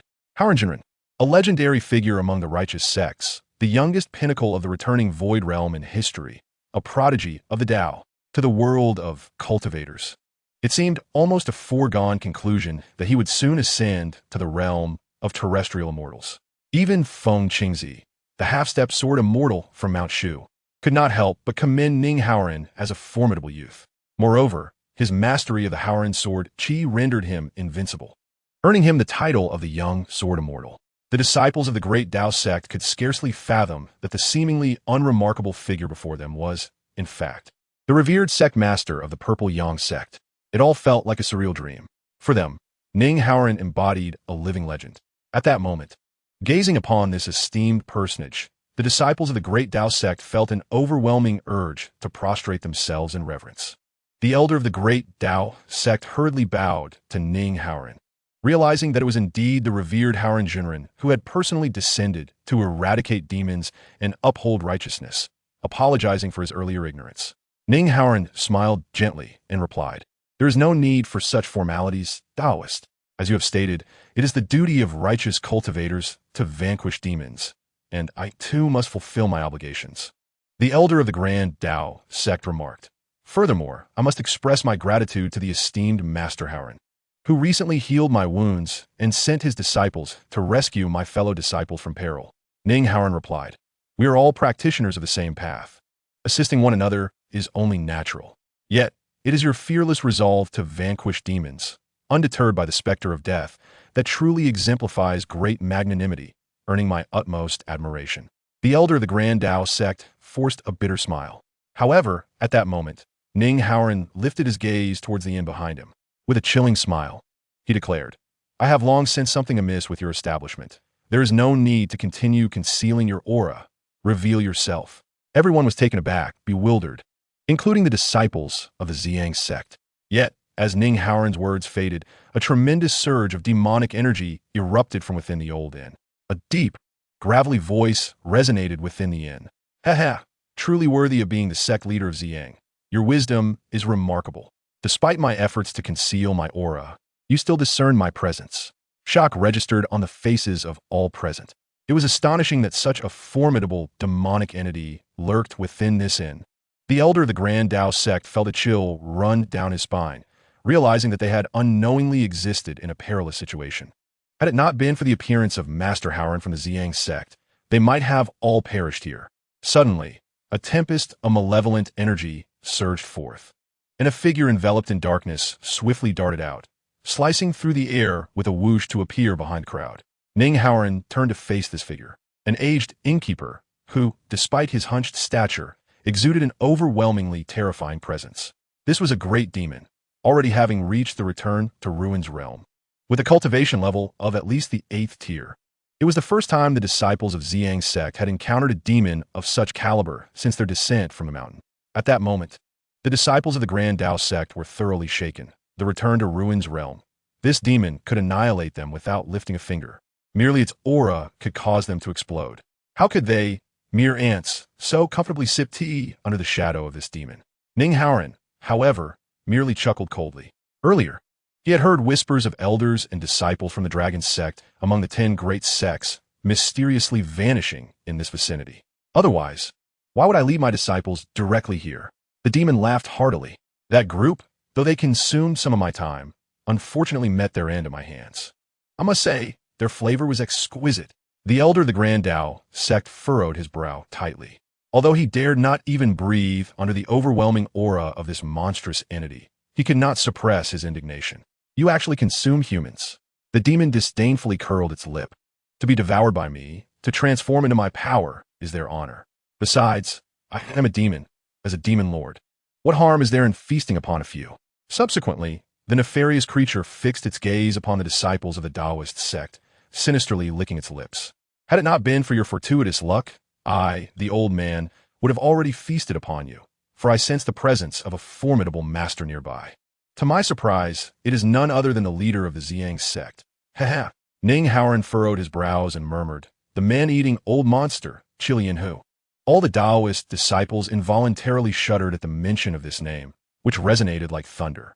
This fiend had augmented his power through cannibalism, exhibiting an extreme ruthlessness. Hith. Who would have thought my name remained so renowned? A cause for celebration indeed. Ning Haoran coldly smiled. I fear this name shall soon become a relic of the past. With that, Ning Haoran swiftly drew his sword and leaped into action, his swordplay fierce and precise. Although this man-eating old monster was a terrifying being at the 8th layer of the Guishu realm, he was no match for Ning Haoran, who stood at the pinnacle of the Guishu. However, as Ning Haoran unleashed his sword strike, a surge of demonic energy materialized. Ning Haoran's expression shifted. He had previously sensed a formidable demonic presence nearby, which was now revealed.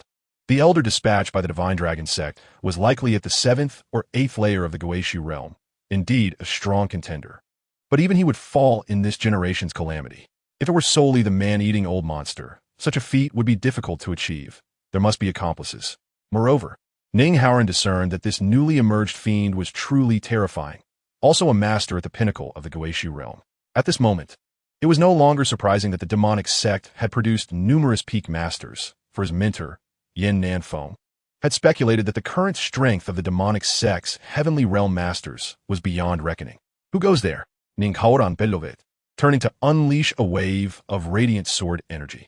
The sword energy resonated as the red-clad fiend utilized his demonic powers to counter it.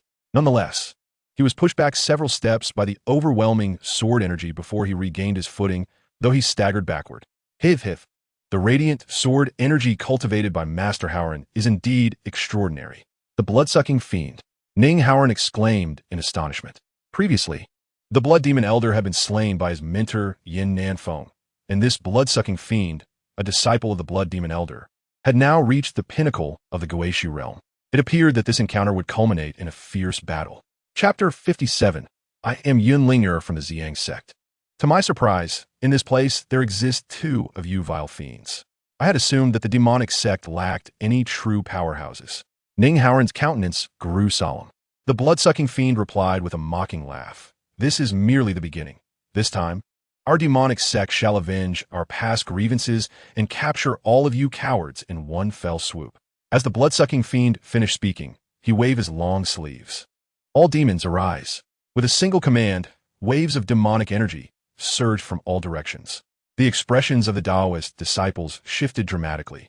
However, these fiends are largely insignificant within the demonic sect, and the elite disciples of the Zi Yang Sect are more than capable of handling them. To think that such a multitude of demons could be concealed here. Everyone present, save for Ning Haoran, expressed surprise. This time, even your Zi Yang Sect will serve as sustenance for my bloodthirsty fiend. The elder cannibal added with a languid tone, You shall also become my meal. Ning Haoran let out a hearty laugh. If that is the case, prepare to face my wrath. Ning Haoran struck first, unleashing a barrage of formidable sword energy that resonated through the void. The 2 demons, in turn, launched a flanking assault, yet Ning Haoran, undeterred, fought with increasing ferocity, gradually deviating from the battlefield. Mu Jian, vanquish these vile creatures, Ning Haoran commanded, his figure receding into the distance. The Zi Yang Sect's chief disciple, Mu Jian, bore a solemn expression, brandishing his sword resolutely. The disciples of the Zi Yang Sect vowed to eradicate the demons. The assembly of Zi Yang Sect disciples and those of the Dao Sect drew their swords and surged forward.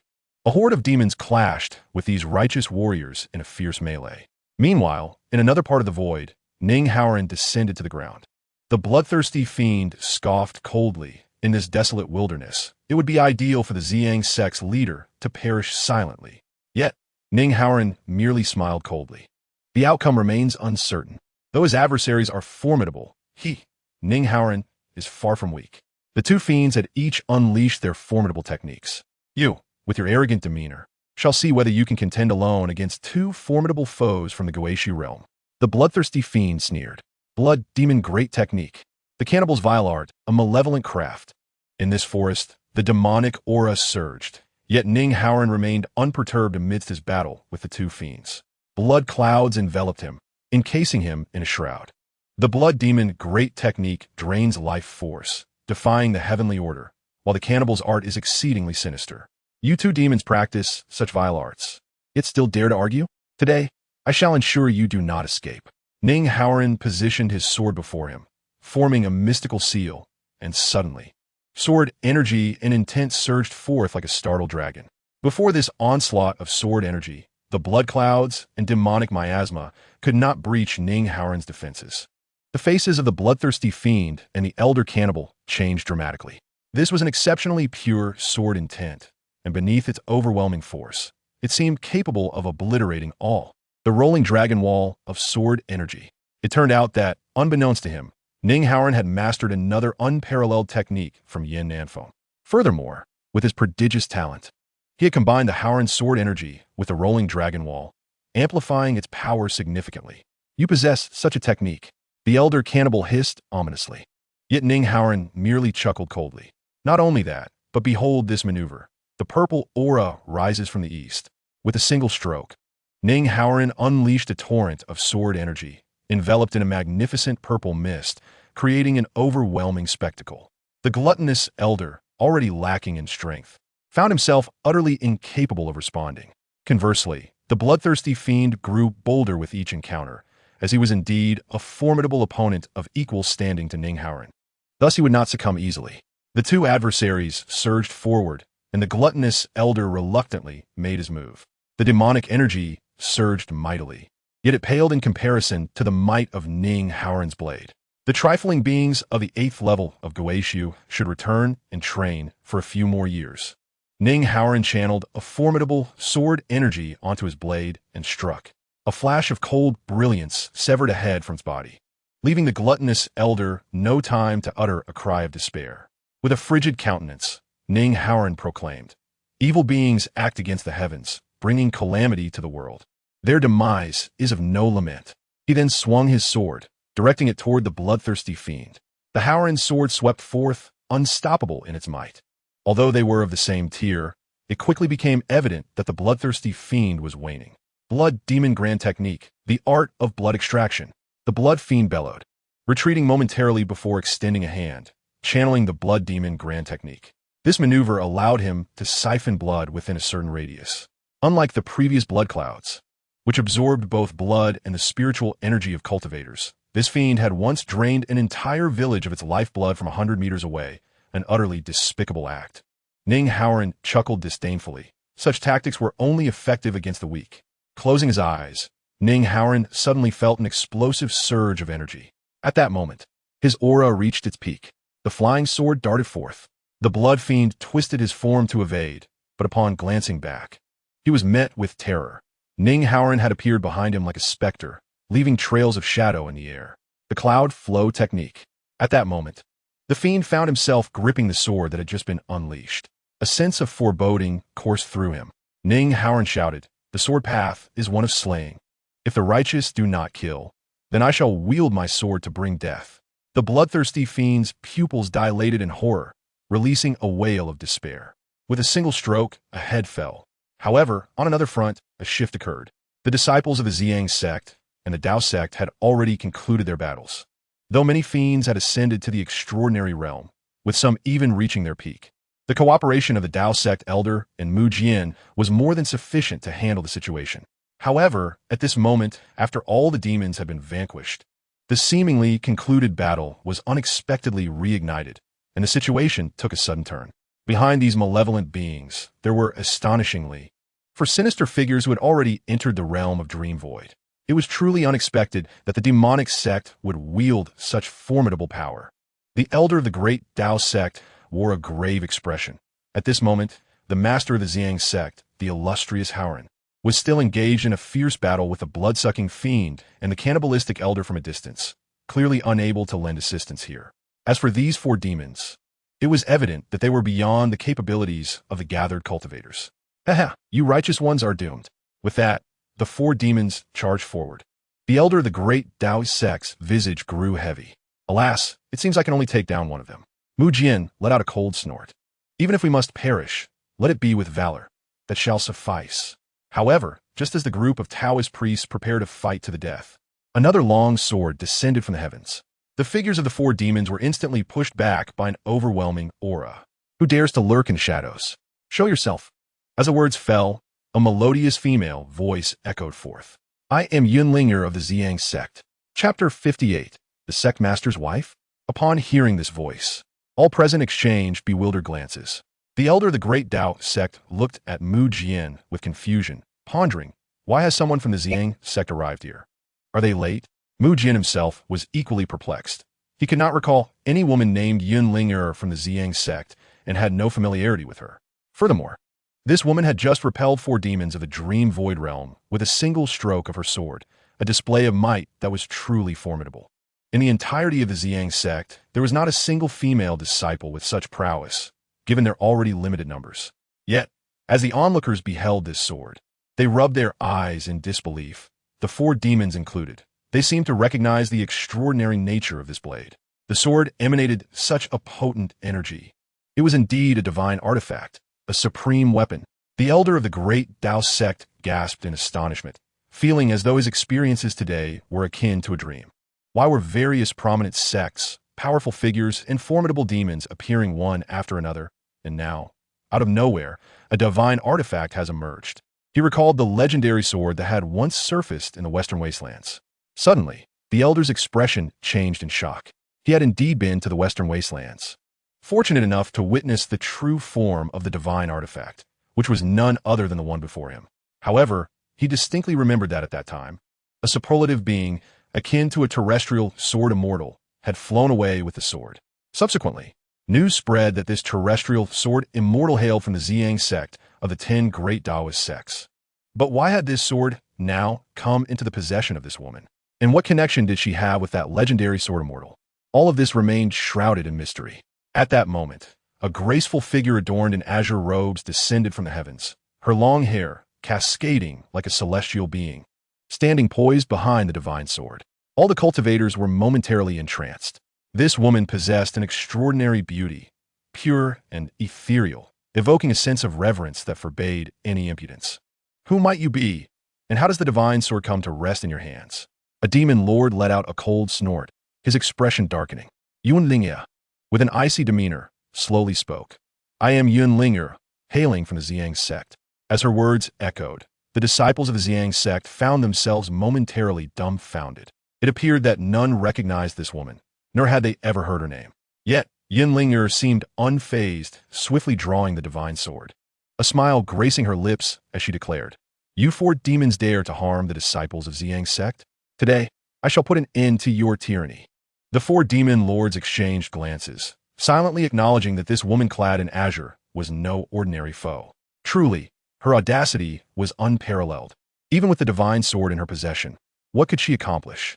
In an instant, the 4 demons charged forth. The elder of the Daotong sect, astonished, feared for the young woman's safety and shouted, Be careful, young lady. However, Yunlinger merely turned back with a smile, unfazed, and brandished the divine sword with precision, executing a formidable technique. Illusory, celestial sword art, celestial beings from beyond. In mere moments, all 4 demons lay prostrate on the ground, gasping for breath. The other Taoist cultivators stood in awe, astonished by this celestial sister, who turned out to be a formidable adversary. In just a few moves, she had subdued the 4 Dream Realm demons. Moreover, Her cultivation level had evidently reached the pinnacle of the dream realm. Yet, it seemed that there was no one of such renown within the Zi Yang Sect. Additionally, possessing such a divine artifact, was she perhaps a disciple of the legendary sword Immortal from Zi Yang Sect, or his daughter, or even his wife? Yin Linger delivered a kick to one demon's face, scoffing. "Weren't you all quite arrogant just a moment ago?" The demons groaned, feeling utterly humiliated. How could these formidable villains be bested by a mere woman? In this day and age, had demons forsaken their dignity? A flicker of malice flashed in their eyes as the surrounding Taoists exchanged bewildered glances. The sword master, prepared to speak, suddenly found himself at a loss for words, uncertain of how to address this celestial figure. As Yin Linger turned away, the four demons seized the opportunity. "Humph, facing us four, you dare to be distracted? Meet your demise." The demons sneered, their power surging, convinced that since Yin Linger had already vanquished them and refrained from delivering a fatal blow, she was indeed naive. Upon witnessing this, the sword master's expression shifted dramatically. "Be careful," he shouted. However, in the next moment, Yin Linger's actions left everyone utterly astounded. With a fierce expression, she abruptly turned, raising the divine sword high, her hand forming a mystical seal. The 9 heavens transformed into divine thunder, exuding an overwhelming celestial might. Summoned by the sword, the true art of thunder commanding with the divine sword. With a resounding boom, bolts of heavenly lightning cascaded from the sky, causing the 4 demon lords to scream in agony, ultimately reduced to mere ashes amidst the radiant lightning. In the distance, a Taoist clad in white approached. Perhaps having fortuitously stumbled upon this scene, he could not help but click his tongue in amazement. "Indeed, you are quite ruthless. This area, once vibrant with flowers, plants, and trees, was now reduced to powder by the divine thunder, leaving only the dilapidated in behind, which, though spared from the lightning, now appeared somewhat desolate." Upon seeing the white-clad man, Yin Linger beamed with delight, skipping over to him. Mu Jian and the others had just performed their greetings, respectfully addressing him as Master Howren. However, in the next instant, their eyelids twitched and they were left in a state of shock. Li Celestin Mieten Yunlinger had audaciously planted a kiss on Master Howren's cheek. When the world was happening, Ning Howren approached with a smile, then calmly stated, "Allow me to introduce you. This is Yin Linger, also of the Zi Yang Sect. As for the rest, you're already aware." Everyone gazed at Yin Ling, who at that moment had directly embraced Ning Howren's arm, snuggling against him. Mu Jian was rendered speechless. So, this was the sect master's wife. One sentence seemed insufficient to convey the weight of the revelation. Even the elder of the great Tao sect appeared perplexed, scratching his head in confusion. Since when did Master Howren of the Zi Yang Sect have a wife? That was news to him. Chapter 59, The Conspiracy of the Demon Cult. In the western wasteland, amidst the Demon Mountain, within the grand hall of the demon cult, the demon god Tongyu sat imposingly above, emanating an aura of authority that commanded respect from the gathered followers. At that moment, a messenger from the cult entered the hall, announcing, "Lord Demon God, the demon deity seeks an audience." Demon god Tongyu opened his eyes, revealing a chilling light, and then a sinister smile crept upon his lips. "Allow him to enter," he coldly commanded. Before the messenger could respond, a figure burst into the grand hall. The cult disciples immediately surrounded him, but he merely snorted coldly, unleashing a tremendous force that caused several disciples to explode in a violent demise. In an instant, everyone exchanged glances, no longer daring to advance. Demon god Tongyu cleared his throat before speaking. "Everyone, step back." The intruder, clad in a flowing blue robe, possessed a striking appearance, exuding an overwhelming demonic aura. In the realm of demons, where cultivation practices differed, it was common to find formidable beings who had lived for centuries. Thus, elderly figures were rarely seen among their ranks. This middle-aged man in the blue robe was unmistakably the most powerful of the demon race, a legendary demon deity. The demon god is not necessarily of the realm of the earth immortal, but merely a title bestowed upon the leader of the entire demon clan. Within the cultivation hierarchy of the demon race, those who reach the earth immortal stage are given different titles. For instance, a member of the nine-tailed fox clan who attains this level is referred to as a fox immortal. At this moment, the demon god entered the grand hall with a solemn expression, fixating his gaze upon the demon deity. This was a confrontation between the two mightiest beings of the demon sect and the demon race. The demon deity exuded an overwhelming aura, while the demon god, having governed the demon clan for centuries, though not as powerful, maintained an equally formidable presence. The demon god is indeed a legendary figure. Centuries ago, when the demon race was in disarray, countless demons scattered throughout the world, wreaking havoc upon humanity. Terrifying rumors of demons consuming human lives spread among the populace, inciting widespread panic and dread. Even the Demon Sect did not possess such influence over the people. All righteous cultivators were profoundly troubled by this. At a critical juncture, it was this very demon god who intervened, subduing the scattered demons, establishing the demon domain, and issuing a decree forbidding any demon from causing harm to humanity. Although a demon, the demon god was a true, benevolent entity, having vanquished countless malevolent demons that endangered lives, leaving behind only those gentle spirits who sought to cultivate in peace, aspiring to achieve enlightenment. He was indeed the unifying leader of the demon race. However, despite these efforts, the demon race continued to be despised by righteous cultivators, who sought their total annihilation. In the eyes of the righteous, a demon was simply a demon, devoid of distinction between good and evil. Once again, blood was shed to cleanse the demon race, and the demon god led the frightened demons to retreat to the desolate west wastes, no longer daring to venture beyond this barren land. Consequently, all demons harbored a deep-seated hatred for the righteous cultivators, including the demon god himself. Nevertheless, the demon god decreed that no harm should befall humanity, redirecting their grievances solely towards the righteous. The arrival of the esteemed demon god was met with a cold smile from the demon deity. With a disdainful scoff, the demon god rebuked, "Tanyu, originally, my demon race allied with you, intending only to deal with those righteous sections. Why then, are you now slaughtering indiscriminately, even against the unarmed populace?" The demon god gritted his teeth, reiterating, "You are well aware of the rules of my demon race. For centuries, we have never permitted demons to endanger humanity." The demon deity shrugged, his voice low and ominous. "This operation is a crucial step in my sect's plan. Without it, how can we gauge the strength of the righteous sects? How can we weaken them step by step, since you have allied with my demon sect? Yet choose not to assist us now. That is one matter. But your race has actively obstructed us, and I have yet to settle the score with you." The demon god smiled coldly. "No surprise, you are indeed the demon deity, ruthless and merciless. Must your schemes bring suffering to living beings?" The demon deity laughed heartily. "What pretense of compassion? You are merely demons. A demon is a demon, even if you possess a heart of kindness. The world of righteousness will still see you as a target for extermination. In contrast, my demon sect has always held a singular thought. Those who obstruct my sect shall perish." The demon god, filled with righteous indignation, inquired, "My demon clan has dispatched numerous formidable warriors from the Return to Ruins realm.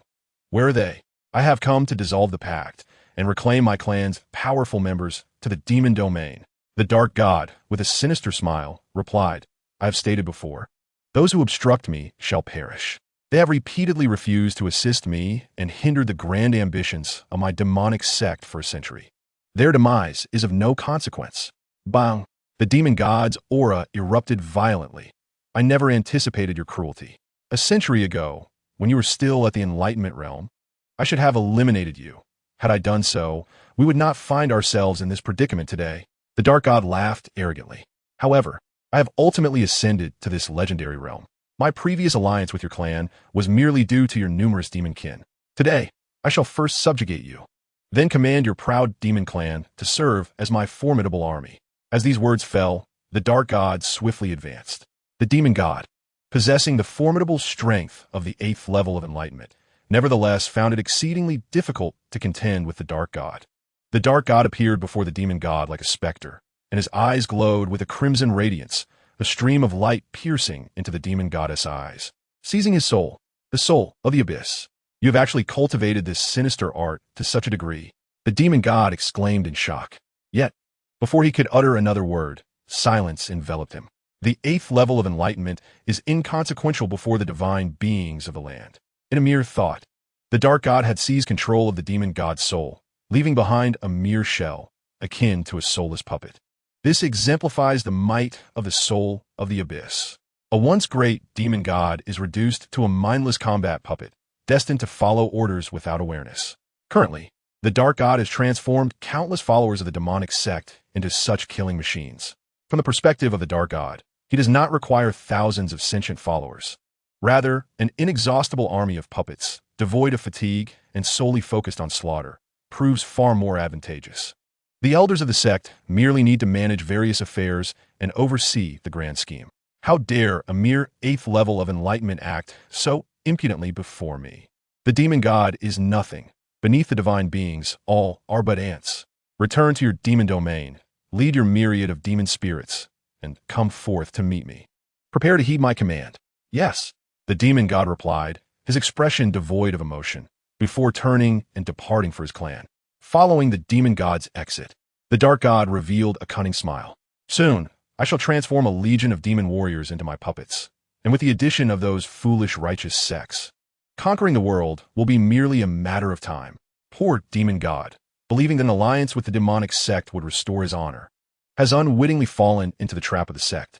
Even some righteous sects have been ensnared by the dark goddess schemes, oblivious to the danger. Chapter 60. The Trap. Yin Nanfei and whom Meyer departed from the Western Wastes together. This journey to the Western Wastes can be deemed somewhat fruitful. At the very least, Yin Nanfei had come to understand the intricate connections between the passage to the ethereal and the barriers of the violent winds. After exiting the Western wilderness, the two did not return directly to the Zi Yang Sect, but proceeded at a measured pace. In these tumultuous times, with demonic creatures rampant, the number of Yaoju, who previously danced with the demonic sect during the upheaval, had dwindled significantly. Yet, inexplicably, the Yaoju began to proliferate once more. Throughout their journey, Yin Nanfei dispatched countless demons, not knowing how many malevolent entities met their demise by his hand. At this moment, within the vast expanse of the Central Plains, amidst a formidable mountain range, a fierce battle unfolded. The forest was alive with flashes of blades and glimmers of swords. Each flicker of cold light heralded the splattering of blood across the sky and the extinguishing of a life. Ning Haoran fought valiantly, his white attire stained crimson, transformed from pristine to blood-soaked. Behind him, Yunlinger appeared pale, evidently gravely injured, her azure robe nearly drenched in blood. Ning Haoran's bloodied garments were not a reflection of his own wounds, but rather a testament to the numerous demons he had slain. As if he had emerged from a sea of blood, this legendary figure of righteousness was now oblivious to the number of Yaowa heads he had severed. Consumed by a fervor for battle, he fought desperately to protect Yunlinger and the remaining fewer than 10 disciples of the Zi Yang Sect, all of whom were severely wounded and unconscious. The rest of the disciples had perished here, their souls forever entwined with the depths of this mountain. Despite her pallor, Yunlinger continued to wield the divine sword, casting divine spells, though her spiritual energy had begun to wane after an indeterminate duration of combat. Surrounding them were demonic creatures, as well as many righteous cultivators, indicating the presence of both Taoist and Buddhist practitioners. Ning Haoran's fury ignited. As the leader of the Zi Yang Sect, he would not succumb in the battle against demons, even if it meant his demise. Yet, in this moment, he felt a profound unwillingness. Ning Haoran could not endure the savagery of the demons, nor the treachery of his fellow cultivators. And most intolerable of all was the betrayal of those within the Taoist sect, colluding with the demonic sect. Around him, the demons roared with arrogant laughter, while a group of Taoist and Buddhist disciples wore expressions of mockery. Do not resist, Ning Haoran. Surrender and be captured, sneered a cold, middle-aged monk from the Buddhist sect. With a solemn countenance, Ning Haoran replied, Heaven-s thieves and bald dogs, how foolish of you, a leader of the Prajna Palace, to conspire with the demonic sect and harm your fellow cultivators. Despite your esteemed position in the Buddhist hierarchy and the Xuanxin sect's ranking among the 10 sects of the Tao, the demons around them shared a chilling laugh. This monk hailed from the Prajna Palace within the Buddhist sect, while the Taoist, known as Xuanji, was a senior elder from the Xuanxin sect. Ranked 7th among the 10 sects of the Tao, both were prominent figures of righteousness. Yet, who could have anticipated that they had already forged alliances with the demonic sect long ago? Originally, Ning Haoran led the disciples of the Zi Yang Sect, continuing their journey to vanquish demons after parting ways with the Dao sect. Upon arriving in this region, they had slain several fiends when they suddenly received a message from a disciple of the Xuanxin sect, penned by Elder Xuanji Zhenren. The elder merely stated that within a secluded, deep mountain, a large number of cult members had been discovered, seemingly engaged in a clandestine plot of great significance. and requested Ning Haoran to join him in exterminating this group of malevolent beings. Without a moment's hesitation, Ning Haoran accepted the call, considering it a matter of course. He led his disciples to rendezvous with Elder Xuanji and the monk Tianxing, thereafter following them into the depths of the mountain. Unbeknownst to them, they had fallen into a trap set by the demonic cult. The Prodigy Palace and the Xuanxian sect had, in fact, colluded with the cult, becoming accomplices in their nefarious endeavors. With this realization, Ning Haoran felt a surge of anger and sorrow. It was unfathomable that a single misjudgment could lead to the demise of all the Zi Yang Sect disciples he had dispatched. The 3 peak-level demons from the cult were esteemed ancestral figures within their ranks, and both Tianxing and Elder Xuanji were of similar cultivation. In a state of despair, he fought fiercely, slaying one demon after another, along with disciples of the Prodigy Palace and the Xuanxian sect. Given the prominent status of the Prodigy Palace and the Xuanxian sect, why would they conspire with the demonic cult? Ning Haoran unleashed 2 brilliant sword energies, dispatching 2 of the evil beings, and coldly inquired. Elder Xuanji chuckled ominously. Since you have asked, I shall enlighten you, so that you may die with understanding. He continued, it is of course for the advancement of our sect. Although the Xuanxian sect ranks among the 10 sects of the Tao, we have always languished at the bottom. The Lord of the Demons has promised that if we assist him, he will elevate our sect to replace Shushan as the foremost Taoist sect, even bestowing upon us countless cultivation techniques from across the realm. Elder Xuanji licked his lips, revealing his avaricious nature. This temptation was immense for the Xuanxian sect. Beside him, the monk Tianxing displayed disdain. Among the righteous sects, there are far too many Buddhist schools. In my humble opinion, we should allow only the Prajna Palace to remain as the true Buddhist lineage, integrating all other sects into our fold to work harmoniously towards enlightenment. Would that not be a splendid affair? Regrettably, our ideals have found no resonance within the Buddhist community. Only the Lord of the Demons has promised to fulfill this modest aspiration of mine. Hearing this, Ning Haoran was filled with righteous indignation. If this is merely for your own ambition, why masquerade it as something noble? Such hypocrisy only elicits revulsion. Tianxing and Elder Xuanji burst into laughter, regarding Ning Haoran as if he were a fool. What of ambition? History has shown that it is the victor who writes the narrative. The demonic cult has grown immensely powerful, far surpassing the righteous path. Is it not wise to seek a new master? Otherwise, we would merely be slaughtered by the cult. So why not be prudent and allow our sect to flourish? Elder Xuanji remarked. Ning Haoran gritted his teeth and exclaimed, nonsensical arguments. With that, he raised his Haoran sword, poised to strike. However, after battling alone for 3 days and nights, his strength had long since waned. The monk, Tianxing, let out a chilling laugh. He had long heard of the unparalleled Haoran sword Qi wielded by the esteemed Haoran, and witnessing it firsthand today, he was indeed impressed. To be able to contend with a powerhouse of the celestial enlightenment realm, while possessing only the cultivation of the returning ruins realm, was no small feat yet. Despite this, your chaotic aura and depleted spiritual power, combined with the presence of myself and other formidable demons, leaves you with no hope of escape from this deadlock. The realizer, Xuanji, chimed in beside him. Indeed, even if your Zi Yang Sect has terrestrial immortals guarding it, do you expect them to suddenly appear here? Moreover, should you perish today, we shall return with your severed head, claiming it was the work of the demonic sect.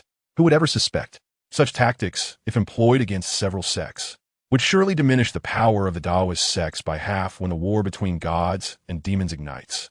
The Taoist sects are destined for defeat. In this world of righteousness, only my Xuanxian sect and the Prajna Palace will stand unyielding. As his words fell, Tianxing suddenly struck with a sweeping gesture and bellowed. Words are futile, Ning Haoran. Today, you shall meet Xiangzi. In an instant, Tianxing, Elder Xuanji, and the 3 peak leaders of the returning ruins realm leading the demons in the deep mountains all launched their attack. Chapter 61. The True Haoran Sword Qi. In the depths of the mountains, the demons danced wildly. Ning Haoran found himself entirely surrounded by this malevolent energy. Before his eyes were the grotesque faces of the demons, and in his ears echoed their sinister laughter.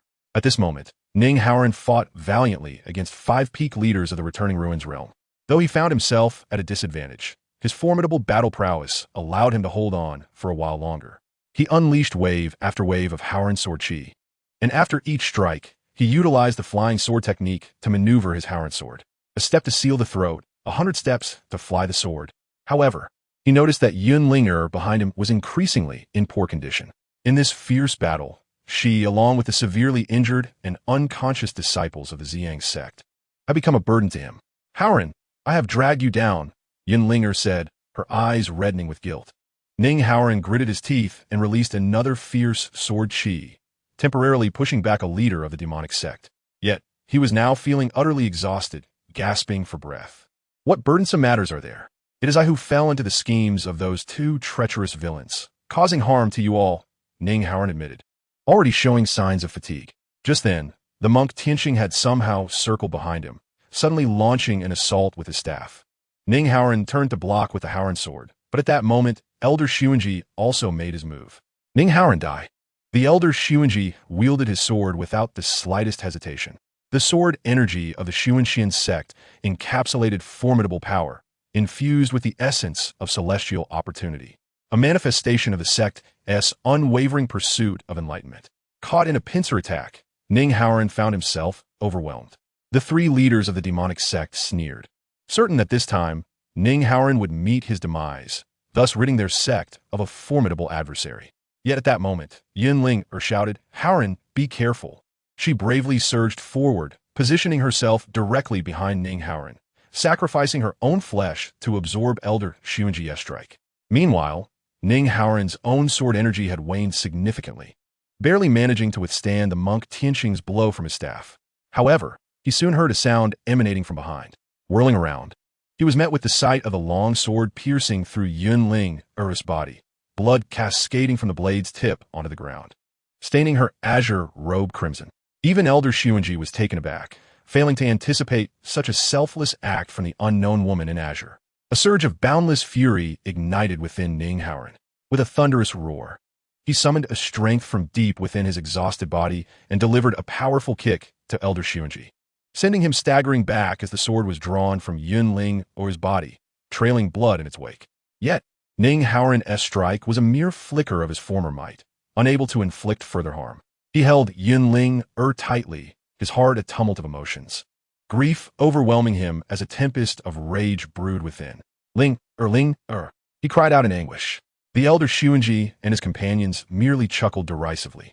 What significance did it hold that she had taken the blow with her flesh? Today, you shall still meet your end. As the demonic figures and righteous disciples closed in, intent on annihilating the disciples of the Zi Yang Sect, along with their leader, Ning Howren found his anger mounting. A faint echo of the madness that once consumed Yin Nanfei beginning to stir within him. Slowly rising to his feet, his blood-soaked garments rustled in the chilling wind. What constitutes righteousness? What embodies wickedness? Today, Ning Howren was engulfed in confusion. What, indeed, is the essence of Howren's sword energy? This sword energy, which slays all under heaven, indifferent to good or evil, celestial or demonic, perhaps inherently contradicts the very principles of righteousness. With his sword poised, Ning Howren reflected, "I have long pondered why my master succumbed to madness and wreaked havoc, disregarding the world's scorn to pursue his own murderous intent. It is only today that I finally comprehend." Elder Xuanji and his cohorts laughed coldly. "Are you uttering your last words?" Ning Howren, however, paid no heed and continued to speak to himself. "It appears that not only demons deserve to be slain. Even those within the righteous path can possess individuals whose malevolence rivals that of evil spirits. This, then, is the profound lesson my master imparted to me regarding the Howren sword chi." With that, he let out a chilling smile. The expressions of the Elder Xuanji and others suddenly darkened. At that moment, Ning Howren exuded an exceedingly peculiar aura. One could observe that his energy surged dramatically, enveloping him entirely in the Howren sword chi. The fierce sword intent soared skyward, relentlessly eroding the malevolent miasma surrounding them. A change was afoot. The monk Tianxing was taken aback, sensing an ominous shift. How could Ning Howren, whose spiritual power had long been depleted, now emanate such a formidable presence? It seemed even more potent than before. The ethereal, mist-like Howren sword chi surrounding him began to transform, its hue deepening until it ultimately coalesced into pure black energy, suffused with a solemn aura of slaughter. At this moment, clad in blood-soaked garments that billowed in the wind, his eyes gleamed a blood red, resembling a dark specter. This revelation left everyone in shock. Could it be that Ning Howren had succumbed to madness? Yet, Only Ning Haoran himself could truly perceive that he had not fallen into madness nor been overcome by murderous intent that clouded his mind. On the contrary, he was imbued with clarity, his thoughts as transparent as jade. It became evident that this black aura, this boundless intent to kill, represented the true essence of Haoran sword chi. Manifesting through acts of slaying, the Haoran sword chi was inherently a formidable technique of annihilation, reaffirming Ning Haoran's previous assertions. The path of the sword was the path of death, to eradicate the heartless and to sever the injustices of the world. Once the Haoran sword chi was unleashed, only slaughter would ensue. Ning Haoran's spiritual energy had fully restored.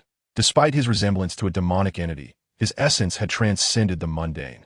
A magnificent light descended from the heavens, illuminating him. In that instant, Ning Haoran's thoughts reached a divine revelation. With the Haoran sword chi, he would execute the will of the heavens. Chapter 62. The sword departed. The disciples of the demonic sect and the righteous cultivators alike were struck with astonishment. While the monk Tiansheng felt a tremor in his heart, his expression shifted abruptly. Seasonal once, he commanded.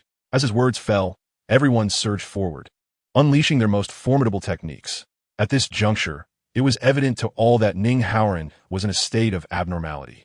In contrast, the crimson gleam in Ning Haoran's eyes faded, and he raised the Haoran sword high. The boundless black energy surged around him, and as the intent to kill arose, it enveloped the entire mountain range. A chill swept through the hearts of all present. At that moment, Ning Haoran's Haoran sword chi was unlike any before. Each strike, each move was imbued with lethal intent. You who ally with the demonic sect are truly a disgrace to the righteous path. Ning Haoran sneered, unleashing a single sword strike. The black energy radiated outward from him, expanding relentlessly. In an instant, the sky seemed to dim beneath the weight of Ning Haoran's sword. The dark energy, although appearing ethereal, manifested as a series of lethal sword energies. Apart from the 5 peak experts of the returning ruins realm, all other members of the demonic cult were decapitated by these relentless sword strikes. Within the depths of the mountains, rivers of blood flowed, and the air was thick with the stench of carnage. The 5 formidable figures were not spared either. They too were severely wounded, expelled by the sword's force and spewing blood. Had they not evaded in time, they would surely have perished under Ning Haoran's blade. You have stepped into the enlightenment realm, exclaimed one of the demons, his pupils dilating in shock. Ning Haoran, who was once deemed doomed, had unexpectedly ascended to the enlightenment realm in such dire circumstances. This was an unimaginable turn of events. Yet they could not fathom that Ning Haoran had been enlightened by Yin Nanfei in his childhood, using the sword as a path to transcendence. As long as his sword intent and heart evolved, his realm would inevitably ascend. His sword heart was entirely derived from the Haoran sword chi. Mastery of the Haoran sword chi had brought him to the legendary state of sudden enlightenment, allowing him to step into the enlightenment realm. Upon hearing the demon's fearful utterance, a cold smile crept across Ning Haoran's face, laced with mockery. Just as the demon was about to speak again, Ning Haoran vanished from his position. In the next moment, an overwhelming sense of impending doom surged within the demon's heart. Yet before he could react, he perceived a flash before his eyes. To onlookers, it appeared as a streak of sword light. Ning Haoran had appeared behind the demon, thrusting his sword, which instantly pierced through the demon's skull. He then withdrew his blade and turned, his gaze ablaze with murderous intent. Before the might of enlightenment, the 5 peak experts of the returning ruins realm were insignificant. Another sword energy was unleashed. The sword chi surged with unparalleled ferocity, swiftly slicing through the air, blood splattering in its wake. In mere moments, yet another peak expert of the returning ruins realm found his neck severed by the Haoran sword chi, without even a chance to resist. Thus, among the 3 leaders of the demonic cult, only one remained. UMO, quickly unleash your trump card, shouted the Tiansheng monk urgently, retreating to evade Ning Haoran's impending strike. However, despite his efforts, Ning Haoran's sword still severed one of his arms. The Tiansheng monk cried out in agony as blood gushed from the wound, his staff clattering to the ground. Had he been just a moment slower, it would not have been his arm that was severed, but rather his neck, and what lay on the ground would not have been his staff, but his head. In the next moment, the remaining demon, UMO, quickly formed a seal with his hands, chanting incantations. One hand grasped at the void, and with his incantation, One could see a series of pulsating runes infused with sinister demonic energy ascending into the heavens, merging into the very air around them. They have retained a contingency plan, an intricate formation devised by the demon god, originally intended to be concealed within these deep mountains to confront even more formidable cultivators from the Taoist sects, particularly targeting super sects such as Wudong and Longhu. Despite the strength of the Zi Yang Sect, it has yet to fully rise, apart from the earthly sword Immortal. The rest can be eradicated before they reach their potential. In the eyes of the demon cult, the real adversaries are those super sects, as they are teeming with powerful figures.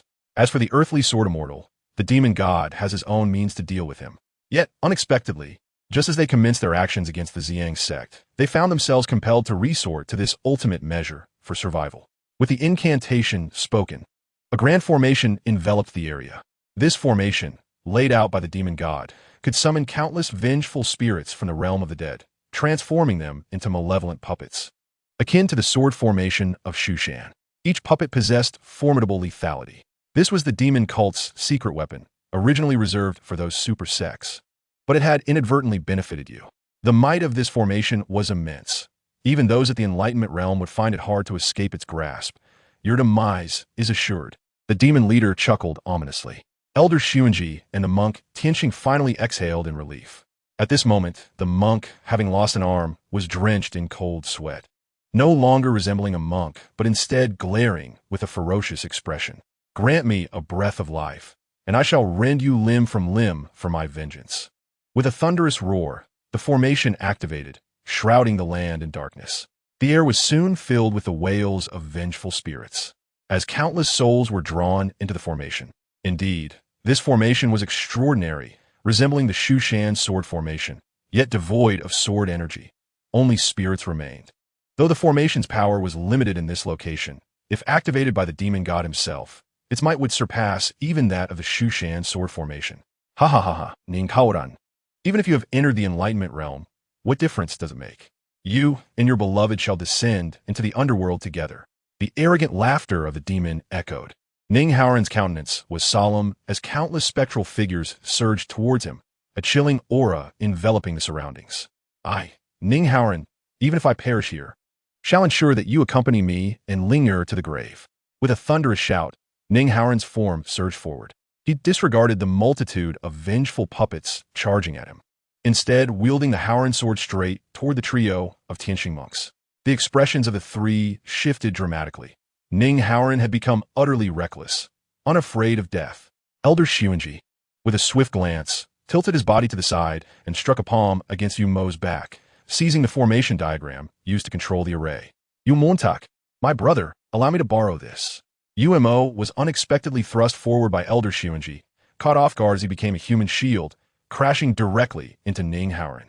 Ah, Xuanji, you treacherous old dog. With a sickening thud, Mo let out a cry of anguish as Ning Haoran's sword pierced through his chest.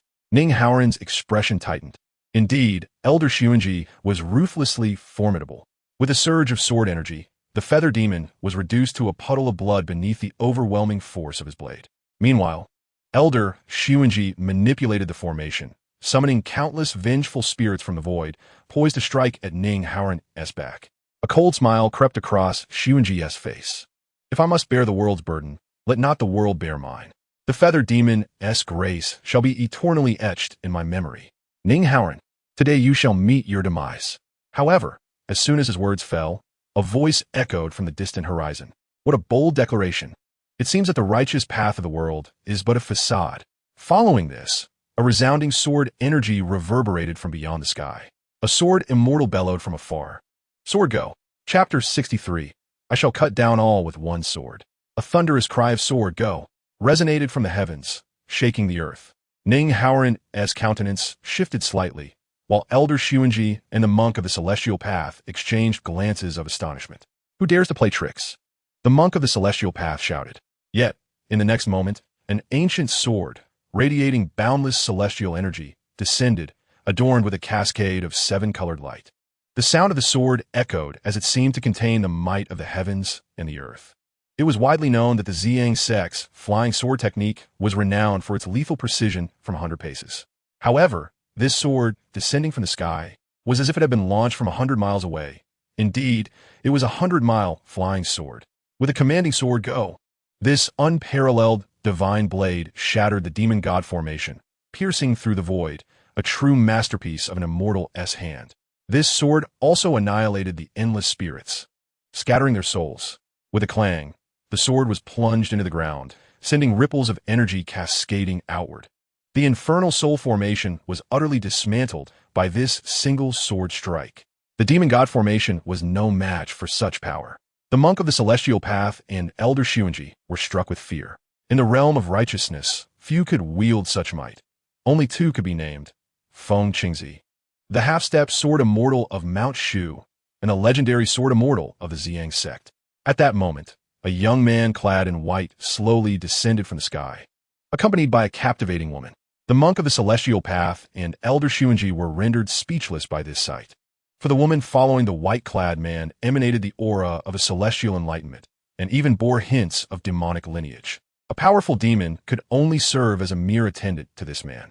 It was truly the sword immortal of the Zi Yang Sect. The monk of the celestial path was dazed, unable to comprehend why this sword immortal had descended so suddenly. Yet Elder Xuanji was left utterly astonished, his gaze fixed on Yin Nanfei. "It's you," he exclaimed, recognizing him. Years ago, when Yin Nanfei fell into madness, the first victim he claimed was none other than Elder Xuanji's talented disciple. "You are still alive." Elder Xuanji cried out in disbelief. The wandering monk was utterly bewildered, having never encountered Yin Nanfei. Previously, Yin had no ties to the Buddhist sect, and after succumbing to darkness, he was swiftly imprisoned at the Cliff of Reflection before he could unleash his wrath upon the temple. The Elder Xuanji's eyes glowed with rage. Had it not been for Yin Nanfei slaying his prized disciple, he would now hold a position of utmost reverence within Xuanxin sect, and the sect's power and prestige would have ascended further. Yet, Yin Nanfei paid him no heed. Instead, he walked slowly to Yunjing, who was on the brink of death. Behind him, Humir, gritting her teeth, unsheathed her demonic sword, intent on exterminating the two miscreants. Yin Nanfei uttered, "Howren." At this moment, Ning Howren, disheveled and enveloped in swirling dark energy, approached. "Master," he called, shattering the perceptions of both the wandering monk and Elder Xuanji. The esteemed Howren was, in fact, the high disciple of the sword immortal of the Zi Yang Sect. They felt as though they were dreaming, yet upon reflection, it was hardly surprising. How else could Ning Howren wield the profound technique of Howren sword energy if he were not the sword immortal's favorite apprentice? Yin Nanfei placed his palm over Yunjing's wound, channeling the sword immortal's spiritual energy to nurture the injury, protect Linger, and take her back to Zi Yang Sect. Her injuries are grave, and her consciousness is fading. I can only extend her life for 7 days. If she cannot endure this trial, even I shall be powerless to reverse her fate. Ning Howren's eyes flared with murderous intent, poised to turn and strike down the two old dogs. Yet, Yin Nanfei, rarely moved to anger, declared, "I shall handle this." His calm utterance belied the wrath of a sword immortal. When a sword immortal is enraged, it is akin to rivers flowing with blood. Ning Howren nodded slowly, crouching beside Yunjing to stabilize her life force with his cultivation. Humir did likewise, with two formidable Enlightenment realm protectors at her side. They could only hope that Yunjing would survive this ordeal. Aware of their impending doom, Elder Xuanji and the wandering monk clung to a glimmer of hope, their desire to survive prompting them to abandon their dignity and flee. No matter their resistance, they were no match for this unparalleled sword immortal. Yin Nanfei's expression turned frigid, a cold smile curling upon his lips. "I care not for the righteousness of your path. Your collusion with the demonic sect and the harm you inflict upon fellow practitioners is of no concern to me. However, when you scheme against my disciple, that is where I draw the line." With that, he swept his sleeve in a decisive motion. "Do you truly believe that a sword immortal is merely a name without substance? The sword of extermination soared forth, carrying with it a torrent of sword energy, transforming into countless beams of cold light. The entire mountain was enveloped in this sword aura, the sound of the blades resounding like a clear echo even in the heavens above. Any onlooker would be struck with profound awe. This was the sword immortal's might. The sword energy intensified and became denser, gradually manifesting as a blinding white light before Yin Nanfei. Within this radiance, the anguished cries of Elder Xuanji and the wandering monk could be distinctly heard. However, this anguished cry lasted but a fleeting moment, fading into silence. leaving behind only the resonating sounds of sword energy piercing through the air. In the mountains, dust and smoke billowed forth. Once this cloud of dust dissipated, the two figures had vanished without a trace, reduced to a puddle of blood mixed with shredded flesh amidst the sword energy. Before Yin Nanfei, all was hushed. A great mountain had been cleaved away by the sword energy, resembling a craggy cliff. Standing atop the remaining half of the mountain, Yin Nanfei, clad in white, gracefully sheathed the sword of extermination and prepared to return to Zi Yang Sect. Yin Nanfei spoke, "Let us take them back." Ning Haoran and whom Meyer nodded in agreement, understanding that them referred not only to Yunlinger, but also to the remaining several unconscious disciples of Zi Yang Sect. At that moment, both Ning Haoran and whom Meyer had already attained the pinnacle of the celestial awakening realm, possessing the means to extend their lives, despite their grievous injuries. They were not yet beyond saving in the eyes of those at their level. Yin Nanfei then executed a sword technique, soaring away on his blade. In broad daylight, how dare they bully the disciple of the unparalleled sword immortal, Yin Nanfei? Once again, an inexorable killing intent surged within Yin Nanfei's gaze. If one does not provoke me, I shall not retaliate, but should one dare to provoke me, they shall face my wrath. Who dares to bully my disciple shall meet their demise. Whether one is righteous or malevolent, I shall sever them with a single stroke of my sword. Chapter 64. This sin is unforgivable. In the Hall of Prajna, the chanting of scriptures echoed continuously within the temple. The Hall of Prajna held immense power within the Buddhist sect, far surpassing that of the Tianyin Temple, primarily due to the presence of two formidable monks at the celestial awakening stage and several masters in the returning ruins realm. However, despite its strength, the Hall of Prajna had a notoriously poor reputation among the righteous sections. Though it was a prominent sect, it did not engage in righteous deeds. In times of peace, it welcomed pilgrims and amassed wealth. Yet during turmoil, it would shut its doors, refusing to vanquish demons, justifying this by claiming that demons, too, are living beings that should not be slaughtered. This stance fundamentally contradicted the Taoist principle of exterminating demons and safeguarding the populace, leading even Tianyin Temple to regard the Hall of Prajna with disdain. On this day, within the Hall of Prajna, the esteemed old monk recited Buddhist teachings, while his disciples bowed their heads in reverence. As demons rampaged, the Hall of Prajna once again closed its doors, with the world believing it merely sought to avoid disaster. Little did they know, it had transformed into a den of thieves. The abbot, Monk Shake, clasped his hands in prayer, though his expression grew increasingly fierce as he addressed several formidable resident monks. The chaos has begun. We await the command of the demon lord. Once the celestial demon war ignites, we shall harness the power of the demon cult to annihilate both Tianyin Temple and Shan Temple.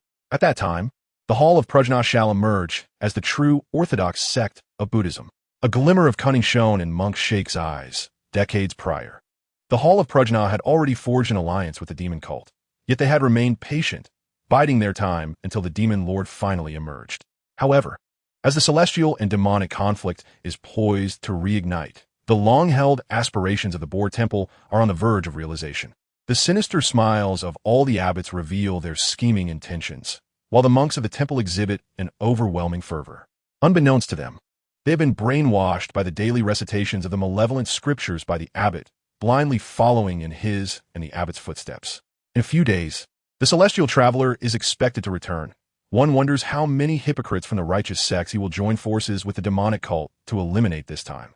The abbot sneered, asserting that dispatching the celestial traveler is a crucial step in depleting the strength of the righteous sections. At that moment, a thunderous voice resonated from the heavens. "He shall not return." The exclamation reverberated, causing the monks, including Shake, to look up in astonishment. They beheld a long sword hovering in the sky, upon which stood a white-clad man with his hands clasped behind his back. The ability to fly on a sword is a testament to the prowess of sword immortals. The expression of the Shake monk turned solemn, yet it quickly transformed into a fleeting smile. "It is indeed an honor to receive the esteemed presence of the sword immortal. I beg your pardon for not welcoming you sooner." The monks bowed in respect. The Shake monk continued, "May I inquire about the meaning behind your words regarding our celestial traveler's inability to return?" In the void, Yin Nanfei replied with a chilling smile, "What I mean is, I have already slain him." A gasp of shock swept through all the monks. The celestial traveler had barely left the temple for a month. How could he have been suddenly killed by this sword immortal? Though you are a sword immortal, is such conduct not a tad inappropriate? The Shake monk's demeanor turned icy, desperately suppressing the fury within. Yin Nanfei's expression remained frigid. He sought to harm my disciple. What harm is there in my slaying him? Moreover, today, I shall eradicate your boar temple. As his words fell, Yin Nanfei raised his fingers high into the air. The Shake monk's heart sank in alarm. He would not be foolish enough to confront this sword immortal head-on. Even if you are a sword immortal, your actions are rather unreasonable. Bien grand formation. The Shake monk bellowed, and the disciples quickly dispersed. Several abbots leaped into the air, their hand seals shifting. In the heart of the formation, the abbot of Boar Temple, the Shake monk, formed a seal and unleashed a thunderous shout, driving a fist imbued with the formation's runes downward. Instantaneously, golden light enveloped the surroundings, and the sounds of Buddhist chants resonated, akin to a legendary temple of thunder, with echoes of thunderclaps and countless Buddhas reciting scriptures to vanquish evil. This was the protective formation of Boar Temple, the strongest means of a sect, forged through millennia of history, fortified by generations, and serving as a testament to the profound heritage of a sect. Yin Nanfei laughed arrogantly. What 1,000 years of Boar Temple's legacy? What of 10,000 years? With a single sword strike, I shall obliterate all laws. Your Buddhist radiance is but trivial, utterly insignificant compared to the legendary Temple of Thunder. With that declaration, Yin Nanfei thrust his sword towards the heavens. In the celestial realm, the divine thunder transformed into a formidable force, summoning the awe-inspiring might of the heavens. Guided by the sword, the true art of thunder commanding sword. High in the sky, Yin Nanfeng stood resolutely, wielding the extermination sword. Instantly, boundless dark clouds gathered in the firmament, while fierce winds stirred the sands and stones. An overwhelming surge of spiritual energy descended from above, rendering all present pale with fear. This move was undeniably ruthless in its execution. Yin Nanfeng spared no effort, channeling all his spiritual power into the extermination sword, sending it soaring toward the heavens. This strike could summon the mightiest divine thunder from the ninth heaven. The radiant flashes of lightning could dispel all malevolent spirits and quell any evil. To consort with demons is a sin unto itself. With a single stroke, Yin Nanfeng unleashed a divine thunderbolt, shattering the protective formation of the Prajna Palace, causing the very mountains to tremble and the earth to split.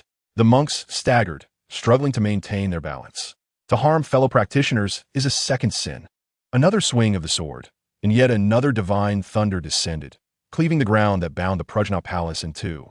Countless disciples of the palace perished beneath that searing light, while many others fell into the gaping chasms. At last, Yin Nanfeng's eyes gleamed with a murderous intent, raising the extermination sword high above his head.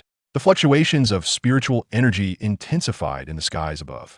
The next strike would be a true lethal blow, not aimed at a mere individual, but intended to obliterate an entire sect. The monks of Shake were already in a state of panic, their voices trembling as they pointed at Yin Nanfeng. Such overwhelming bloodlust. You are no immortal. You are a demon. Yet, Yin Nanfeng paid them no heed. To offend my disciples is a third sin. This transgression is unforgivable.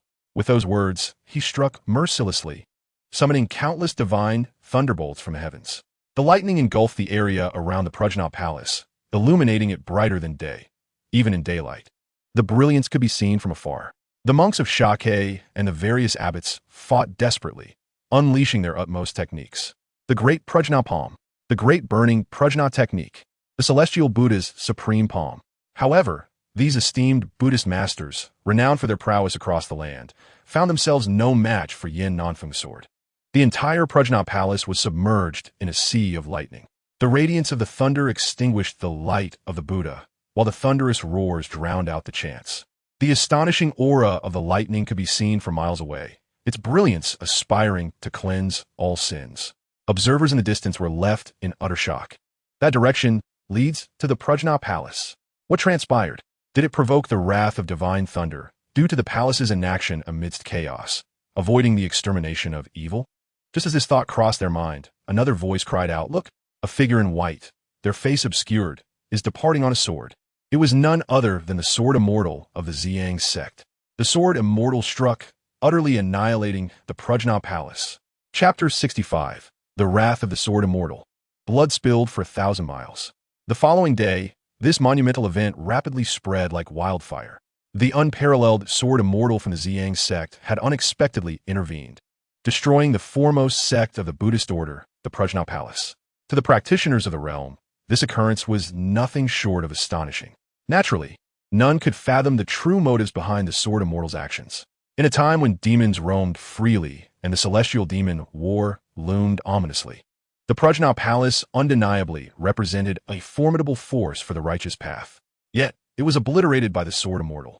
In an instant, this figure from the Zi Yang Sect found himself at the center of a storm, with even the sect itself unable to escape scrutiny. The Sword Immortal's actions seemed reckless, especially with the impending conflict. Had he truly betrayed his allies? Was this Sword Immortal in danger of succumbing to the demonic path? Such speculations were mere folly. Let us not forget that the Prajnapalas had previously offended this Sword Immortal during their treasure-seeking expedition in the Western Wastes, leading many to believe that the Sword Immortal had returned for vengeance. Yet the individual who sought the treasure had already perished beneath his blade. To seek vengeance again seemed petty. However, amidst the multitude of discussions surrounding the Zi Yang Sect and the white-clad Sword Immortal, he soon made another significant move. On a particular day, a thunderous roar echoed across the skies of the Seekers of Immortality sect. All disciples sprang into action, and across a vast expanse, one could see a white figure hovering in the air. Seekers of Immortality, come forth and face your doom. This proclamation resonated with the Sword Immortal's formidable spiritual energy. Shaking the heavens, countless disciples drew their swords in unison. In terms of overall strength, the Seekers of Immortality sect surpassed the Zi Yang Sect. This, however, was a reflection of the past and did not account for the presence of the terrestrial immortal, Yin Nanfei. Currently, the Zi Yang Sect boasted formidable figures such as Elder Tianyang, Ning Haoran, and Hu Meyer, all of whom could firmly establish themselves within the top 5 of the world's righteous sections. With Yin Nanfei added to their ranks, even the Shushan Dao sect appeared dim by comparison. The sect leader, the Celestial Machine, along with several elders, swiftly emerged, their expressions grave. However, upon seeing Yin Nanfei's visage, the Celestial Machine paused, his countenance shifting to one of astonishment. "It's you. I thought you had already." Yin Nanfei responded with a series of cold laughs. "The reason I first killed your talented disciple was due to the disdainful words and cold glances from your sect." The Celestial Machine smirked, displaying a semblance of bravado. "So, you are indeed that Sword Immortal. Quite unexpected. Are you here to seek vengeance, then?" Yin Nanfei, wielding his long sword, replied coldly, "Indeed, I am here for vengeance. But it is for the grievances of today." The Celestial Machine retorted with a chilling smile. "Now, you should be reviled by the righteous world. Do you not care for the Zi Yang Sect or your own reputation? In my sect, which holds a prestigious position among the 10 sects of the Tao, I cannot believe you dare to annihilate my Xuanxian sect and once again stand opposed to the righteous path." Yin Nanfei laughed heartily, and his next proclamation astonished all present. Even from 100 miles away, 1,000 miles afar, the laughter of the unparalleled Sword Immortal echoed, along with his audacious words. "What use is this world to me? If all beneath the heavens were to scorn me, I would bear the multitude of their contempt alone, and with my 3-foot-long sword, I would unleash a torrent of sword energy to cleanse this filthy world. Even if the entire populace deems me a malevolent being, what of it? With my heart's intent unwavering, I fear not nor shall I retreat. Do you truly believe you can contend against the entirety of the divine land?" The Immortal Machine Master scoffed as he and the elders prepared their powers, ready to withstand the Sword Immortal's strike. "I draw my sword forward, and should the world be against me, what does it matter?" Yin Nanfei declared, "If you seek to slay my disciple, then I shall have no choice but to slay you. Thus shall I find my solace." With his words, Yin Nanfei raised his voice. From all directions, within the numerous sects, thousands of long swords were unsheathed, rushing forth from the horizon. With a single strike, the Sword Immortal could cleave through all, beneath the earth immortal. All are but ants. The Immortal Machine's great sword. The sword energy of the Immortal Tao. On the side of the Xuanxian sect, they each unleashed their techniques. Yet, in an instant, Yin Nanfei borrowed from the might of thousands of iron swords, the essence of sword energy, the fierce winds of heaven and earth, and the divine thunder of the 9 heavens. Cultivating the primordial divine art to its utmost, he could disregard any limitations of spiritual power. All manifestations of heaven and earth would serve his will. tens of thousands of long swords converged, forming a breathtaking tornado, their points aimed squarely at the Zi Yang Sect. What a magnificent sword intent! Those observing from afar erupted in fervor. So this is the might of the sword Immortal strike. Among the three teachings, there are sages. Within the demonic sects dwell demon gods. Among the beast tribes are the demon immortals. Yet, the sword Tao, though martial in nature, possesses the ability to transcend the heavens with a single thought, establishing its own path, standing shoulder to shoulder with Confucianism, Buddhism, and Taoism, and contending with demon gods. The tornado swept across the sky, and on the side of the Zi Yang Sect, their defenses crumbled, offering no chance for resistance in the face of this impending sword crisis. The sword energy spanned 30,000 miles. Each 3-foot-long sword slithered like ethereal serpents, moving through the tempest of heaven and earth, baptizing the entire Zi Yang Sect. Instantly, the Zi Yang Sect was engulfed in a maelstrom of sword light, as the sword energy obliterated all, severed heads soaring amidst a shower of blood, mingling together, transforming the entire Zi Yang Sect into a mountain of corpses and a sea of blood. The wrath of the sword Immortal spilled blood for miles. The Immortal Machine Master and the others had no capacity to retaliate. Nanfei's strike reverberated through time, unmatched by any ancient sage or wise figure, piercing forth this ultimate sword that embodied the boundless fortune of heaven and earth. It could be deemed the pinnacle of swordsmanship throughout the ages. The stench of blood wafted over 100 miles, as blood flowed like rivers, streaming in all directions. At last, tens of thousands of iron swords fell to the ground, producing a cacophony, and the entirety of the Zi Yang Sect was devoid of any vitality. All the cultivators fortunate enough to witness this earth-shattering battle felt an overwhelming sense of fulfillment, as if they could face death without regret. Not to mention, Yin Nanfei's sword strike was nothing short of exquisite. Yet, Yin Nanfei displayed no emotion, turning to soar away on his sword back to Zi Yang Sect. This time, the Zi Yang Sect faced a barrage of criticism. Initially, they remained silent. However, within 2 days, astonishing news emerged. The Prodigy Palace and the Zi Yang Sect had allied with the Demon Sect, perpetrating atrocities against fellow cultivators across the realm. The entirety of the divine continent was left in utter shock. Consequently, the wrath of the sword Immortal flowed like blood across the land, transforming his earlier infamy into a resounding reputation. The sword Immortal, a purger of evil, was widely praised by cultivators everywhere. Chapter 66, Rebirth from the Ashes. Zi Yang Sect. On the cliff of reflection, Yunlinger lay serenely beneath the Bodhi tree, her complexion pale. Beside her, Elder Ning Haoren and Humayer quietly tended to her, channeling their energy in a desperate hope to heal Yunlinger's wounds. In recent days, news of Yin Nanfei continued to circulate. The Prodigy Palace and the Zi Yang Sect, unable to withstand the sword Immortal's fury, had been reduced to dust by a single stroke of his sword. The cultivators of the realm were left astounded. Indeed, the sword Immortal's rage had proven him invincible. Prior to this, Yin Nanfei had confided in Ning Haoren that he could only extend Yunlinger's life for 7 days. Now, as the time drew near, there were still no signs of improvement, causing Ning Haoren and the others to grow anxious. On the 5th day of the 7, she showed no signs of recovery, and it seemed increasingly likely that all hope was lost. Elder Ning Haoren sighed, feeling helpless. Yunlinger was a prodigy. Having reached the pinnacle of the dream realm at such a young age, her untimely demise was truly a tragedy. Ning Haoren, hearing this, wore an expression devoid of emotion, his demeanor vacant.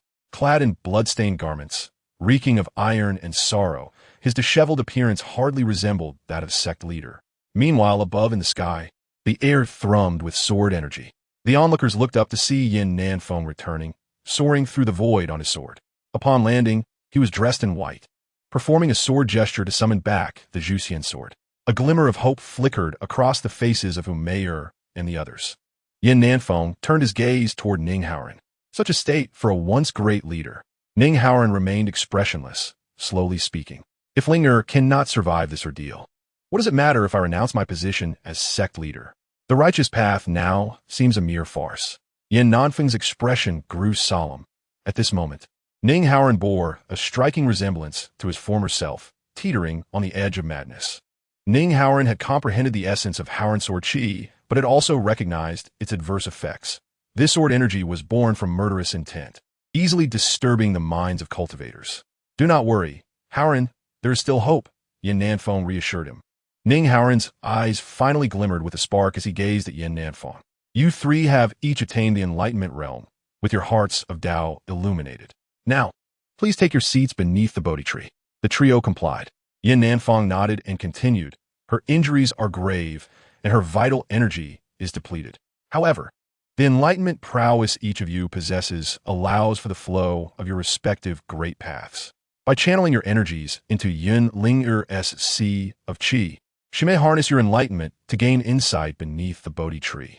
The three enlightenment masters nodded, focusing their energies to forcibly transmit their profound understandings to Yun Ling'er. Yin Nanfeng's directive was undeniably a defiance of the heavens. Should Yun Ling'er survive, she might follow in Yin Nanfeng's footsteps, not entering enlightenment, but rather facing divine retribution. Yet, at this moment, the utmost priority was survival.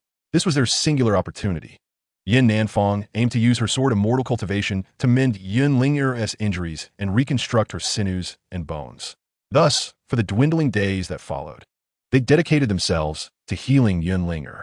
On that day, Yin Nanfeng utilized her sword Immortal prowess to restore Yun Ling'er's condition, and her complexion finally began to improve. By the sixth day, they infused her with the great paths, forcibly awakening a fragment of her consciousness. However, she still lacked a vital essence. Needing to comprehend it on her own, if they could find a way to replenish this missing essence, she could achieve rebirth. The seventh day dawned as an extraordinarily tranquil day, with no incidents transpiring. Sighs of despair filled the air, and Ning Howren exuded an immense murderous aura, as if on the verge of descending into madness and wreaking havoc. Just as hope seemed to wane, a brilliant golden light suddenly erupted from Yun Ling'er. At this miraculous sight, everyone widened their eyes in astonishment.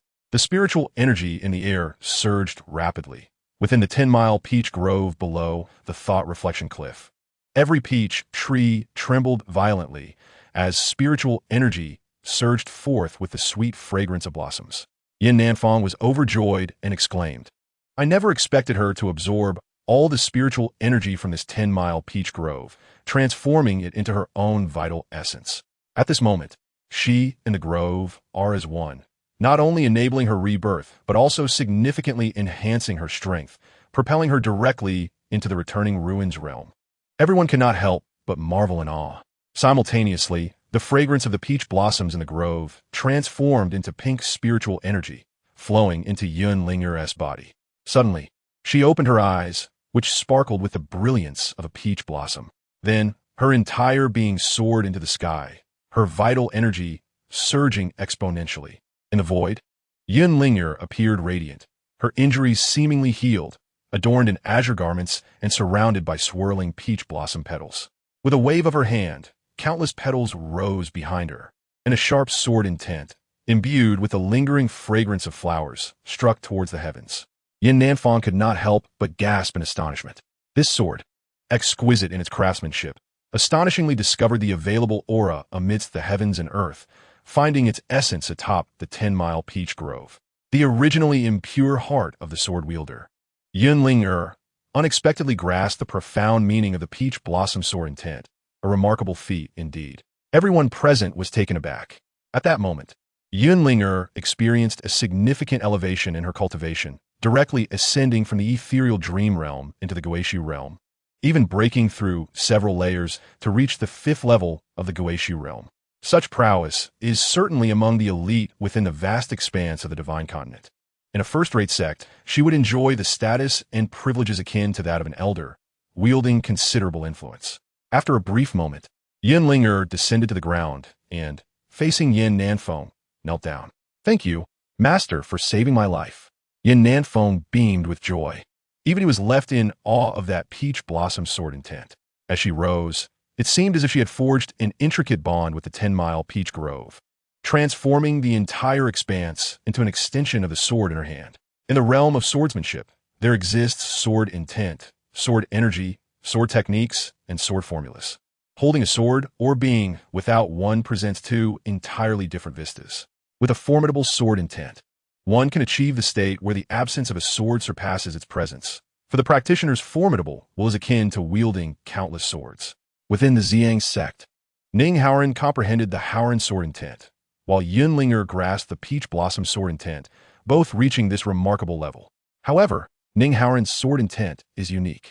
When wielding the Haoran sword, he can unleash its power several-fold, thus making him even stronger with the sword in hand.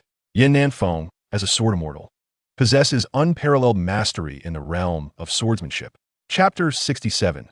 The final step plan before the Celestial Demon War. In the West Wilderness, within the Demon Mountain, it was unexpected that this sword immortal would prove so terrifying. With a mere thought, both the Prodigy Palace and the Seeking Immortal Sect, two formidable forces, were swiftly annihilated. Yet, this is of little consequence. These two sects were merely expendable pawns for our demon cult, as one elder remarked.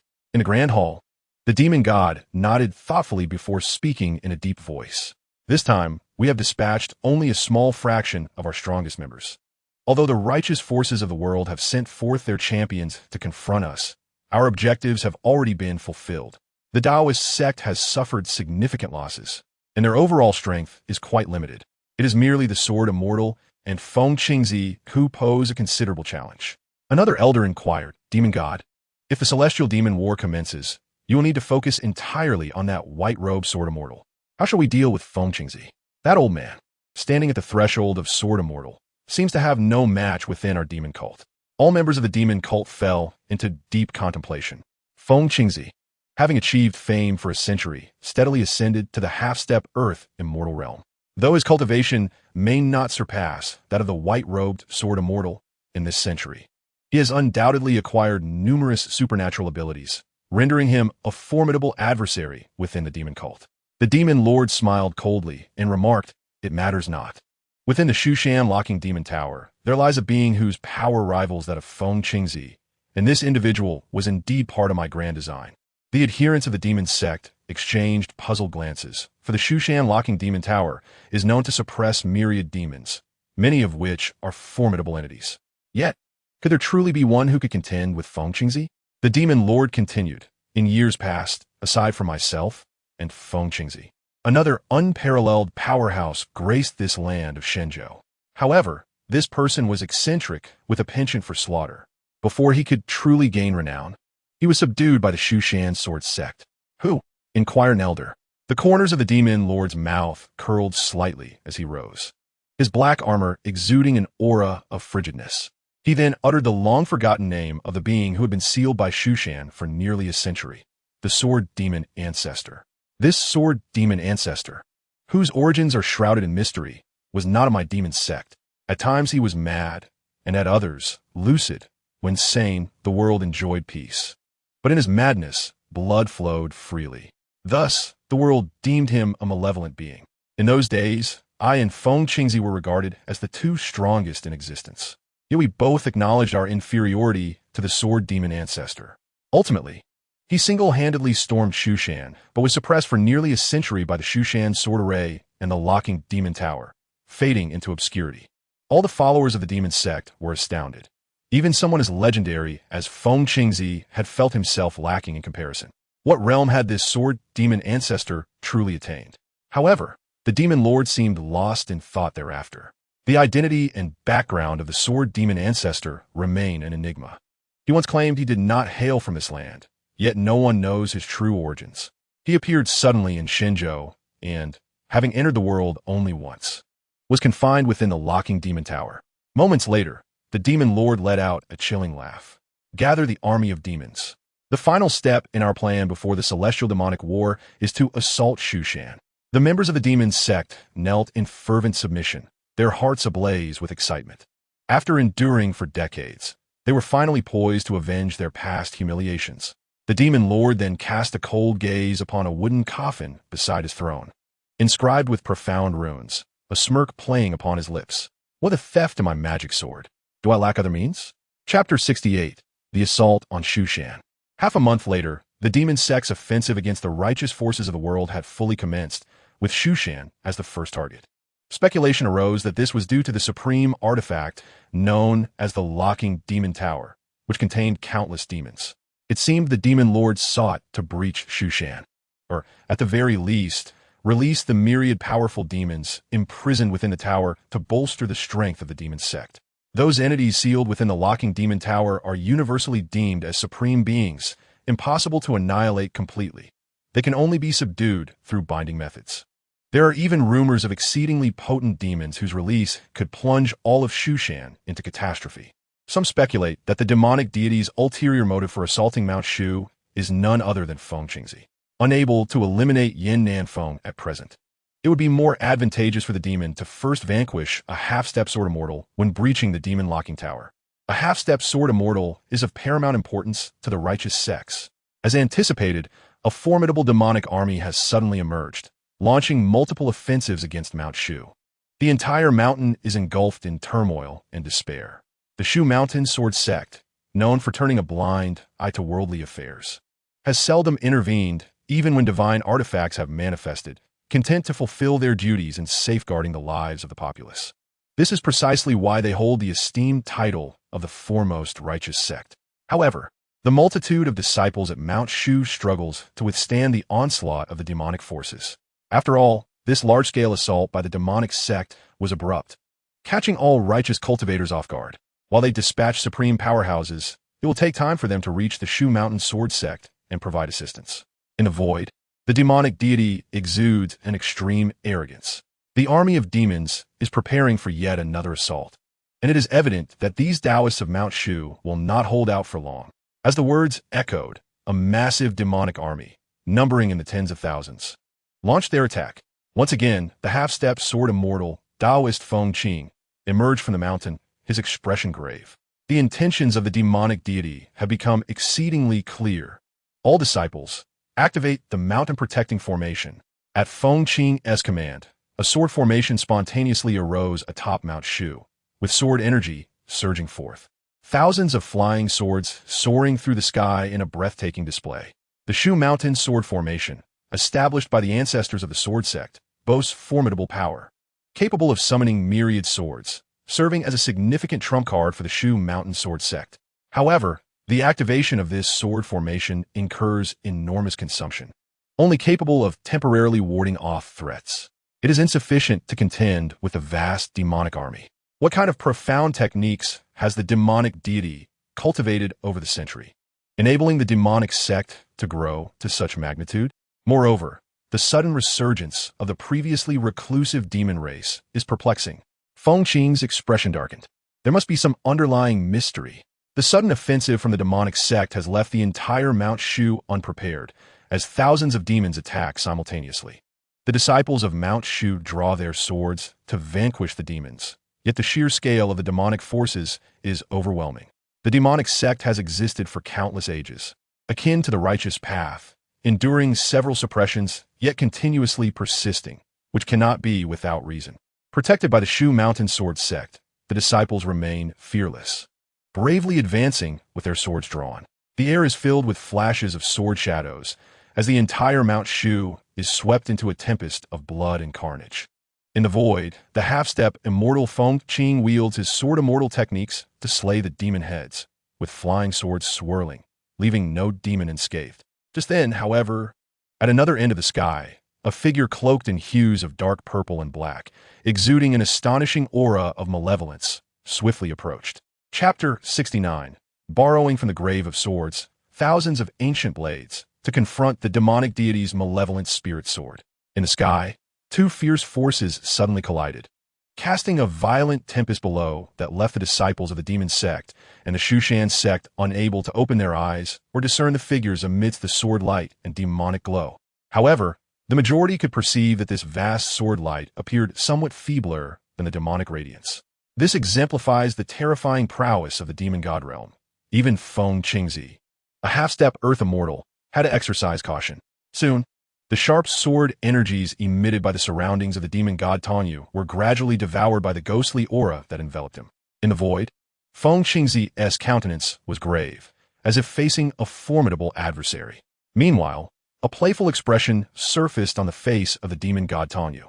Feng Qingzi, 2 centuries ago, when the two of us dominated the land of Shenzhou, I was always overshadowed by you.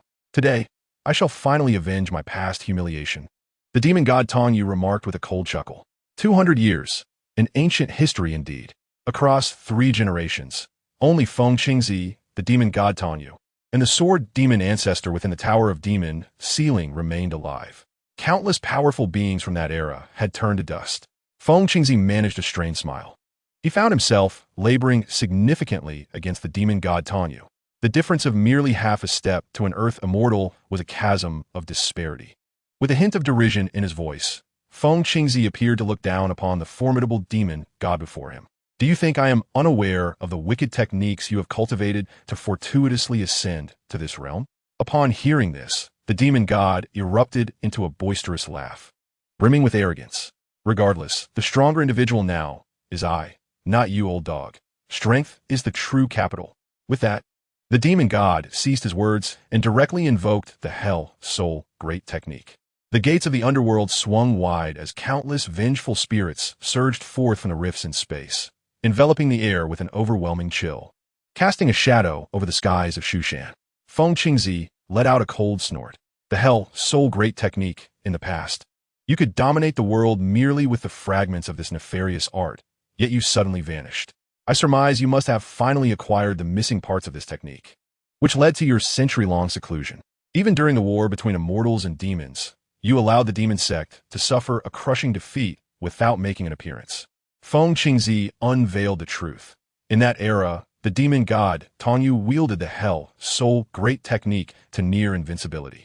However, Feng Qingzi could distinctly sense that the current incarnation of Tanyu's technique was no longer comparable to that of the past. The Hell Soul Great Technique, even in its fragmented form, could achieve such heights, granting him supremacy within the Demon Sect. Now, with the complete version, it was no surprise that the demon god Tanyu had entered the demon god realm. One cannot deny that such dark arts indeed facilitate a swifter acquisition of power, providing a shortcut. Yet, the methods of cultivation employed are not easily accepted by the practitioners of the world. The demon god Tanyu, without uttering a word, launched a direct assault, dismissing the words of Feng Qingzi with disdain. Given his formidable prowess, even if he had participated in the battle between immortals and demons, the outcome would have been the same. He would merely have been vanquished by Feng Qingzi. However, fortune smiled upon him as he fortuitously acquired the entirety of the prison's soul great method, which enabled him to survive against all odds. Through diligent seclusion and cultivation, he ultimately ascended to become a legendary demon god. A swarm of malevolent spirits descended like a dark tide, surging forth with mouths agape, as if to devour all in their path, threatening to consume every living being in the vicinity. Some of these spirits descended below, viciously attacking the disciples of Mount Shu, resulting in a cacophony of anguished cries echoing through the mountains. Feng Qingzi, his hands forming intricate seals, stood resolutely in the void, his Taoist robe billowing in the wind. The sword sect of Mount Shu has long been renowned for its unparalleled swordsmanship, with its distinguished disciples capable of soaring through the skies on their swords, even without reaching the realm of terrestrial immortals, a testament to the sect's extraordinary mastery in this art. Having guarded Mount Shu for nearly 2 centuries, Feng Qingzi possessed his own formidable techniques. As he conjured a series of seals, a river of sword energy surged forth behind him. As a disciple of the ancestors of Mount Shu, I call upon the sacred swords of the sword sect to protect our peace. Ancestors, lend me your blades. With this declaration, a resonant hum emanated from the sword tomb of Mount Shu, located 10 miles behind him, and countless beams of light soared into the sky. Employing the most potent swordsmanship of Mount Shu, he drew from the rare ancient swords preserved within the sword tomb. This sacred site housed a vast collection of ancient swords dating back to primordial times, numbering in the thousands. These blades were bequeathed to outstanding disciples as personal weapons. Anyone capable of extracting one would see their strength magnified, free to roam without restraint. The sword tomb was of paramount importance to Mount Shu, despite the sect possessing few formidable cultivation methods. Yet, all disciples were well-versed in swordsmanship, though not all had the fortune to retrieve a sword from the tomb. Now, however, Feng Qingzi, with his singular might, harnessed all the hidden blades within the tomb. This sword bore the supreme intent of a terrestrial sword immortal. Although his cultivation level did not match, he was imbued with the fortune of Mount Shu accrued over millennia, enabling him to contend fiercely with true terrestrial immortals. Thousands of rare ancient swords, like a vast river, filled the skies. Begone! Feng Qingzi bellowed. unleashing his sword to sever the countless malevolent spirits released by the demon god Tanyu.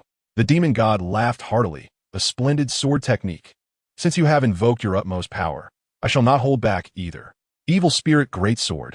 As his voice echoed, myriad malevolent spirits coalesced into a colossal sword, hundreds of meters long, radiating boundless demonic energy.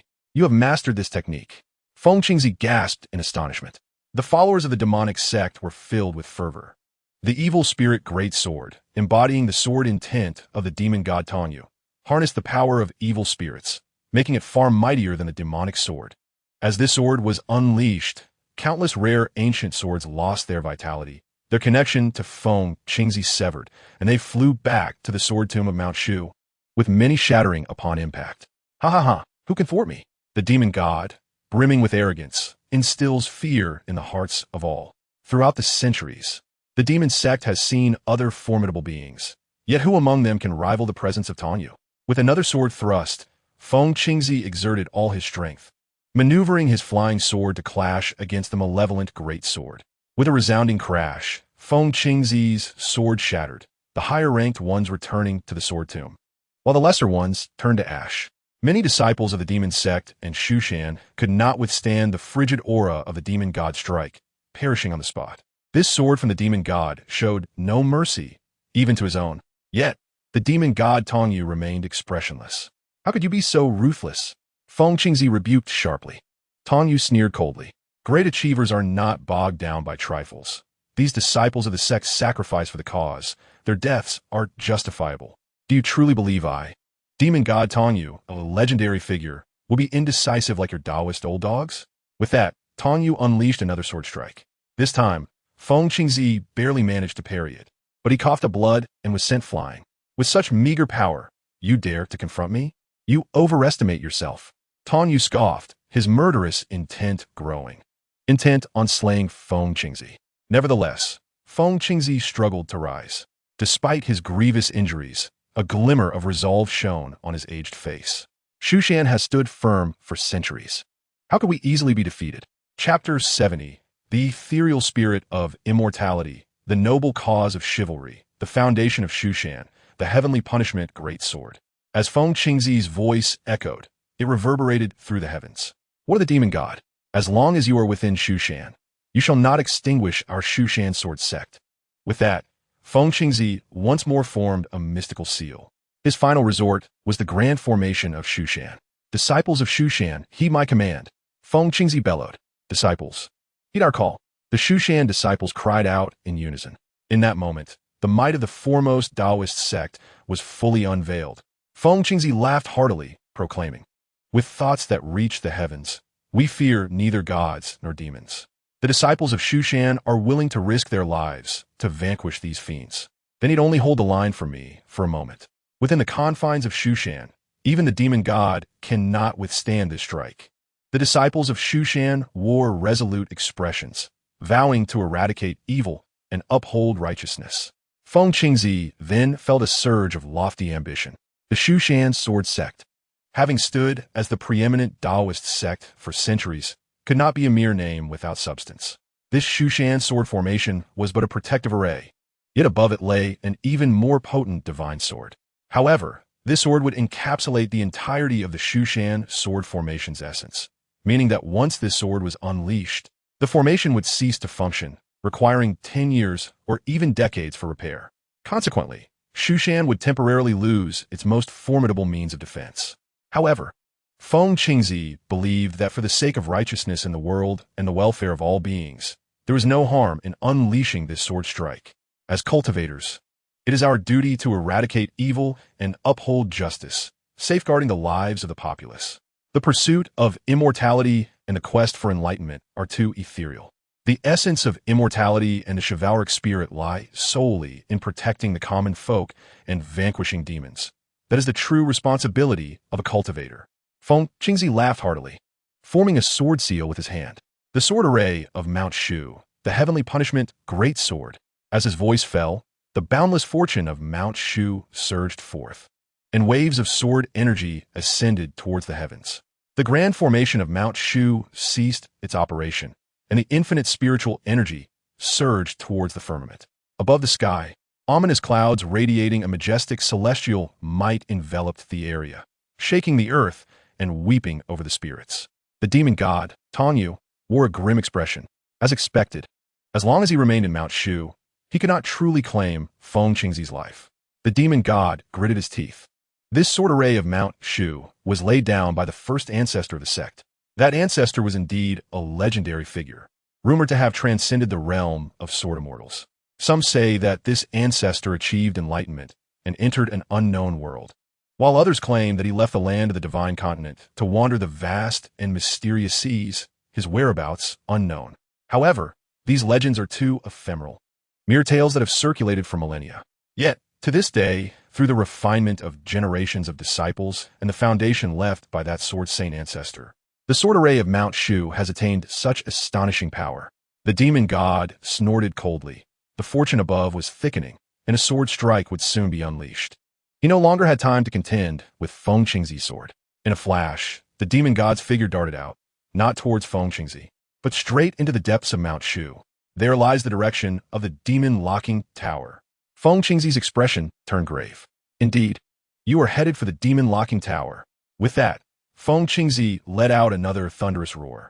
Above the endless firmament, the fortune and sword energy of the sword array of Mount Shu coalesced, forming an immensely gigantic divine sword. This divine sword, composed of countless long swords, saw the ancient swords from the sword tomb soar once again. The heavenly punishment great sword, framed by the sword array of Mount Shu, amalgamated tens of thousands of long swords into this colossal sword capable of cleaving heaven and earth. Even the wicked great sword of the demon god Tongyu would pale in comparison. The foundation of Mount Shu is indeed formidable. Go! Feng Qingzi bellowed, as the sheer power of this sword was overwhelmingly violent, causing his sleeves to shred, revealing his arms, which were marred with scars.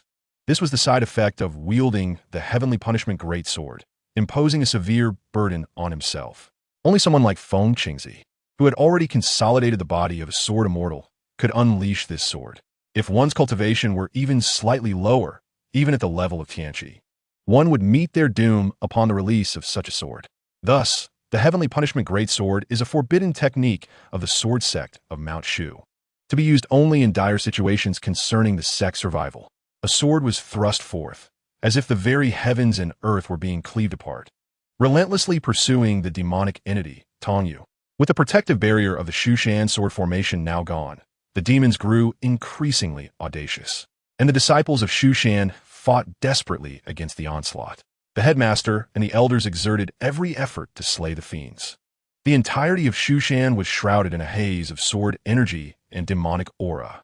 Despite being utterly exhausted, Feng Qingzi, a venerable ancestor of Shushan, continued to wield his sword, closely trailing the formidable heavenly punishment sword towards the demon locking tower. Tongyu's expression was frigid. In this assault on Shushan, he held little hope of slaying Feng Qingzi. His intent was merely to inflict grave injury upon him, thus allowing himself a chance to dismantle the seal of the demon locking tower. After all, though arrogant, Tongyu was not foolish. He recognized the profound heritage of the Shushan sword sect and understood that within this realm, there was no absolute certainty of vanquishing Feng Qingzi. However, he did not anticipate that Feng Qingzi possessed the might to unleash such a cataclysmic strike. Regrettably, this sword could only wield its power within the confines of Shushan, largely relying on external forces. Had Feng Qingzi been able to execute this feat through his own strength, even the earthly sword immortal would have thought twice before confronting him. Tongyu swiftly approached the demon locking tower. Within its confines lay countless malevolent spirits, many of which were capable of apocalyptic destruction. Tongyu had once heard from the ancestors of the demonic sect that the first ancestor of Shushan, the sword saint, had once subdued a world-threatening evil spirit, one whose cultivation transcended mortal comprehension. Immortal and indestructible, it was sealed at the pinnacle of the demon locking tower. At that time, all the sects of the world had united to reinforce the seal, and only by summoning the descendants of those original sects could the seal be undone. As this thought crossed Tongyu's mind, his demeanor hardened. Behind him, the heavenly punishment sword surged violently forward, and he sensed a tremendous pressure emanating from it, stirring up a tempest within the vicinity of the tower. Aware that time was of the essence, He realized that soon the heavenly punishment sword would pierce through directly. Yet, this was sufficient. A century prior, Tong Yu may not have been able to dismantle the seal of the demon locking tower, but now he had other means at his disposal. Otherwise, he would not dare to launch an assault on Shushan so readily. With this thought, a smile crept upon his lips. Sword Demon Ancestor, soon shall I release you. Chapter 71. The spirits arose. The sword demon emerges from the tower. Meanwhile, Feng Qingzi, his Taoist robe in tatters, advanced on his sword, his expression severe. Before him, a colossal sword surged forth with the might of heaven and earth, its overwhelming sword energy akin to a tsunami, slicing through the air and leaving behind an expanse of boundless void. Yet, Tong Yu paid no heed to either force. The immediate priority was to liberate the countless malevolent spirits within the demon locking tower, most importantly, the sword demon ancestor. Once this was achieved, he would face the heavenly punishment sword with all his might, although it may require considerable effort and even result in minor injuries. The outcome promises the emergence of a formidable demon spirit, as well as the ability to command a sword-wielding ancestor at the semi-immortal realm. Such a transaction is undeniably worthwhile.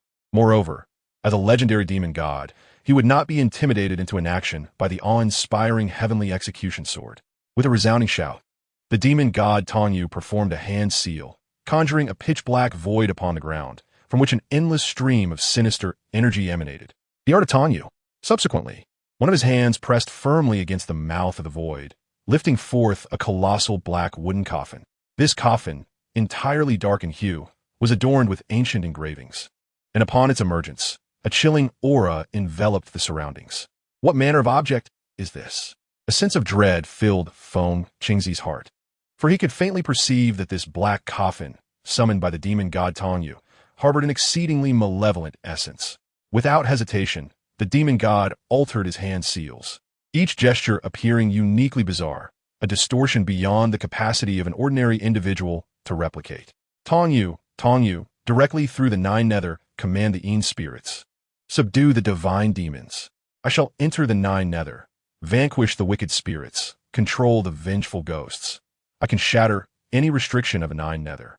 And this mere sealing tower of demons is inconsequential. With a thunderous roar, the demon god Tong Yu hoisted the coffin aloft, revealing a gigantic rune that bizarrely illuminated with a black light. While a single ray of light is not inherently remarkable, the peculiarity of its blackness was indeed unsettling. Break the sealing tower of demons.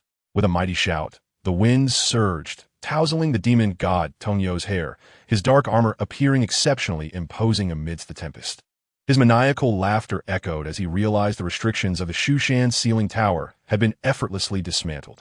I can breach the very confines leading to the nine nether. Do you truly believe this trifling sealing tower can impede my path? As the seals of the sealing tower shattered, the entire structure quaked violently. Countless tendrils of dark energy surged forth, and the chilling laughter of demon spirits filled the air, transforming the vicinity into a hellish realm. Finally, I have emerged. After decades of suppression, I can finally breathe fresh air. The Shushan sealing tower is truly a wretched place for even a demon to endure. Indeed, the stench and foulness within were unbearable. I was terrified. Whoever has liberated us deserves our deepest gratitude. Indeed, However, this commotion was but a fleeting moment, for Feng Qingzi's sword had already been thrust forth. This strike, apart from the white-clad sword Immortal of the Zi Yang Sect, would likely leave only the demon god with any hope of survival beneath its might. As the sword descended, the once brazen voices of the malevolent spirits dissipated in an instant, scattering in all directions. Who possesses such malice to unleash us upon the wrath of the celestial execution sword? How unfortunate, just as I emerge. I am met with such a dire scenario. Will the demons not be spared? Wenqing, you wretched cur, after suppressing me for decades, have you released me only to humiliate me with the prowess of a half-step sword Immortal? Enough with the prattle.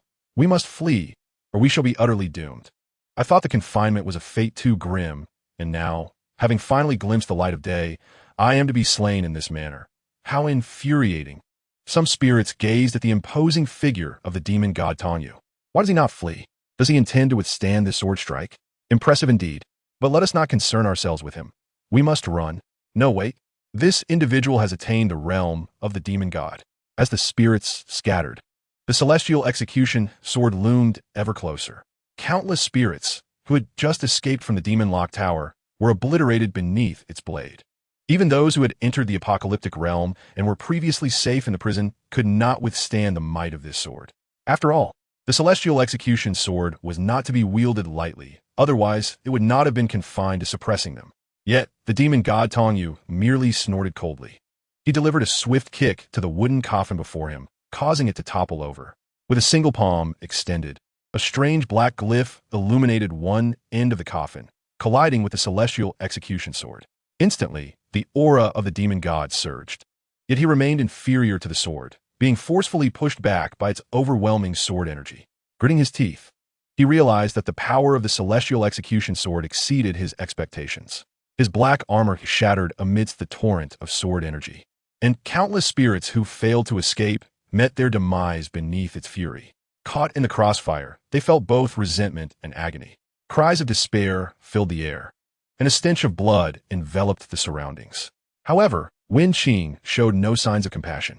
At that moment, another formidable aura emanated from the demon lock tower, causing Wen Qing's expression to shift. He understood that this presence was the primary objective of the demon god Tongyu's assault on Mount Shu, the sword demon ancestor, an invincible entity that had evaded death a century ago, only to be sealed within the demon lock tower through great effort. Even with Wen Qing's current cultivation, he could hardly hope to defeat the sword demon ancestor. Of course, the situation would differ if he could wield the celestial execution sword. However, for now, the sword's target remained the demon god Tongyu, and Wen Qing would need to devise a response. As for the sword demon ancestor's true terror, a century ago, he had already reached the fearsome realm of a half-step Earth Immortal. But for the past 100 years, confined within the demon lock tower, he had been cut off from the world, unable to cultivate, and thus remained stagnated at that level. Otherwise, he would have surely ascended to the true realm of Earth Immortal long ago. It is precisely for this reason that Feng Qingzi's cultivation has caught up, allowing for the possibility of a confrontation with the sword demon ancestor today. Otherwise, he would likely have been struck down with a mere swipe from the sword demon ancestor. Presently, should he fail to subdue the sword demon ancestor, it is likely that this individual would wreak havoc, affirming his path through carnage. This peculiar being, who revels in slaughter, stands on the precipice of advancement, ready to ascend at any moment. Upon emerging from seclusion, the sword demon ancestor exuded not a trace of other energy, but an overwhelming aura of murderous intent. The demon god was forcefully repelled by the might of the heavenly punishment sword, retreating dozens of miles, leaving devastation in his wake as the trees of the Shushan forest lay in ruins. A colossal chasm, extending for miles, originated from the demon suppression tower, a testament to the sword's formidable power. After this strike, the strength of Shushan is undeniably fractured compared to before. Prior to this, the sword demon ancestor had transformed into a streak of light, swiftly making his escape. With his prowess, it was only natural for him to evade the heavenly punishment sword, as it was not aimed at him. Feng Qingzi pursued closely behind. However, unbeknownst to them all, moments later, an ancient sword pierced the heavens. Upon the blade stood a sword immortal, resplendent in white, arriving fashionably late. Chapter 72. So, it is you. In a certain woodland surrounding Shushan, amidst the ruins, a mound of earth rose, littered with fragments of trees. Before this mound lay an immense chasm, stretching for miles, originating from Shushan and delving deep into the mountains beyond. The entire mountain range had been nearly obliterated, remnants of powerful sword intent still lingering. At that moment, with a thunderous roar, demonic energy erupted from within the mound. Clouds of dust swirling. The demon god limped out, his armor shattered, revealing ghastly wounds upon his skin. Even having entered the realm of the demon god, Tongyu found himself in such a wretched state after enduring the strike of the heavenly punishment sword. The might of this sword was undeniably formidable. Cursed Feng Qing, how could he possess such a powerful means? The demon god seethed through gritted teeth. This strike from the heavenly punishment sword had completely caught him off guard, nearly derailing his plans. With a cold snort, the demon god reassured himself that, as a being of the demon god realm, he could still contend with the aftermath of the sword's power. The sword demon ancestor had likely escaped the demon suppression tower.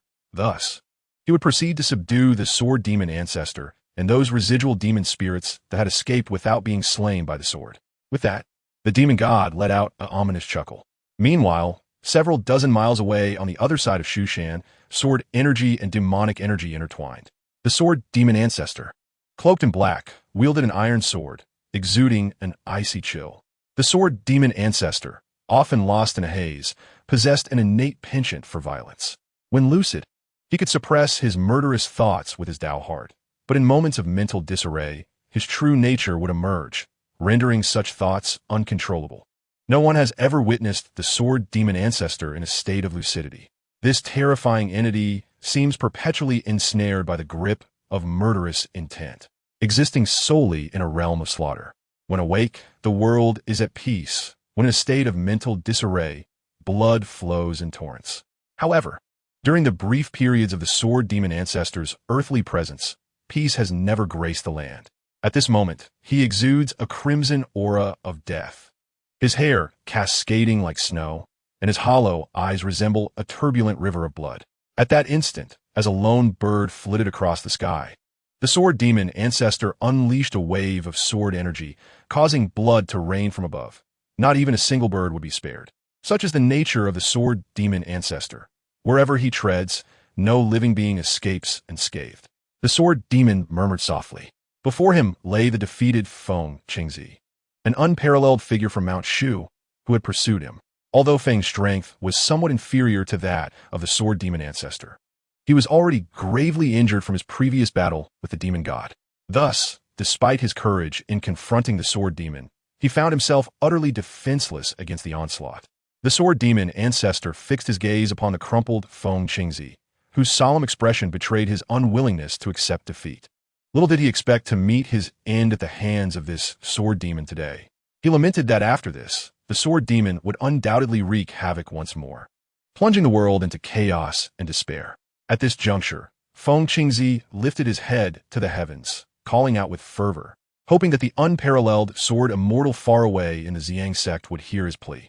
Though such a thought seemed somewhat naive at that moment, he implored the sword Immortal to rise once more for the sake of the innocent and slay the sword demon ancestor. For this, he would willingly embrace death. As his voice faded, the sword demon ancestor's murderous intent intensified, lifting his sword high. Waves of killing energy surged into the blade. Kill! He roared. Feng Qingzi slowly closed his eyes, accepting his fate. Today, having succumbed to defeat, he was at peace with it. Yet the thought of countless lives lost to the sword demon ancestor's hand filled him with sorrow. But just then, a sound pierced through the air. Whoosh! An ancient sword, elusive and formidable, shot forth from the front, imbued with astonishing power. The sword demon ancestor's gaze remained vacant, yet he sensed the arrival of this unexpected strike.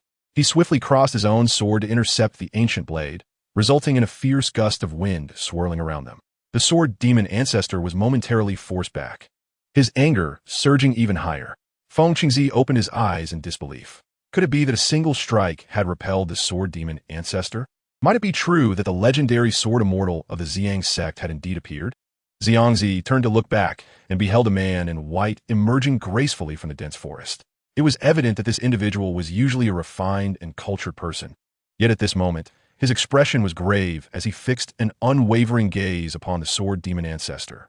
Feng Qingzi's heart was filled with astonishment. Having already stepped into the realm of a half-immortal, he could instantly perceive the unfathomable cultivation of this man. Undoubtedly, he was of the sword Immortal caliber. Moreover, Feng Qingzi had a faint recollection of this youthful figure. It was you. Feng Qingzi was momentarily rendered speechless.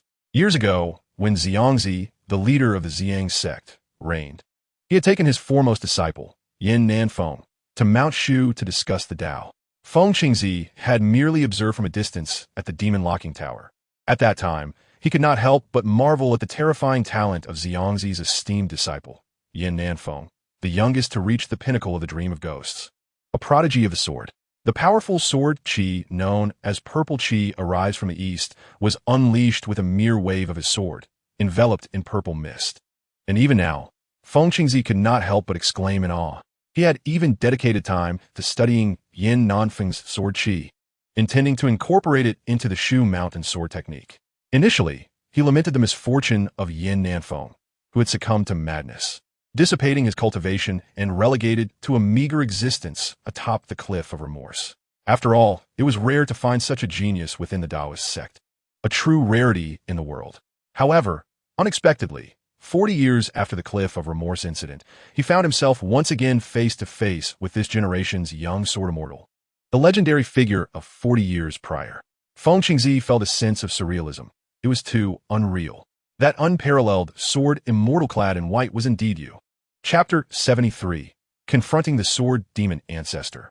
Feng Qingzi gazed in shock at Yin Nanfei, who remained stoic, his countenance cold as he fixed his icy stare upon the Sword Demon Ancestor. At that moment, the Sword Demon Ancestor had straightened himself, his eyes a crimson hue, exuding a murderous aura, clad in a black robe, his figure diminutive. Under ordinary circumstances, one would never suspect that this seemingly unremarkable old man was a ruthless killer. The Sword Demon? Yin Nanfei smiled with amusement. While others attained the path of the sword to become earthly sword immortals, this man had chosen to pursue the sword path, wielding his blade to manifest his own way through slaughter. Yet, unlike Ning Haoran, who only eliminated those deserving of death, he indiscriminately killed, whether they were deserving or not, thus earning the title of Sword Demon. The Sword Demon Ancestor chuckled coldly. You shall all perish. As his words fell, the Sword Demon Ancestor thrust his long sword directly at them. This sword, known as Blood Drink, resonated with the wielder's intent. With each life taken, the user's cultivation would ascend further, rather than a gradual journey to the pinnacle. It was an accumulation of the blood of countless innocent lives that forged this half-step sword immortal before them. Some might argue that the Sword Demon acted without clarity of mind, that such actions were not his true intent. Yet, Yin Nanfei paid no heed to these thoughts. Regardless of whether one is deemed a lunatic or a fool, committing such heinous acts of murder warrants that someone rises to enact retribution. If madness serves as justification for indiscriminate killing, then where do the innocent souls, who should not have perished, find their voice? In the vast expanse of the land of Shenzhou today, only Yin Nanfei and the demon god possess the strength to execute him. The Sword Demon Ancestor's strike is imbued with an overwhelming intent to kill, enveloping the area in a crimson aura, akin to being submerged in a sea of blood. Kill! The Sword Demon Ancestor roars vehemently. The blood sees sword intent.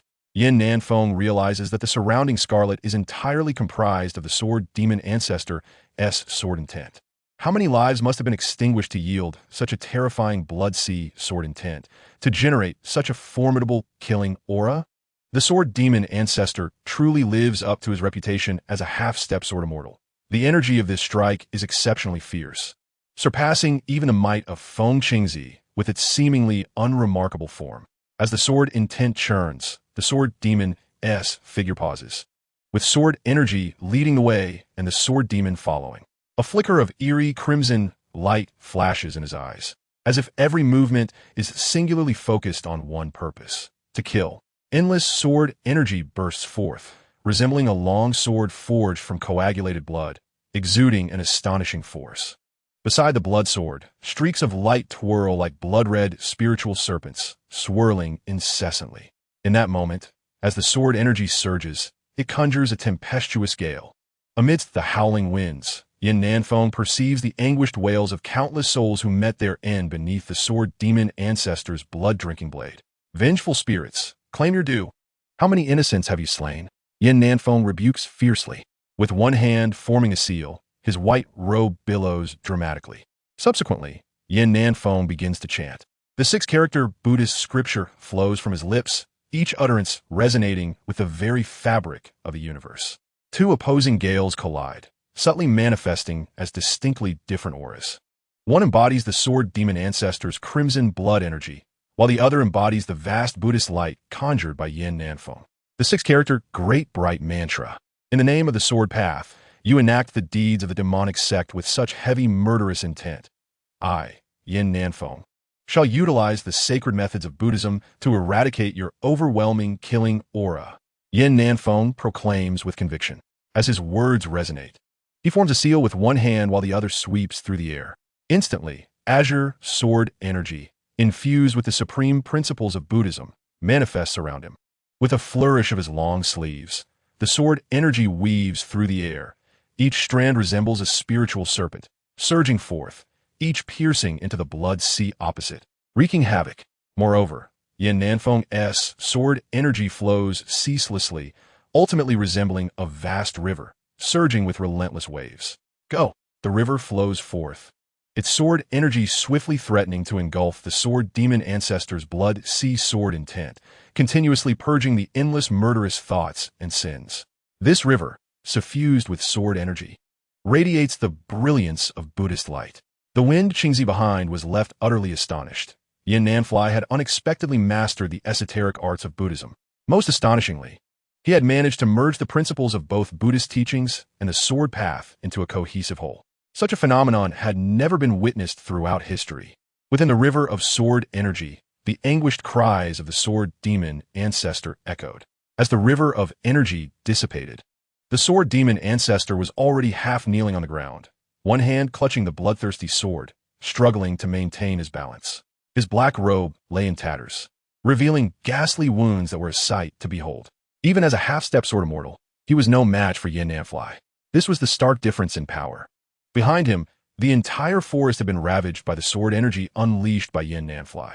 A cold smile crept across Yin Nanfei's face. The sword demon ancestor had committed heinous acts. What use was there in sparing his life? He intended to strike and end it all. However, at that moment, something unusual occurred with the sword demon ancestor's body. His head suddenly began to appear ethereal, and he shook it repeatedly, his expression one of extreme agony, unable to suppress a wretched scream. His mind began to return to normal. Wind, Qingzi shouted. This was the first time he had witnessed such a reaction from the sword demon ancestor. Yin Nanfei's expression darkened as he fixed his gaze upon the sword demon ancestor. At that moment, the sword demon ancestor still bore an expression of profound suffering. He cast the bloodthirsty sword to the ground and clutched his head, wailing mournfully.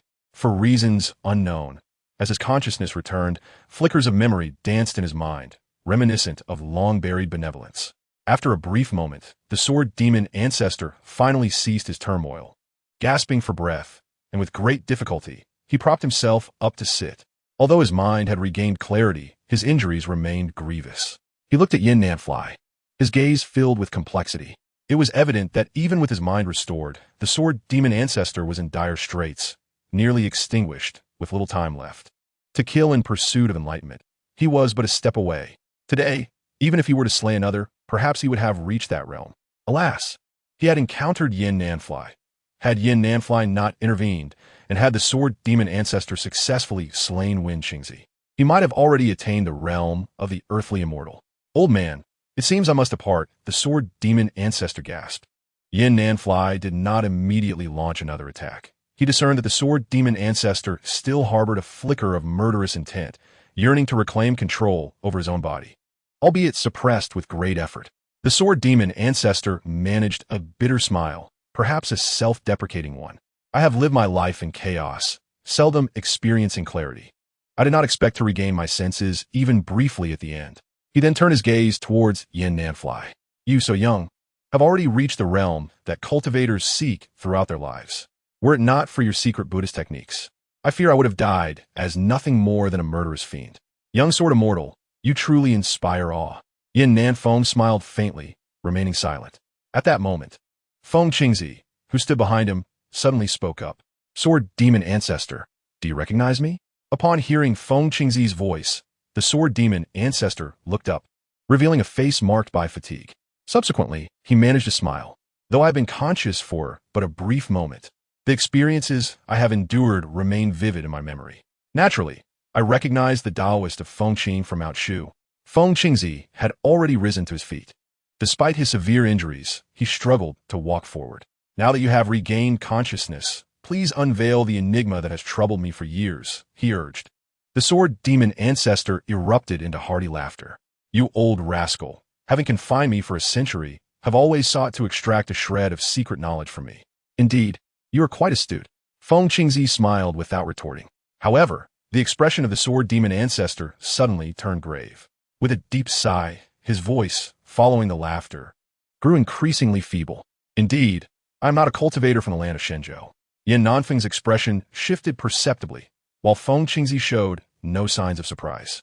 Years ago, when such an unparalleled powerhouse as yourself suddenly appeared in Shenzhou, I sensed something amiss. In truth, having established the sect of Mount Shu for millennia, we have certainly acquired certain secrets. Yet, from whence do you hail, and what purpose brings you to Shenzhou?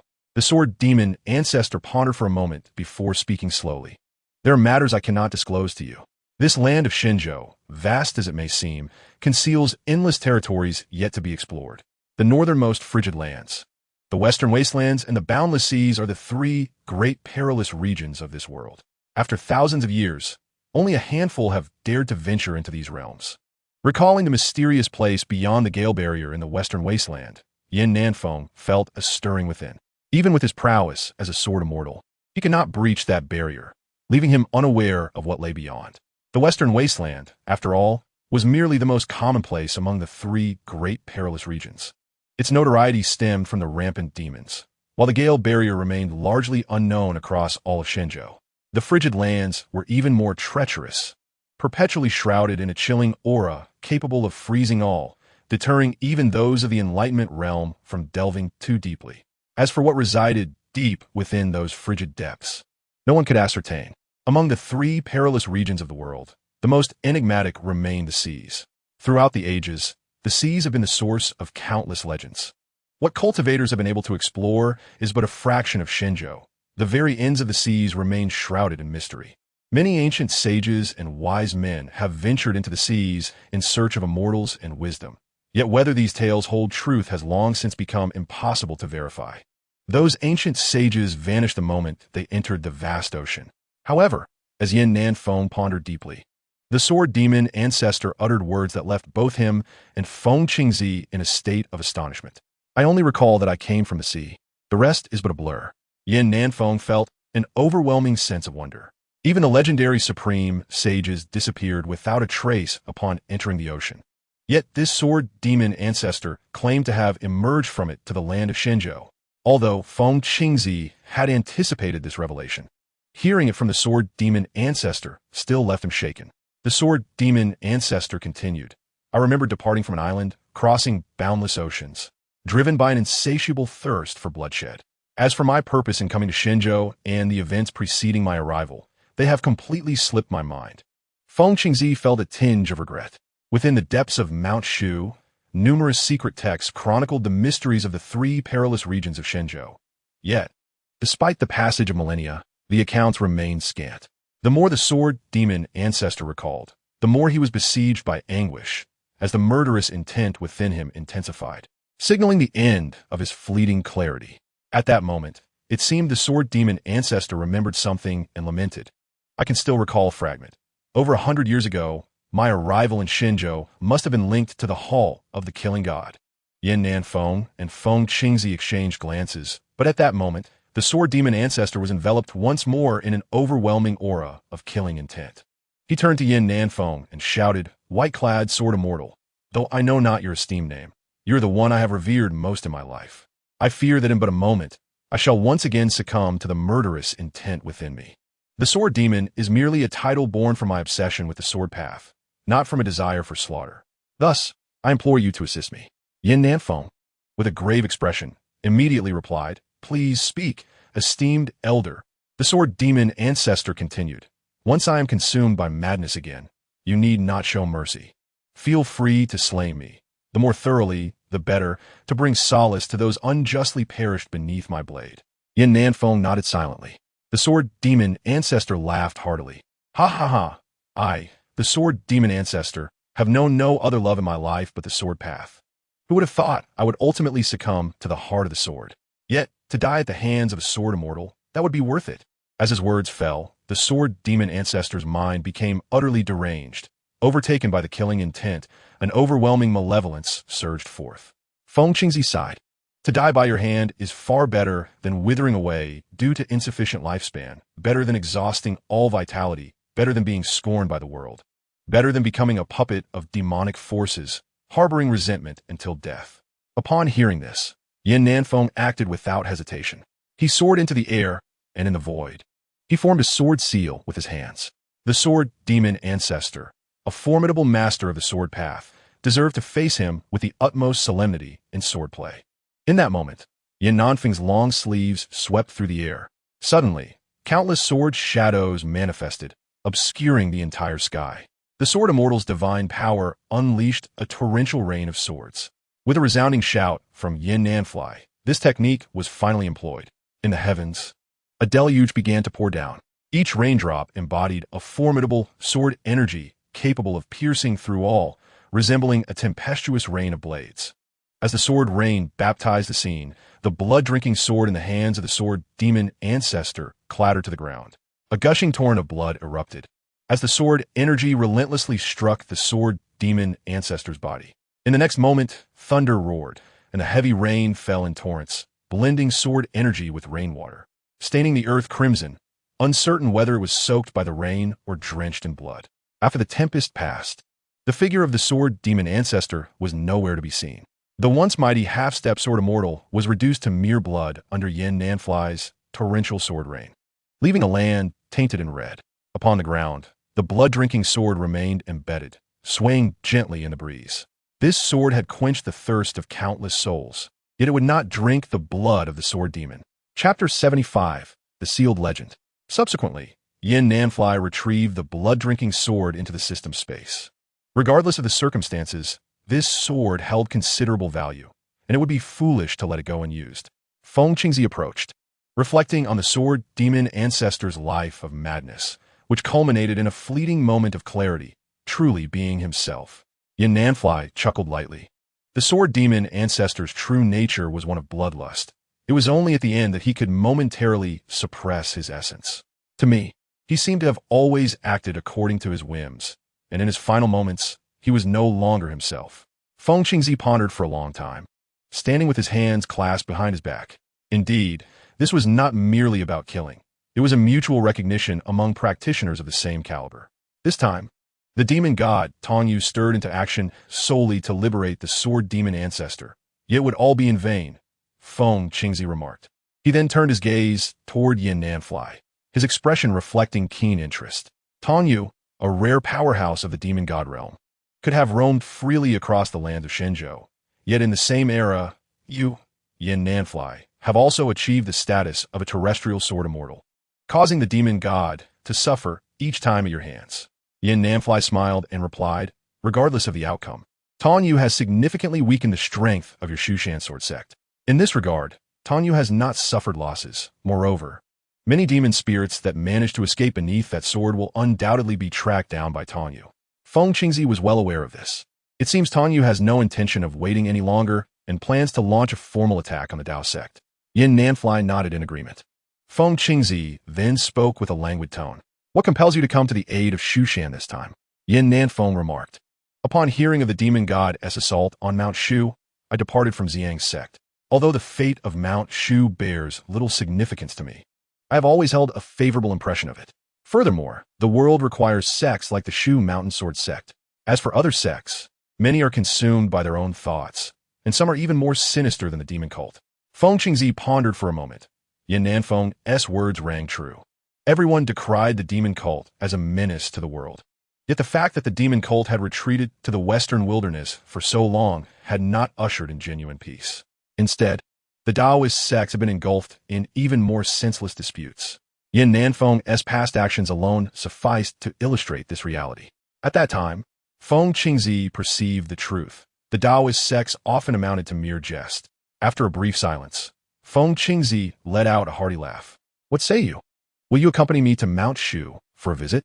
Yin Nanfei chuckled, recalling that his last visit to the Shu Mountain Sword Sect was 4 or 5 decades prior, before he was punished at the Cliff of Reflection.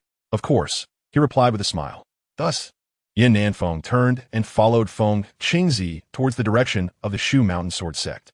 Not long after Yin Nanfei and Feng Qingzi departed, a tremendous surge of demonic energy erupted from the ground. In the void, a figure clad in tattered armor emerged. Despite the numerous wounds adorning his body, they healed at a visible pace. The demon god, Tongyu's expression was icy, and a flicker of fury flashed in his eyes. He gazed silently below, where the sword demon ancestor had been reduced to a pool of blood, remnants of flesh scattered across the ground. Although the body was not visible, Tongyu could distinctly sense the sword demon ancestor's aura. Clenching his fists tightly, Tongyu's anger intensified. It's you again, he bellowed. Why must you always appear just as I am on the verge of success? Tong Yu snorted coldly, finding himself somewhat ridiculous at that moment. He toiled endlessly, only to be thwarted by this enigmatic sword immortal, resulting in his endeavors collapsing into failure and humiliation. Even during the initial stealthy swipe of the demon sword, he had been forced into an embarrassing predicament upon the demon god's recent emergence.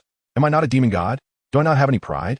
Grinding his teeth, the demon god Tong Yu, filled with rage, departed from the scene, setting out to locate those demonic spirits that had managed to escape from the Tower of Binding. Fortunately, this visit was not entirely in vain. Many of these formidable spirits were once unparalleled powerhouses from decades, or even a century ago, long imprisoned in the Tower of Binding. Some had even attained the peak of the Return to Ruins realm or the Enlightenment realm. Such levels were akin to the status of patriarchs or elders within the Taoist sects, and in the demon cult, they represented considerable power, promising to bolster the strength of the demon cult and offering some solace to Tong Yu's wounded spirit. Meanwhile, in a concealed grand hall on the divine land, the Grand Hall, nestled in a remote location, is constructed upon the intricate terrain of a valley. However, despite its resplendent architecture, the palace exudes an air of melancholy. Once, this powerful force instilled terror across the entire realm of Shenzhou, causing cultivators to tremble at its mere mention.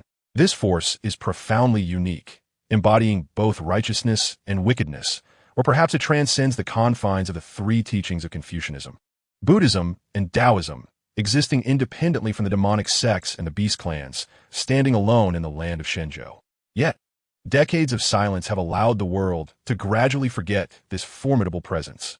Within the somber hall, darkness envelopes everything, rendering visibility nearly impossible, and not a soul is discernible. Yet, amidst this profound obscurity, a somber voice suddenly pierces the silence. Just moments ago, I sensed the fleeting aura of the sword demon ancestor, though it vanished almost instantly. He must be deceased. Another voice echoed forth, revealing an unexpected truth. The sword demon ancestor ultimately only reached the threshold of a half-step sword immortal. It seems the battle between immortals and demons is poised to reignite. I have heard whispers of a terrestrial immortal emerging from the Zi Yang Sect, a revelation that is truly astonishing. Indeed, it appears that the time has come for us to re-enter the fray. After this declaration, silence fell once more, yet faint rustling sounds could be discerned in the darkness, as if someone was departing or perhaps arriving at this place. Days later, flames suddenly flickered to life within the dark hall, illuminating the long-dormant space once more. There stood a figure clad in deep black brocade, towering and imposing, hands clasped behind him, yet obscured by a grotesque mask that concealed his visage. On the throne behind him lay a sword belonging to the Zi Yang Sect, engraved with the name of its master, Nanfei. Thus, a legendary force, shrouded in obscurity for decades, is on the verge of re-emerging into this chaotic world. Chapter 76, The Mysterious Sea Region. Nanfei returned to Mount Shu alongside Feng Qingzi. At this moment, Mount Shu was engulfed in turmoil. The demon god Tong Yu was repelled by a colossal sword, prompting the demonic army to hastily retreat without a moment's pause.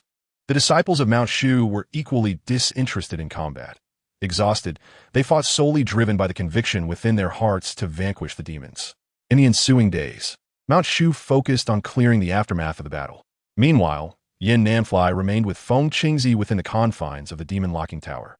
In truth, Nanfei's presence on Mount Shu alongside Feng Qingzi was not merely for a casual visit. After all, the heritage of Mount Shu far surpasses that of the Zi Yang Sect, brimming with opportunities and fortuity, rightfully recognized as the foremost sect among the 10 schools of Taoism. The system acknowledged his presence at the demon locking tower in Mount Shu. Over the past few days, Nanfei has been diligently signing in at Mount Shu to acquire the formidable martial arts that abound in this sacred place. Ding! Congratulations, host. You have successfully signed in and received the Celestial Blade. Ding! Congratulations, host. You have successfully signed in and received the 10,000 Swords Technique. Ding! Congratulations, host. You have successfully signed in and received the Heavenly Sword Art. On this day, beneath the demon locking tower, Nanfei chanted incantations while reinforcing the seals of the Shushan demon locking tower alongside Feng Qingzi. Feng Qingzi had long been stationed in this vicinity, ever concerned that the seals might weaken and allow demons to escape. However, with Nanfei, a legendary sword immortal, assisting in fortifying seals. He was undoubtedly a great help to Feng Qingzi. Yin Nanfei recited his verses, drawing upon the sealing techniques he had mastered from the supreme art of the Heavenly Mechanism Valley. Initially, Feng Qingzi had held a certain disdain for the teachings of the Heavenly Mechanism Valley, but upon witnessing Yin Nanfei's prowess, he could not help but be astonished. Yin Nanfei's command of the Heavenly Mechanism seal surpassed that of the practitioners from the valley by an immeasurable degree. A mysterious smile graced Yin Nanfei's lips. The Heavenly Mechanism seal was a reward acquired through the system's sign-in process, encompassing the entirety of the technique, further enhanced by years of diligent study and comprehension, making it truly extraordinary. With a flick of his fingers, Yin Nanfei unleashed a series of arcane runes that shot forth from his fingertips, targeting the demon locking tower. Surrounding the tower, a translucent barrier of spiritual energy formed, intricately patterned with numerous lines, as Yin Nanfei filled in the gaps with his unique approach and philosophy. After a brief interval, Yin Nanfei concluded his work, leaving Feng Qingzi overwhelmed with gratitude. Yet, Yin Nanfei did not immediately allow himself to rest. After all, he had acquired an abundance of the Shushan Sword Sect supreme techniques in recent days and felt compelled to contribute further. Feng Qingzi, in contrast, began to feel somewhat embarrassed. No matter how one viewed it, Yin Nanfei was a terrestrial immortal, a guest in Shushan. He had not only aided in averting calamities, but had also rescued him from the clutches of the sword demon ancestor. And now he was generously assisting Shushan with such significant undertakings. This left the Shushan Sword Sect, as hosts, in a position of discomfort. After reinforcing the seals of the Shushan Demon Locking Tower, Yin Nanfei also lent his hand to repairing the grand formation of the Shushan Sword Sect. This formation, renowned throughout history, indeed lived up to its reputation. Even with Yin Nanfei's sword immortal prowess, the task proved to be somewhat strenuous. Integrating his insights from the Heavenly Mechanism seal into the original formation, he infused the sword energies with the essence of the Heavenly Mechanism, allowing them to contend with the Tao of Heaven. The power of this sword formation ascended to a new level. Naturally, Yin Nanfei did not undertake this labor without recompense. Aside from the rewards gained through sign-in, he had another purpose for ascending Shushan. Previously, he had learned from the sword demon ancestor that his origins lay within the treacherous seas, which were known as the foremost perilous domain in the world. However, Yin Nanfei was only vaguely familiar with the three great dangers of this realm, including the treacherous seas. However, Shushan is different. The Shushan Sword Sect has stood for millennia, naturally possessing secrets of the entire land of Shenzhou that few are privy to. As anticipated, Feng Qingzi divulged many matters to Yin Nanfei. In truth, it is not solely the Shushan Sword Sect. Various ancient and prestigious sects across the realm have dabbled in such esoteric knowledge. For instance, the Shushan Sword Sect, Wudong Mountain, the Chuanjin Sect, and Longhu Mountain all harbor individuals within their ranks who are acquainted with these hidden truths. And there are even elders and sect leaders who personally seek them out. The vast ocean harbors an abundance of mysteries for the world, inevitably enticing some to explore its depths. It is rumored that the ocean is a true realm of immortality, less perilous than other treacherous locations, yet shrouded in the utmost enigma. Beneath the demon locking tower, Feng Qingzi calmly remarked. Yin Nanfei, somewhat perplexed, immediately inquired, "What do you mean by that?" Feng Qingzi smiled and explained, "In the western wilderness, demons dance in chaos. Once righteous individuals venture too deep, they are devoured by the rampant fiends. In the extreme frigid regions, the perpetual cold is difficult to withstand, even for those of profound cultivation, unless one possesses the prowess of an earthly immortal. In my youth, although I was a half-step sort of mortal, I could not delve too deeply. Legends speak of an immortal who ascended to the earthly immortal realm and ventured into the extreme cold, only to vanish without a trace, reappearing months later. Yet driven to madness, hazily mentioning a formidable and terrifying race that survives in such harsh conditions, appearing ghastly as if they were vengeful spirits." Feng Qingzi, seemingly producing a wine gourd from nowhere, took a hearty swig and continued, "As for the ocean, there are no frightful legends, only relentless attempts by individuals to cross the boundless sea, all of whom have vanished without return. Many ancestors of great sects once set forth on bamboo rafts into this vast ocean, only to fade into obscurity. Attempts to seek them out were equally fruitless. Some speculate that these ancestors, being of earthly immortal caliber, may have traversed the ocean in search of enlightenment, thus disappearing from the world." Feng Qingzi chuckled playfully. Hence, the ocean is dubbed the realm of immortality. However, this notion is rather ethereal. The traditions of Shenzhou are so deeply rooted that there is scarcely any credible evidence of true immortals, rendering the concept somewhat implausible. Yin Nanfei pondered for a moment and speculated. In fact, many ancient sages and revered figures within the Taoist tradition have mysteriously vanished, likely intertwined with this ocean's enigma. These ancestors were nearly deified legendary figures across Shenzhou, such as the revered Jinren Sanfeng of Wudong Mountain and the celestial master of Daoling. Yet due to the passage of time, their veracity remains untraceable. After a long contemplation, Yin Nanfei suddenly lifted his gaze, fixing his bright eyes upon Feng Qingzi, and asked, Senior Feng, I wonder if you have ever ventured into the western wilderness and are aware of the formidable barrier of gale winds within? Upon hearing Yin Nanfei's inquiry, Feng Qingzi fell into deep contemplation. The barrier of gale winds in the western wilderness is a phenomenon I once dared to confront alone, but alas, its supernatural nature proved beyond my capacity to penetrate deeply. I narrowly escaped with my life, thus remaining ignorant of what lies beyond this barrier. Yin Nanfei nodded and then spoke. I have, in fact, touched the very end of the gale wind barrier, and was but a hair's breadth away from shattering this restriction. He recounted his experiences within the barrier in detail to Feng Qingzi, who appeared profoundly astonished. Throughout history, scarcely any celestial being has genuinely penetrated the gale wind barrier, let alone reached its terminus or pierced it with a sword. Only legendary figures of remarkable prowess have dared to traverse the realm beyond the gale wind barrier. Yet, those who ventured forth fled in haste, insisting that knowledge of the barrier's secrets must be promptly concealed, warning future generations against recklessly treading there. It is rumored that the world beyond the gale wind barrier harbors unfathomable horrors. However, no specifics regarding the nature of that world have ever been disclosed. On that day, an ominous aura emanated from behind the barrier, one that bore a striking resemblance to the energy of the soul of the abyss technique employed by the demon god. Yin Nanfei remarked. After a moment of reflection, he speculated, might there be a significant connection with the demon god's soul of the abyss? Perhaps it is this very link that has allowed the demon god to attain rapid advancements, surpassing even you, senior, by stepping into the realm of terrestrial immortals. Feng Qingzi nodded thoughtfully. Indeed, such a possibility exists. This demon god, originally unknown by name, fortuitously acquired the teachings of a predecessor from the demonic sect, thereby mastering the soul of the abyss technique, which absorbs countless souls to enhance one's self, allowing for the manipulation of an individual spirit. Furthermore, within the secret tomes of the Taoist tradition, it is said that mastering the soul of the abyss technique to its zenith can unveil a passage to the 9 netherworlds, where countless souls reside, all of which can be utilized for the purpose of spiritual communion. Whether to elevate one's own realm or to imprison an adversary's soul in hell, even summoning formidable spirits beyond mortal comprehension. Yin Nanfei felt a surge of astonishment. The demon god's capabilities were indeed formidable.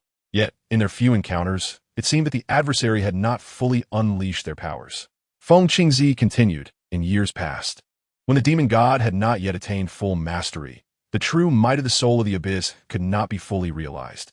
However, now that they have ascended to the realm of the demon god, it is likely that many profound techniques remain unknown to us.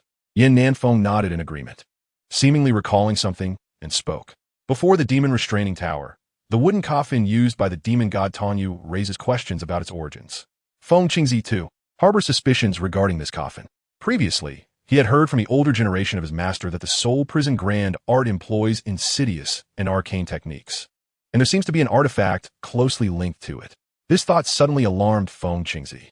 The old man recalled having seen in a secret tome a reference to this ancient coffin, known as the Coffin of World Burial, which possesses extraordinary power. However, the records about this coffin are exceedingly scant. It is known to have the ability to resurrect the dead and to bury the world with great might. Only by mastering the soul prison grand art to an extraordinary level, and with the practitioner having attained the realm of the demon god, could the true power of the Coffin of World Burial be unleashed. Yet, after expressing this, Feng Qingzi remained perplexed. This ancient coffin had not appeared in the world for over a millennium. Where could Tanyu have found it? Without this coffin, even a perfected soul prison grand art would remain incomplete. Yin Nanfei's mind raced with thoughts. However, How could the other members of the demon cult have significantly increased their strength alongside Tonyo's rapid advancements? Feng Qingzi stroked his beard and remarked, although the demon cult's techniques are classified into various tiers, with differing methodologies, most ultimately converge towards the same end. Backed by the Western wilderness, and having patiently endured for nearly a century, Tonyu, through mastering the soul prison grand art, should have devised a means to transform the malevolent energy behind the wind barrier into energy suitable for all members of the demon cult to cultivate. As he spoke, the two exchanged glances. If that is the case, a question arises. How did the demon god Tonyu manage to bypass this wind barrier? What secret knowledge does Tonyu possess that remains unknown? Perhaps only on the day of the celestial demonic war, after vanquishing the demon god, will the truth be unveiled. At this moment, within the western wilderness, the army of demons retreated once more. This time, the demon cult had mobilized extensively but failed to execute their original plan, which left the demon god Tonyu nearly enraged. In the celestial demonic war, the presence of an additional sword demon ancestor could have swayed the battle in their favor. Yet now that the sword demon ancestor had perished, Tonyo's plans lay in ruins. Behind the demon mountain, the demon god Tonyu stood with his hands clasped behind him, beside a massive black wind coffin. Before him loomed a verdant wind barrier, the very barrier itself. Observing this obstacle, the demon god Tonyu chuckled softly, murmuring to himself, "White-robed sword immortal, though I still do not know your name, I must admit, I hold great admiration for you. Ultimately, you have compelled me to take this most undesirable step." A glint of resolve flashed in the eyes of the demon god. This step was a last resort. However, there remained no alternative. The end of the wind barrier was a domain that even he dared not approach lightly. Given the circumstances, he could only take a bold gamble. As the words fell, the demon god Tonyu exhibited no hesitation, immediately channeling his dark powers. Yet curiously, this time the aura surrounding him appeared exceedingly strange. Ethereal wisps of white energy swirled around him, within which lay the chilling essence of vengeful spirits. As this overwhelming force erupted, it seemed as though the voices of countless malevolent ghosts echoed from within the body of demon god Tonyu. Subsequently, with a cold snort, the demon god seized the wooden coffin, enveloped in this frenzied, ghostly energy, and stepped into the gale barrier. An uncanny scene unfolded. The demonic attack he conjured did not appear to be the soul of hell, its energy manifesting in an exceptionally bizarre manner. Within the gale barrier, streams of teal winds seemed to part for the demon god Tonyu, as a shadowy figure moved effortlessly through the verdant winds, unhindered. Chapter 78. A decade passed. After spending approximately a month in Mount Shu, Yin Nanfei departed, returning to Zi Yang Sect. Strangely enough, following this incident, the Demon Sect fell silent, leaving Yin Nanfei somewhat perplexed. Unbeknownst to him, the demon god had already infiltrated the gale barrier, intending to traverse the formidable barrier into the mysterious realm beyond. Upon his return to the Cliff of Reflection, Yin Nanfei found himself with little to occupy his time, choosing instead to sign in on the cliff day after day. Ding! Congratulations, host, you have acquired the Azure Dragon Sword technique. Thus, Yin Nanfei drew his sword, unleashing a mighty strike, and a colossal silhouette of an azure dragon soared into the heavens, astonishing the skies. Ding! Congratulations, host, you have attained the movement technique 100 Steps of Heavenly Travel. Upon mastering 100 Steps of Heavenly Travel, Yin Nanfei's form became elusive and unpredictable. When cultivated to a profound level, this technique allowed the manipulation of subtle spatial laws, enabling one to appear in a different location in the blink of an eye, rendering the practitioner ghostly and swift. Ding! Congratulations, host. You have acquired the Heavenly Eye Divine ability. After obtaining the Heavenly Eye, a mark appeared on Yin Nanfei's forehead, a manifestation of the legendary Heavenly Eye, which would gradually evolve, bestowing increasingly potent abilities with each transformation. Before he realized it, another decade had slipped away. During these 10 years, the Demon Sect remained eerily quiet. Yet everyone sensed this was merely the calm before an impending storm. Yin Nanfei extended an invitation to the half-step Earth Immortal, Feng Qingzi, to the Cliff of Reflection. When Feng Qingzi arrived, he was taken aback by the spectacle before him. Here, whether it be the 10-mile Peach Grove, the Celestial Pool, or the descendants of the Qilin and Tianlong, along with the Bodhi tree, all were enough to leave him astonished. He could hardly believe that Brother Yin possessed such resources. Any single one of these would surely incite envy among countless individuals across the land, potentially igniting a bloody storm. Yin Nanfei merely chuckled lightly. To him, these matters seemed merely commonplace. He instructed Feng Qingzi to sit cross-legged beneath the Bodhi tree, hoping that Feng Qingzi might soon transcend the bottleneck of the half-step sword Immortal realm. However, 10 years later, Feng Qingzi had yet to achieve that breakthrough. One fateful day, as an unusual phenomenon occurred over the Contemplation Cliff of Zi Yang Sect, dark clouds gathered ominously in the sky, and boundless spiritual energy surged forth, accompanied by tempestuous wind. This formidable aura seemed capable of obliterating all in its path, instilling a profound sense of dread. It was unmistakably a heavenly tribulation. After a decade, Yunlinger had ascended to the pinnacle of the returning ruins realm, mere thoughts away from the heavenly awakening realm. Having suffered grave injuries that nearly claimed her life, she had forcibly revived through the auspices of the 10-mile peach grove, a feat that defied the heavens, thus rendering her impervious to divine enlightenment. Without such enlightenment, she would inevitably face celestial punishment akin to Yin Nanfei. The absence of divine guidance would lead to retribution. Indeed, the heavenly awakening realm is considered the apex of cultivation.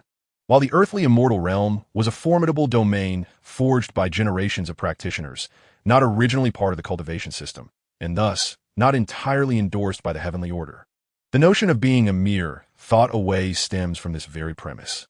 The ferocity of heavenly tribulations is well known throughout history. Even the most extraordinary earthly immortals have struggled to emerge unscathed from such trials, with many meeting their demise within the storm of tribulation. Hence, for Yunlinger, entering the heavenly awakening realm was not an insurmountable challenge. In fact, it seemed almost assured, contingent only upon her willingness to embrace the realm and accept the consequent punishment. Once she resolved to enter the heavenly awakening realm after reaching the pinnacle of the returning ruins, the path would be open before her. After years of contemplation, she ultimately decided to forge ahead, crossing that threshold into the heavenly awakening realm, leading to the tribulation of today. Perhaps in the eyes of the heavens, to act against the natural order is to invite punishment.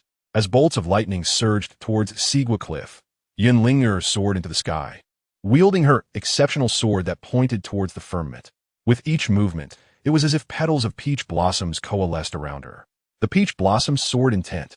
Yunlinger wielded this sword intent to confront the heavenly tribulation, transforming the once fragile peach blossoms into sharp swords that dared to contend with the lightning. With a resounding cry, the fragrance of peach blossoms erupted behind her as she unleashed an astonishing strike against the heavens. Countless petals converged into a vast river, surging tumultuously upwards, affirming the notion that those who invoke divine retribution are indeed those who defy the heavens. After the tempestuous bolts of lightning had passed, Yunlinger finally and irrevocably entered the heavenly awakening realm. On the cliff of reflection, Yin Nanfei observed the unfolding scene with great interest, while Ning Haoran and Hu Meyer expressed their sentiments. Tian Quan, the laughing dog, barked wildly at the heavens as if at that moment it truly mocked the divine. Living up to its name, the might of heaven and the power of thunder could not cause the female cultivator Yunlinger to perish in the tribulation, nor bend her spirit under the celestial pressure. Instead, she ascended step by step towards enlightenment. Indeed, it was laughable.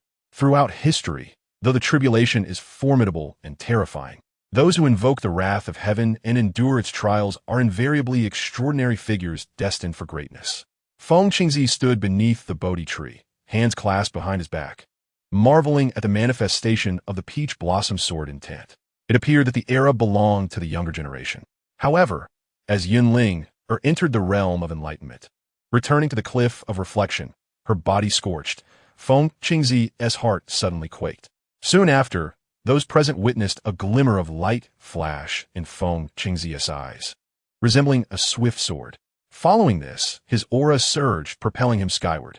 Dark clouds gathered above once more. Ning Haoran and the others were utterly astonished. Today, the cliff of reflection of a Zi Yang Sect had witnessed 2 tribulations in succession. Suddenly, Yin Nanfei clasped his head, feeling an overwhelming headache. Fortunately, the cliff of reflection was isolated by the system's spatial barrier, offering a protective effect. Even if the tribulation was fierce, the area would not be reduced to ruins by the lightning. Yet, what astonished Yin Nanfei was that Feng Qingzi had suddenly attained a profound realization. In a fleeting thought, He no longer accepted the decree of enlightenment, discarding his destined path, and finally crossed the formidable chasm that had hindered him for decades, achieving the realm of a terrestrial sword immortal. The land of Xinzhou ushered in an unprecedented era of prosperity after Yin Nanfei. Two more powerful figures of the terrestrial immortal realm emerged. One was the demon god Tongyu, and the other, the Taoist Feng Qing from Mount Shu. In a void, Feng Qingzi stood aloft, laughing heartily. Today, inspired by the breakthrough of the young lady, I have attained enlightenment. What is enlightenment? What is destiny? To hell with destiny. With a single hand, Feng Qingzi formed a sword seal, his long sleeves sweeping through the air, conjuring a colossal sword chi that spanned the heavens. The Mount Shu technique. Sky-splitting slash. This strike transformed the heavens and the earth. It became clear that only by renouncing divine revelation and the so-called fated path could one truly become a terrestrial immortal. Chapter 79. The Temple of the God of Death. Feng Qingzi cleaved the dense clouds in the sky with a single sword, standing against the tribulation with the strength of one. The thunder of the tribulation grew increasingly violent. In the firmament, lightning flickered, capable of obliterating all, its aura reminiscent of celestial wrath, instilling terror in all who beheld it. It seemed as though what descended was not merely the thunder of tribulation, but the overwhelming might of heaven itself. However, following the resounding tumult of 9 days, the sky emerged serene, reminiscent of a tranquil day after a tempest.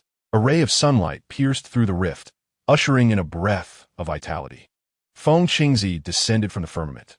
Despite his tattered garments, he appeared even more ethereal, akin to a celestial being gracing the mortal realm.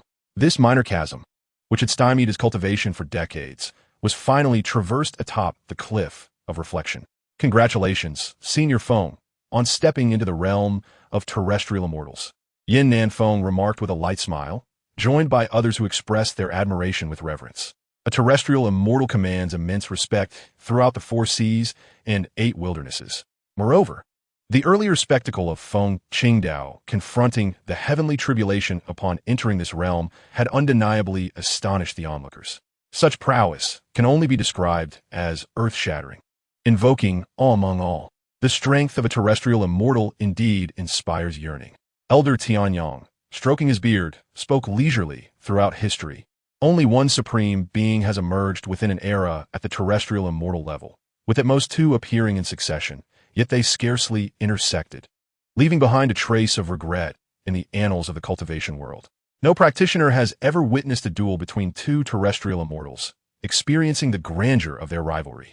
However, we, as cultivators, are fortunate to witness such a glorious epic, with 3 terrestrial immortals born in this era. It is truly a life without regrets. Whom Meyer and the others nodded in agreement. Such a phenomenon had never occurred throughout the vast history of the Divine Continent. Feng Qingzi smiled with delight. In the Divine Continent, practitioners of the Tao pursue longevity, yet despite their earth-shattering powers, they remain somewhat regretful concerning their lifespans. In the current cultivation system, the enhancement of lifespan is woefully inadequate. It seems as though the heavens deliberately curtail the longevity of practitioners, preventing them from achieving true immortality. Consequently, those who can genuinely attain longevity are exceedingly rare. This is because at the pinnacle of each realm, practitioners often find their lifespans nearly depleted, with little time remaining. In the end, all that remains are infinite regrets. Had Feng Qingzi not ascended to the terrestrial immortal realm, he might not have had many years left to live. Yet, he ultimately broke through atop the cliff of reflection. Feng Qingzi understood that without the convergence of the world's fortune at the cliff of reflection, and without the Bodhi tree enhancing his comprehension of the Tao, he would likely have never aspired to become a terrestrial immortal in this lifetime. Cultivation may grant one the ability to traverse heaven and earth, wielding a 3-foot sword to vanquish demons and rectify grievances, but ultimately, what remains are merely regrets. Thus, the sword sect of Mount Shu seeks not longevity, but the eradication of evil. Though the demonic sect has remained relatively silent over the past decade, one event has continued to astonish the people of the Divine Continent. It is the resurgence of a force that has long been shrouded in silence for decades, the Hall of Killing Gods.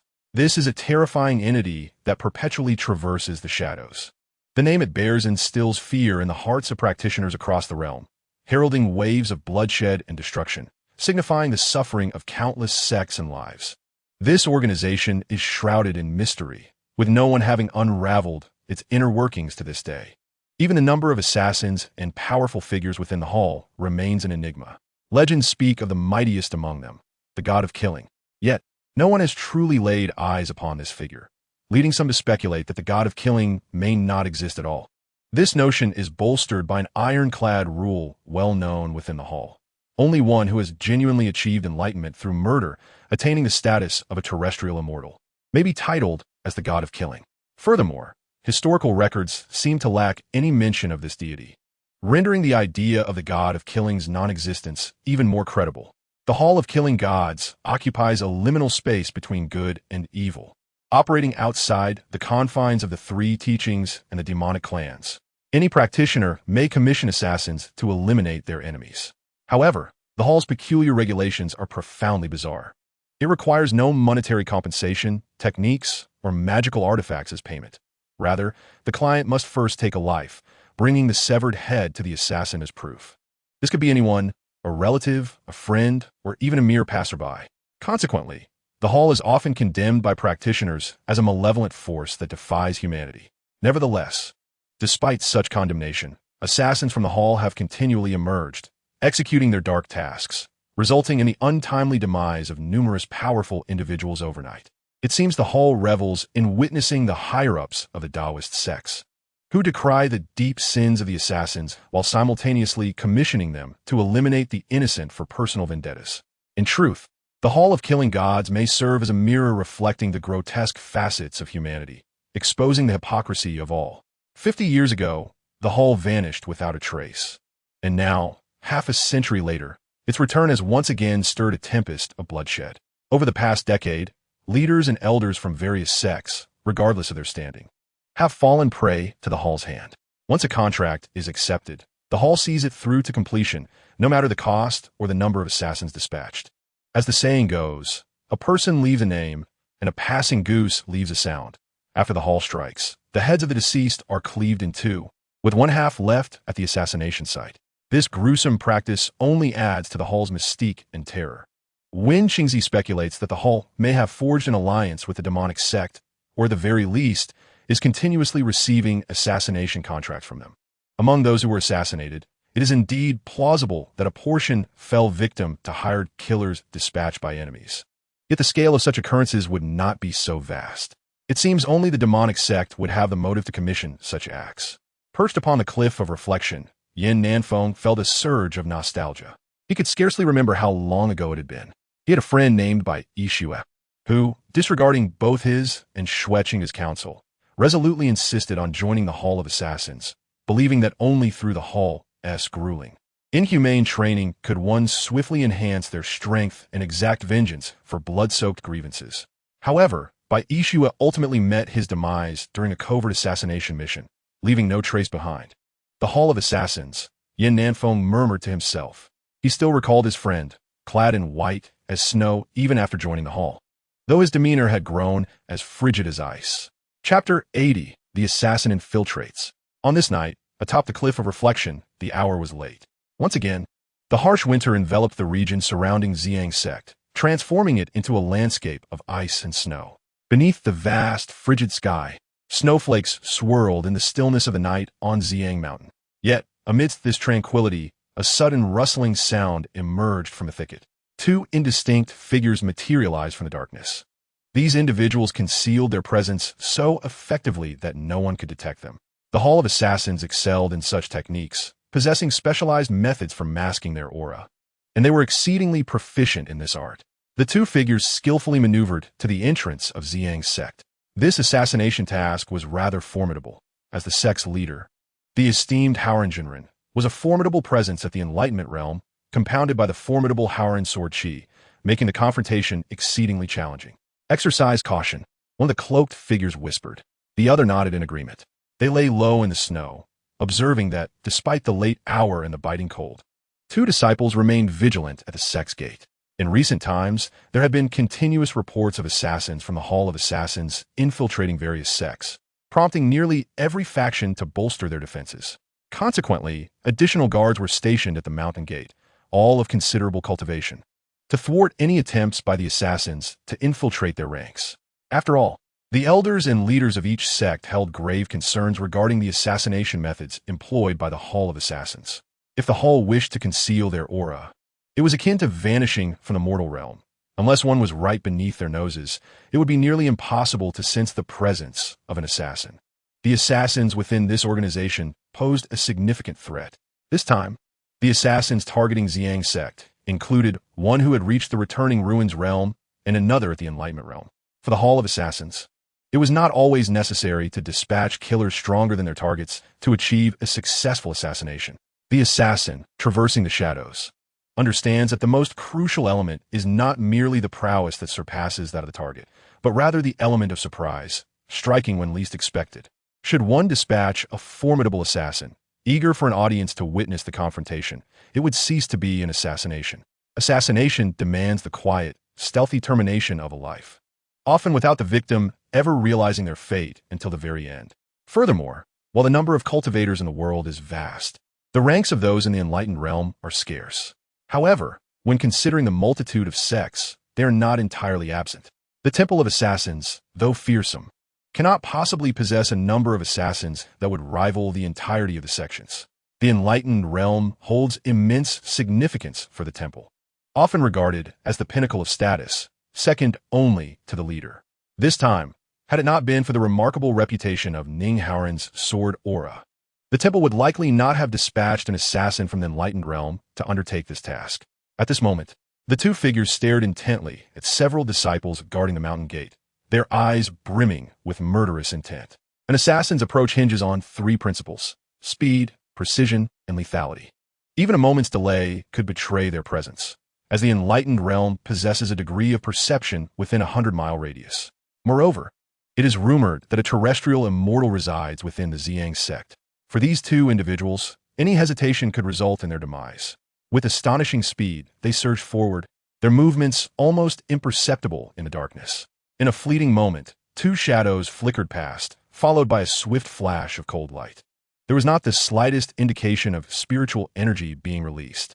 The two assassins deftly combined speed, force, and spiritual power, rendering them completely undetectable. Coupled with their extraordinary abilities, it was child's play to eliminate the two mountain guardians before they even had a chance to react. With a thud, the lifeless bodies fell to the ground, staining the pure white snow with crimson. Without uttering a word, the assassins proceeded deeper into the mountain. The gate was merely the first obstacle. Their ultimate goal was to swiftly eliminate the esteemed Haoran and evade the pursuit of the terrestrial immortal. The task was perilous, yet the assassins harbored no complaints. The assassins of the Temple of Assassins are more aptly described as death warriors. Once assigned a mission, they are prepared for certain demise. In the depths of night, shadows ascended further. At the Cliff of Reflection, Yin Nanfei suddenly opened his eyes. He emerged from the cave, standing atop the cliff, his gaze piercing through the void. Following this, a soft chuckle escaped his lips. The concealment techniques of the Temple of Assassins are indeed remarkable. Even the mere assassins of the enlightened realm and the returning ruins nearly deceived me, Yin Nanfei remarked, feeling a surge of emotion within his heart. The Temple of the God of Death is indeed a mysterious force with a long-standing legacy. Its enduring existence is truly deserving of its reputation. Had it not been for Yin Nanfei's acquisition of the Eye of Insight through the system's rewards, he might have been caught off guard by the two assassins infiltrating their midst.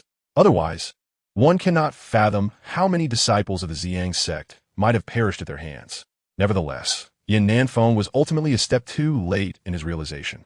As for other concerns, he felt no trepidation whatsoever, regardless of the Temple of the God of Death's intended target this time. It must be said that they were somewhat overconfident. In the present day, who could truly fall victim to them within the Zi Yang Sect, aside from the disciples themselves? Were they to attempt the assassination of an elder, although the other elders resided in the Void Realm? Only Elder Tianyang at the 4th level of the Enlightenment Realm was stationed there. If they were to target the sect leader, the esteemed Haoran Jinren had already ascended to the 3rd level of the Enlightenment Realm. And with his sword intent forged through killing, what could those two assassins possibly achieve? Furthermore, Yin Ling'er had also become a formidable presence in the Enlightenment Realm. Her peach blossom sword intent capable of contending with heavenly tribulations.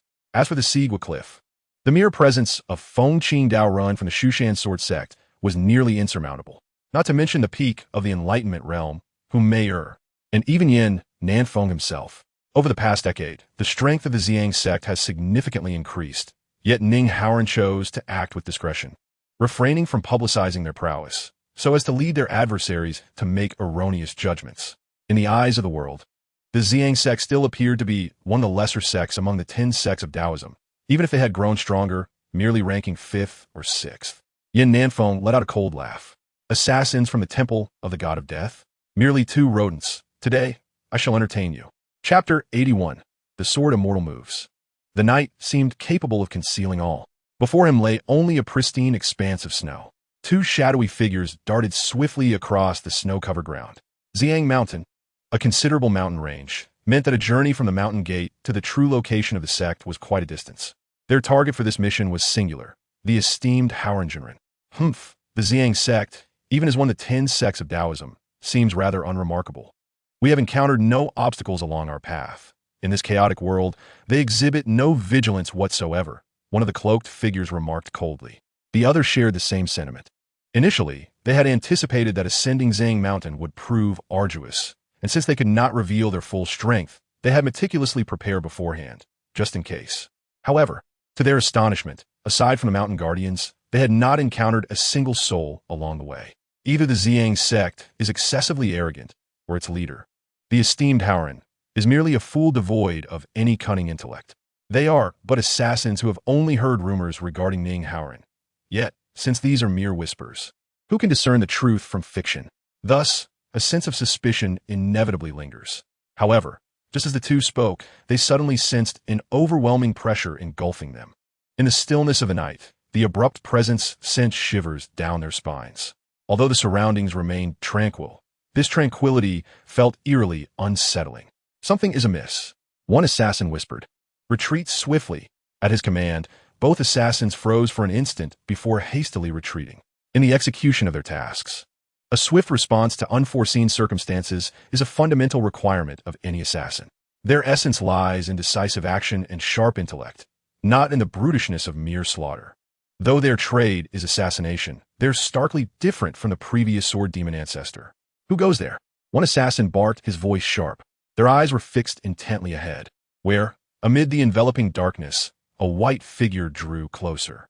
The figure moved with deliberate slowness, yet with each step, the weight of an immense pressure became increasingly palpable to the 2 men. Stepping forth from the shadows, Yin Nanfei revealed a smile. Though it appeared jovial, it sent a chill through the hearts of the 2 assassins. Sneaking about, only daring to emerge in the dark, you assassins resemble rats, sneaky and furtive, Yin Nanfei remarked, his dark hair billowing in the biting wind. Though he had yet to display his prowess, his mere presence exuded such a formidable aura that both assassins felt the oppressive weight of it.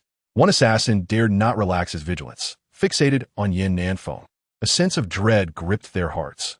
One was at the peak of the Guishu realm, and the other had already stepped into the Tianqi realm. Yet, standing before Yin Nanfei, they still felt that hair-raising chill. This indicated the terrifying heights Yin Nanfei had reached. They recalled the rumors circulating in the martial world about an unknown reclusive sword immortal within the Zi Yang Sect. Could it be this young man before them? It seemed likely, for if these 2 formidable figures employed the concealed techniques of the Hall of Assassins, no one else would detect their presence. With this thought, both assassins involuntarily entertained the notion. Let us withdraw for now. The Hall of Assassins has never adhered to strict protocols. As long as the mission is accomplished, it matters not if they retreat momentarily, with the intention to reassess later. It is not a matter of advancing without retreat. Should an assassin perish, another will take their place to fulfill the unfinished task. After all, the Temple of Assassins has invested tremendous effort in nurturing these killers. Thus, the 2 individuals instinctively retreated step by step, their eyes fixed anxiously on Yin Nanfei, fearing that he might suddenly strike and end their lives. Survival is an innate instinct for all beings, and assassins are no exception, even when faced with a potential deity of the mortal realm. Although assassins are cold and unfeeling, undeterred by life and death, once their whereabouts are exposed and the opponent's power is overwhelming, only a fool would stubbornly endure. Yet, Yin Nanfei merely smiled coldly. Did they truly think that by employing concealment techniques, he would remain oblivious? Terror gripped the hearts of the 2 assassins. What a void realm. What the revelation realm? Before a celestial being, are they not all mere ants?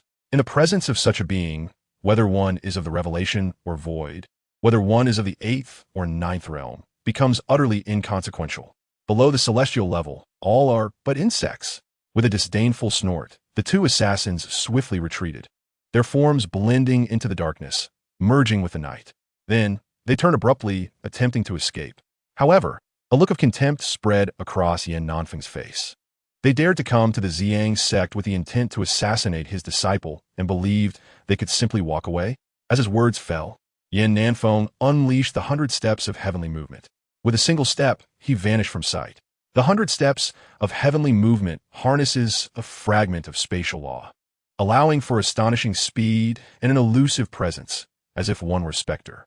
The two assassins, under the delusion that they could evade the sword Immortal, soon found that upon turning around, this unparalleled sword Immortal had reappeared before them like a ghost. Since we have reached this point, there is no need to run any longer. Entering the Temple of Assassins, failure means death. If that is the case, we shall fight with all our might. The two assassins exchanged a glance, drawing daggers from their waists, glimmering coldly under the moonlight. Charge! One of them shouted, rushing forward. Mysterious killing technique, 9 slashes of blood. Mysterious killing technique, blade of decapitation.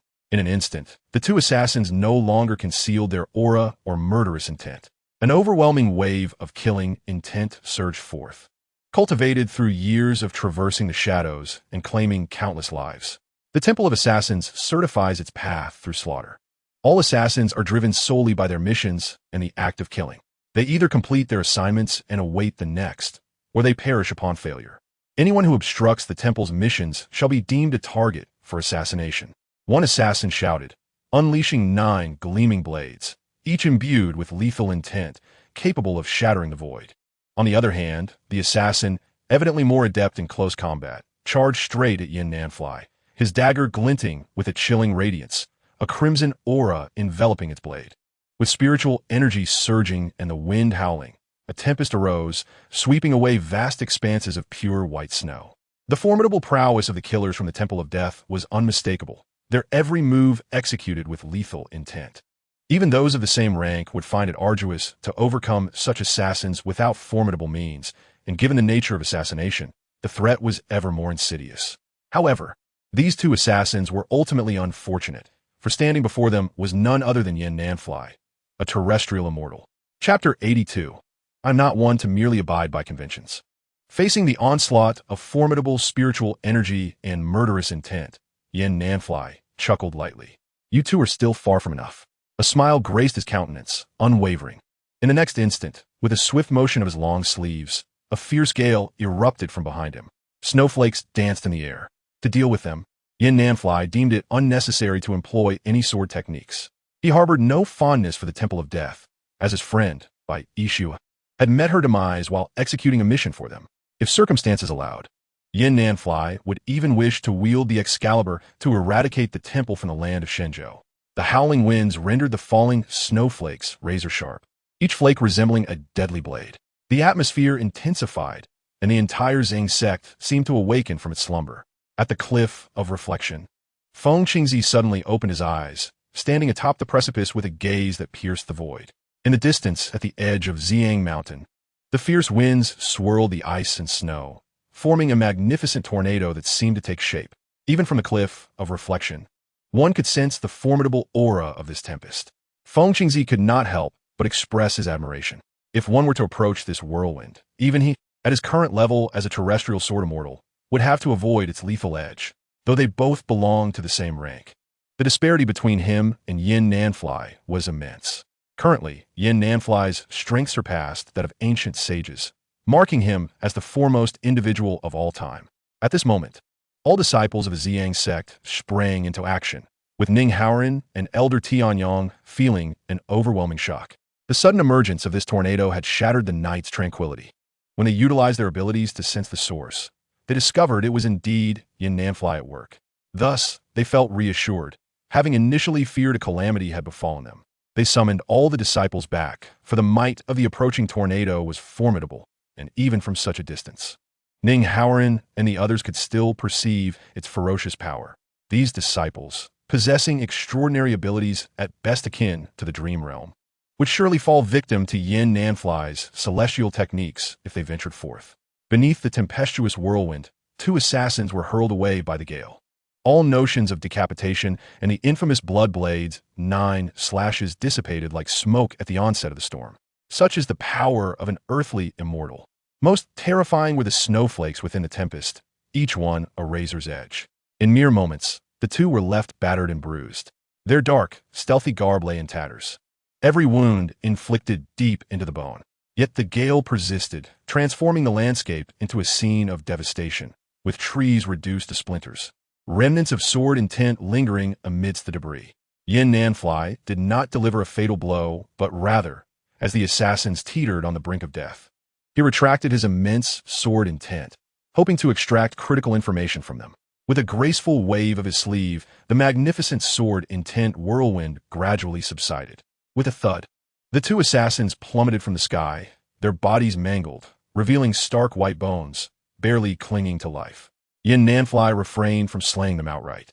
If they were willing to divulge the information he sought, he would gladly grant them a chance at survival. Given their cultivation, they could still carve out a path for themselves in the vast lands of the Divine Province once they recovered. Indeed, you are a legendary sword immortal, possessing immense abilities. We are resigned to our fate at your hands, one of the assassins uttered weakly.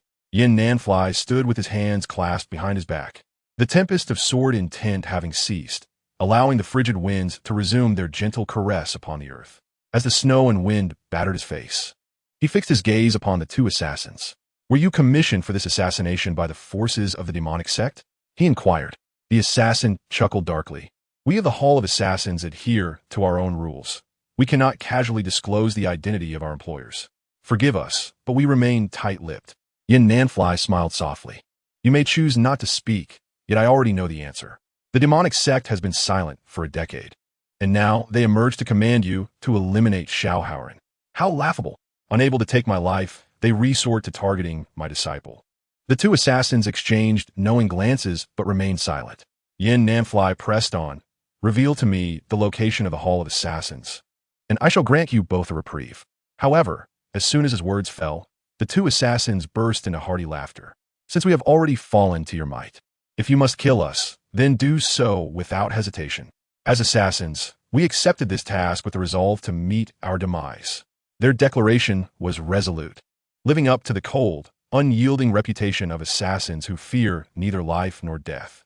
Only Yin Nanfei, upon hearing this, smiled with great interest. He extended a finger and gazed ominously at the 2 assassins. "Do you believe that, as a sword immortal, I must remain aloof from worldly affairs, pursuing the path of transcendence? That I should always maintain a clear sword heart, with clouds drifting lazily?" The 2 assassins trembled at the expression on Yin Nanfei's face. With a hearty laugh, Yin Nanfei's mirth sent shivers down one's spine. "If absolutely necessary, I can disregard the demeanor of a sword immortal. If I could annihilate the Prodigy Palace and the seeking Immortal sect in a fit of rage, causing blood to flow in all directions, I can certainly employ ruthless means to compel you to speak." The 2 assassins remained silent, their eyes taking on a peculiar gleam. Yin Nanfei continued with a languid tone. "Unfortunately, I am not one to follow conventions." As his words fell, both assassins involuntarily chuckled. The next moment, they erupted into wild laughter, their expressions resolute. "As beings of the Hall of Killing, we shall die as spirits of the Hall." With that declaration, their aura surged once more, causing the air around them to grow increasingly heated. Yin Nanfei's pupils dilated in shock. "You 2 intend to self-detonate your dantians." Chapter 83, The Offensive as Defense. "Haha. Since we have resolved to enter the Hall of Killing, we shall naturally cast aside concerns for life and death," the 2 assassins shouted. Although Yin Nanfei had anticipated that they might not yield to him, he had not expected such decisiveness, choosing to end their lives in this manner. It must be said that the Hall of Killing indeed upholds the code of the martial world. The temperature of the surrounding air gradually intensified, waves of energy beginning to manifest. The self-detonation of a powerhouse in the Enlightenment realm is indeed formidable. Yin Nanfei's expression turned solemn as he formed a seal with his hands, casting a talisman of heavenly insight. This talisman was exceedingly profound, capable of suppressing the extensive fluctuations caused by the impending explosion, preventing significant harm. However, had he not already entered the realm of terrestrial immortality. Even with this talisman, he would likely not fare well. The two assassins felt immense agony, their bodies swelling further. The already mangled flesh now experienced even more intense pain. The suffering of a cultivator's self-detonation is beyond description, and it is an excruciatingly prolonged process. Typically, even in death, ordinary cultivators would refuse to endure such torment. Given that both of these men were already gravely injured, they were likely experiencing the true essence of a fate worse than death. Yet, their desperate struggle was destined to create only minimal commotion. With a thunderous roar, the explosion reverberated, seemingly shaking the heavens and the earth. However, the intensity of the aura curiously diminished. As the two individuals detonated, blood spread in the wake of the explosion. However, the grotesque scent of blood coalesced towards a singular point rather than dispersing outward. This focal point was none other than the celestial emblem inscribed by Yin Nanfei. The energy of this realm contracted at an alarming pace, evoking a sensation akin to a thunderous storm that belied its intensity. With a sharp exclamation, Yin Nanfei directed his finger 3 inches ahead, where all the explosive energy converged, causing the air to quiver. This singular point radiated a dazzling light, nearly blinding, and emanated an extraordinarily searing heat. Even Yin Nanfei, now a sword immortal, found it somewhat scalding to the touch. Frostblade sword intent. A stream of sword energy flowed from his fingertip to this radiant point, restoring the ambient temperature to normalcy. The two assassins, indeed, met their demise in a most complete manner. Afterward, Yin Nanfei stood with his hands clasped behind him, letting out a sigh. Truly, they were formidable assassins. Though they sought to trouble Howren, they still commanded respect. After a long while, Yin Nanfei proceeded forward, his white attire blending into the shadows. Moments later, his figure re-emerged atop the cliff of reflection. Feng Qingzi regarded Yin Nanfei with eyes full of reverence. His younger brother's cultivation was indeed profound and inscrutable. He had likely become unmatched in the world. Yin Nanfei smiled, but said nothing. At that moment, Ning Howren also arrived at the cliff of reflection. Master, who were those two? Ning Howren inquired. They were assassins from the Hall of the God of Killers. Yin Nanfei's words sent a ripple of shock through the crowd. How audacious for the Hall of the God of Killers to dare assassinate within the Zi Yang Sect, seemingly oblivious to the terror wielded by its sword immortals. Yin Nanfei appeared to discern the thoughts swirling in their minds. Howren, their target was you. Ning Howren's expression turned to one of suspicion. Yin Nanfei continued, most likely, this is the work of the Demon Sect. Be vigilant. The Hall of the God of Killers will dispatch successive waves of assassins until their mission is accomplished. Ning Howren nodded in understanding, but soon chuckled lightly. Should I uncover the headquarters of the Hall of the God of Killers, I shall rally the disciples of the Zi Yang Sect to eradicate this cowardly den of thieves. Everyone exchanged knowing smiles, yet Yin Nanfei fell into deep contemplation. For reasons unknown, he sensed that this matter was far from simple. Days later, news spread across the land of the Divine Continent regarding the movements of assassins from the Hall of the God of Killers, targeting prominent figures within various sections. Indeed, several individuals from second-tier and even first-tier sects had already fallen victim to these assassins. This left many righteous cultivators in a state of furious helplessness, unable to devise any means of counteraction. The assassins operated with extreme stealth, leaving no one aware of whether they had become targets or when they might meet their end at the tip of a dagger. If one were to confront the demonic sect, it would indeed be a simpler task, for the fiends reside in the western wilderness, where the celestial and demonic war has officially commenced, allowing the righteous cultivators of the world to follow the trail. However, the Godslayer Hall has proven to be exceedingly vexatious.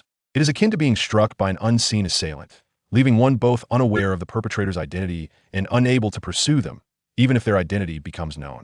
Nevertheless, many have set their sights firmly on the demonic sect.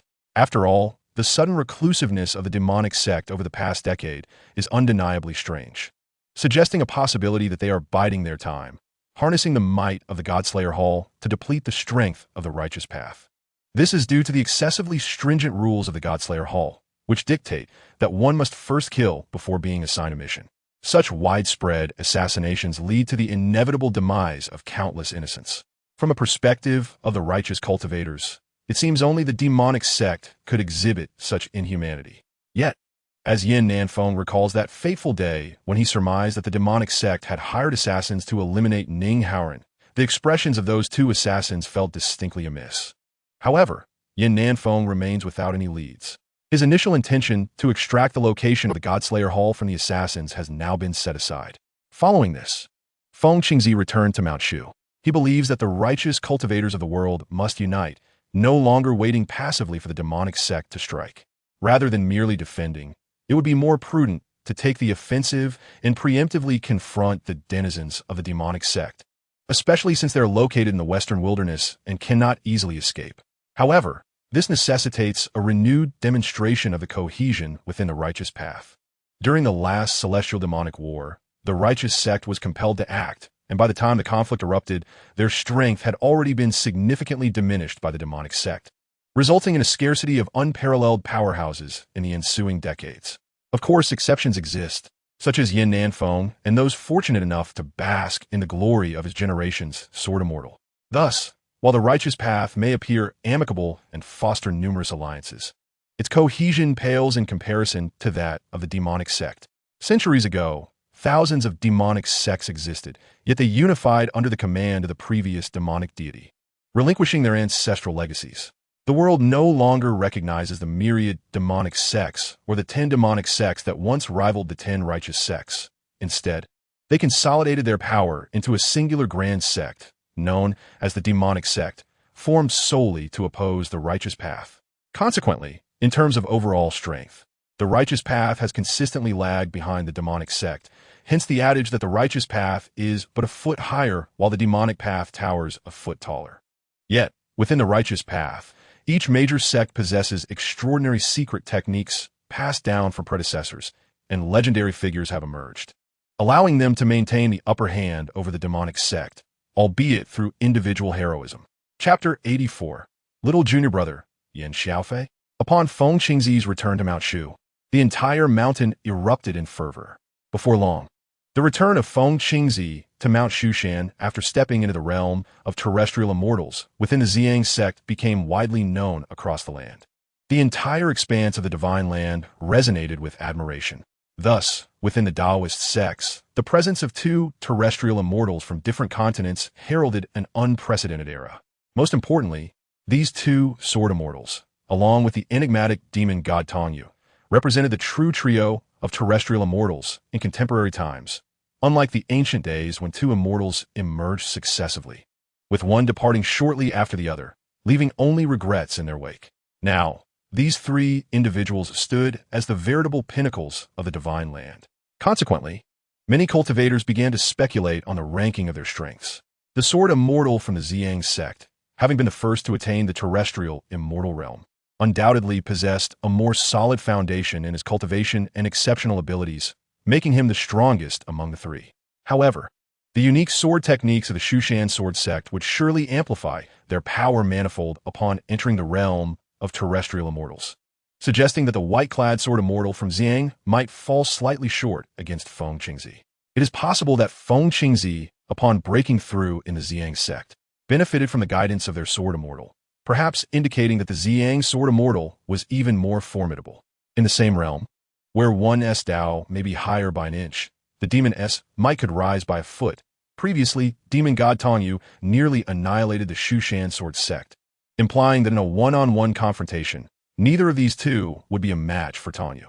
Nonetheless, with 2 sword immortals now stationed within the Taoist sects, Tongyu appeared as insignificant as a locust in the autumn. Your assertion is flawed. The moment the demon god entered the world, he was vanquished by the Zi Yang sword immortal and fled in disarray, neglecting even his demonic sword. I believe Tongyu is undoubtedly the weakest. Throughout the divine land, discussions abounded. It was at this moment that Feng Qingzi proposed a shocking notion to initiate the celestial demonic war ahead of schedule and unite the Taoist cultivators in an assault on the Demon Mountain. No one expected Feng Qingzi to be so decisive, having just stepped into the realm of terrestrial immortals and harboring such audacious thoughts. In contrast, the sword immortal from the Zi Yang Sect appeared somewhat lackluster, exuding an air of ambitionlessness and a carefree disposition, seemingly indifferent to worldly affairs.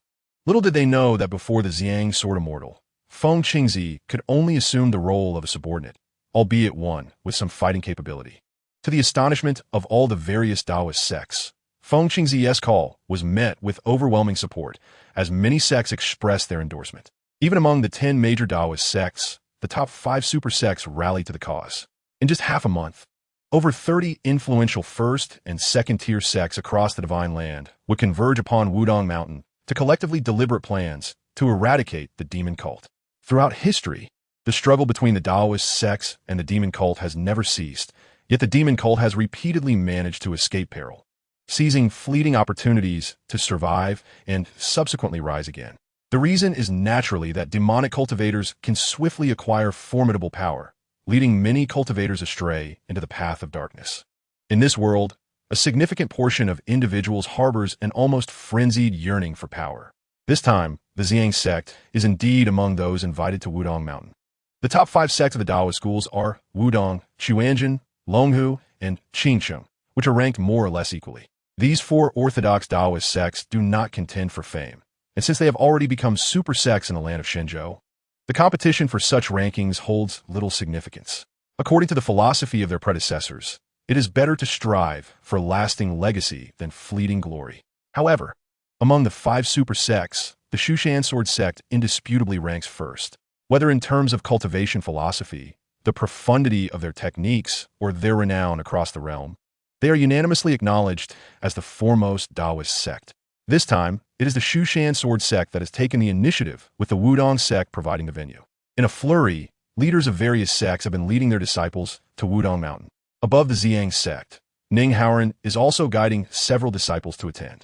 Yet, this time, Ning Haoran finds himself somewhat helpless, as his master has inexplicably taken an interest in Wudong Mountain. Originally, according to Yin Nanfei, the Taoists of Wudong Mountain are the most carefree and harmonious, untroubled by worldly affairs. While this is commendable, it is indeed rather dull. For reasons unknown, Yin Nanfei insists on accompanying them to explore Wudong Mountain. What perplexes Ning Haoran the most is that although Yin Nanfei is a renowned sword immortal, merely revealing his identity would likely grant him immediate honor as a guest of distinction at Wudong Mountain, possibly even allowing him to orchestrate the upcoming battle between immortals and demons. Yet, his master chooses to disguise himself in a purple robe of the Zi Yang Sect, blending in as a mere disciple. Ning Haoran muses, could it be that his master enjoys playing the role of a pig to eat the tiger? However, Yin Nanfei's true intention is to acquire a few extraordinary techniques at Wudong Mountain. In the square, Ning Haoran, Yin Ling'er, and Elder Tianyang observe Yin Nanfei with peculiar expressions. The few Taoists from the Zi Yang Sect beside Yin Nanfei are also somewhat skeptical. Although Yin Nanfei has long been part of the Zi Yang Sect and has made several appearances, most of these have been fleeting, soaring through the skies on his sword, leaving only a fleeting silhouette of white robes in the minds of the disciples. Only the elders are aware that Yin Nanfei is the sword immortal of the Zi Yang Sect. However, none of the elders have disclosed this information, as they have no intention of disturbing Yin Nanfei's tranquility, recognizing that he harbors no desire for fame, preferring instead a life of seclusion and peace. Master, who is this senior brother? I have never seen him before, inquired Mu Jian, the eldest disciple of the Zi Yang Sect, with a hint of confusion, as he too does not recognize Yin Nanfei. In a certain sense, Yin Nanfei could be regarded as his ancestral master, though Mu Jian remained oblivious to this fact. A sudden jolt surged through Mu Jian's heart. Previously, an unexpected appearance of a sect leader's wife, the lady in the azure robe before him, had caught him off guard. Was it possible that this individual was yet another significant figure? In that fleeting moment, Mu Jian's expression mirrored a peculiar blend of intrigue, distinct from the bewilderment displayed by Ning Haoran and the others. Ning Haoran and his companions exchanged glances, their eyelids twitching, utterly at a loss for words. Meanwhile, Yin Nanfei, appearing youthful yet slightly older than Mu Jian and his peers, flashed a broad smile. I have the honor of meeting you, esteemed senior brother Mu Jian. I am Yin Xiaofei, a newly initiated disciple of Zi Yang Sect, and I am your junior brother. The disciples, filled with uncertainty, gazed at Yin Nanfei, their faces betraying a sense of skepticism. A junior brother?